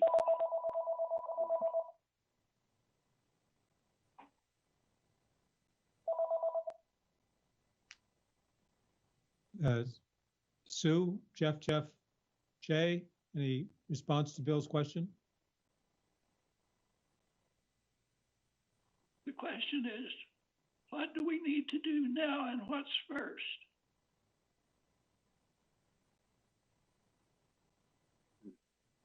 Anybody have a response to Bill's question? Anybody else can weigh in, but this is Jay, and I've got to say, Bill, that's the question we're all asking. I don't think there's necessarily anything right now the state board can do. I think being aware of it, helping to advocate for the things that we need will be important. But I don't think there's a specific action that you folks could take at this time. But if Sue or Jeff has a thought on that, I'd love to hear it too. I agree with Jay, and we're going to sound like a broken record here. We all agree with each other. And a couple things. Everybody's working pretty doggone hard, and that I mean that from bus driver to food service worker to paraeducator to teacher to principal and superintendent and school board members. Everybody is thrown into this. So I think just making everybody in the state board aware of that issue, Bill Mathis, I think is why we're here today. We are struggling as we advance further, and we may look to the State Board of Education for further recommendations and guidance, and working with the Agency of Education. But right now, we're all just trying to get through it. Now, your interactions with the AOE are different than they were, say, 5 years ago. So it's a different ask of the State Board of Education today than it might have been 5 years ago. And I'll just say it that way. Yep. So this is Jeff Francis. One observation I think that I've made, and I suspect that others have made it as well, is that the pre-COVID-19 policy and political process was dominated by people who had agency in terms of, how you navigate the political and policy process. And I would include myself and my association in that group. You also have advocates who have spoken out over time for equity, and I would include myself and my association in that group as well, with varying levels of success, right? So people have known for a long time that there were issues of inequitable opportunity in the education delivery system and society. We've known that we needed better internet access. We've known that we needed better access to good food and nutrition. We've known that we've needed to alter the methods by which we deliver education to make sure that not only the most capable individuals and families at every measure, but also those that aren't capable, benefit from the investment in public education and all other public systems. And yet, when we were confronted with this crisis, it became more apparent that inequities existed. So we had a chance really to test people's assertions and observation in a real case example. And what we see, I think, doesn't necessarily surprise anybody, but we don't particularly like what we see. So I think one thing that the state board could do would be to assess the opportunities in the state almost on an equity scale or measurement, as it were, and contribute to driving policy that would make sure that when we find ourselves in similar circumstances, irrespective of, to what we are going to attribute that, because as a society, we're going to face more crises moving forward, that we're better situated than we are right now. So what's an example of that? An example would be to, rather than talk about internet connectivity for 15 years, a goal is set to have it in a sufficient manner. Now, a response to that might be, well, gee whiz, once you have internet connectivity, there's no real guarantee that it will be accessed in the way that it needs to be, either through the technology associated with devices or, attitudes, cultural attitudes about making sure that everybody has what they need. So I could quickly get into sort of an abstract explanation of what I'm trying to say. I don't want to do that.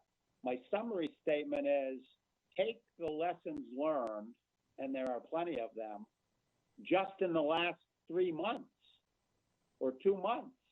And, as an exercise, engage an entity like the state board in understanding how you can do better as a society. In your case, the lens would be the public education system, and establish some goals and methods for measuring progress toward those goals. So that's an idea. I apologize for the abundance of words, but that's a concept that you might consider. Mm-hmm. Mr. Chair, this is Peter. Can I just say something briefly? Please. to Jeff and everybody else, don't you think that this is an opportunity we shouldn't lose in terms of looking at how we're delivering education, and it has to go beyond just the role of the state board. It has to be coalesce on a broad front, and I hope that can happen. It hasn't happened in the past, but I do hope that this does emerge in terms of really how we're going to find a way to reach all kids and do a better job of it. But I do think it's going to take a much more broader front than just the state board to get involved in this. One thing that these thoughts have brought up for me is that this is a watershed event, and what we've got now is a system that is inequitable, and it will drive us, I think, to more of a human services kind of operation as opposed to a test-based accountability system. That would change all of our roles in different ways. Thoughts? This is Jenna. Can I jump in? Is that okay? Of course. I just wanted to, from where I am in the Northeast Kingdom, speak the amazing work of all the schools and from everybody in the schools. I think it was a huge lift for schools to become childcare facilities, and the food service delivery model that every child in the Northeast Kingdom was getting food, and the amazing ability that schools became experts in areas that they usually don't go to. So it's been an amazing partnership. The superintendents have been working with human service agencies in ways that they haven't before, and it's been a great relationship. I'm also thinking a lot about not only the equity, but I think equities issues are huge across the entire state, but I think about that continued uneven implementation. At the beginning of this conversation, we talked about statewide guidance. I wonder if the areas that you guys, Jeff and Jay, and what you represent, if you're able to come up with some best practices or some framework that move schools forward in some equitable, even implementation, even within like some loose guidance, we have a state where from district to district, things look really, really different. Some districts are doing attendance, some are not. Some are grading, some are not. Some are making up snow days, some are not. It's just looking a little funky everywhere right now. And, I think all kids are kind of like, and opting out a little bit where you would see them engaged otherwise. And my other thought is around, what does professional development look like, or professional support? You guys talked about social emotional learning. We have uneven implementation of social emotional curriculum in our schools. And if we do not figure out a way to support our teachers now, support our teachers over the summer, support our teachers in August, how are they going to be in a place or space to support students and what students are bringing into the classroom?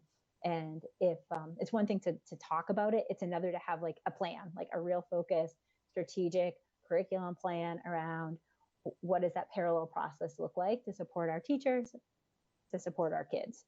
And I think that probably needs some guidance, not from the State Board of Education and not from AOE, but probably from superintendents and from principals.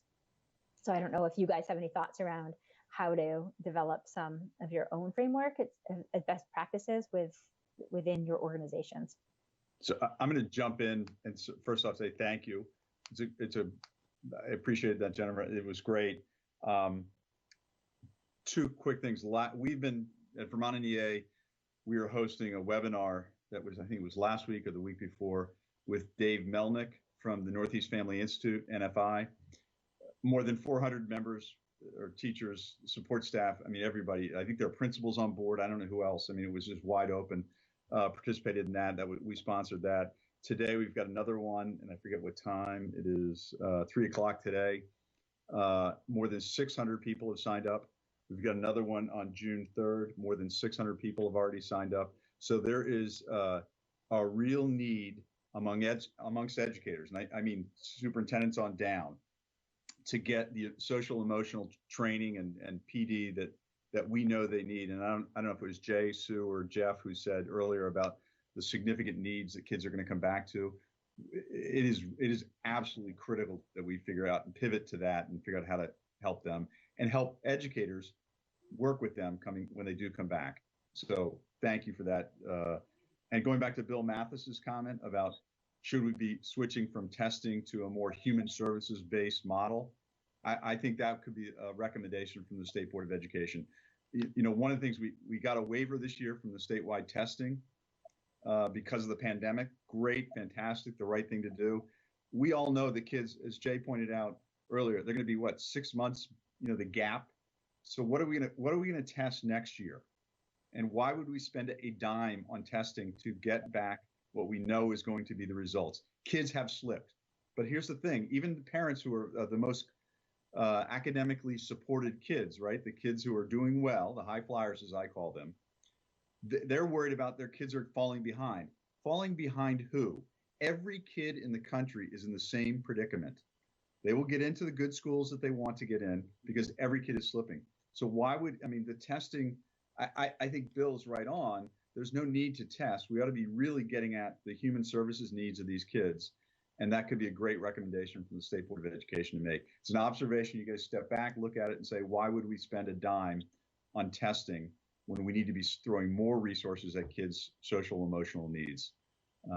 So that trying to tie both of those previous comments together, and I'm sure others can weigh in or not. A question for you.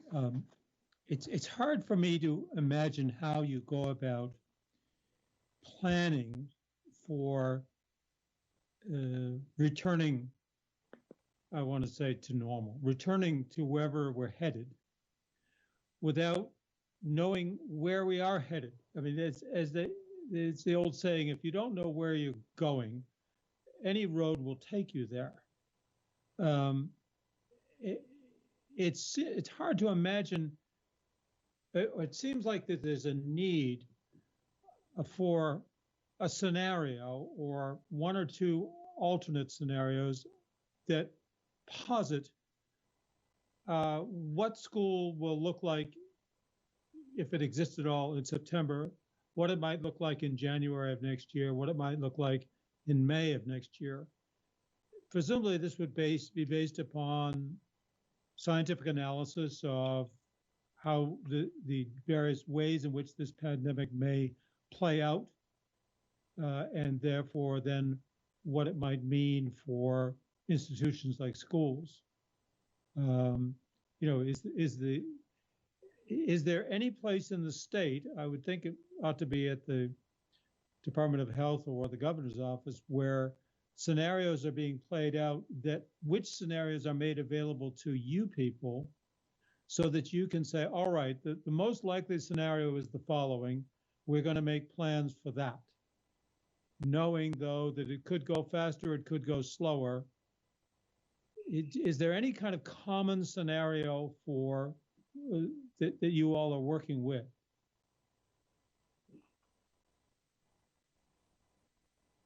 I can go first. I don't think that there is. We have meetings with principals Monday, Wednesday, and Friday. We have elementary, and then we have middle, and then we have high school principals. And at those meetings, we're talking about scenarios ourselves. So what happens if the guidance is X, and we can only have so many people per room, or we can only run half our buses, or we have to have staggered bus routes. So I know principals are having those conversations, and they're looking at lots of different things.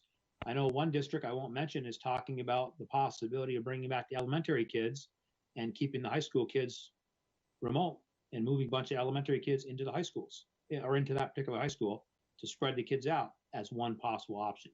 Some schools are looking at half the school will come to school physically on A days, the other half on B days, if they're in a situation where they can't bring them all back. There's also some smaller schools that feel like Yeah, we pretty much already figured out. Our class sizes are small. We've got enough room. So it's going to be on a case by case basis. As the guidance comes out, school districts and principals specifically will work with that guidance to try to develop plans. The hard part is nobody knows what the guidance is yet, and even Dr. Levine's not going to know what the guidance is right now. So there's a lot of ambiguity, and that certainly is tough for leaders to deal with and for teachers to deal with. One other thing I want to mention, John, before we go on, we also have one other issue that we haven't brought forth, and that is that roughly about a third of our school employees will be high risk for COVID-19. A little bit less than that for teachers, but certainly custodial staff, administrators, many of our paraeducators, food service, certainly our bus drivers. A lot of them are older or may have underlying medical conditions, so we don't know what that'll look like either. Will there be some teachers that won't be allowed to come back to school or will only be able to teach remotely? That remains to be seen as well. Well, I grant you that there is there is nothing like a certain scenario. But there are alternate scenarios, and you could probably say this is the most likely one, but it's not certain. 40% probability of this, 30% probability of that. But it seems to me that the work of framing that rests actually outside the field of educators. This is essentially a public health, public policy question that it feels like the state needs to give guidance to our institutions of schools, whether it's teachers or principals or superintendents, as to this is what you ought to start planning for. This is the best likelihood of what we expect things to be possible in September, then November, then January, just knowing that it's merely a prognosis, but it's the best information we have at the moment. And it seems like I hear you, Jay, describing people are imagining all kinds of different scenarios. At some point, we need to get past all kinds of different scenarios and onto the what's our best guess about what will unfold in August or October. And that, I think, has to come from public health experts or from the governor's office, informed by public health forecasts and needs, hopefully a greater reliance upon scientific information than we've seen at the national level, so that you guys have sort of a roadmap of what's likely. And then you can start fitting into it considerations like the vulnerable, the 1/3 of your staff, people who are vulnerable and so on, and know how acute that's likely to be in November versus next January. Admittedly, any of these sort of most likely scenarios could in fact not materialize. We have to be willing to work in an age of uncertainty, make decisions in an age of uncertainty, but that doesn't mean we have to not have any idea what might happen. We might at least narrow the possibilities. So I guess this isn't a call so much to you guys as it is to the leadership in the state to give you more guidance about what's the environment you're likely to find in July, September, and what so forth. Then you'll know what to do. I think there is a individual theme or a single theme, and that would probably be civilization, democracy, things like that. We have a tremendous opportunity here in terms of this is the first time I've seen basically the nation and the world act as a united force working together for a common end. If we blow that, we've blown everything. And so maybe in a more narrow sense, our role is to play the bully pulpit, is to take your idea, John, of these forums around the state and across the nation and bring people to thinking about the common good.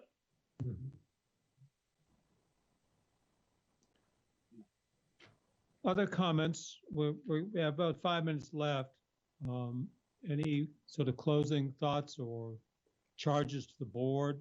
The board wants to be helpful, but as Jeff, I think, astutely pointed out, the board's authority is very different than it was pre-2012.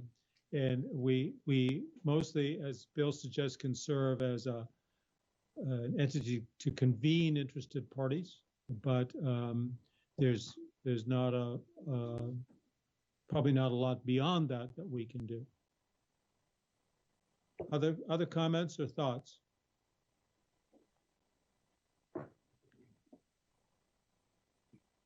I've got to jump to another one, but I just want to thank you, John, and everybody for participating and asking for us to weigh in, and it's appreciated, truly. So thank you for all you folks do, and will be more to be said and done, I know. Thank you, Jeff. What we do is nothing compared to what you guys, yeah, that's right. hand-to-hand combat that you folks are dealing with every day now. And we thank the four of you and your organization for just your fortitude and your staying with it and getting us through as best we can, and to, as Bill suggests, with some good fortune and good people like you, I think we can come out the other side a stronger community, a stronger society, maybe even better schools, that understand even more than they did before our vulnerabilities and the capabilities that we need to strengthen, whether it's telecommunications or, for that matter, family life, so that we support families. Here we've had to rely so much on families because community institutions like schools have been kind of crippled by or hampered from doing what they normally do, providing support for kids, especially for those kids of families whose resources or ability to provide for their children are compromised. And it inspires me to think, what can we do to strengthen the Vermont family that has had such a hard time with this, so that the next time their children have to rely upon that family has greater resources and abilities to provide that support. Any other comments or closing thoughts from folks? Well, Sue and Jay and Jeff, we thank you each and all for joining with us. I think this board would like to convene, as Bill suggests, conversations around the state with the public and with stakeholders, including many of your members. And I think that might be our work in the coming months. Thank you all very much. Thank you. Thanks for having us. Thank you for having us. It's a pleasure. Thank you. Thank you all. Thank you each. Stay well. Peace. Thank you all. Board, we are scheduled now to go on to public to be heard. It's 2:01. Is there anybody on board the call who would like to speak during this period called public to be heard?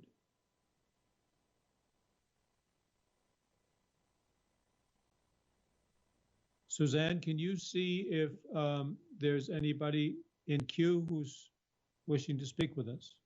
John, there are several people on the call that I cannot identify. They dialed in, and no one has let me know that they wish to speak during the public to be heard portion of the meeting. Okay, thank you. Members of the public, we welcome your participation in this meeting, first by being here with us, but also we have set aside 20 minutes to hear from you. So you're more than welcome to pipe up on any topic of interest to you.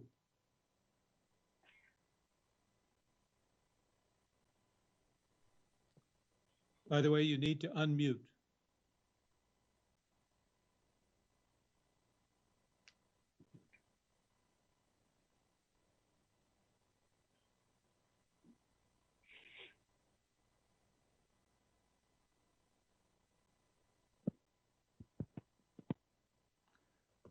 I guess is there somebody who wishes to speak?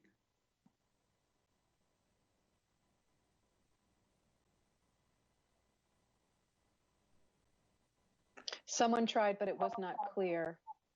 I see.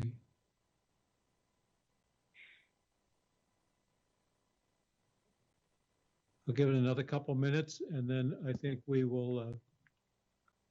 Hey, folks, can you hear me? We can hear you. Oh, good. Hey, let me first identify myself. This is John Marquet from NWEA. How are you? Mr. Marquet, can you speak up a bit? We're having a hard time hearing you. Yes. Is that any better? Yes, sir. Excuse me, may I ask you to identify which organization you represent? Northwest Evaluation Association, NWEA. Thank you. Thank you. And your last name is spelled how, sir? M as in Mary, A-R-C-H-E-I, and my first name's John. Mr. Marquet, thank you for joining us. What would you like to tell us? More of a question, and that is, outside of dialing in, is there a different mode of participating publicly? Is there a live stream link or something? I know somebody had referenced all the people are dialed in. Suzanne, would you answer that question? There is a direct link that is supplied to the state board members. Okay, so no public access to that link?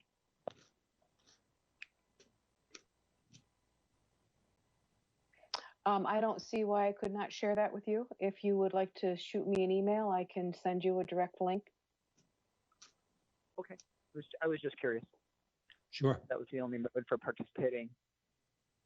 I guess one question I could just submit, and it's really just a general question. I've participated on the public side of state board meetings in the past intermittently, so I've kind of been in tune to some of the conversations. I heard a gentleman speak earlier that had to leave the call. I wasn't sure if it was from the Teachers Association or the Teachers Union. I forget who that was, but he was commenting on the role of assessment and where potentially some of the state's attention should be as we think about bringing kids back into a classroom environment or back into school in whatever model that might look like. So I guess my question to the board members is, have there been any conversations about how you're going to understand where kids are when they do come back, and how are teachers and school systems going to understand and have information on what the correct point of delivering instruction would be? Have any of those conversations occurred? Good question. Board, does anybody wish to respond? Yeah. We have an evaluation system for the schools that hasn't delivered as much as we'd like. And I think we're going to continue discussions along those lines. But I think we're going to have to look at things that do include testing, but that's not exclusively testing. It's going to have to deal with some of these things, such as what is the difference in income in different families? What's the food supply that's there? What can schools do about this? What can they do about physical development and so forth? I think we've got to look at a broader range of things. Mr. Marquet, another answer to that question your question of how do we understand where kids are when they come back. I'm not an educator, but what little I know makes me think that most teachers will be able to form a fairly nuanced and reliable assessment of where their kids are when they got them back in school and are seeing them face to face over a period of several weeks and maybe even months. And those teachers will, I think, have an assessment of the youngsters in their universe. Now, that's not a statewide assessment, of course, but I think probably the sentiment among many is that right now what we're concerned about is just the first and foremost, the well-being of children and their health, and then secondarily, their educational situation, how much erosion of learning or readiness to learn may have taken place. But my guess is that teachers, more than anybody, know what to look for, know what they're used to seeing, and will be able to characterize how it's different than what they're used to seeing. When Mr. Fannin was speaking about assessments, I think he was speaking in particular about statewide kind of high stakes assessments that allow us to make comparisons of the performance or academic readiness of Vermont kids versus other states. But his point was, well, you don't really need to worry about that too much because other states are going through the same thing. I think that even though folks would forego statewide assessments, I'm certain that what'll be top of mind for teachers when they return to classrooms is, how's Jimmy doing? How's Eloise doing? And what do we do to get them back on track? I hope that answers your question some. It sure does, and I agree wholeheartedly. The question I asked is only a small piece of all the points of consideration that everyone needs to be thinking about. And I think your last remark, at least in my opinion, is ultimately the most important. The social and emotional well-being of the kids and the teachers during this crisis. We all need to get a handle on that, and it needs to be the priority. So. Right. Thank you. Right. Thank you. Are there any other members of the public who wish to join in this conversation? Yeah. Hi. This is Rachel Seelig. Can you all hear me? I certainly can, Rachel. Great. I was actually planning on participating in your later public comment. I'm here as a member of the public, but in two capacities today. Yes. I'm both a staff attorney in the Disability Law Project at Vermont Legal Aid, and I chair the State Advisory Panel on Special Education. So I really appreciated the conversation you all have just been having about how COVID has been impacting our students. And with my Disability Law Project hat, I think there are a couple of things that I would just like to point out, especially because so much of the conversation has been focused on how much more in the forefront the inequities in our system, in our education system, have been highlighted because of COVID. One big piece of what's going on with that is also the state is receiving a significant amount of money through the CARES Act, 90% of which will be going to our school districts. And that money has a whole bunch of permissible uses, everything from purchasing personalized protective equipment to providing summer services and after school services, not just to kids with disabilities, but to all kids who are marginalized, whether it's because of poverty or limited English proficiency or migrant or homelessness status. And that money, I think both the money that will stay at the state level and the money that goes to districts, we would strongly encourage some sort of framework or guidance that helps districts prioritize those funds to addressing these inequities that have become so apparent through this emergency. And that's something that we've, feedback we've shared with the agency and with legislators, but I think this is another body that would be very appropriate to be thinking about how can we support districts in using those funds that are coming in to address these inequities. And then the second thing that I would say in terms of assessment and testing is that for our students with disabilities for whom they have IEPs, I actually think assessment is an incredibly important thing to be having both during this period of continuity of learning through remote learning and over the summer for those students who receive summer services, and in the fall, because I think we do need to be objective in understanding the losses that we're anticipating. Those losses for kids with disabilities can change their eligibility for things like extended school year. And even though everyone is doing their best, can impact whether they really actually need compensatory education as kind of an equitable remedy for this loss that they've experienced. And there's some guidance that the agency put out on extended school year and compensatory education that has certainly concerned us at the Disability Law Project, because it recommends not doing those kinds of assessments until schools have resumed normal activities. And our concern is just that it's going to be a long time before we can really expect normal activities to be resumed. And certainly if kids have already experienced losses now, to wait through this whole period, through the summer and potentially into the fall before we try and make that right for them, I think really does a disservice to some of our most vulnerable kids. So those are the two things that I just wanted to point out for all of you. Thank you. On this topic. Thank you. Just a question on that latter point.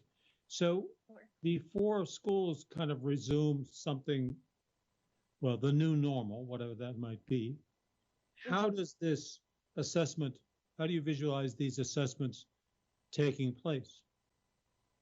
So there are some of the companies that produce some of the more objective measures that we use to track progress of students have published which of their assessments can absolutely be performed remotely, and which can be performed remotely under certain circumstances. And I have somewhere in my email what's probably not a comprehensive list, but there are certainly tools out there that we can use even in this remote environment to make sure that we're tracking progress. And I'm sure that educators using curriculum-based assessments are also able to do that progress tracking. And I think, need to keep track of the reality of our situation is a really difficult one. But whether it's because kids aren't checking in or because, an online lesson isn't working for them, I'm not sure the cause of the regression is as important as the reality of the regression that we're expecting. For sure. Thank you. Board members, any comments or questions for Ms. Seeley?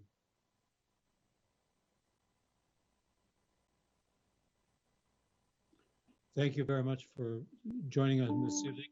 You're welcome to speak with us during the hearing later on in the day. I will plan on that. Thank you. Thank you. Any other member of the public who wishes to be heard at this time?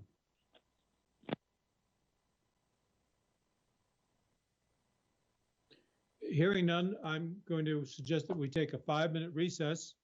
That's real quick. 5 minutes. Let's try to be back at 2:20.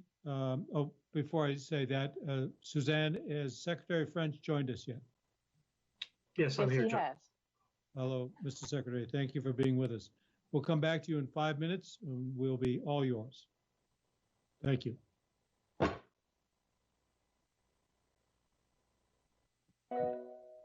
John, I was going to let you know I have to leave a little bit earlier than I thought, so I'll head out now. Okay, Kyle, thank you so much. Thank you. Take care, bud. Kyle, good luck. Thank you. See you, everyone. Take care. Bye. Hello. How are you? Good. How are you? Good.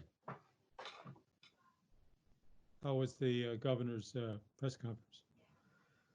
It went pretty smoothly. It's long. I think it went to 1 o'clock or past 1 o'clock. This was the first announcement of the economic relief package. So there were a lot of questions around that.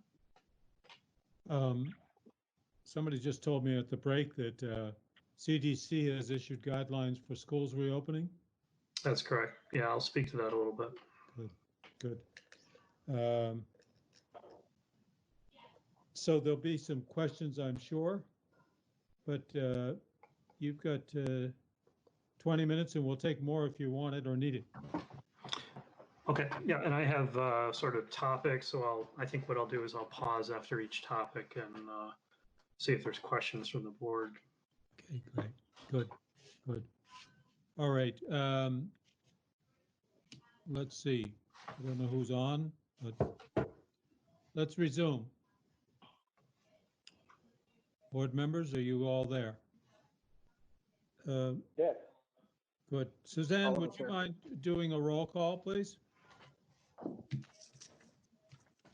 Yes, I will. Thank you. Kyle is gone, by the way. Yes. Oliver Olson, Here. William Mathis, Yes, and thanks to Dan for his crumbs metaphor that he used today. Don't know what that is. That's a technical term, breadcrumb navigation. You know, if you get through a website, it's the trail. You know, like how'd you get from point A to point B? Kim Gleason, Here. Jenna O'Farrell, Here. Peter Peltz, Here. and John Carroll. Here. Sabina Brochu. She may have had to step away. Yep. Very good. Dan, we're all yours. Okay, good afternoon. So I don't know if you heard, I have a report that can be broken into sections. So what I think I'll do is, you know, pause at the end of each section. I'd be happy to discuss the items for you. Firstly, I'd say in terms of the overall COVID-19 response, you know, we're pleased, you know, with how our statewide discipline, if you will, to the mitigation strategies has paid off. You know, and that I think buys us a window of opportunity to do some planning relative to the education system that we didn't necessarily have the luxury at the beginning of the crisis, and so that's good news to a certain extent. But I think it's also important to acknowledge that, you know, the emergency is not over. The emergency is not going to end coincidental with the end of the school year. So we still have some work to do in that regard. I thought I'd start off with first just commenting on recent guidance that's been produced by the agency, and most specifically the guidance pertaining to the end of the school year. We call end of year celebrations and graduations, which was published originally on May 8th. It was revised recently, I think this week, actually on the 18th. So you might remember the governor's original order said that schools would be closed for in-person instruction through the rest of the school year unless otherwise ordered. And the original stay home, stay safe order expired on May 15th. That's been extended. But when that original timeline was established, it also included a requirement that I produce guidance on end of year celebrations and graduations by May 8th. And that's indeed what we did. And it's just interesting, I think, to observe, you know, the based on the earlier comments from superintendents in Vermont NEA and the principals and the School Board Association. You know, it's so representative, I think, of the decision making we've been involved in, that we chose May 8th because it was as close as possible to graduation, so we could have the best understanding of the public health context, while at the same time being far enough away from graduation to give local decision makers enough time to plan. So there's a certain negotiation of those kinds of dates, and there's a tension involved with that as decision makers want certitude. At the same time, we need flexibility to adapt. So the guidance I produced says you may hold in-person graduations, but it ties the limitation to those graduations on the public health group size limitation of 10 persons, but it ties it to that benchmark. So as that number evolves, you know, this possibility that we'll be able to hold larger size group graduations and end of year celebrations. And that's pretty much what we're seeing now. I'm in conversation with Department of Health that seems to point to that number increasing somewhere by June 1. I think the governor mentioned today in his press conference he'd like to hopefully see it increase. His interpretation of public health data, not necessarily a political observation, but we'll see how that plays out. But what we've been doing under this guidance is I've basically been working with districts as they've been navigating sort of the creative aspect or the invitation to be creative under that guidance. And that's largely manifested itself in what I'll call drive-in graduations, where folks are, families in cars, gathering together some way, and perhaps individual graduates getting out of cars wearing masks to come up and grab a diploma that's in a bag, no handshakes, hugs, that kind of thing. So that sort of was the initial reaction, if you will, the creative reaction to the guidance on May 8th. I expect that will evolve further if the guidance, that number moves a bit from the health department. So, but I would say the other thing in the guidance was a reaffirmation that school will remain closed for in-person instruction for the rest of the school year. So why don't I pause there for a moment, and then I'll move into my next topic. Is there any questions on end of year celebrations and graduations or any of those issues? How well is the not coming back to school this year going down? People favorable. I missed your question, I think, Bill. How well is the not coming back until fall going down with folks? Yeah, I think there was.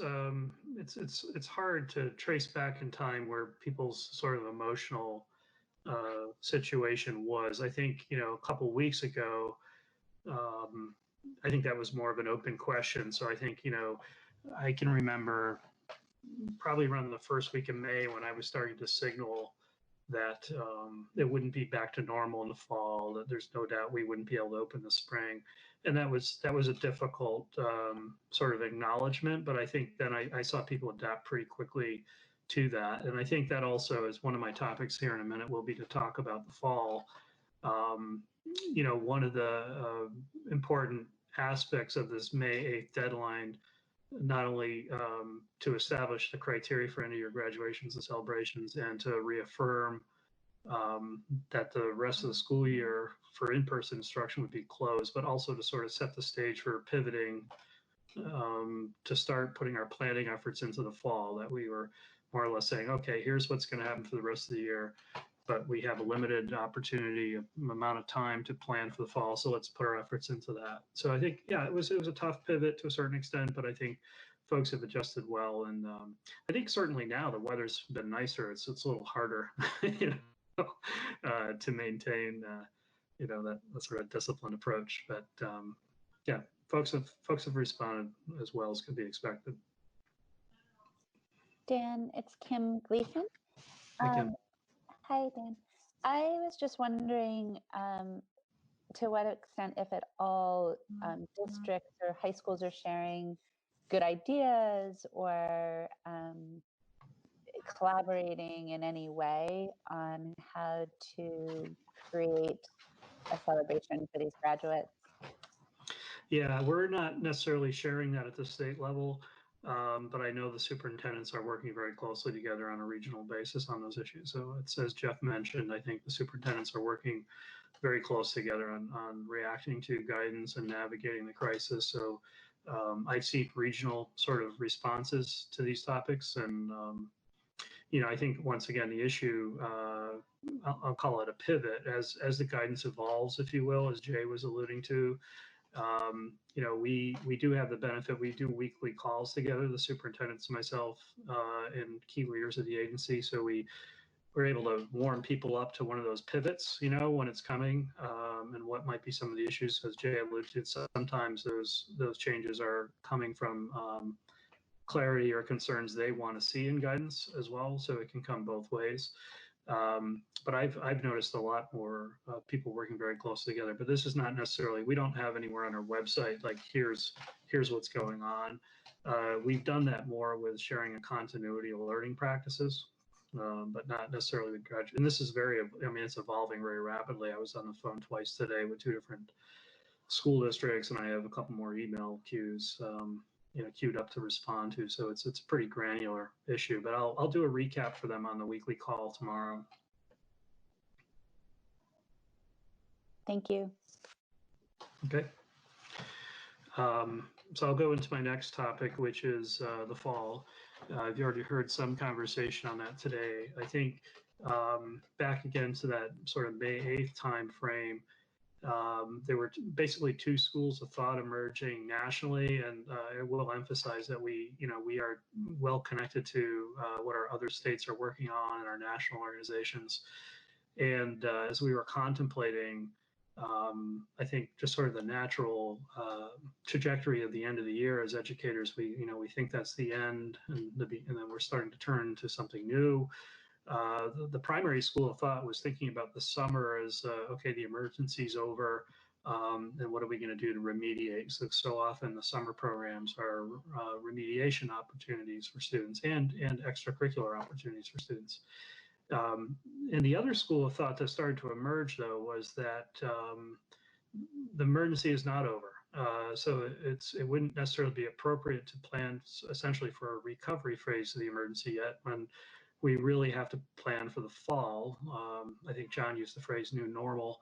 It's pretty clear that the emergency will not be over in the summer. So we have to plan for the fall. And if that's the case, and we have a limited amount of time, because remember, school's going on through June, and you have 4th of July weekend in there, and then the availability of teachers to be brought into a local planning process is limited.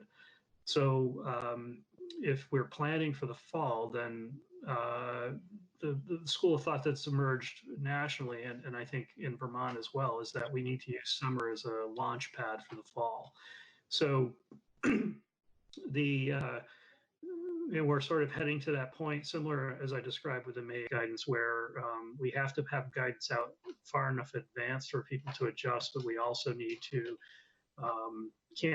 can't put together guidance prematurely absent a good understanding of the public health context. So we're sort of at that moment where these things are coming together. I think someone mentioned the CDC has produced guidance this past weekend, where they qualified as interim guidance.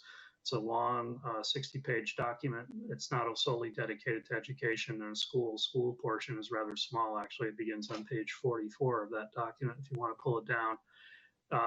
But we also have a planning framework that's emerged through my organization, the Council of Chief State School Officers, which represents a lot of the parallel work going on in states. And we see internationally the experience of countries like Denmark and Germany and France and so forth. So we're watching all those things very closely, but we're now starting to have to reduce that down to sort of a concrete planning framework.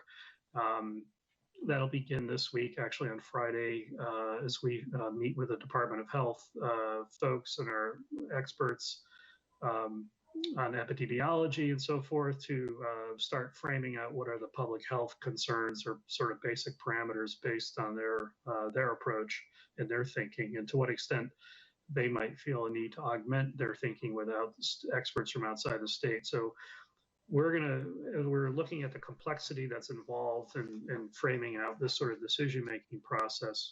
We came back to, honestly, the quite simple conclusion that we begin with the public health information. So that process will start, and then we'll be, bringing in, as we frame that out a little bit, bringing in some for statewide stakeholders to plan at what level there's public health guidance at the state level. How does it unfold on a regional basis? Because we also have a mechanism for local health officials to be informed into that process as well. And, all that's starting to shape up. If you look at what CDC guidance is and what other countries and states are doing, it speaks to this idea of having a lot of flexibility and options on the table. What we referred to earlier on in the emergency response as sort of a reactive school closure disposition, based on our prior experience with H1N1. CDC had termed this idea of reactive school closure, meaning that you could, in a school district, you might have an outbreak that would warrant closing one school, but not necessarily closing other schools. Or it might warrant closing schools at a certain grade level, but not closing others. So that kind of ingrained flexibility will, I think, be a thread running through the framework, as will be some regional sensitivity as well.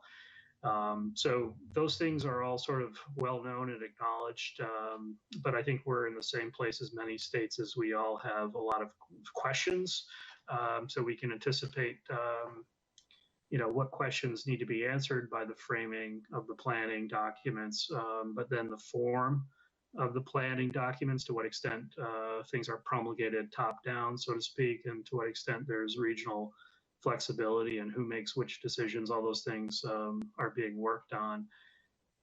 I expect to be able to publish sort of an initial proposal of that framing to, I'll call my advisory group, which are the superintendents and the union, teachers union and the VPA and so forth. We meet every Friday. I think we'll start to engage at that group level and see how folks want to proceed with the planning. But we do have a limited window of opportunity to get the planning done. Unfortunately, I know we couldn't start earlier on it, and we'll see how that goes. But I think, right now we're looking at summer as a function of supporting the opening of school as much as remediation.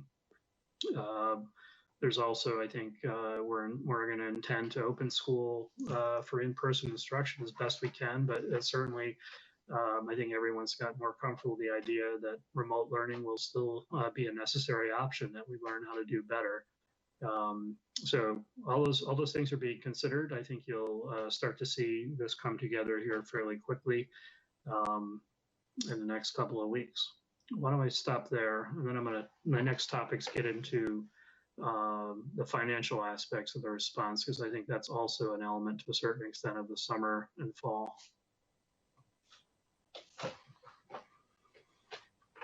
Dan, we heard from a couple of the presenters today concerns about the vulnerability of maybe a third of our school staff. And if I recall correctly, the age of the typical Vermont teacher is somewhat older than the national average. So I'm sure you're all thinking about this. How do we move forward when a third of the people involved in educating our children one way or another are at some risk from being in their presence? Yeah, I think that, once again, to the point about involving the public health folks, that really gets to sort of what are the safety and health conditions necessary, sort of the requisite conditions that must be in place to operate schools. And we can take that down to a very, I think, simpler even idea of just disinfection of surfaces, So you can anticipate districts having different staffs of different ages, different demographics, if you will, and being challenged by staffing it. But just on a very simpler dimension is to consider to what extent schools will have adequate cleaning supplies. So if we establish a safety protocol that says, for instance, every day these things shall be cleaned in a school building, what's our ability to sustain that sort of attention to that hygiene requirement? So we can quantify those things, and I think we'll see pretty quickly even from that, because our supply chains in the country are very restricted on cleaning supplies. And let's say PPE isn't necessarily a term we use in education per se, but just that fundamental ability to clean surfaces, if we factor that and we can quantify that and put it into a logistic sort of framework, would point to the need to do more remote learning, because we're not going to be able to have the ability to clean schools as frequently as we'd like, just due to lack of supplies. So those kinds of, as we factor in all the different aspects, including, the age of our teachers and so forth, there are some ways we can actually reduce the decision making down to very simple things, because we just have limitations on those aspects. So I think that's, the issue of safety and health is sort of the primary lens by which I think we'll end up simplifying the decision making, as many states will, because that's sort of the essential precondition before we can do anything in the buildings. Just another sort of area that came up from the conversation. Jay Fannin estimated that maybe a quarter of students are really, that distance learning is simply not working for them, that they're just, for any number of reasons, disengaged or inaccessible. And as you say, distance learning will probably continue to be part of the solution, the design. So that raises the question about now that we're sort of thinking about the next generation of distance learning, is there a way to get that 40% who are kind of disengaged down to 10%? I mean, I'm not, and I'm sure you're thinking about this, but it sort of calls to mind the possibility of bringing students to a common place, not necessarily a school, but a firehouse, or any number of common facilities where, number one, they have the benefit of having some contact with each other and the group stimulus to be engaged, and even they've got reliable internet, as opposed to continuing with the model, the highly dispersed model we have now, which quite apart from special needs kids, just ordinary kids, but from challenged settings, are frankly totally checked out of distance learning. So I suppose you and your colleagues are thinking about ways to kind of reconfigure distance learning to sort of mitigate some of the weaknesses of kids being in their homes. Yeah, it's just to take the idea of the pedagogical approaches, I think we need to get better at those things. But then I think you're pointing to this larger need to figure out how to provision support services, not just necessarily instructional services, but how do we provision support services, not only as they were previously described, but now as a result of this emergency in this context. And I don't think we've yet begun to assess the impact of this on our society. And I'll come back to the financial piece. That's really the harder part, I think, for the financial, because we can look at the bottom line now and say, we've served so many meals and we've cleaned so many tables and, oh, we don't have money for that. But what we can't see around the corner now is, I think, the impact on students and their families and the broader need for social emotional supports that schools, just by the fact that when they're open, sort of provide that social stability. And that absence, how do we figure out how to firstly, backfill a little bit, because we're not going to be able to come out of this disposition altogether of remote learning. But then to anticipate when we are able to reopen schools, just how do we begin to assess that impact? And that's going to be with us for a while. So these are all, absolutely key parts of our thinking. And it's certainly, as we acknowledged before, it's bigger than education. This gets into social services and mental health services and so forth. So, that's sort of one of the challenges right now. I don't want to keep bringing up the money piece because I'll get into that in detail in a minute. We have sort of this friction where we've started this as an emergency response, and we've been deploying the system as an emergency piece of infrastructure. As we get further into it and understand now this is more of a marathon than a 1 mile race, that we have, as we get into these pivot moments, sometimes the incentives and the financial things aren't necessarily in alignment. So we have to figure out new ways to make sure the money can keep flowing, basically putting the train in front of the track. And obviously a key part of that, since so much of our economy has been affected by this, is the federal money that has to come in to alleviate some of these pressures, because the just relying on sort of the natural dynamic, the market forces, if you will, to sort themselves out isn't sufficient, because you have, for instance, just this expectation and a requirement that schools provide more services and are going to need to provide more services. At the same time, we have the significant deficit that helps pay for those services. So there's a mismatch in many cases between the requirements of the provisioning of services and the funding of the services. So I think, the good news is now, once again, we have a bit of a time, I wouldn't say more than maybe 4 weeks, to really plan for the fall. I think that's everyone's thinking nationally.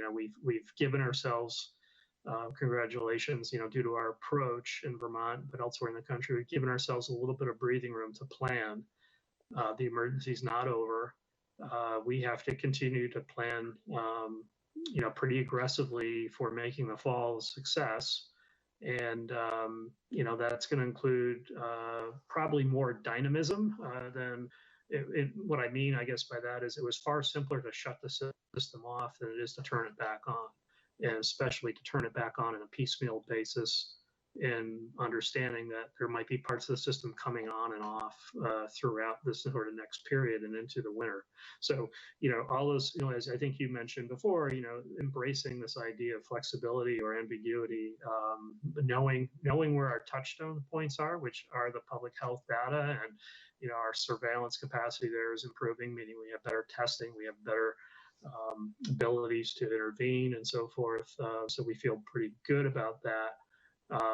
But that whole idea of having ambiguity or flexibility is not necessarily what the education system was designed for. So to say the least, right? So it's going to be, I think we'll come out of this, thinking differently about change management, if nothing else. Yeah. Yes, managing in an atmosphere of uncertainty. Yeah, that's exactly. the test of a good manager. Yeah. Is it okay if I ask a question, John? Of course. Yeah, I'm sorry. I wasn't sure how to, there's not like a raise your hand feature. So Dan, I am just wondering, I'm recalling that the board handed over the ability to waive days, and I'm wondering what you're seeing statewide. Locally, we are hoping to, waive a day so that we can have our educators working together for a full week before they're done with their contract. So I just didn't know if you're seeing much of that statewide, and if there is any uniformity in how days or snow days or otherwise are being considered. Yes. Yeah, I should have included that as an item just to report back on you. I think that flexibility and that waiver giving me that authority was very useful to you and also to me and for the school system. In that guidance that was listed on the 8th, I basically did a mass waiver, if you will, for some of the days that were affected. Were sort of up for negotiation. No one was really expecting those not to be waived. But then the issue of end of the year, we've been dealing on a case-by-case basis, and I see a very consistent pattern there where we are approving people ability to, the guidance was to conform to their established regional calendars, but they have some flexibility within that. So to ensure that they're conforming with my guidance about conforming to their regional calendars, we are letting them maneuver within there. The most common maneuver is to swap snow days for professional development days and so forth. So we're approving those pretty much right across the board. And I want to say almost probably 2/3 of districts have received waivers along those lines at this point, 2/3 of SUs. Thank you. I think that's probably awfully helpful to districts in trying to understand from educators what's worked, what's not, and as you speak about the pivot, capturing that, thinking together about best ways to approach whatever it is that comes down later. I think everybody's going to need a break. And our educators have been standing on their heads as well as our administrators. So I think they're going to welcome the opportunity to spend some time together and maybe spend some very concentrated time on what they've learned about the equity challenges and what they want to focus on to address that going forward. So I appreciate you doing that, because waiting for us to have a monthly meeting would not be efficient or helpful.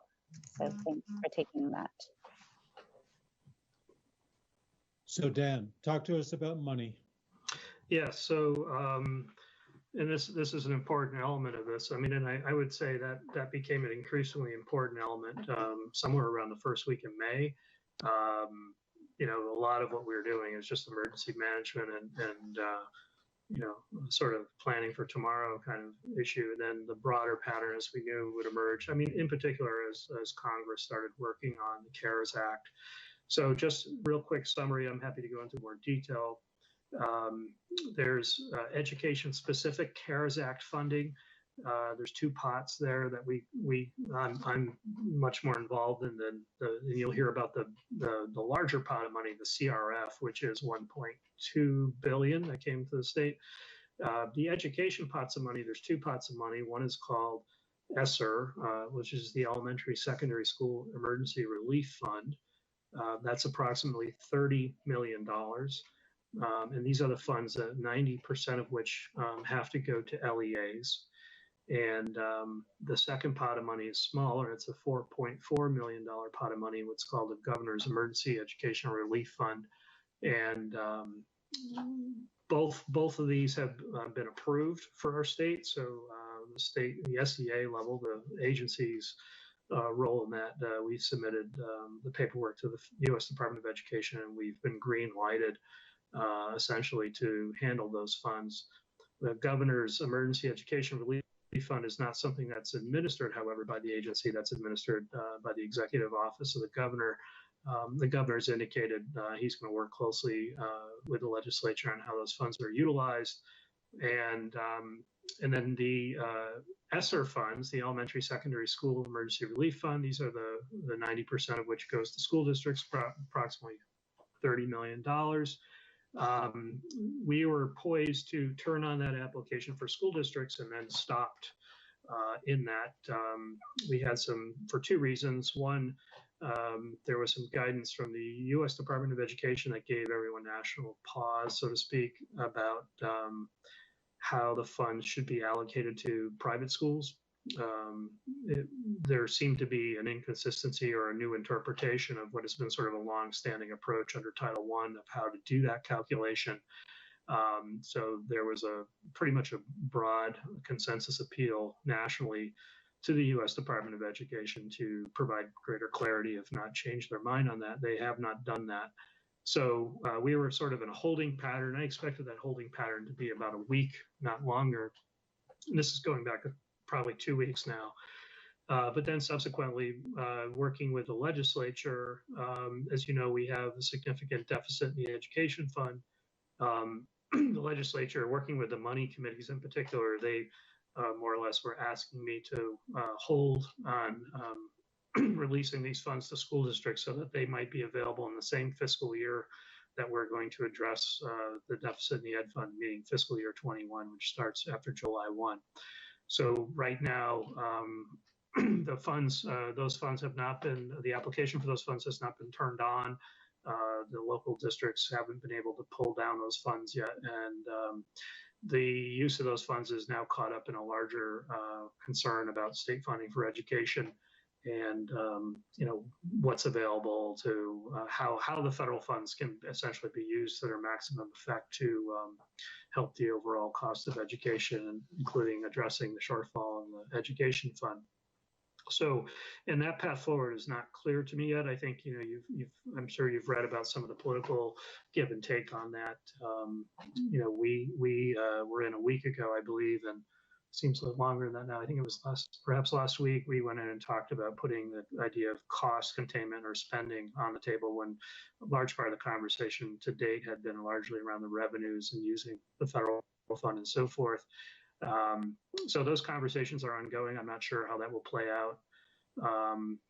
But that's sort of the update on the federal money. And, you know, districts, of course, are concerned with how to proceed with, you know, provision of services in the summer and so forth. As we, for instance, feeding students, we've obtained waivers. We've been very aggressive on pursuing those waivers to get the appropriate regulatory construct in order to provide meals when schools aren't open. But then the question remains is, will we have adequate funding to continue to do that? And just the wear and tear on operating those systems round the clock, essentially, when they're used to having some breathing time and recovery time built into them.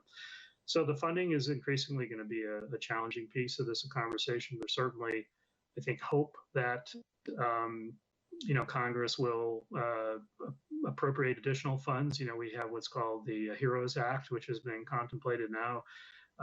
But I think, you know, the issue, what I'm seeing from pretty much all states, is they're asking for greater flexibility on how to use the funding that's been provided, in particular, how to make up for lost revenues. And, you know, the issue of just sort of quantifying the magnitude in our system around the ed fund, we're looking at about a $167 million hole. And, that's just based on the assumptions that we know, and then you factor in, that we'll see high unemployment rates and the ability of people to pay their property taxes and so forth. Those assumptions we can assume are going to increase the magnitude of the problem. So we'll have to figure stuff out pretty quickly, I think, and the legislature is grappling with these very challenging decisions. I think the approach has been, as we're seeing inside of state government, is to break it down into smaller parts. So I think what I'm hearing now is the legislature will basically adjourn on a temporary basis and pass a preliminary budget for like the first quarter of the fiscal year, and then come back in August and hopefully with new information, new federal guidance, be able to address the rest of the budget and the rest of the fiscal year. So the financial piece has really become a key part of my work, as much as, I would say it's probably I would say 70% of my focus now is on planning for the fall. But I think right behind that is emphasis on how to address the financial aspects, because that's really what's going to enable us to provision the services as we go forward. Why don't I pause there? Any questions for Dan on that? Dan, I have a question. Perhaps I should know the answer. Is there any conversation in Montpelier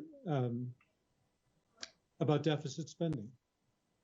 Yeah, literally everything's on the table. So I think they're very early on in the process, it was sort of put out as a rhetorical question: can the education fund run a deficit? And it's not clear, I think, to what extent it can do that.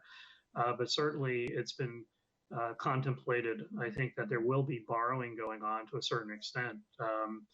Just so the mechanics of how education funding works at the local level, local municipalities are required to make payments to school districts on a certain time frame, and if they don't have the revenue to do that, they're required to borrow, essentially. Oftentimes, in my experience, school districts work with their local municipalities to work out cash flow issues.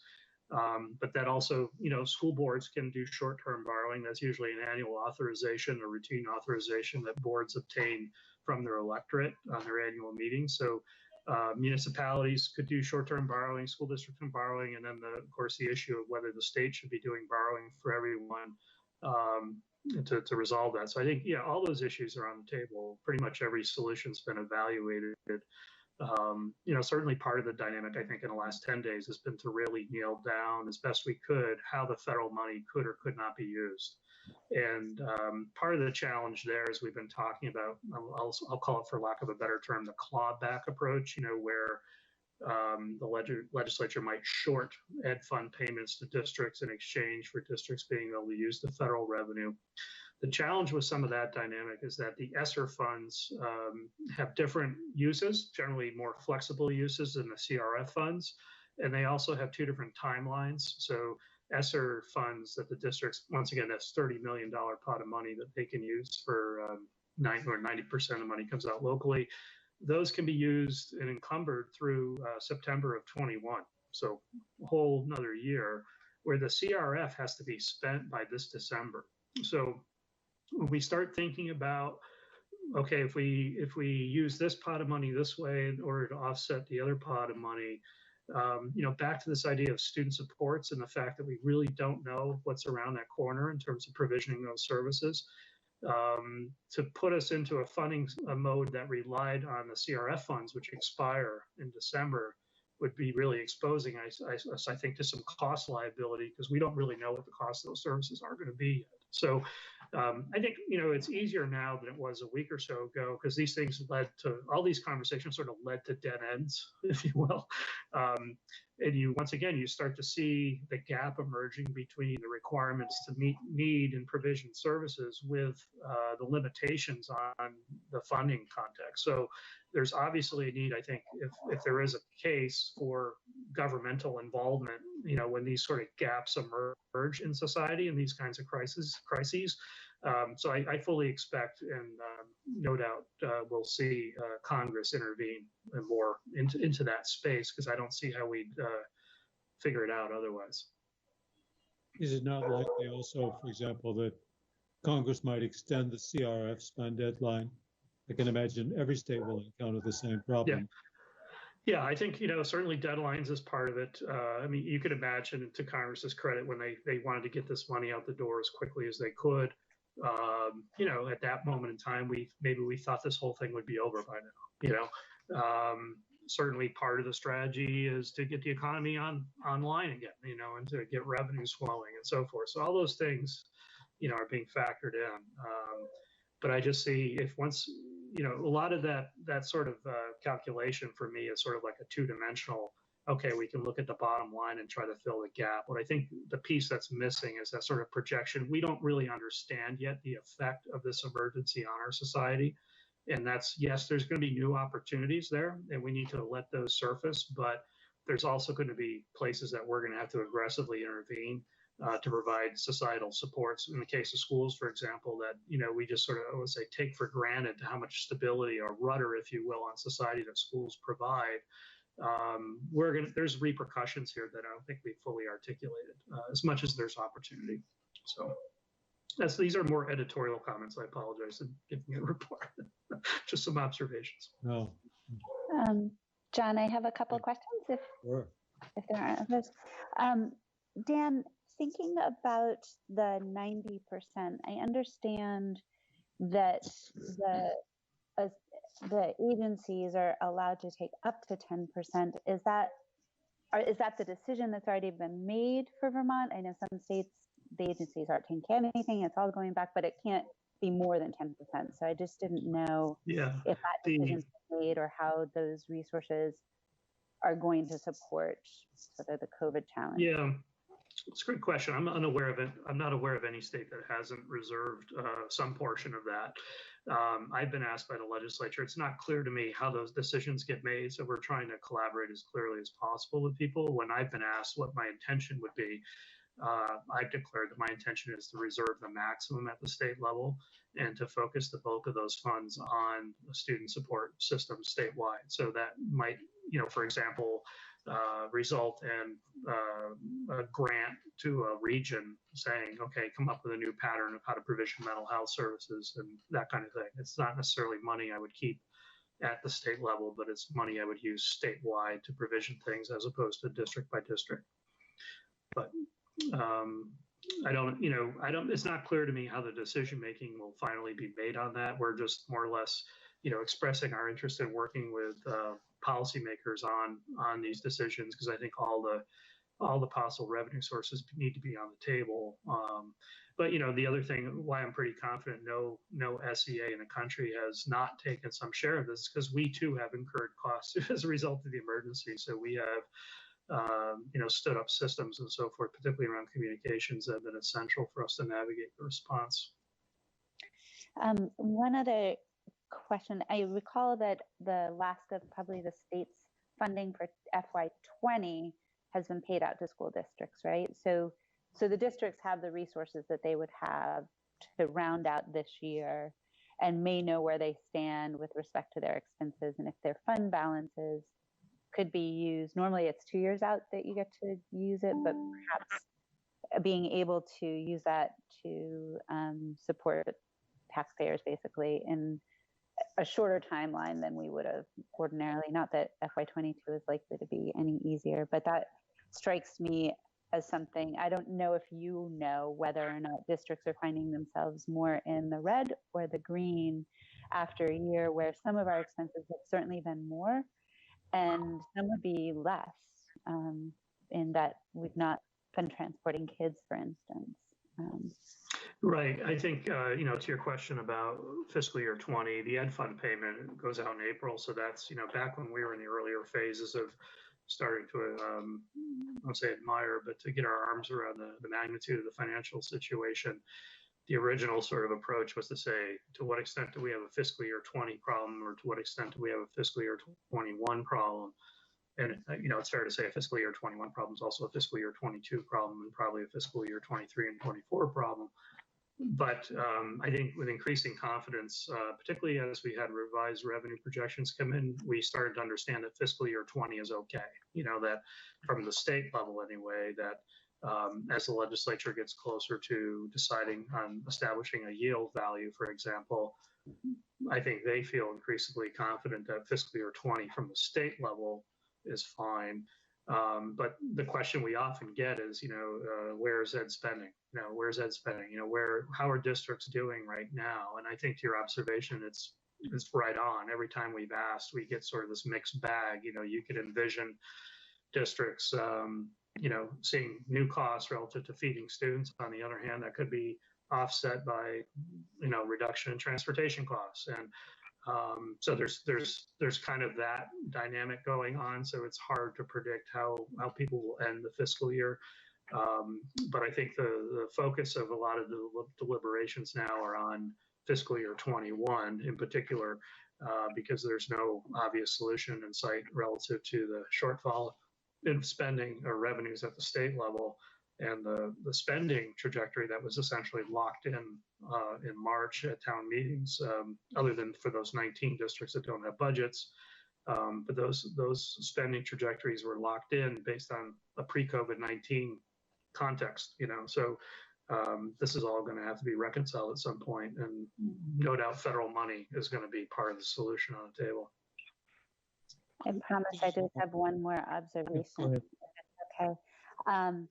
The skinny budget idea, or that the legislators are looking at just doing their first quarter, I know you know as well as anybody, we are not going to have a skinny number of kids, and we are not going to have a skinny number of needs, and we are not going to be able to have a skinny staff no matter who shows up at our door, because we're all in our contract years or will be. And so I would just hope that we can help share a perspective that it is truly very different for education than perhaps other agencies who consider their budget in a skinny or quarterly basis. We just don't have that capacity. We have contracts and obligations and students and families that are ours for the year. So it's just the mechanics of it. I just make two observations there. You were asking for a response, but I'll offer. One is, this is an unusual year in that we have a large number of contracts that are open. Many districts settled short agreements as a result of health insurance being negotiated at the state level. So it's a very unusual spring that we have a large number of contracts that were still open through the end of April anyway. And secondly, we also know, in my experience with cash flow in districts, that we really don't see a big impact on our cash flow until school opens and we start to make those first payroll obligations. So the summer is sort of a down month, if you will, or down season. So there's some opportunities that are being looked at, but I think it's just everything needs to be on the table. I know that's a trite phrase to a certain extent, but and I think to their credit, the legislators, as much as they weren't necessarily interested in that concept specifically, acknowledge that they have a very complex and difficult series of decisions to make. As it is, I think it's fair to say that we're not dealing with an immediate, just one-time problem. This is going to be a longer sort of trajectory, and a big part of that is, as much as you said, you take care of families. Well, many of those families don't have jobs. Many of those families won't be able to pay their taxes. And at the same time, they're going to require more support services from society, including schools. So it's how we square that is going to be the challenge before every state, I guess. Yeah, and I think the outstanding master agreements, I think it's something like 85% of districts are not settled. I think it's more that we're past the opportunity to riff, and we probably all have done what they could in that regard, or most anyway, in anticipation, but also not knowing the needs of our students going into the fall, that we just are past the ability to really change the number of people we're employing, frankly. Well, just to offer a different perspective, these are extraordinary times, and it seems to me that there's pain felt in all sectors of our economy. And we need to remember that K-12 education is about 16% of our economy, something like that. It's a huge employer. Something like 1 out of 5, 1 out of 6 of all Vermonters are involved in education, K-12 education. So from another perspective, it would seem to me that the K-12 institution of education needs to be prepared to live on a tighter budget. More easily said than done, but a different perspective than Kim's. You know, if as Chair Janet Ansell has said, raising property taxes is off limits. I think that's makes good sense. Deficit funding is certainly available to us as a resource, but flat spending or even diminished or throttled spending, I concur with you folks that it ought to be on the table. It doesn't sound like things went very well when Secretary Gresham made his presentation to Ways and Means last week, but that was a first conversation. Granted, schools suffer from annual increases in health care costs that they can do nothing about.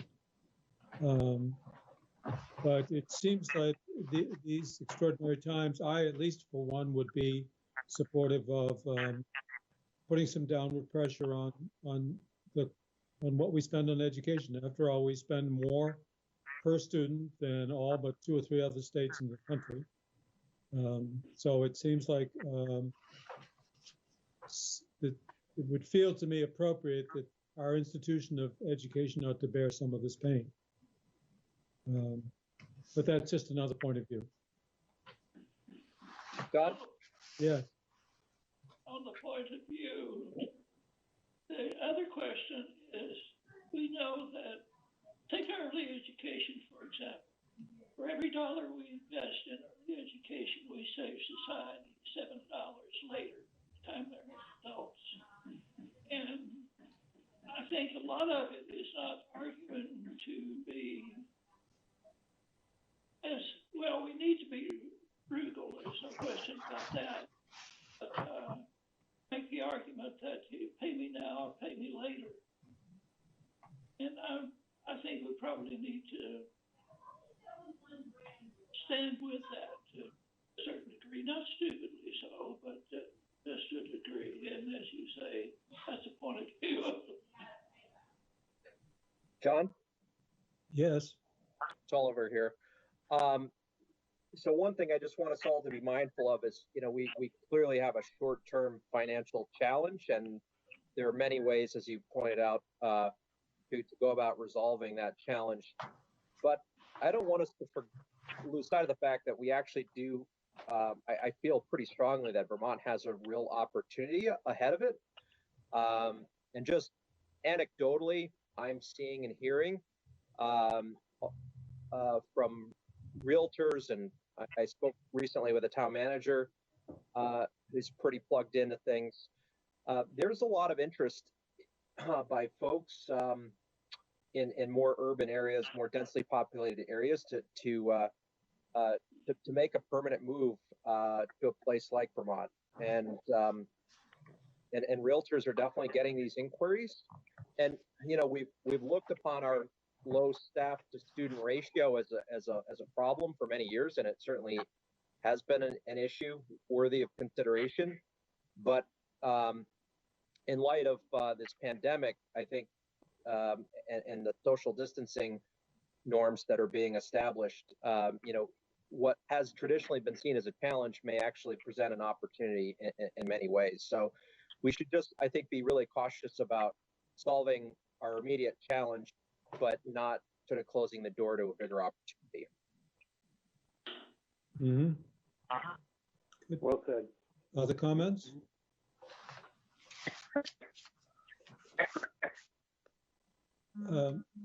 Dan, do you have any more you'd like to fill us in on? No, I think it's fair to say, I think planning for the fall is the bigger construct, and there's I can share any of those sort of documents with you. Every question that's been raised today is well understood and documented nationally in every state. You know, the nice thing, we're all working together on these issues. To your earlier observations, some are interjecting more political aspects into their decision making than others. I think we've been really fortunate as a state to put the science in the forefront of our decision making, and that will continue to be the basis by which we go forward. But what I'm seeing in the sort of broader pattern of work, there's some general ideas. We all understand there's going to be, it's not return to normal. There's going to be some remote learning. We're going to have to figure out how to keep schools clean and social, all those elements are well known. I think where the challenge now is how to adapt that to the specific Vermont context and to figure out the decision making to implement that sort of local or regional discretion within a larger public health framework that could ensure the safety of all Vermonters. So, we're just going to have to go forward into that, and I think we have the expertise, or at least can tap into the expertise that's necessary to do that. But that's really the focus of the work in front of us right now, and it's going to be an interesting, to say the least, series of coming months as we position the system to do that work. Dave. Dan, this is Peter. In regards to remote learning, I know you've mentioned this in the past that it would be most applicable to the secondary level, not the elementary level. Do you have anything more to say about what those opportunities might be coming next fall or beyond? Yeah, sure. I think there is a role for the state to, develop infrastructure, both from an equity standpoint and for giving people the ability to, develop new approaches and to share them. Back to this idea of sharing things across district boundaries, always sort of a perennial issue in Vermont due to our local control.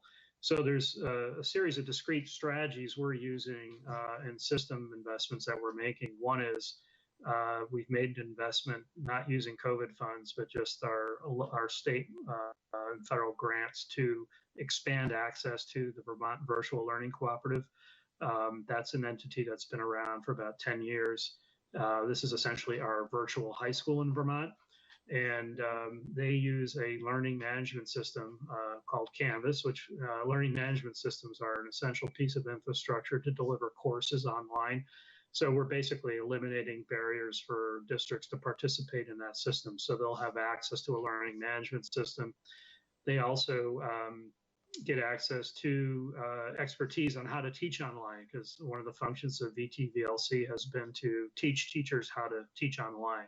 So we have a considerable amount of expertise in that organization to do that.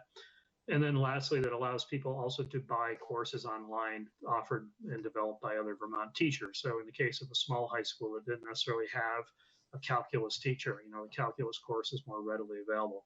So that whole piece we sort of nailed down early on in our response, and that's really, I think, more appropriate for grades 6 through 12. I use the word course, in learning management systems, the course is the primary paradigm for organizing instruction. So we had to also think about not only how to address the primary grades and elementary aspect, but also how to address the issue where teachers can't necessarily share the new things they're developing. I think, as we say, the necessity is the mother of invention. And as much as we've thrown folks into the deep end of the pool with continuity of learning, we are seeing patterns of good practice emerge, and we want to be able to ensure those can spread more rapidly. So we have made an investment. We're about to announce that probably next week in a system that allows basically teachers to collaborate more readily, more fluidly, and also provides a very lightweight sort of learning management system that's organized around a class as opposed to a course, which is the more typical organization for the primary grades. So we'll be rolling that out next week, I believe. We're starting that. Another piece, this gets to the assessment conversation I started earlier, is you might remember the conversation earlier in the year on metametrics and lexile and quantile scores. We've finalized that agreement with them. And this will there's a portal of tools that teachers will have for free that allows them, and parents and students as well, that allows them to identify resources that are benchmarked off a specific level, if you will.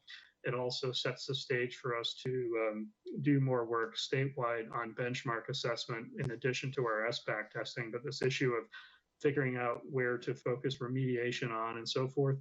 We'll be setting the stage to have a statewide framework that's not so subjective, although the subjective reference of teachers is important. This provides a more objective criteria that could be applied across the system. So, those three elements, putting the infrastructure, those pieces of infrastructure in place, and then the sort of last piece is just to provide the capacity of the agency to support, questions that come in by teachers and board members and legislators and so forth. So trying to wrap around a complete support ecosystem and an FAQ, sort of knowledge-based, frequently asked questions, knowledge-based around that is sort of where we're going from an infrastructure standpoint. Great, thank you. Board, thank you, Dan. We're going to come back to Dan in a pretty short time. I just wanted to see, we're now at item I, and this meeting has given you a taste of the opportunity to start to grapple with some of the big picture stuff that's keeping Dan awake and occupying, I'm sure, 60 hours of his week. I wanted to see if the board has any instinct or vision about how its own work in the next through the summer might be engaged with issues of this sort. They're scheduled to have a meeting in June. We're scheduled not to have a meeting in July. And then we're scheduled to have a meeting in August, followed by the usual September meeting plus the so-called retreat in September. So that's the current landscape of meetings planned. Although we're free to add or remove meetings as we collectively see fit.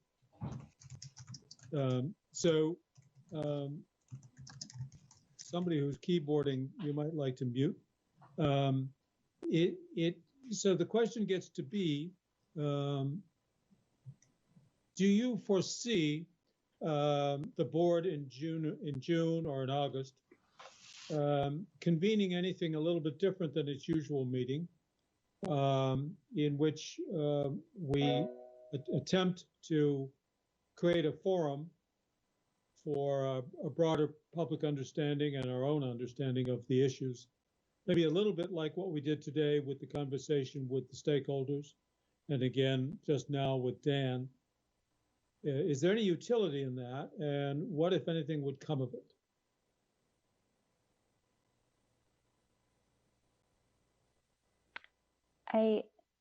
It's Kim. So I wonder if June would be too soon to have the broader perspective. And I have a sense that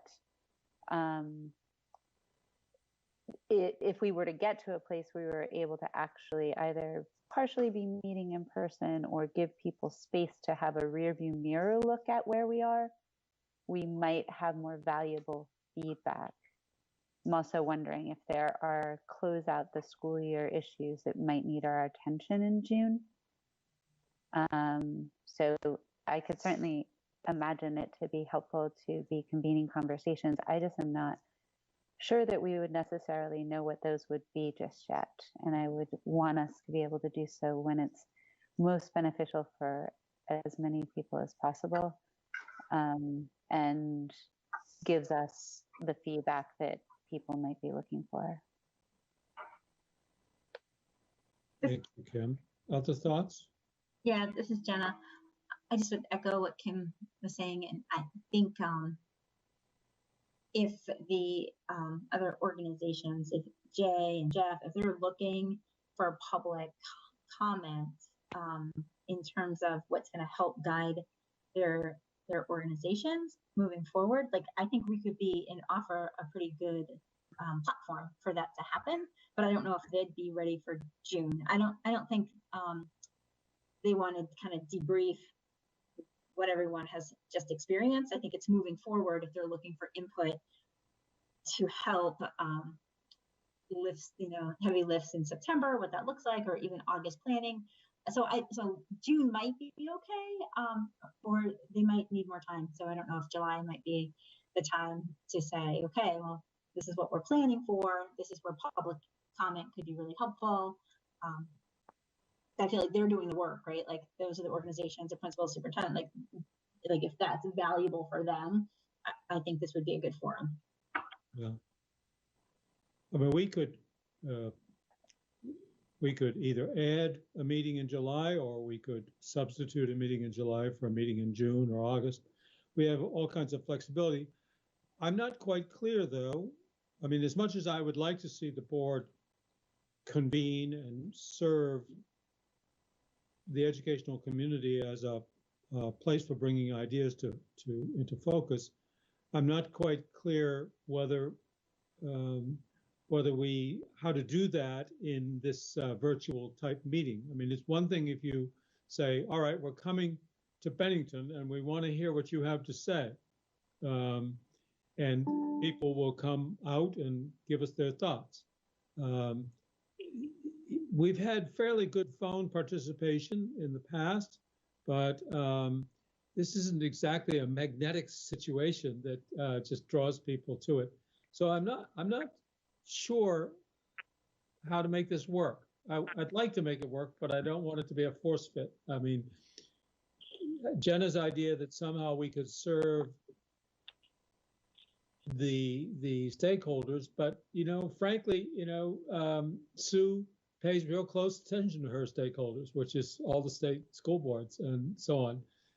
I don't know. Do you think we can make something available to Jay that's not available to him already from his membership? Question.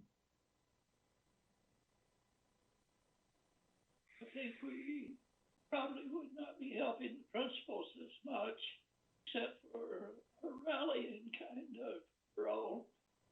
But what if we turned that around and started putting a message out there, getting some independent experts who are not biased in one ideology or another, and just talking about what the needs are and trying to raise the level of awareness. I'm thinking out loud here. Do we as a board know where we're headed in that direction? Well, it would be to do that. With regard to what, Peter? Well, in terms of what our priorities may be or where we want to go with this, it's fairly wide open right now in terms of reacting to this pandemic and everything else. I'm just not quite sure, where we're going to actually, what we're going to actually do. Anyway, whether John, you canvass us or whatever, it'd be nice to know where we want our priorities perhaps to be. Agreed. And it always gets down to, so what is the role and authority of the state board? And, frankly, its authorities are very limited. And I think most of us sense that if we're able to be helpful, it's probably in the form of provoking conversations or helping to crystallize consensus. I think our first effort with proficiency-based learning was instructive, certainly for us, but then it turned out that the General Assembly had no appetite for dealing with strengthening or reforming or improving or promoting proficiency-based learning in any direction. They had other fish to fry. So we sort of did what we can do there. We could do more perhaps, but so yeah, your question, I guess, Peter, is so what do we do with what we learn? Right. Agreed. We heard some pretty compelling testimony today from the four agencies or 4 groups earlier. Yeah.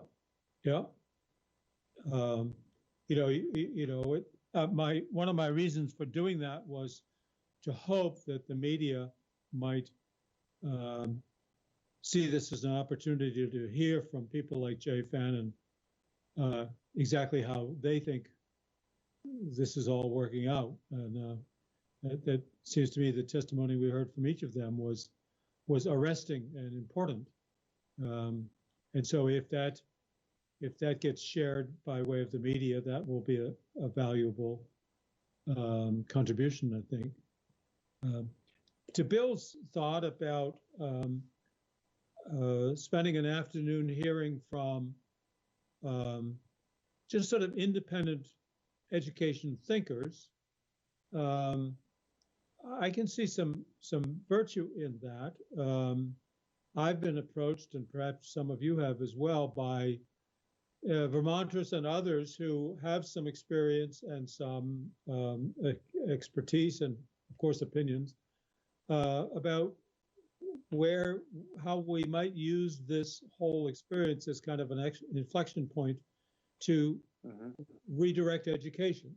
That is, to rely more upon so-called distance learning. For example, the Vermont Virtual Learning Center is potentially an enormously valuable resource, providing academic courses that small schools simply cannot make available, but which are taught by Vermont teachers. So it gets to be, would there be a virtue in convening kind of a blue sky discussion?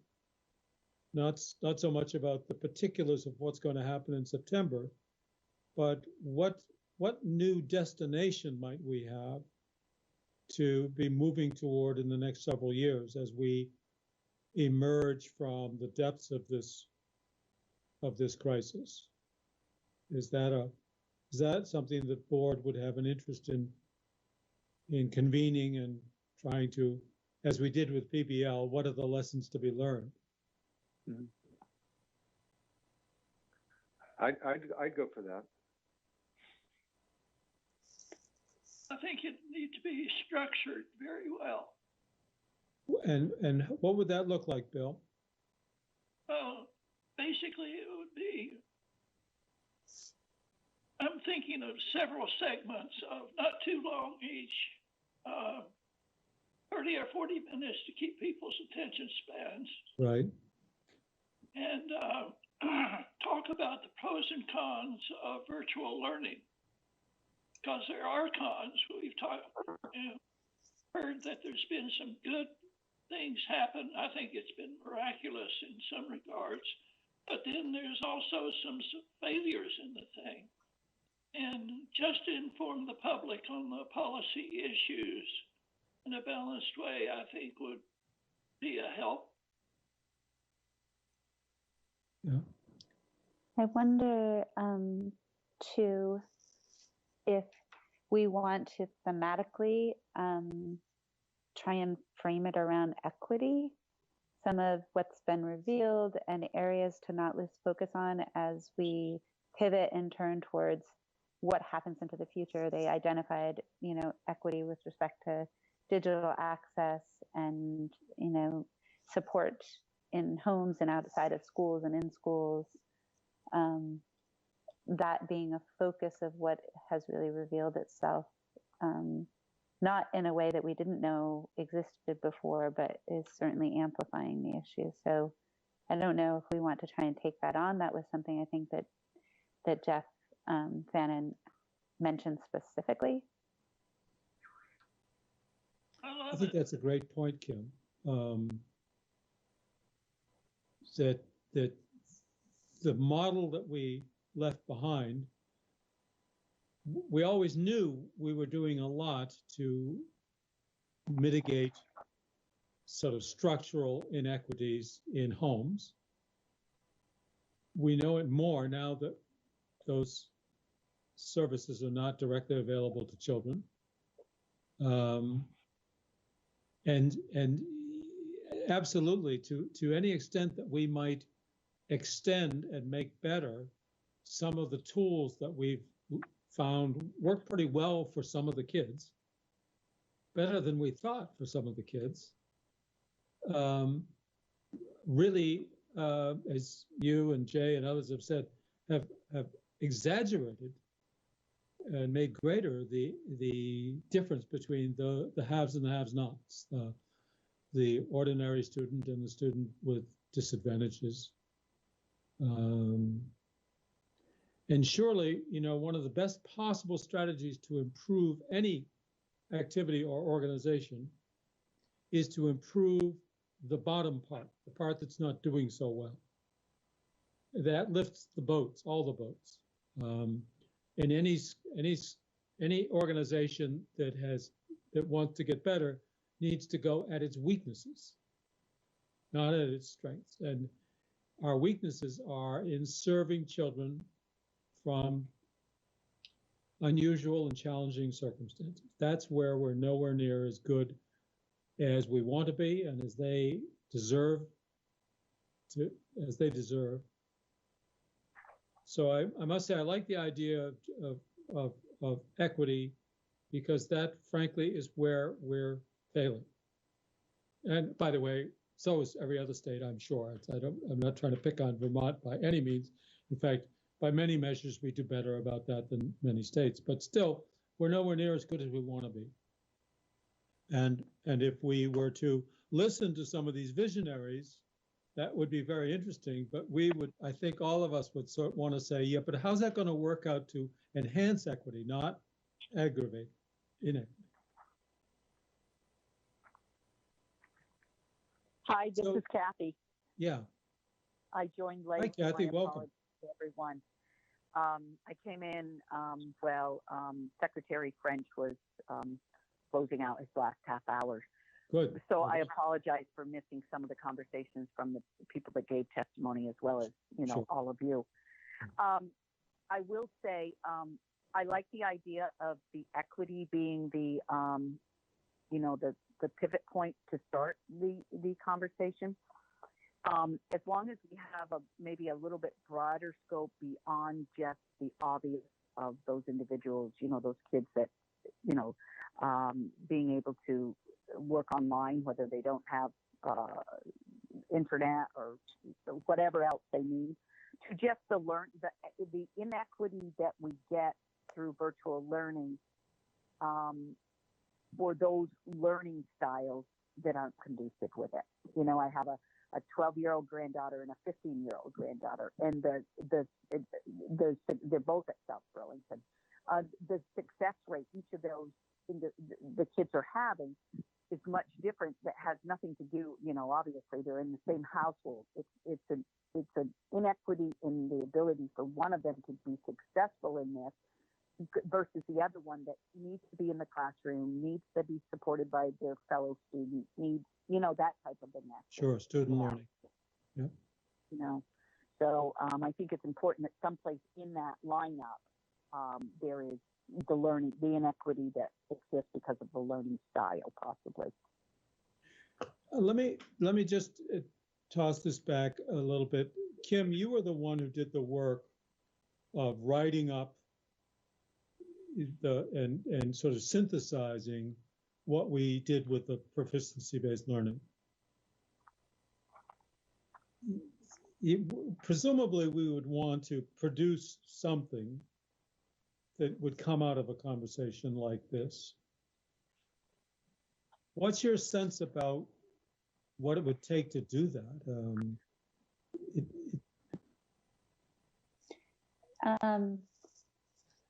I think trying to write that was difficult, not knowing what we were sort of looking for as we were going in. And I think conversations are richer if you're not predetermining what you're looking for necessarily. But I think if we had goals of what we were trying to report out, we could try and frame the discussion in a way that lends itself to hearing what's being said. So we are trying to get the outcome, feedback for the outcome that we're looking for, not the content being predetermined, but rather the framing of it would have been helpful in writing if we had sort of had that going in. I think it was absolutely invaluable to have the notes that Chelsea and Mike, I think, took for us. That was invaluable. And I think in this format, if we are working in this format that's virtual, I would say there's a limitation to the amount of time people have capacity for this. So that these conversations, I think it probably Bill, I think said, maybe there are several 45-minute conversations or smaller chunks. Maybe we look at it from a digital equity lens and we think about what those broader things are we're hearing from the field. Equity in the context of what? We heard 3 different areas, I think, and invite those topics in small pieces over the course of a few different meetings, maybe. I think that's right. I would Oh, go ahead, Kathy. I'm sorry, I didn't mean to interrupt this. I got a feedback here. I wonder if we took the approach of several little conversations and that we twist the equity piece for what a child's needs are.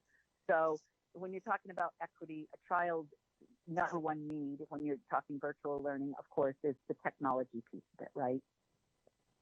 But what are the other needs that a student has, I should say, a student has towards being successful in the virtual classroom? So there's the really big technology need, right? There is the support that is needed by the family, just the environment that the student is in, and the more attention to detail that the parents are having to take.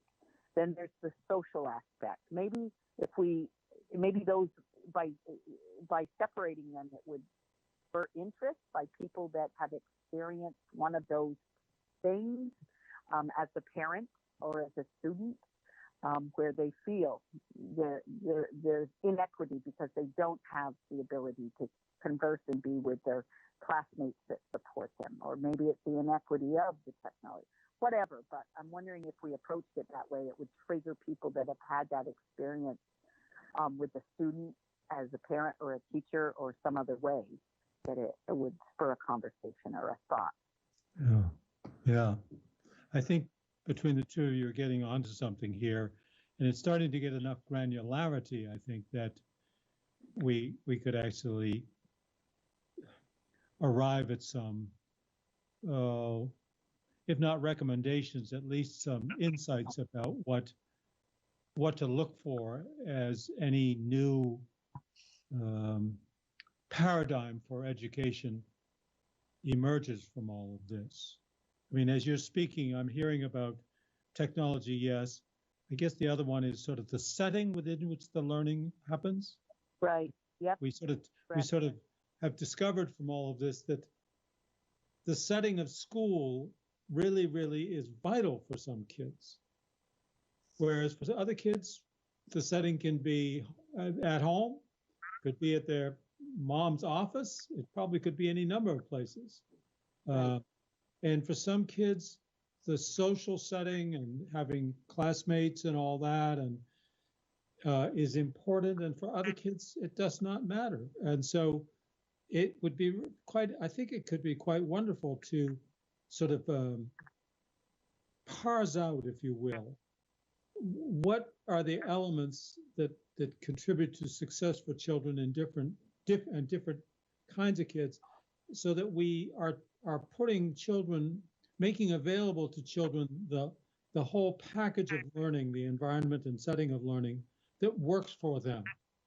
And that we understand that and we think about that, and that is so that in some cases, virtual learning remotely would be just fine for some kids, for some courses, and would really be anathema for other kids. And that we need to sort of codify that a little bit if we could. Not that we know that much, but perhaps we could ask educators to help us think that through. I think we know that, and the three of you have just triggered some ideas, and one of them I'd call the 7 deadly sins, which is the way that we institutionally end up causing inequities or contributing to inequities, but we just don't address them. But they would break into segments pretty easily, like early education. It's not equally distributed. Tracking keeps kids apart. Teachers who are being assigned, the higher track students get the better teachers. Sorry to say it, but that's the truth. And it goes on, and it would be easy to put together at least an outline of what some of those things are if we wanted to use that kind of structured, coherent, concrete approach. All right, this is. Can I just add one thing to this Please. discussion?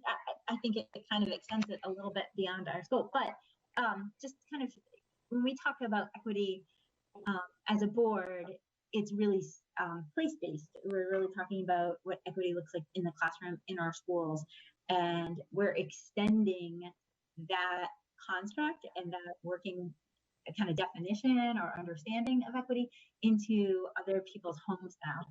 And I think we can come up with some, best practices to recommend to schools when trying to reach their students. And we can certainly recommend some guidelines, but they're really looking at now, parenting, right? Like, what does parenting look like in everybody's homes? And where there's some judgment around what equity means in or access, what that means or what that value is for families, because I think there's lots of also children who can be engaged, whose families are really opting out of this whole practice altogether, and they're well-educated families who would rather not have their children in front of computers that are saying, go play, go read a book. And so it's kind of this broader scope of equity, access, and kind of a belief system of what a kids need to be successful. And I just think it's a really interesting and dynamic conversation. Other to consider. Thank you, Jenna. I think that several of you have had some very important thoughts. How would you be willing, each of you, to just put pen to paper, as they say, fingers to keyboards, and just jot down your thoughts about many of which you've expressed, and wherever those thoughts take you, and send them to all of us. Let's maybe have a sort of an open conversation among us and see if from that there emerges sort of a way to begin to try to grapple with this. Ideally, we would take a stab at it in our June meeting. It doesn't have to be perfect, but I think if each of you would be willing in the next week, while you're thinking, is even better yet, in the next 48 hours while you're still thinking about it, is just jot down. It doesn't matter how you write it. It doesn't have to be well composed. Can be a bulleted list. I mean, you mentioned 7 deadly sins, Bill. Let's have them. And you've each. So you know what I'm asking? It's sort of amorphous, but I think the only way we can move this forward is if we each sort of put out our thoughts and then look at each other's thoughts, and one among us will begin to be able to maybe consolidate it into at least a first attempt with some ideas about who would we want to hear from.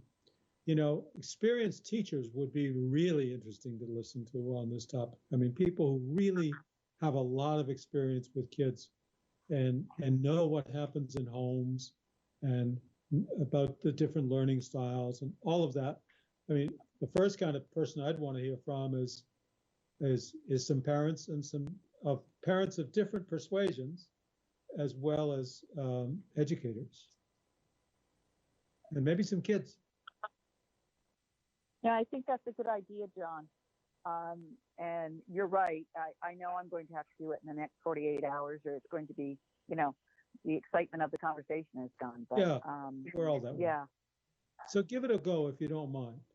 And then we'll share that and we'll see what emerges from it. All right. We've Dan, I'm very sorry. You can see what's happened. If you've left us, you have good excuse. No, I'm here. That's fine. No problem. You have many good things to be doing at the time. I hate to not make good use of it, but it looks like we cannot get to policy coherence, except we've been doing a lot of attempts at policy coherence for the last 6 hours. We should take a break, I think, to give people a chance to stretch, because at 4 o'clock sharp, we start with our public hearing. Dan, but before we go, do you have any comments or thoughts about what you've just heard us talking about? No, I think to Oliver's earlier observation, I mean, we hear often people nationally as well making the observation there's opportunity here. I think you've referred to this in sort of the context of history. You know, this is a significant event, and there will be, you know, institutions in our society and our relationships and how we've provisioned services that have had this sort of trajectory from another era are up for renegotiation to a certain extent. So we should be open to that as much as possible. I think, you know, just since Dr. Mathis sparked my reminder to reference back to my Designing the Future document earlier in his email, is precisely that issue, I think, for me, about thinking what are the essential design elements of the system that are non-negotiable, that we need to ensure are preserved and enacted. But the observation would be that the structures that have historically been created to enact those values are probably the things that are going to be adapting, not so much our values, but our structures. And in particular, those structures that historically have been tied to assumptions on technology of another era or communication technology from another era. We need to be open to the idea that you know, the technology we have today, as imperfect as it is, can enable an expansive curriculum, can enable greater equity, can enable individuals to create in ways that other technologies really limit. So I think, you know, the issue around structure, which is ironically, I think, also where a lot of our costs are as well, that we need to be open to, you know, getting, I think, clear about what our values and purposes are, but then being open to allowing the structures to adapt to meet those. So, you know, historiography is filled with moments like this where societies adapt because of an event. It's not so much continuous with the projection that where we were 6 months ago, but it's a moment of change. Right. So. Thank you, Dan. That's a nice valedictory to what we just have been doing. I must say, I'm impressed by what I've heard among all of you. I think there's been a lot of insight and wisdom today. Now the challenge is knitting it together into a coherent next step for this board. Thank you all. Let's take a break until 4, which is 5 minutes away, by the way. And we'll then open the hearing. And we definitely do have some folks who are planning to speak to us in the hearing. Thank you all. Do you know how many, John? I don't know precisely, 3, 4, 5, maybe. Okay. Somebody had inquired with me about how long they had for testimony, and I said that has varied based on how many people were testifying. So I didn't know if we were providing guidelines on that. It might be something we want to offer. Yeah, Suzanne will give us an overview at the beginning of the hearing. Okay. We'll John? Yes, ma'am. I need to jump into my finance committee meeting for my other job, and I will come right back on. That's fine. It's not necessary that we have a quorum. Okay, I'll be back. Okay, thank you, Jenna. Thank you. Thank you.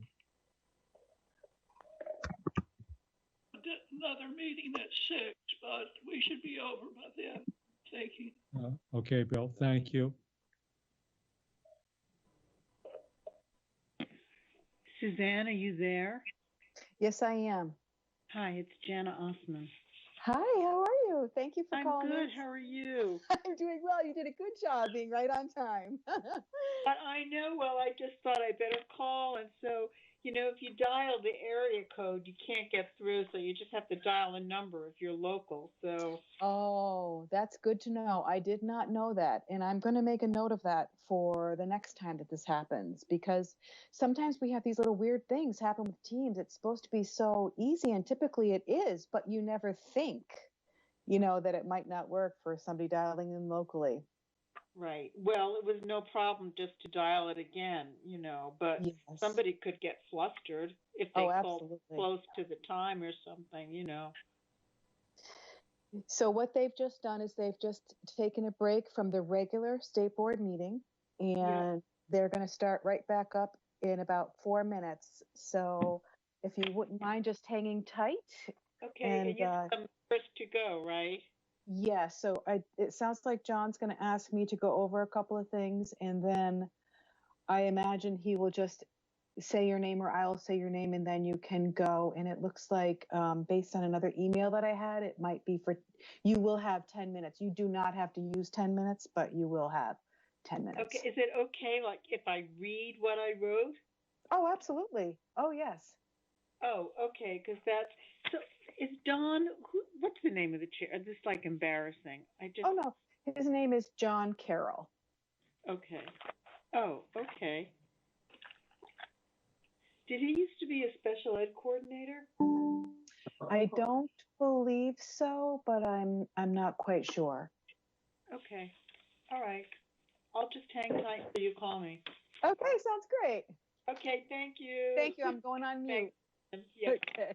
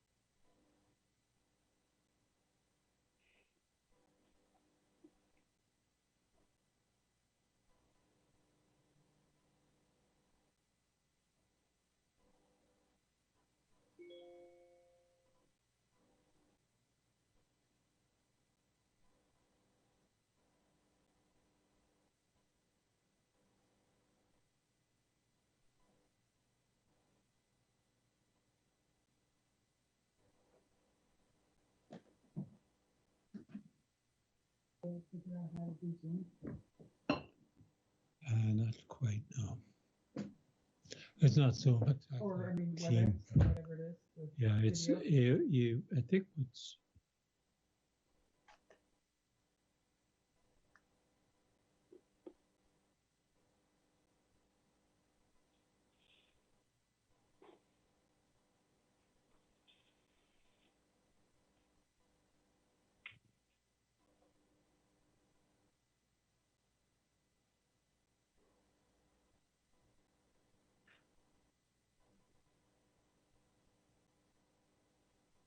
All right, everybody, we'd like to resume our meeting. We're now at agenda item L, a public hearing regarding Rule Series 1300 and 2360. Suzanne, are you able to give us an idea as to our speakers? Yes, our first speaker is queued and she is ready to go. She is Jana Osman from the Stern Center, and we will cue her momentarily. We had another set of three, a trio of three that wanted to present right after that first public testimony was given, except one of them has had an emergency and they've asked to come back on around 5 or 5:30. So we will have somebody that I'm aware of later on. And then I think I heard that Rachel Seelig from the Disability Law Project may want to speak, but I'm not certain if she is on the line. I am here. I'm happy to wait till after Dan has gone, though. Thank you. Okay, thank you. So the first one to go would be Jana Osman. Okay, before you start, Jana, let me just, we received a communication from Nicole Zaghetti, but am I right in thinking that person is not speaking publicly? That's correct. Okay. And then the group of three, what are the names there? Their names are Katie Ballard, Sandra Chittenden, and Jamie Crenshaw, and they will be speaking around 5 or 5:30.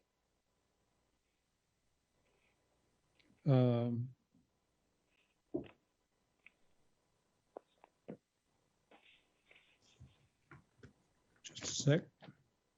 The third name was again, please? Was Rachel Seelig? No, Katie Ballard, Sandra Chittenden, and... Apologies. Jamie Crenshaw. Thank you.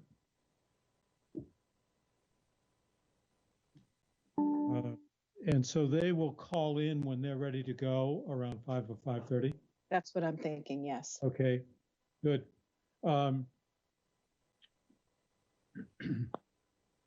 Let us then begin to say, but with providing for 15 minutes each for Jana and Rachel. And then we probably will have, if we don't have more conversation there, then we'll have a break and then we'll pick up with Katie, Sandra, and Jamie and work something out with them. So, Jana Osman, if you are prepared to start, we are prepared to listen to you. Okay, great. My name is Jana Osman, and I currently serve as the Vice President for Advanced Learning at the Stern Center for Language and Learning. I've been at the Stern Center for 10 years, and prior to that, I was the Learning Disabilities Consultant for what was then the Vermont Department of Education. I was the special educator at the Rumney School in Middlesex for 18 years and worked as a practicum coordinator as adjunct faculty at St. Michael's with graduate students getting their master's in special education. And so I began working at the DOE, again, as it was called then, in 2000, when Vermont was in the process of operationalizing the adverse effect condition. As we know, one of the three criteria for determining eligibility. The evaluation and planning team was charged with identifying whether a student did or did not meet the disability condition based on the identifying features within the suspected disability condition, whether or not the student met the criterion for adverse effect based on performance that was one standard deviation from the mean or equivalent on 3 out of 5 different types of measures within a given skill area, and whether the student needed specialized instruction that couldn't be provided within the standard instructional conditions provided within the school. Well, as it happened, I was asked to address the adverse effect condition in the statewide trainings and wrote the guidance provided to educators throughout the state. So, prior to Ms. Vermont, Osmond, can I ask you a question before you go much further? yeah, Can you give me some background as to where did the adverse effect concept come from? I mean, our impression from other witnesses in the last several weeks has been that Vermont is somewhat alone these days in dealing with no, this. well, I was going to get into that, but I'll just Okay. tell you adverse effect is in the IDEA, and it's been in the IDEA because we've been required to identify for eligibility for special education the disability condition, whether the disability has an adverse effect on learning, and whether the student needs specialized instruction. So what we used to do before Vermont operationalized, adverse effect, what Vermont did that was different was we operationalized it. Prior to that, the IDEA said you must determine whether the disability has an adverse effect. And so generally in our evaluation, because I was an evaluator for 18 years, we would say, yes, the disability has an adverse effect on learning, and if the student needs specialized instruction, the student needs special education and would therefore be found eligible. So Vermont took it and said, let's look at this area and let's operationalize it, because maybe not everybody needs to be in special education if the disability isn't adversely affecting their capacity, ability to learn. So that's what Vermont did, and they did it by having specific criteria that said that the student was performing one standard deviation below the mean on a standardized measure, but you didn't have to necessarily use a standardized measure. You had to look at 3 out of 5, maybe 6 now, different kinds of measures in order to determine if the student was performing among the lowest 15% or equivalent compared to average performing peers in the grade. I see. I mean, I'm not even looking at anything because I wrote all of this. And it had an adverse effect on everyone. I had threats on my life. I mean, I'm not kidding. People didn't know what to do with it. And I, in my Pollyanna way, believed that we were really telling the story of a learner. We were looking at multiple measures. It was a broader collaboration than what was in the evaluation. We were looking at evidence of teachers' evaluative information, whether it be criterion referenced or a summative measure. And so I thought, wow, this is great. We get to actually talk to each other as opposed to having an evaluation happen to a teacher, that kind of thing. So that's what happened, was that Vermont operationalized it. And I think we were the only state to do that. At one point, Maine was thinking about it, and they contacted me and said, we're thinking about operationalizing adverse effect. What are you doing in Vermont? Well, so, it seemed obvious at the time that if the student's failure to learn was based on, unless it was based on poor instruction, there would be an adverse effect. So I really thought we were drilling down and building this case study, a student profile, so we could develop the accommodations and supports for acquiring basic skills.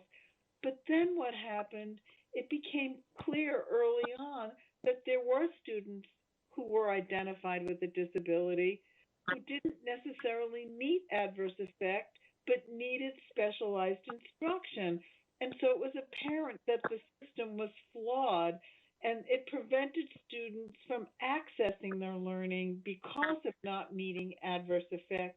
They might have partially met adverse effect, but let's say you have a really bright student who is identified as having a disability, has an emotional disturbance that crosses the 3 areas, community, school, and home, and the criterion, there's chronicity and all of those things under the disability conditions, and the student meets that, and they're given a comprehensive evaluation, and on a standardized measure, they have a strong performance. But the student's disability is such, because of their emotional disturbance and their kind of school phobia, the student was unable to work. He was unable to write. He didn't hand in work. He didn't perform in the classroom. And so folks would say to me, well, what can I do for this student? And I would say no evidence is evidence of adverse effect. The student wasn't submitting anything. There was no classwork. There was no performance on homework. I mean, nothing was happening for the student. And yet the student was denied, meeting the adverse effect conditions because of the evidence that was chosen by the evaluation process. And so there are a lot of stories like this, where students may have strengths. This particular student could keep a journal at home, but in school he can't do it. So the case couldn't be any stronger for this student to access his learning based on need in a skill area as well as his functional performance. And this is really about functional performance. And when adverse effect was operationalized, functional performance was not required as a consideration until 2004, when the IDEA was reauthorized, and we were asked to focus on present levels of achievement and functional performance on the IEPs. Are you okay? Yes, we're fine. Let me interrupt you for a moment. To those of you who are listening, and there are about 20 people on this call now. Oh my gosh. Please mute your phones or your laptops. We're picking up some background noise from somebody who's listening in, and please mute your call. Thank you.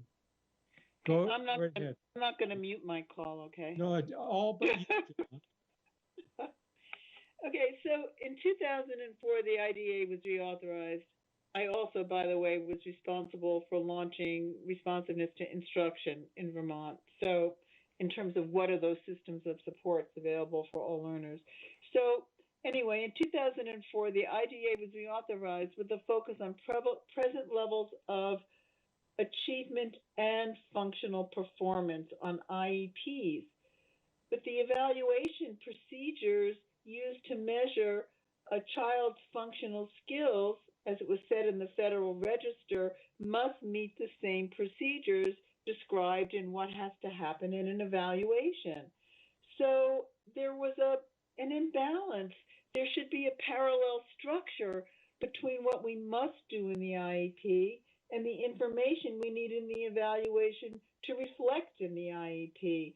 In other words, functional assessment, functional skills were not evaluated in the evaluation, just the basic skill areas. So in the case of the writer who can't write because of his emotional disturbance, it's really difficult. So there needs to be a crosswalk between the two, or it really becomes an issue of equity.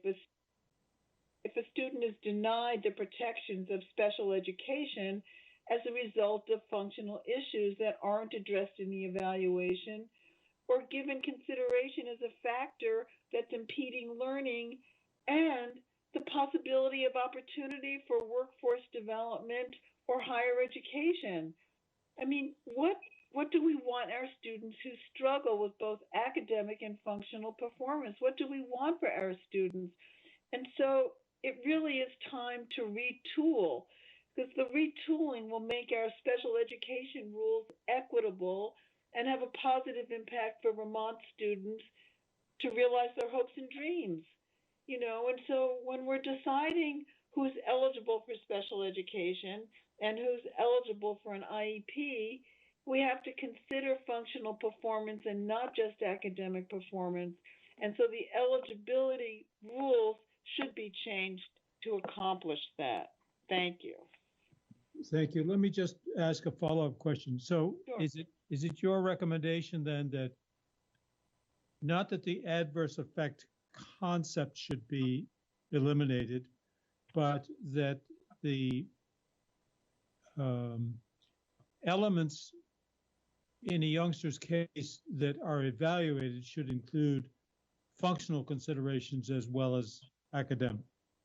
Yes, I do think that we have to comply with the IDEA, which requires that we consider adverse effect. So if we can consider adverse effect without the specific criterion that Vermont applied for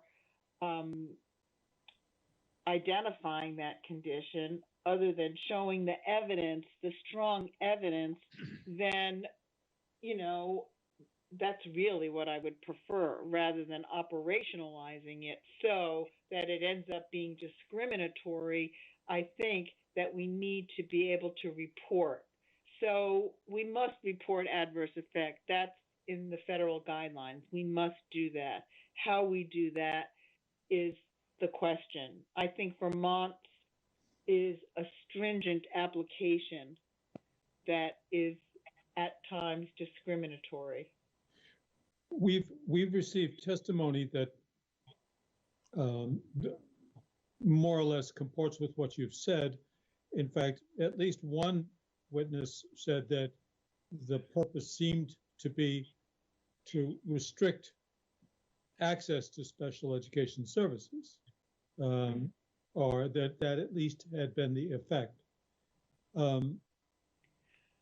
Would you say that there's merit to that claim? Well, I do think that's true, but when you look at this, the whole comprehensive evaluation process, when we come to need, for example, if one school is better resourced than another, then within one school, within the same district, it may be determined that the school has the capacity to provide, has the system of supports available to meet a student's needs, where a less resourced school, who also may not have had the tools that professional development and programs and applications provide, you know, would not be able to do that. So we have injustices throughout this entire evaluation, eligibility, disability determination, and eligibility system. I think that the guidelines around disability are clear.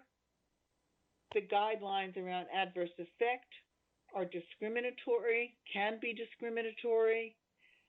The guidelines around need are variable and there's not a one-to-one. If you are in one school and you move to another that doesn't have that system of supports, you would have to reconsider whether or not that school was able to honor the evaluation that might have identified that the student needed support under Section 504, or whether they needed more explicit support that could only be provided in the IEP. Okay. All right. Thank you. Let me ask you to do this, please. Yeah. As you know, we're dealing only with the rules, the new rule 1300 and 2360, where so if you would be prepared to give us in writing your recommendation of exactly how the present rule, the present proposed rule, should be modified, that would be very helpful to us. Okay. I mean, you have my testimony for today, but I will definitely develop that further so I can make recommendations for modification. The more you can give us how your concern translates into changes in the rule, the more helpful your testimony will be. Okay, great. Okay, I can do that. Yep, thank you for letting me speak today. You're most welcome. Thank you for joining us, Ms. Osmond. My pleasure. Bye-bye. Goodbye.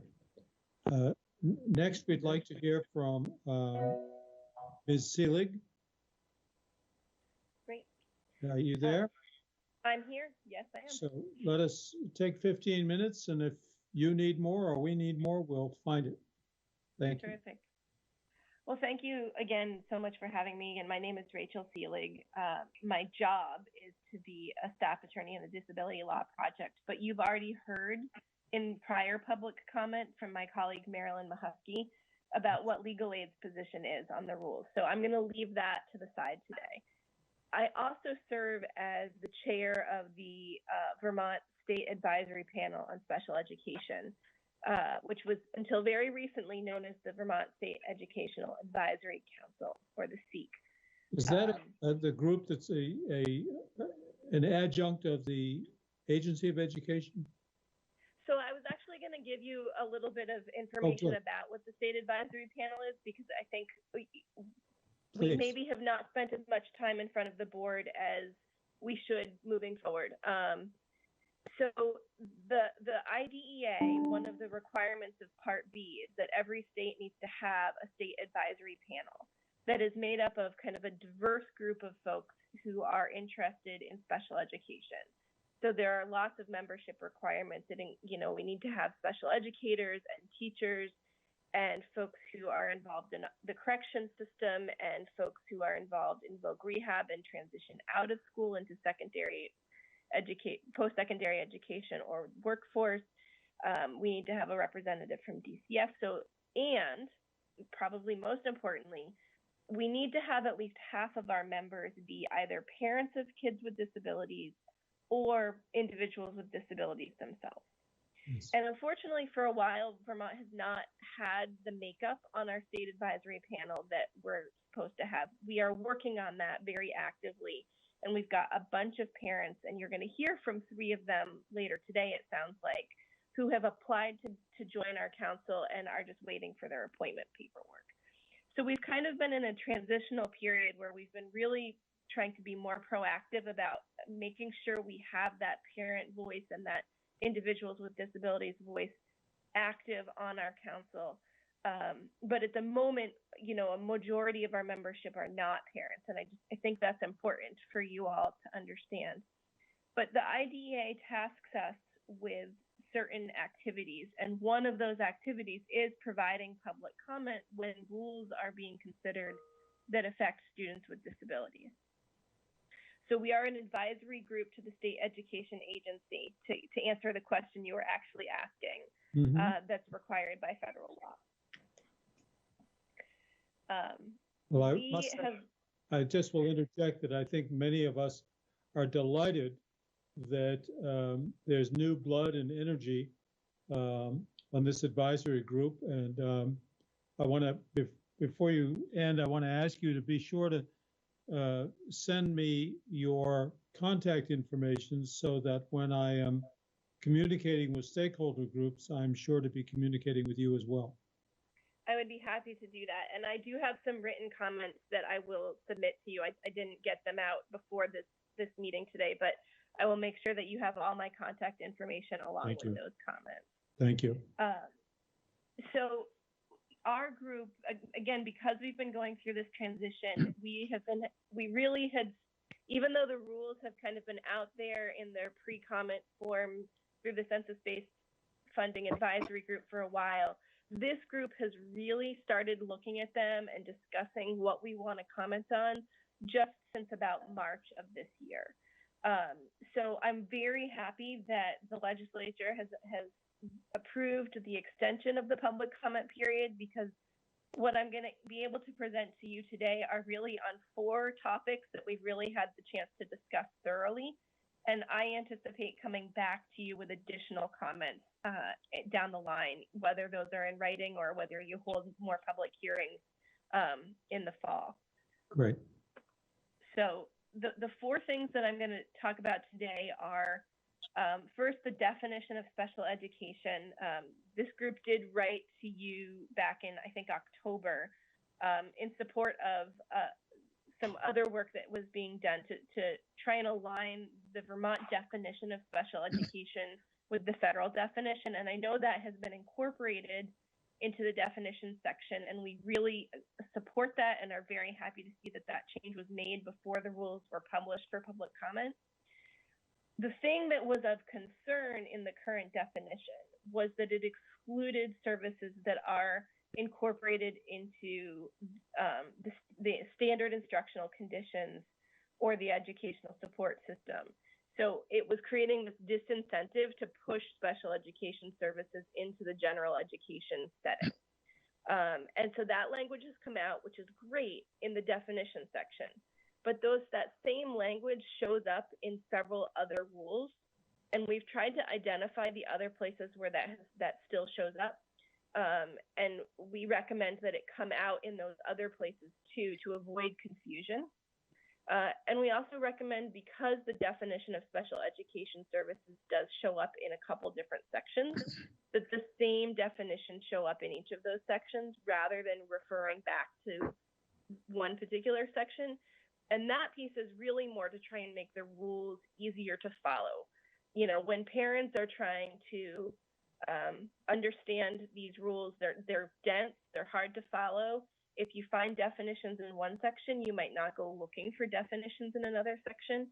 And so to make the rules easier to use, we just recommend that definitions, if they show up in multiple sections, be the same across sections. And the written comments that I have identified those places where we've found that. Very good. But if we've missed any, we hope that it will change other places as well. That's very helpful. So that's the first piece. It really flows then into the second thing that we've talked about pretty significantly, which is we have very specific definitions of what the disability categories are, which is the first gate for eligibility. As you've heard, we have a very significant system for defining whether there's adverse effect shown. I'm not going to talk about adverse effect today, but where we don't have very specific guidance in our rules, and I think Jana referenced this a little bit, is in defining when is there a need for special education. And so what ends up happening is a child is evaluated in one district, and that district has lots of services, and they are found not eligible because their needs can be met through other means, and then they move somewhere else, and then all of a sudden their needs can't be met. Another piece that's a challenge when it comes to need for special education, and this relates to the DMG report that was, one of the big drivers of Act 173. DMG recommends that we ensure that learners who struggle receive all instruction from highly skilled teachers. And one of the things that our council has talked about a fair amount is that sometimes, not all the time, but sometimes, and enough that a bunch of people, had identified this as a problem. Once a student is identified as eligible for special education, they get told they can't access some of those non-special education supports like a reading or math specialist. And so our special educators are great, and they tend to be expert in disability areas, but they're not necessarily also the reading expert and the math expert and the writing expert, right? And so we want to make sure that the rules are written so that students don't lose access to those non-special education providers just because they do have a disability. That means they also need specialized instruction. And one of the solutions— There's no language that you would propose to achieve that? We do have some language that we would propose to achieve that. And again, it's in my written comments, but essentially what it says is, students' needs for special education services are to allow them to access and benefit from their educational program. And so they need to be receiving all instruction from highly skilled teachers and continue to be eligible to benefit from supports available through other tiers of a multi-tiered system of support. And so again, that language will be in my written comments so that you have that. So that's the second big chunk. And then the third piece that we've talked about is, concerned that even though Act 173 says, you can't use an MTSS system to delay evaluation, we've seen challenges with that in other states. And so some language around, you can be providing MTSS services and evaluating for eligibility, that we're not going to delay evaluation, we think is really important. So those are the three things that we've really discussed in depth in terms of the special education rules. The fourth thing that we've— Before you leave the third point. So I'm sorry? Yeah. Before you leave that third point about MTSS, is there evidence that that LEAs or schools do use MTSS as a reason to delay evaluation? So I'm going to take off my SAP hat for a second and put back on my disability law project hat. Yes, I have absolutely seen in my work and, students who have been on an educational support team plan or been receiving other services. And so they're told, we got to try this first. And that's just not what the special education rules say. And that's not what Act 173 intends. If you have a student who is suspected of having a disability and may be in need of specialized educational services, and someone asks for an evaluation or someone's referred for an evaluation, we evaluate, we don't wait. Now, you can provide services in the meantime through an MTSS system so that they're not just languishing with no support. But we think it's really important that that child-find obligation be just reinforced so that students don't end up with delayed referral to special education. And again, hopefully, a strong MTSS system will mean that we maybe don't suspect as many kids are going to be in need of special education interventions, especially if it provides those services earlier. But some kids will still need that. Yeah. But did you just say that the existing rule aligns with this requirement? So if that's the case, then the problem is more of practice than of rule. I think it's a little bit. I think it's a little bit of both at this moment in time. I think that there is a practice piece that some additional professional development and training can help with, and I think if we look at, unfortunately, Texas implemented a system where an MTSS system was frequently used not just to delay but to completely deny evaluations. As we move into the census-based framework and refocus on MTSS, it's just all that more important that our rules are abundantly clear on this issue. So you have language that would somehow make it abundantly clear. That's the goal. I hope that's what it would succeed in doing. Yeah. All right. So then the last piece that we talked about as a council, and this is actually going to come to you in a second document, is that we do agree that there should be a separate rule series on MTSS. And it doesn't need to be a big, long, hundreds of pages long rule series the way the special education rules are. But we think that there needs to be a rule that lays out what kind of policies and procedures each LEA needs to have in implementing its system. And you will have seen already from Marilyn Mahusky what those 6 elements would be. But I've got those in my written comments as well. And so those are things like identifying when a student needs different tiers of support in a multi-tiered system of support. How do we establish benchmark performances for those students? What is that a district needs to have a mechanism and a time frame for monitoring progress and of communicating to parents when MTSS is needed for a student, giving parents the option to have a meeting to understand what's going on, and sharing progress monitoring with parents. And then also a process that includes identifying, okay, if progress hasn't been made, how do we move to other levels of support for that student? And there is a pretty thick field guide. Guidance is great and helpful to the field, but doesn't have the force of law. And to make sure that these kind of fundamental policies and procedures are in place in every district, we think is important because we've just seen so much variation across districts in terms of what's been implemented so far. So is it your sense then that by having MTSS rules as separate and distinct, this will kind of reinforce the guidance? It'll reinforce the guidance, and the reason we think it should be separate and distinct is that MTSS is not a special education system, right, in and of itself. Right. It provides services to kids with and without special education needs. And so to wrap it into the special education rules, we had a lot of members who were very concerned that it would then become viewed as just special education and not really be generalized across general and special education. I see. So this wouldn't be part of 2360, it would be a standalone or affiliate. That's the recommendation that we have for you. Yeah. Yeah. Okay. Yep. Now, is this your number 4? Is this in exact alignment with Marilyn Mahusky's proposal? Yes. Okay.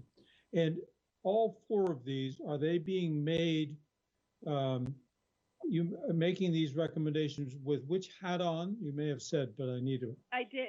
Yes. So these are recommendations that are the recommendations through a discussion and voting process of the Vermont State Advisory Panel on Special Education. Okay, so you're speaking in this case with your State Advisory Panel hat on. Correct. Thank you, that's very helpful. And that's all I have for you, unless there are more questions from the board that I can answer for you tonight. And as I said, we will be very happy to come back with more recommendations as we continue our discussion. Board members, any of you wish to ask or Ms. Seelig any questions or make comments? No, just thank you. I'm sorry, this is Kathy LeBoy. Go right ahead. I don't have any other questions, but I want to thank you. It was this testimony was great. It's difficult for me to believe that it's taken this many years for some of this very concise direction to come. And as John said, I'm very happy to see the new breath of fresh air in your committee. And having had a nephew with some pretty good special needs that experience the fluctuation or the differences, I should say, going from one community to another. I am so happy that some of this may bring some greater definition to what is allowed, what is needed, and how we need to support. So thank you very much. Thank you. Thank you, Kathy. Kim, did you want to say anything more? No, I too just wanted to say thank you for the testimony. It was helpful to see it framed out that way, or hear it, I'm sorry, framed out that way. Yeah. Thank you. Yes, very helpful. Any other board members wish to comment or inquire? Ms. Seelig, I would just share with you that I think it was at the August 2019 meeting of the state board, a member of the audience commented somewhat in passing that the advisory group was, quote, moribund, unquote. And it sounds like it isn't moribund anymore, which is great. I would agree with that. I think we've been having some wonderful discussions, and I've enjoyed listening to you all today. One of the things we did to try and encourage participation, and you're doing it by meeting and well into the evening, is we've moved our meetings into the evening. Oh, and nice. That has really helped make parents available to participate in a meaningful way. Right, so. Right, nice. And one final question. Do some of us know your father from state government? Many of you, I'm sure, are well familiar with my father from state government. For those of you who don't know, he runs the Housing and Conservation Board. His name is Gus Seelig. Gus Seelig, and he is pretty much an institution in the State House. Yes. Very good. I will be in touch with you and with other advocacy groups and the advisory group to just get your guidance about how to make best use of this extended comment period that we now have been conferred on us. Of course, the governor has not signed the bill, but I think there's no reason to expect he will not sign the bill that was passed by House and Senate. So as soon as we have the governor's signature, I'm going to be in touch with all of you to say, okay, so how can the board best be available to you and your stakeholders to make good use of this additional time? That sounds great. We'd be happy to help. Thank you so much, Ms. Seelig. Thank you. Suzanne, Yes, John. so we're complete with that, and it's 4:40. What do we don't know precisely when we'll hear from. We don't. It says that she says we should be there by 5 or 5:30 at the latest. Okay, all right. Members of the board, do you have any comments or questions so far?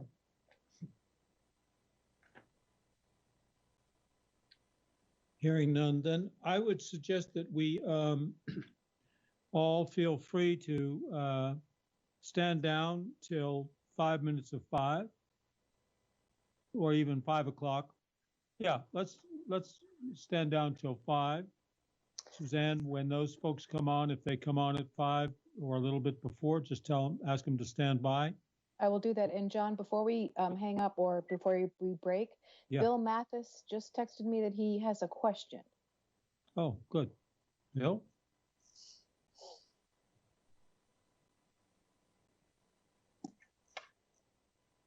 But Bill, I don't. We can't hear you. No.